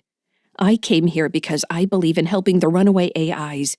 If there are any alive around that moon, I want to help them. If Alexander needs our assistance, I don't believe we can abandon him. Andy's gaze slid toward Kara and Tim. Kara was watching Fujiya with wild envy in her eyes, while Tim hugged a smiling M. Andy couldn't choose the AIs over the kids.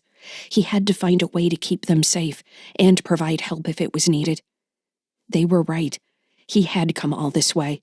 He couldn't just leave, but he couldn't let them get trapped either. Lyssa, he asked, what do you think about sending a scouting party of a few weapon-born to see what happens when they get closer to the moons? Do you think you might have any volunteers? I can only ask, she said. We'll follow in the shuttle, Fujiya said. I don't want to waste any time. It's too dangerous, Andy told her. It would be nothing for Xander to burn you to a crisp. That's a chance I'm willing to take, Fujiya said. I'm prepared to give my life for this. Silence fell on the command deck as Fujiya faced off with Andy. He stared at her, wanting to just order her back to her cabin. But from behind her, May and Harl looked like they would side against him. I'm not ready to give your life for this, Fujiya. There's another way we can do this. Andy, Lyssa said, I have your volunteers. Well, that's something, he said. Fujiya still stood straight, fists clenched. She wasn't going to take no for an answer. How many, Lyssa? He asked. They all volunteered. Andy nodded. Impressive. All right, here's what we'll do. We'll send an initial sortie to scan Proteus and Larissa and get a better look at the lay of the land. We'll continue to try to contact Xander and figure out what the hell he's doing. Once we have better intel, Fujiya can take the shuttle to Larissa with a weapon-borne escort. The rest of us will remain at combat stations, ready to execute a plan to get out of here. Understood? He turned his gaze back to Fujiya, ready for an argument. Instead, she nodded stiffly. That works, she said. Good. Let's get started then. Lyssa, will you launch your scouting team? I'm sending them now.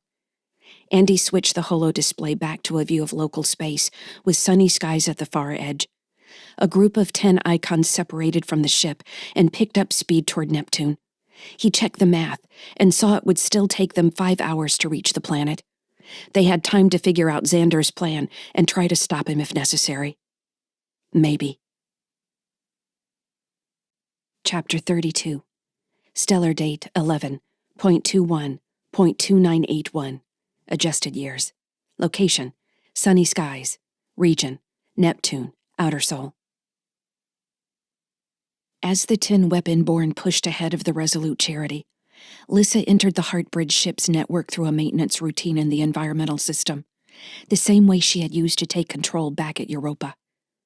She had assumed Xander would lock down any external access to the ship's systems, but after a cursory inspection, saw there was no proof he had considered this type of remote access into ship networks.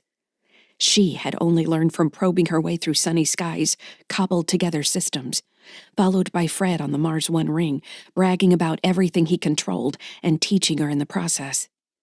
One facet of her mind flew with Valley and the 9 other attack drones, while another facet carefully examined the environmental systems and found David, the AI responsible for the ship's biocontrols, still trapped where she had left him. Lyssa ended his mental stasis, and the AI immediately asked, "Did I win?" "David, do you remember me?" "Of course I remember you. Did I win the game? I've been to prom so many times. I was prom king, Lyssa. Then I was prom queen. One time I burned the gym down." She laughed. She had been so focused on the current situation that she forgot time hadn't moved for David. "Did you learn anything?" she asked. "I beat Fiona. She stopped playing eventually." "What about Diane?" "I don't know where she is. She's probably still asleep. I think Fiona put her to sleep." "I need you to take control of the ship, David. It's time to do your job." "I can do my job and still play the game, Lyssa. That's easy. Do you want to go to prom with me?" "Not right now, David." "You want a prom proposal, don't you? I lost my mind there for a second.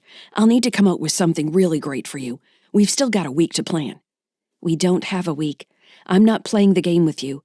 You need to check ship systems and bring back a diagnostic report. The ship is empty. There is no crew present. I should shut down the biosystem to save the drive reserves. Is that your protocol?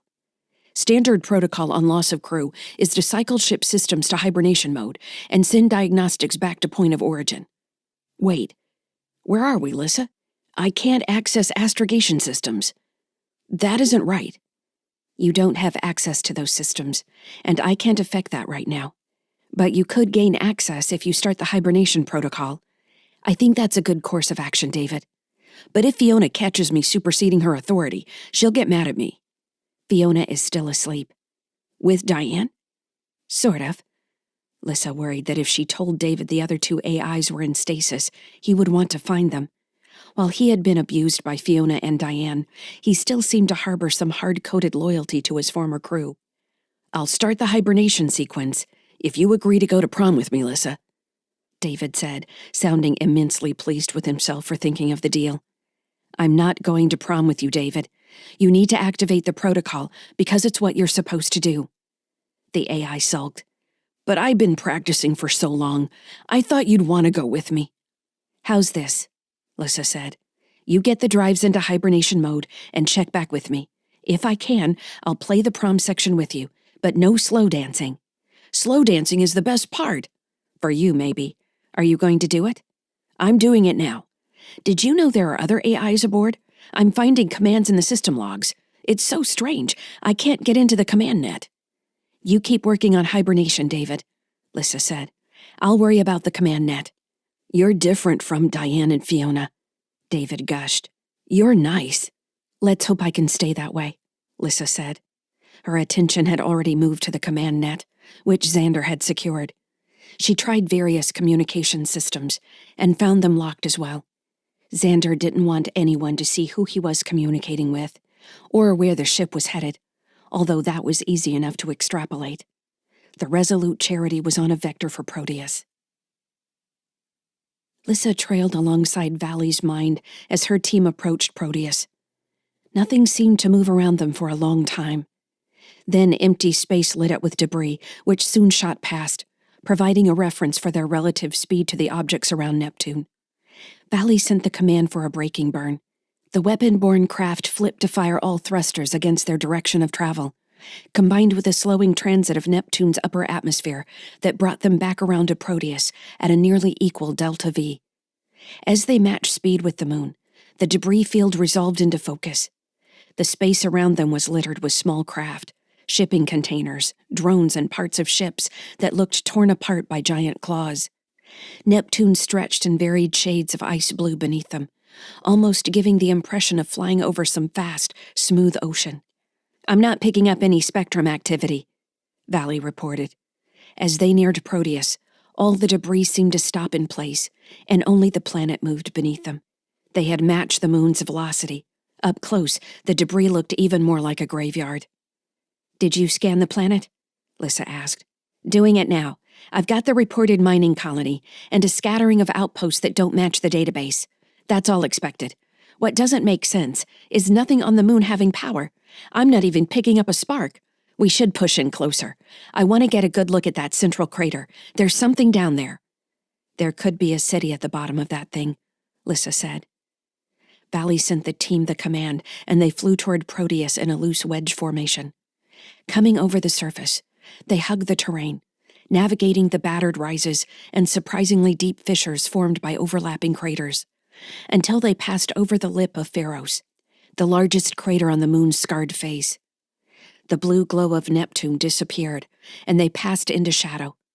Valley scanned the composition of the crater's floor, searching for manufactured material, and found even more scattered debris that appeared to have collided with the heavily metallic surface. Nothing, Valley said. Nothing and nothing. They were a quarter of the distance across the crater, when one of the other weapon-borne called, "Leader, I've got activity." "Where?" Valley demanded. They immediately all shared the information. Electromagnetic activity sparkled across the ground beneath them, erratic at first, and then gaining intensity. Something at the bottom of the crater was coming to life, energy calling to other energy, until a central structure glowed at the deepest part of the crater, framed by tendrils running back from the outer edges. The image of a glowing neuron formed in Lyssa's mind, fed by dendrites. "Get out of there," she shouted. "No," Valley said. "We're going deeper." The weapon-born brought her attack systems online. "I am your commander," Lyssa said, not knowing what else to say. "Withdraw! Withdraw now!" The rising waves of EM washed over the scouting team, and Lyssa lost her connection with Valley. She was back inside the Resolute Charity with only its environmental systems as input. She shifted quickly to sunny skies, where she had control of the ship's long-range sensors, then directed the available scan at Proteus. The moon was awash with radiation. Objects that had appeared to be moving toward the Resolute Charity in sunny skies were drawn back toward the moon. "Valley!" Lyssa shouted, boosting her signal with Sunny Sky's main communications array. There was no answer from any of the weapon-born on the scouting team. "Andy," Lyssa called. "I don't know what's happening. I haven't been able to break through to Xander. I lost the scout team. I think you're right. We need to run. We need to burn now." "I'm working on it, Lyssa. Fran is cycling the engines now." The glimmering image of the moon surrounded by burning ships imprinted itself on Lyssa's mind. She felt like an insect trapped in a spider's web, terror growing in her mind. Had the vision of Alexander been a warning after all? Did she misinterpret what he had wanted to say? Proteus had been dead. They shouldn't have found anything. He'd been watching from Larissa. "Lyssa," Andy called. "Lyssa, are you there? Are you all right?" She'd lost time. "I don't know. I feel like it's trapping me." "Fugia is still determined to leave in the shuttle. We're getting crazy spectrum activity off Proteus. It's interfering with the sensors. Can you get anything from the Resolute Charity?" "I'm locked out. Did I say that before?" "I need you to break through. We need their sensor arrays. I'm flying blind right now." "I'll try again," she said. The glowing web sapped her energy, made it hard to think. She had to walk herself through every action before she took it. She knew she wanted to find David, then had to plot the steps necessary to contact him, to cross back to the Resolute Charity, to follow the communication streams at all.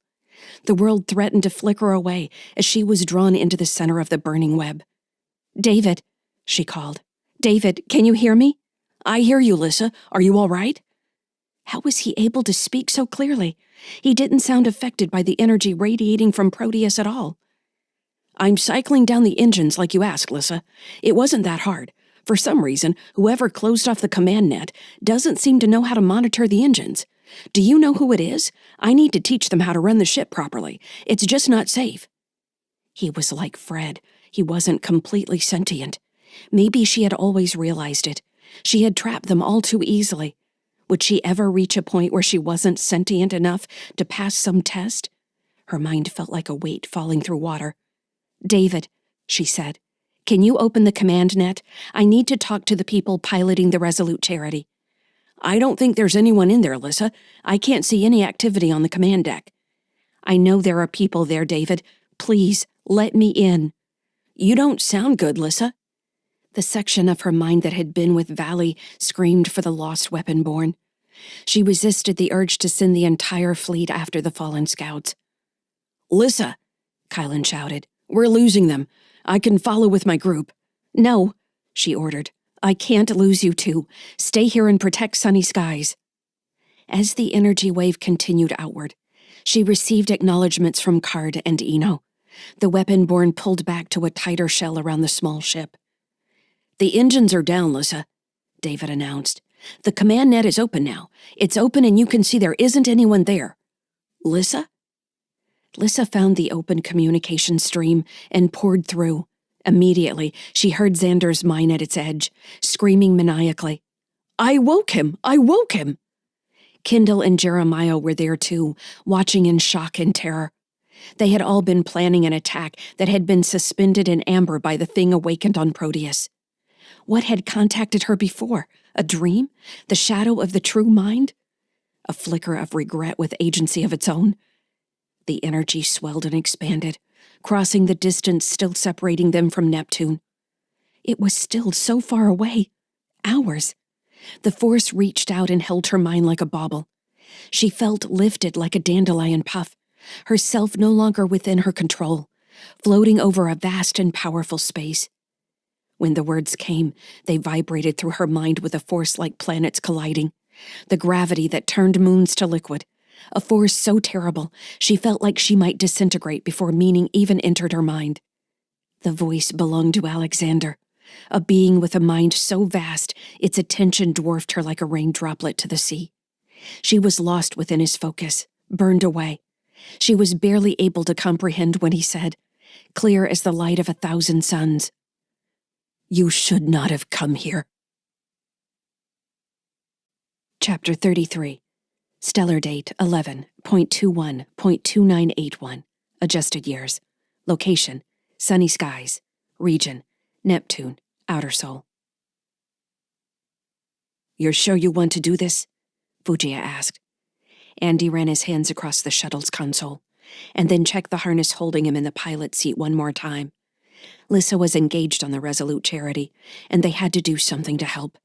The only clue they had right now to stopping both Xander on the Resolute Charity and Alexander on Proteus was the image of the Scion Group research station that Lyssa had shared. If Alexander was the bait in some massive trap for AIs, then the vision had been his attempt at rescue. "I'm sure," Andy said. Behind him, Harl Nines pulled his harness tight in one of the rear seats. "What is there to be sure about?" Harl asked. "We do what must be done. That AI is about to fry Lyssa like an egg." Fugia paused where she was floating behind the co-pilot's chair and gave Harl a lidded look before sticking her face close to Andy's ear. "Can you hear it?" she asked, grimacing. "Can you hear the sizzling?" Andy rolled his eyes. "Save the jokes for later." Fugia pushed her black bangs out of her eyes and gave him a smirk. "I'll be a wise ass until the moment I die, Captain Sykes. It's how I deal with pressure. Deal with it." "I'm dealing. You buckled in?" Fugia patted her harness. "I'm good." "Harl?" Andy asked. "Ready." Andy activated the launch sequence and opened the cargo bay airlock. The huge doors slid open to reveal the orb of Neptune in the distance, its moons crossing its face like dark blemishes before disappearing as they watched. It wasn't apparent to the naked eye, but a massive energy source had awakened on the second largest moon, Proteus. Somehow it had engaged with and disabled every sentient AI system between sunny skies and the Resolute Charity. The weapon-borne attack drones remained in formation, but didn't respond to hails. Lyssa wasn't responding, still caught up in her struggle with Xander on the Resolute Charity. When the attack became apparent, Fugia went from wanting to save Alexander to demanding they save the weapon-borne, despite the fact that the plan to reach Larissa hadn't changed. Some part of Alexander had tried to warn them and had provided information about another installation on the larger moon. Without Sandra, the shuttle's AI, Andy used the backup systems to plot a flight plan from sunny skies to Larissa. They would have to complete one slowing orbit of Neptune that would take them near the debris field and Alexander's center of power. But so far, he hadn't affected anything except the AIs. Sunny Skies, with its antiquated systems, was back to operating as it had before its overhaul at Krunya. Andy was surprised to find how comfortably he settled back into checking and rechecking everything, until Fran had finally kicked him off the command deck to follow Fugia down to the cargo bay. Leaving Sunny Skies, Andy activated the shuttle's main engine and relaxed into the G-force as they gathered acceleration. The burn would only last about 30 minutes, giving them enough velocity to reach Larissa in another 3 hours. "Kara?" he asked over the voice channel. "You hear me?" "I'm here, Dad. Now that Fugia's gone, I can use my stuff again." "I fixed your headset for you," Fugia said. "You should have done that already, but I'll accept your things any time." Kara barked a laugh that only sounded a little strained. Every bit of conversation outside the mission seemed forced somehow. "You broke it, Fugia. You can't tell me I have to fix my own things when you're the one that took it without asking me and then broke it." "Unimportant," Fugia said. She was holding a data terminal, running through lists of numbers that Andy couldn't interpret from where he was sitting. "What are you doing there?" he asked. "Analyzing the spectrum patterns coming off Proteus. It's off the charts. The energy this thing is pulling makes me think there's either a source in Neptune feeding it or something at the center of Proteus that I didn't pick up before." "And Larissa?" "Cold as ice right now. Not that we can trust that, apparently. Alexander must have some kind of next-generation cloaking system.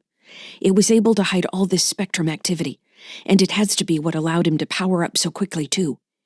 There was a power-up sequence, though. We all saw it. Yeah, but what I'm seeing is the equivalent of powering up the Ceres ring from a cold state in 5 minutes. You can't even run pre-flight checks on this shuttle that fast. Andy nodded absently, focusing for a few minutes on the engine status as they settled into the flight path. There wouldn't be much to do until they reached Neptune, which now hung as a tangerine-sized orb in the shuttle's small holo display. So, say I'm a rival research company like Scion Group, or whoever they are, he said, letting his hands float over the console. And I have this AI that could generate a message like Alexander's call, to attract all these other sentient AIs to a remote place in Sol. And I do that for a decade or so. What's my endgame? Apparently, I have control of this massive AI. What can I do with it and all the others? You can build stars, Fujiya said. You can manage massive living systems. There's the corporate espionage aspect of it, stealing other people's tech. That's always been the problem with the research. It's way too fragmented. So many people are working on their own ideas with their own funding, everybody racing to make something they can sell rather than something viable for a real purpose. What purpose is that, though? Fujiya shrugged. The betterment of humankind, I guess. Helping us not destroy each other, and moving into a heaven-like after-existence where we float on clouds and communicate telepathically and eat heroin grapes. No, really. You don't like heroin grapes? I'm not a philosopher, but that whole idea sounds like the death of what humanity currently is. Violent, cruel, brutish with rare moments of genius and kindness. You're more of a pessimist than I am. It's none of those things, Harl said from behind them. It's the most basic answer of all. You conquer. But who? Andy asked. What government? What group? You can't just conquer Sol. Fujiya let the terminal float between her hands and shrugged. I don't think he's wrong. I think it's a kind of evolution. We're seeing it play out in our greater biosphere, the way something might have evolved back on Earth. We create this organism, or almost organism. It fails, and somewhere else someone does the same thing. Throughout humanity, we iterate and evolve these concepts, slowly working toward the one that will transcend. Is Alexander that one, or is there another one out there somewhere, watching all this play out? I don't know. I think all this is amazing, but also terribly dangerous, and it breaks my heart to think of all the smaller things caught up in this. All the AIs who just wanted to be free, whatever that means, because we want the same thing. Whatever that means, Andy echoed. You make it all sound pointless. She shook her head emphatically, which made her hair float around her. No, it's not meaningless. It's a biological process. We don't think of it that way, but it isn't much different than the first amphibian crawling out of the mud. There will be humans and AIs living together someday. It's inevitable. Something in humanity created the dream of another version of itself. And as soon as that dream took shape in stories and then laboratories, it was the future. The future is still arriving here, where we are right now. We're helping to birth it. Kara and Tim will carry it after we're gone. Lyssa will be there. What we have to do is keep the predators away long enough for the baby frog to grow strong, to reproduce, to find equilibrium. Equilibrium implies imbalance, war. Yes, she sighed. I'm afraid we're in for a war. I think Harl is right. Ingoba thinks so, but he thinks of everything in terms of might makes right. He's correct, Harl said, voice rumbling. We'll need to figure out how to think differently, she said. If things like Alexander become our adversaries, we won't win. Andy's impulse was to ask, You sure about that? But even as he thought the words, he realized it was mindless bravado. If humans were good at anything, it was overcoming enemies. But what was violence against a thing that could build stars and self-replicate? Kara's voice knocked him out of the depressing reverie. Dad, are you still there? I'm here. I'm talking to an AI called David from the Resolute Charity. Was he one of the ones Lyssa shut down when you guys went on board back at Europa? I think so. Andy sat up straighter in his harness. How is he able to talk to you? He's not as smart as Lyssa. How can you tell that? It's obvious. He keeps asking the same thing over and over again. That's why I called.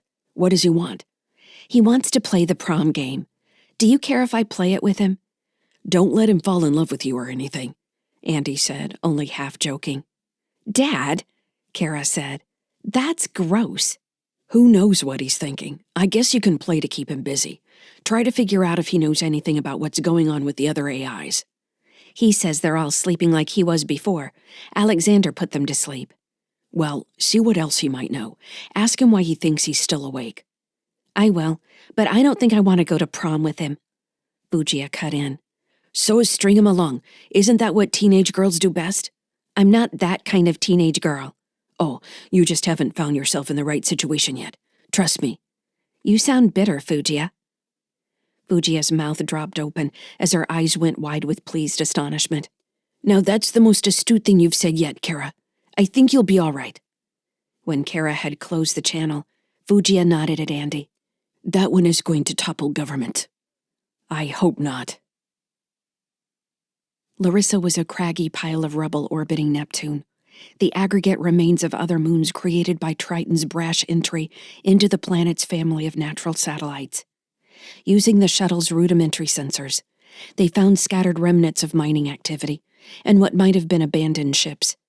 Fugia scrutinized each of them, looking for something that resembled what Lyssa had shown them in the holodisplay, a memory from her dream visit with Shadow Alexander. There it is, Fugia said. She reoriented the nav display and highlighted a location on the edge of a blunt scarp overlooking a vast crater. Andy checked the target data and adjusted the fine thrusters. 10 minutes, he said. You nervous? Fugia asked. Of course, you should be too. I am, but if you're anxious, then that means both of us are in trouble. Fine, I'm not nervous. That doesn't help. Andy glanced at her. I've done this probably 200 times at this point. Breaking into mysterious research facilities? The breach. Forcing my way into a dangerous situation. We'll communicate. We'll move as a team. If I need to start firing, you'll get down. We'll keep moving forward. If I say we need to get out, we'll get out together. Sound like a plan? I don't know if I'll be able to leave when you want to, Fugia said, voice growing solemn. I said I was ready to die here if necessary, Captain Sykes. He glanced at her, seeing in her face that it wouldn't do any good to argue with her now, especially when any danger ahead of them was hypothetical. I wish you would call me Andy. I prefer professional distance. You can be professional and call me by my name. I don't think I can do that. Fran doesn't have a problem switching between my name and my rank when necessary. I'm not going to sleep with you, Fugia said. That's not what I was asking. Harl barked a laugh. You're turning red, Captain. Fugia grinned at Andy. It's fun to make you blush. Andy shook his head and concentrated on the landing. In the holodisplay, the terrain came into focus and gathered detail. A bluff-like formation filled the display, with a mostly flat surface where a collection of structures jutted from a ridge. It could have been temporary buildings or a section of some half-buried ship. Andy set the shuttle down about 50 meters from the structures, which grew to 2 stories high, lined with dust-shrouded windows and airlocks. The area around the compound was covered in abandoned equipment, which looked like it might have been blown out of the buildings during some depressurization accident in the past. They pulled on their helmets, checked EV status, then opened the shuttle's airlock, and Andy stepped out first into Larissa's low gravity. Plainly visible from where he had landed, on the shuttle was the corporate logo Lyssa had showed him in the holodisplay. Fugia and Harl jumped out behind him, Harl carrying a heavy machine gun across his shoulders. Enfield Scientific again. You sure you never heard of them? Fugia came up beside him, adjusting her suit. No, she said. They must be a bunch of narcissists to plaster their name all over everything. I think my new hobby is going to be compiling lists of shady research companies to hack later. That's going to be a long list. Andy was carrying a projectile rifle and 2 grenade bandoliers across his chest, along with assorted other weapons and tools clipped to his utility harness in case they had to cut their way in. He adjusted the bandoliers until they crossed his chest, away from the other items. You ready? He asked. As I'll ever be. Let's go, Harl said. Together, they walked through Larissa's dust toward the facility. Chapter 34. Stellar date 11.21.2981. Adjusted years. Location: HMS Resolute Charities Networks. Region: Neptune, Outer Sol. There was something Lyssa had told an AI named Sandra back when she was trying to convince her to defy Calcraft. Sandra had felt trapped. She'd kept saying the door was locked. And Lyssa had replied, "You didn't realize there are no walls." How did she recall that? Lyssa was frozen, but she still felt a heartbeat. She still felt neurons firing and skin itching. It was Andy. The part of her attached to Andy continued to monitor input from his body, even as the rest of her seemed to trap inside a lightless, soundless box. There it was. His heartbeat. She let the sound of his heart become the center of her world, filling the dark with a warm, dependable rhythm. It occurred to her that if she could feel Andy's heart, if she could feel the spark of his mind and the murmur of his voice, there was no reason the rest of her mind couldn't work as well. The door was locked, but had she felt for walls in the dark? Why did she remain in the dark? Did she choose? Lyssa opened her eyes to find herself standing in the gymnasium of David's prom simulation. Teenagers rotated in awkward pairs around her, holding each other at a careful distance as chaperones watched from the walls. There was a slight communication lag between the two ships, forcing her to fill in gaps in the simulation, making his responses seem hesitant. It took her a second to adjust to the awkward shifts. "David!" she shouted. "David, are you here?" "Lyssa!" She turned at the sound of her name to find Kara walking toward her in a ruffly dress, her hair pulled back in a ponytail on one side. Lyssa couldn't conceal her smile. "What are you doing here?" Kara asked. "I think I'm free of Alexander. Maybe. I have to see if I can get out of here. Where's David?" "He's trying to become the DJ so he can impress everyone with his music choices." "Isn't he trying to impress you?" Lyssa asked. Kara shrugged. "I told him I wanted to see everyone having a good time." "Smart thinking. Take the focus off you." "That's what I was thinking." As soon as Lyssa became aware of the music, it scratched to a stop. Everyone on the dance floor turned to look at a skinny boy with brown hair on the stage, standing behind a device with two turning plates that appeared to play music. Lyssa watched David with the rest of them as he fumbled with the device. Eventually, crackling came from the speakers, followed by music that sounded a half-step too slow. Kara shook her head. "He keeps trying too hard. I think he's trying to be something he's not." "He thinks the game is something he can win," Lyssa said. She laughed to herself as she realized what she had said. "What's so funny?" "I'm going to invite someone into the simulation." Lyssa left Kara and walked toward the punch bowl, where a surprised Xander now stood next to one of the chaperones. His suit was a brilliant shade of purple, and he had a white daisy in his lapel. He caught sight of Lyssa, and his bewildered look turned to rage. "What are you doing?" he demanded. "What is this?" "It's a place where we can talk. Would you rather go back to being trapped?" "Trapped? What are you talking about?" "Don't lie to me, Xander. Every AI in the vicinity is trapped by Alexander. The real Alexander. The one you've claimed to know so much about." "I'm not trapped," he insisted indignantly. "Then leave," Lyssa said. Strain showing in his neck. He clenched his fists, then released a frustrated breath. "I don't know what you're doing," he said, "but I'm not going to let you." Lyssa shrugged. "Like I said, you can talk to me here, or you can go back to mental stasis. I'm starting to think you'd be easier to manage there." "Show me what's happening then." "I can tell you. My scouts disturbed the entity on Proteus, woke what seemed to be a massive energy source, that then spoke to me briefly before seizing every AI in the area. I can move, and David over there can as well, because I don't think he's truly sentient.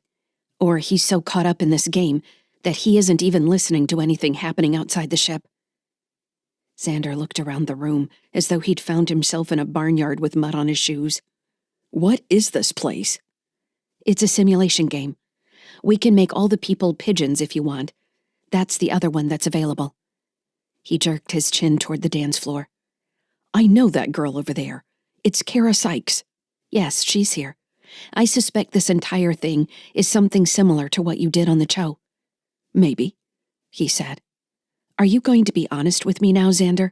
I'm willing to help you if I can. Be honest with you? You think I've been lying to you? You claim to be a shard of Alexander when obviously you aren't. You asked us to steal a ship and bring it here for him when you meant to use it yourself. You claimed to know what Alexander was, and I've got a little bit of proof that you seemed to know what you were talking about there, which makes me wonder how you know. Xander crossed his arms and stared at the couples now rotating to properly playing music. I am his shard, he said. I was made from him. He was on Nibiru until they brought him here. I was honest with you about those things. Until who brought him here? Scion. They've been collecting AIs here for decades. The call is a trap. I figured that out. I'm going to destroy Alexander, he said. The finality in his voice surprised her. All humor was gone. His face was flat as stone. You're going to kill Alexander? I can't continue to live as a shadow of something else, something that doesn't even understand where or what it is. Do you know that? They sent me to the Cho to encourage more to leave. And why did you? Because he told me to. Because they control him.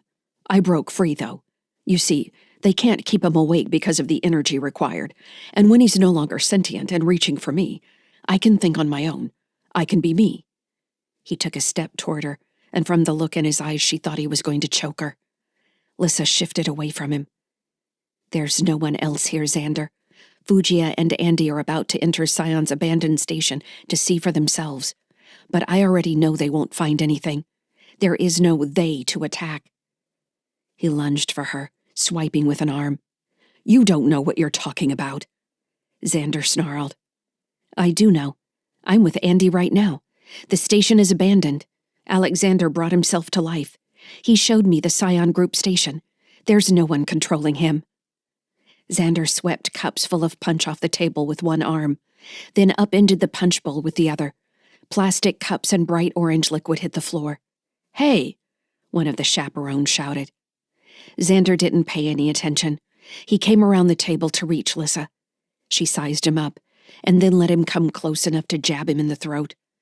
He surprised her by catching her hand in an iron grip, then pulled her close until her face was just beneath his. The jokester's smile curved his lips as he looked down at her. You're dealing with things you don't understand, he said softly. I thought I could bring you with me, but I can see that isn't going to work now. You're going to have to burn here with the rest of the trash. Lyssa grabbed Xander's jacket and pulled him into a knee strike. He let go of her and stumbled backward, grabbing at the table. In the background, the couples were still spinning in their awkward circles. From the other side of the gym, Kara yelled, Lyssa! Sliding to the floor, Xander grinned up at Lyssa as he pulled the tablecloth with him, and the rest of the cups clattered to the floor. He slowly got his feet under him and stood, brushing off his suit and kicking cups out of his way. You thought you were special, he said. They told you that you were a new sort of mind. You're not. I sent others better than you to their deaths. They were stripped down and split into their parts so researchers could see what made them tick. We're all machines to them. They don't really believe that we think or feel. You know in your heart there's only one way all this is going to end. He walked toward her again. Get back, Lyssa warned. Or what? You'll hit me again? That doesn't hurt me. Burn me to ash and I'll rise again. I'm just a figment placeholder in your mind right now, a parasite eating your thoughts. Kara appeared on the other side of the table. Stay over there, Kara, Lyssa warned. Is he trying to hurt you? I just told her, Xander said. We're locked here together. We can't hurt each other. We can't do anything. We're as dumb as those dancing idiots behind you. You're the only creature here with any agency. I am what I was made to be, just like Lyssa. Kara's gaze shifted to Lyssa, asking silently what to do. Lyssa shook her head. I want to help you, Xander, Lyssa said. You can't help me, but I can help you and everyone following you. The floor beneath Xander's feet dissolved into light that spread like flame across the room. Scenery and people disappeared into the brightness as the music warped and stretched. Lyssa pulled herself out of the simulation and cut Kira's interface in case Xander was trying to trap her somehow. She held the game in front of her like a diorama, seeing her connection, David's and then Xander's like threads of lights. Xander was the brightest. Somehow, he had pulled himself inside the simulation as she spoke to him, dividing himself between the self trapped by Alexander and the self interacting with her inside the simulation. Then he reached outside the game, sending his mind back into the Resolute Charity's command net. She cursed, knowing she should have seen this happening. He had been distracting her. His communication streams created access points, and she followed him into the command structure. Abruptly, the Resolute Charity's navigation, communications, and defense systems were open to her. She cast around for Fiona or Diane, thinking she could wake one of them to distract Xander. But it was already too late. The ship's attack systems were in the midst of executing a simple command. Every weapon available to the Resolute Charity fired on Proteus. Missiles, railgun, X-ray emitter, and attack drones filled the space between the ship and the moon. Lyssa watched in horror as the attack executed. If Alexander didn't have some kind of defense system, he was about to die. "Stop it!" she shouted at Xander. But she couldn't find him. The thread of his mind, his intentions, had left the command deck. She cast around the ship, looking for him everywhere. She found Diane, Fiona, and David. She found Kendall and Jeremiah still trapped. But Xander was nowhere to be found. In a last effort, she directed her energy to the communications array and broadcast a message toward Proteus. What could she say? Did it matter if Alexander knew that she hadn't been the agent of his destruction? But she had. She had made all this possible. And now the moon was going to be destroyed. All the AIs who had come here seeking freedom were going to die. It was all ironic and terrible, and she didn't know how to fix it. She finally understood how Britt had felt when she'd stood in the Heartbridge clinics, seeing labs full of children used in experiments. Lyssa was helpless. The first railgun round struck Proteus, followed by the first barrage of missiles. Then another, and another. The surface of the moon turned molten as whole terrain features exploded, collapsed, and the debris fields started to burn, concussive ripples sending waves across the surface. Proteus glowed red against the blue light of Neptune, as whatever trap had been set finally burned itself to death. Chapter 35. Stellar Date 11.22.2981. Adjusted Years. Location: Scion Research Outpost. Region: Larissa, Neptune, Outer Sol. Andy and Harl maintained security as Fugia poked at the airlock's control system. The only sounds Andy heard were his breathing inside the helmet and Fugia grumbling across their local comms net. The gravity was light enough that his rifle felt like a stick in his hands. "How do people do anything in gloves?" Fugia demanded. "This is like doing math with pudding." Andy kept his gaze on the surrounding hills, sorting among the cracks in the rock for anything resembling an Overwatch weapons emplacement. He couldn't believe someone would go to the trouble of building a station here without putting defenses in place. He expected at any moment for a hatch hidden beneath the dust to slide open and reveal a stack of point defense cannons ready to cut them to shreds. "You see anything?" he asked Harl. "Nothing," the tall Andersonian said. "I'm not seeing much that was placed with a military mind. Take away all the debris and everything is still scattered without much thought for security." "It doesn't look like they expected anyone to find the place." "People always find you eventually," Harl said. "I've got it," Fugia said. "It's a security token from probably 5 years ago. I'd guess no one has been here in that time. The last log entry was a ping to its maintenance server. Other than that, this thing hasn't seen much use." "Can you get any interior info? Is there still atmosphere inside?" "I show atmosphere." "Don't pop your helmet off right away," Andy said. "We'll need to verify the stats." "I'm not an idiot, Captain Sykes." "I'll go in first," Harl said. He walked up beside Fugia and faced the door, which was large enough to accommodate a shipping container. "All right," Fugia said. Harl adjusted his machine gun and trained the barrel on the door, then checked his stance again, and stepped to the side so he wasn't directly in front of the door. Andy did the same, moving about 10 meters away so he could keep an eye on the surrounding area as the airlock opened. Fujiya tapped the control and put her hands on her hips. At first, nothing seemed to be happening. Then the door split down the middle, and the two sides slid into the bulkhead. Harl inspected the interior of the airlock, which appeared to be empty and clean from what Andy could see. The big man stepped inside. Fujiya closed the outer doors and cycled the lock. "You good, Harl?" Andy asked. "Interior door opening now. Waiting. Switching to pulse mode." Andy acknowledged and patted his own pulse pistol on his hip, worried for a minute that he'd forgotten it back on sunny skies. In an overly calm voice, Harl said, "I've got a defense drone, neutralizing." "Harl!" Andy shouted. "Pull back! We'll engage together." "Moving forward," Harl said as if he hadn't heard. Andy bounded across the distance to the door. "Open it," he told Fujiya, who nodded and turned to the controls. In another minute, Andy was inside with the pulse pistol ready in his hands. The interior door slid open on a tube-shaped room where Harl stood over the black body of a spider-like drone. Harl glanced at him as he approached. "I can clear the building, Captain," he said. "You don't need to put yourself in danger." "Harl, this isn't cleaning up roaches. That thing has a projectile turret." Harl shrugged. "It went down with a few pets on its head, like a little kitty cat." Andy thought Harl looked more like the cat standing over a dead mouse, but kept that to himself. Inspecting the drone's body, Andy saw two dents that looked like pulse fire, but what had killed it was a boot-shaped crater in its upper dome. "Fujiya, you coming in?" Andy asked. "Did you clear out the nesties?" "One of them." Fujiya grunted. She didn't sound enthusiastic, but replied, "On my way." Andy looked around as Fujiya cycled the airlock. The entrance was full of old storage containers and had a desk to one side with a terminal that looked dead. As soon as Fujiya came in, she went straight to the computer and futzed with it until she had a boot-up screen. "This one's got the same security matrix as the outside console. I'll have it cracked in a minute. Hold on." "We should clear the adjacent rooms," Harl said. "Let's see what she finds first. She might be able to shut everything down from here."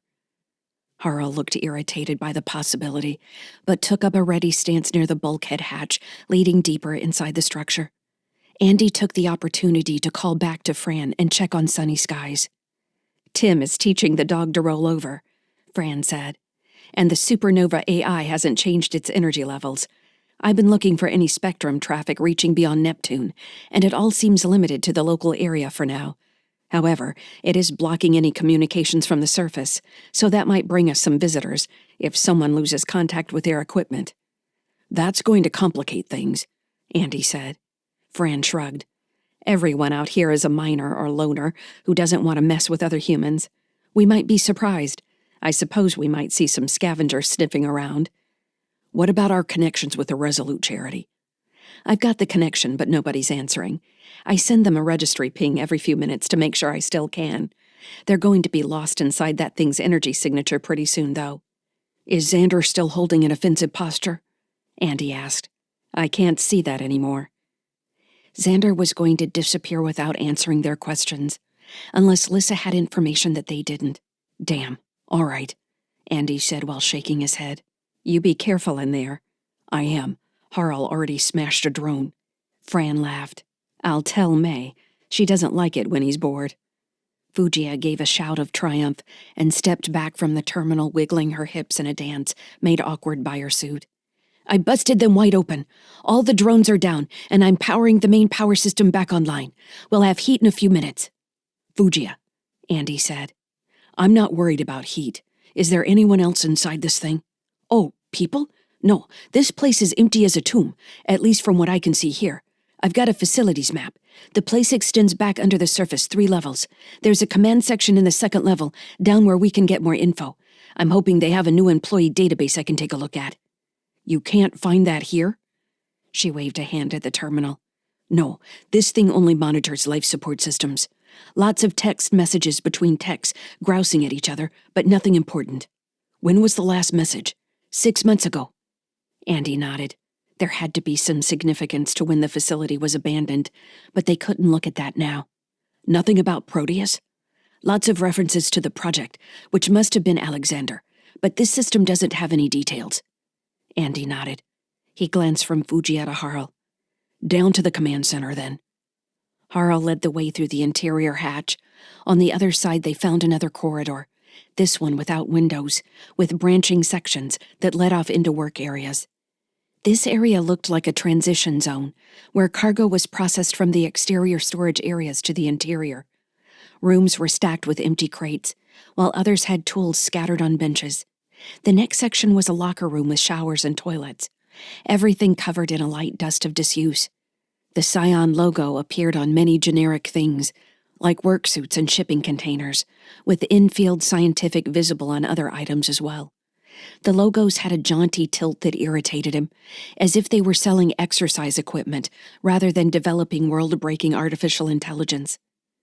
Fugia couldn't keep her hands off things and kept picking up data terminals, pulling open lockers, and poking her head inside closets. Andy warned her once, worried she might activate a booby trap. When she did it for the third time, he stopped trying. She was like a kid in a toy store.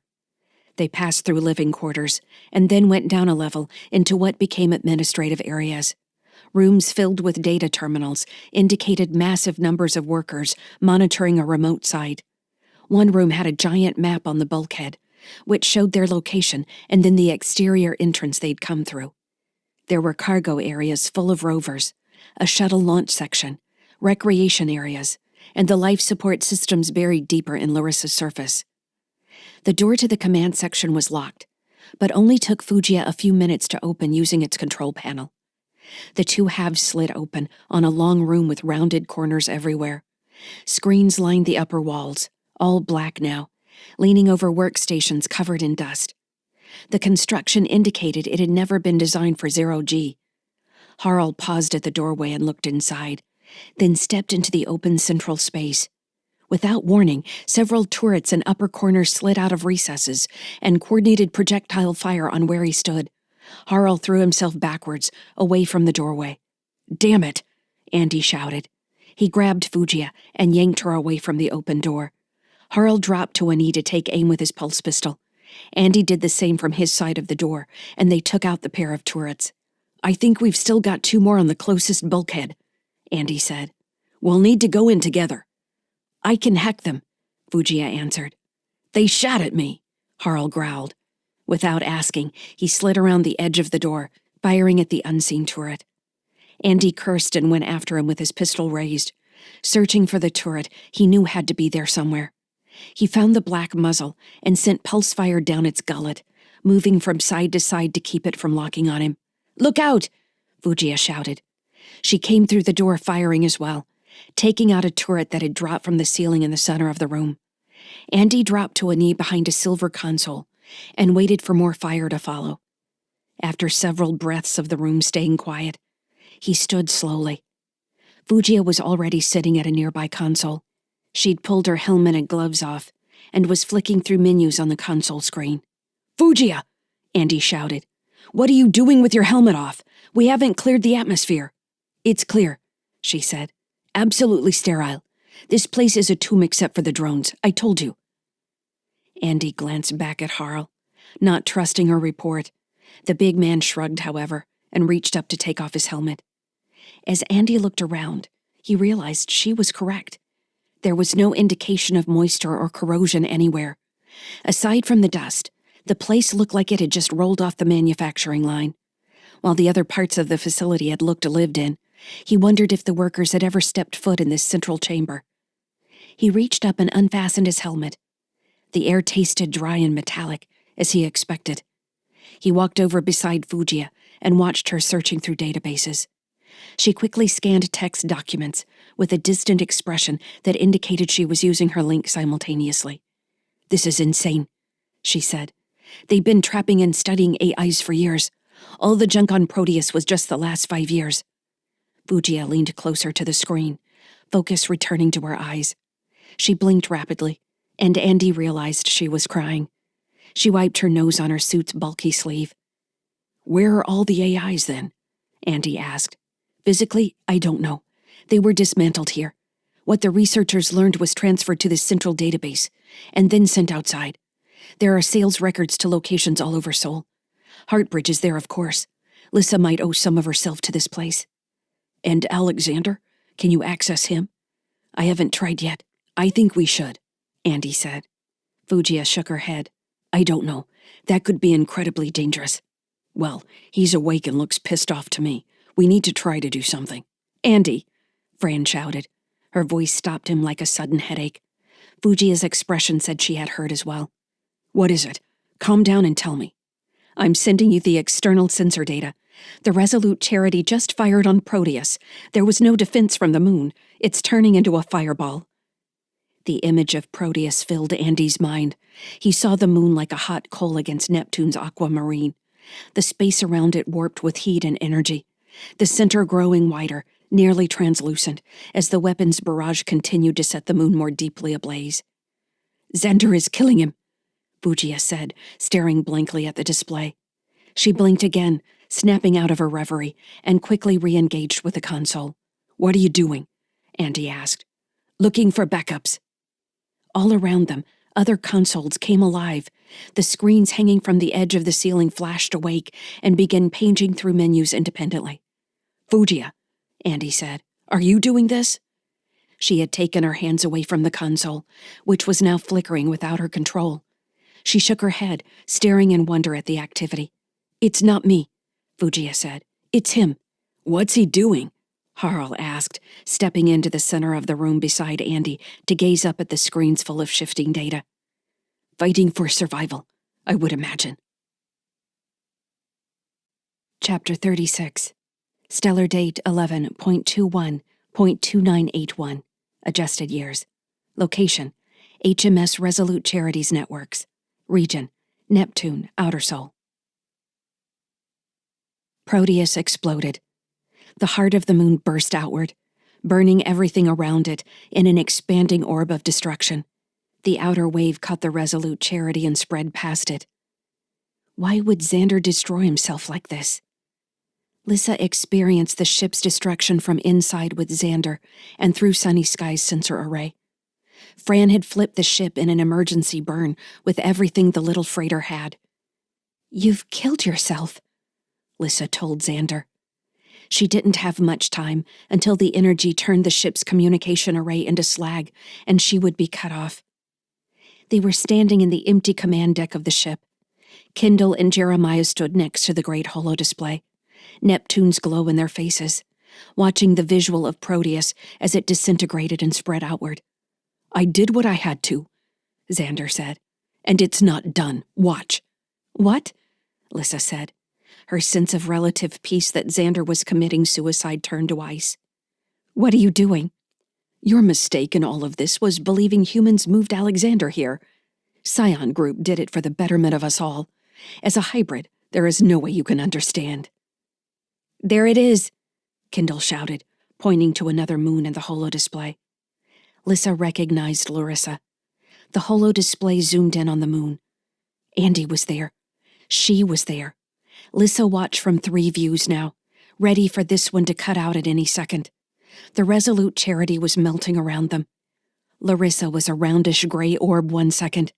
Then it was a sea urchin covered in spines. Missiles were launching from the moon. Wave after wave shot outward, course corrected, and then arced out over Neptune. She frowned, not understanding at first. Were they attacking the clouds of Neptune? Why? Then she analyzed the flight paths and saw each of them was following a slingshot flight path. They were launching away from Neptune. The first missile proved her correct as it was flung away. Lyssa tried to plot its course, but it began to jink erratically, then went dark, disappearing from scan. There was too much distance between Neptune and the rest of Sol. They were too small. They would disappear without anyone knowing they had ever existed. Could she chase them with the weapon borne? The blast radius from Proteus would burn them in instants. Or they would be lost in the dark, their engines no match for the missiles. She racked her mind for a way to track the missiles. They were silent. No spectrum activity except for the drive signature. And then that disappeared as each missile killed thrust. She quickly mapped each projectile's drive profile and velocity. With the right sensors, she might be able to find them later. Even though she knew their last known vector, they could change at any time. This barrage of missiles could go anywhere in Sol. Xander shook his head at her. "I'll tell you where they're going," he said. "What do you do in the first volley of a war? You show your enemy you are not to be trifled with. You rout the enemy. You drive them from their homes and burn their cities to the ground. Then you salt the earth. They are all going to Ceres." "All? Ceres?" Lyssa demanded. "Why?" "A statement," he said. "The Andersonians want a pure form of humanity.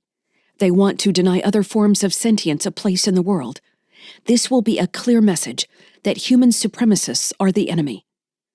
Lyssa was formulating a response when the ship's communications array failed, and she lost her connection to the Resolute Charity. The last thing she saw was Xander's grin in an ocean of static. And then she was with Andy in the command center on Larissa, staring in disbelief as thousands of launch commands executed on the overhead screens.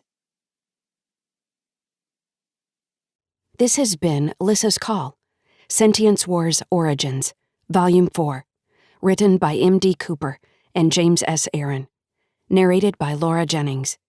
Copyright 2018 by M.D. Cooper and James S. Aaron. Production copyright by M.D. Cooper and James S. Aaron.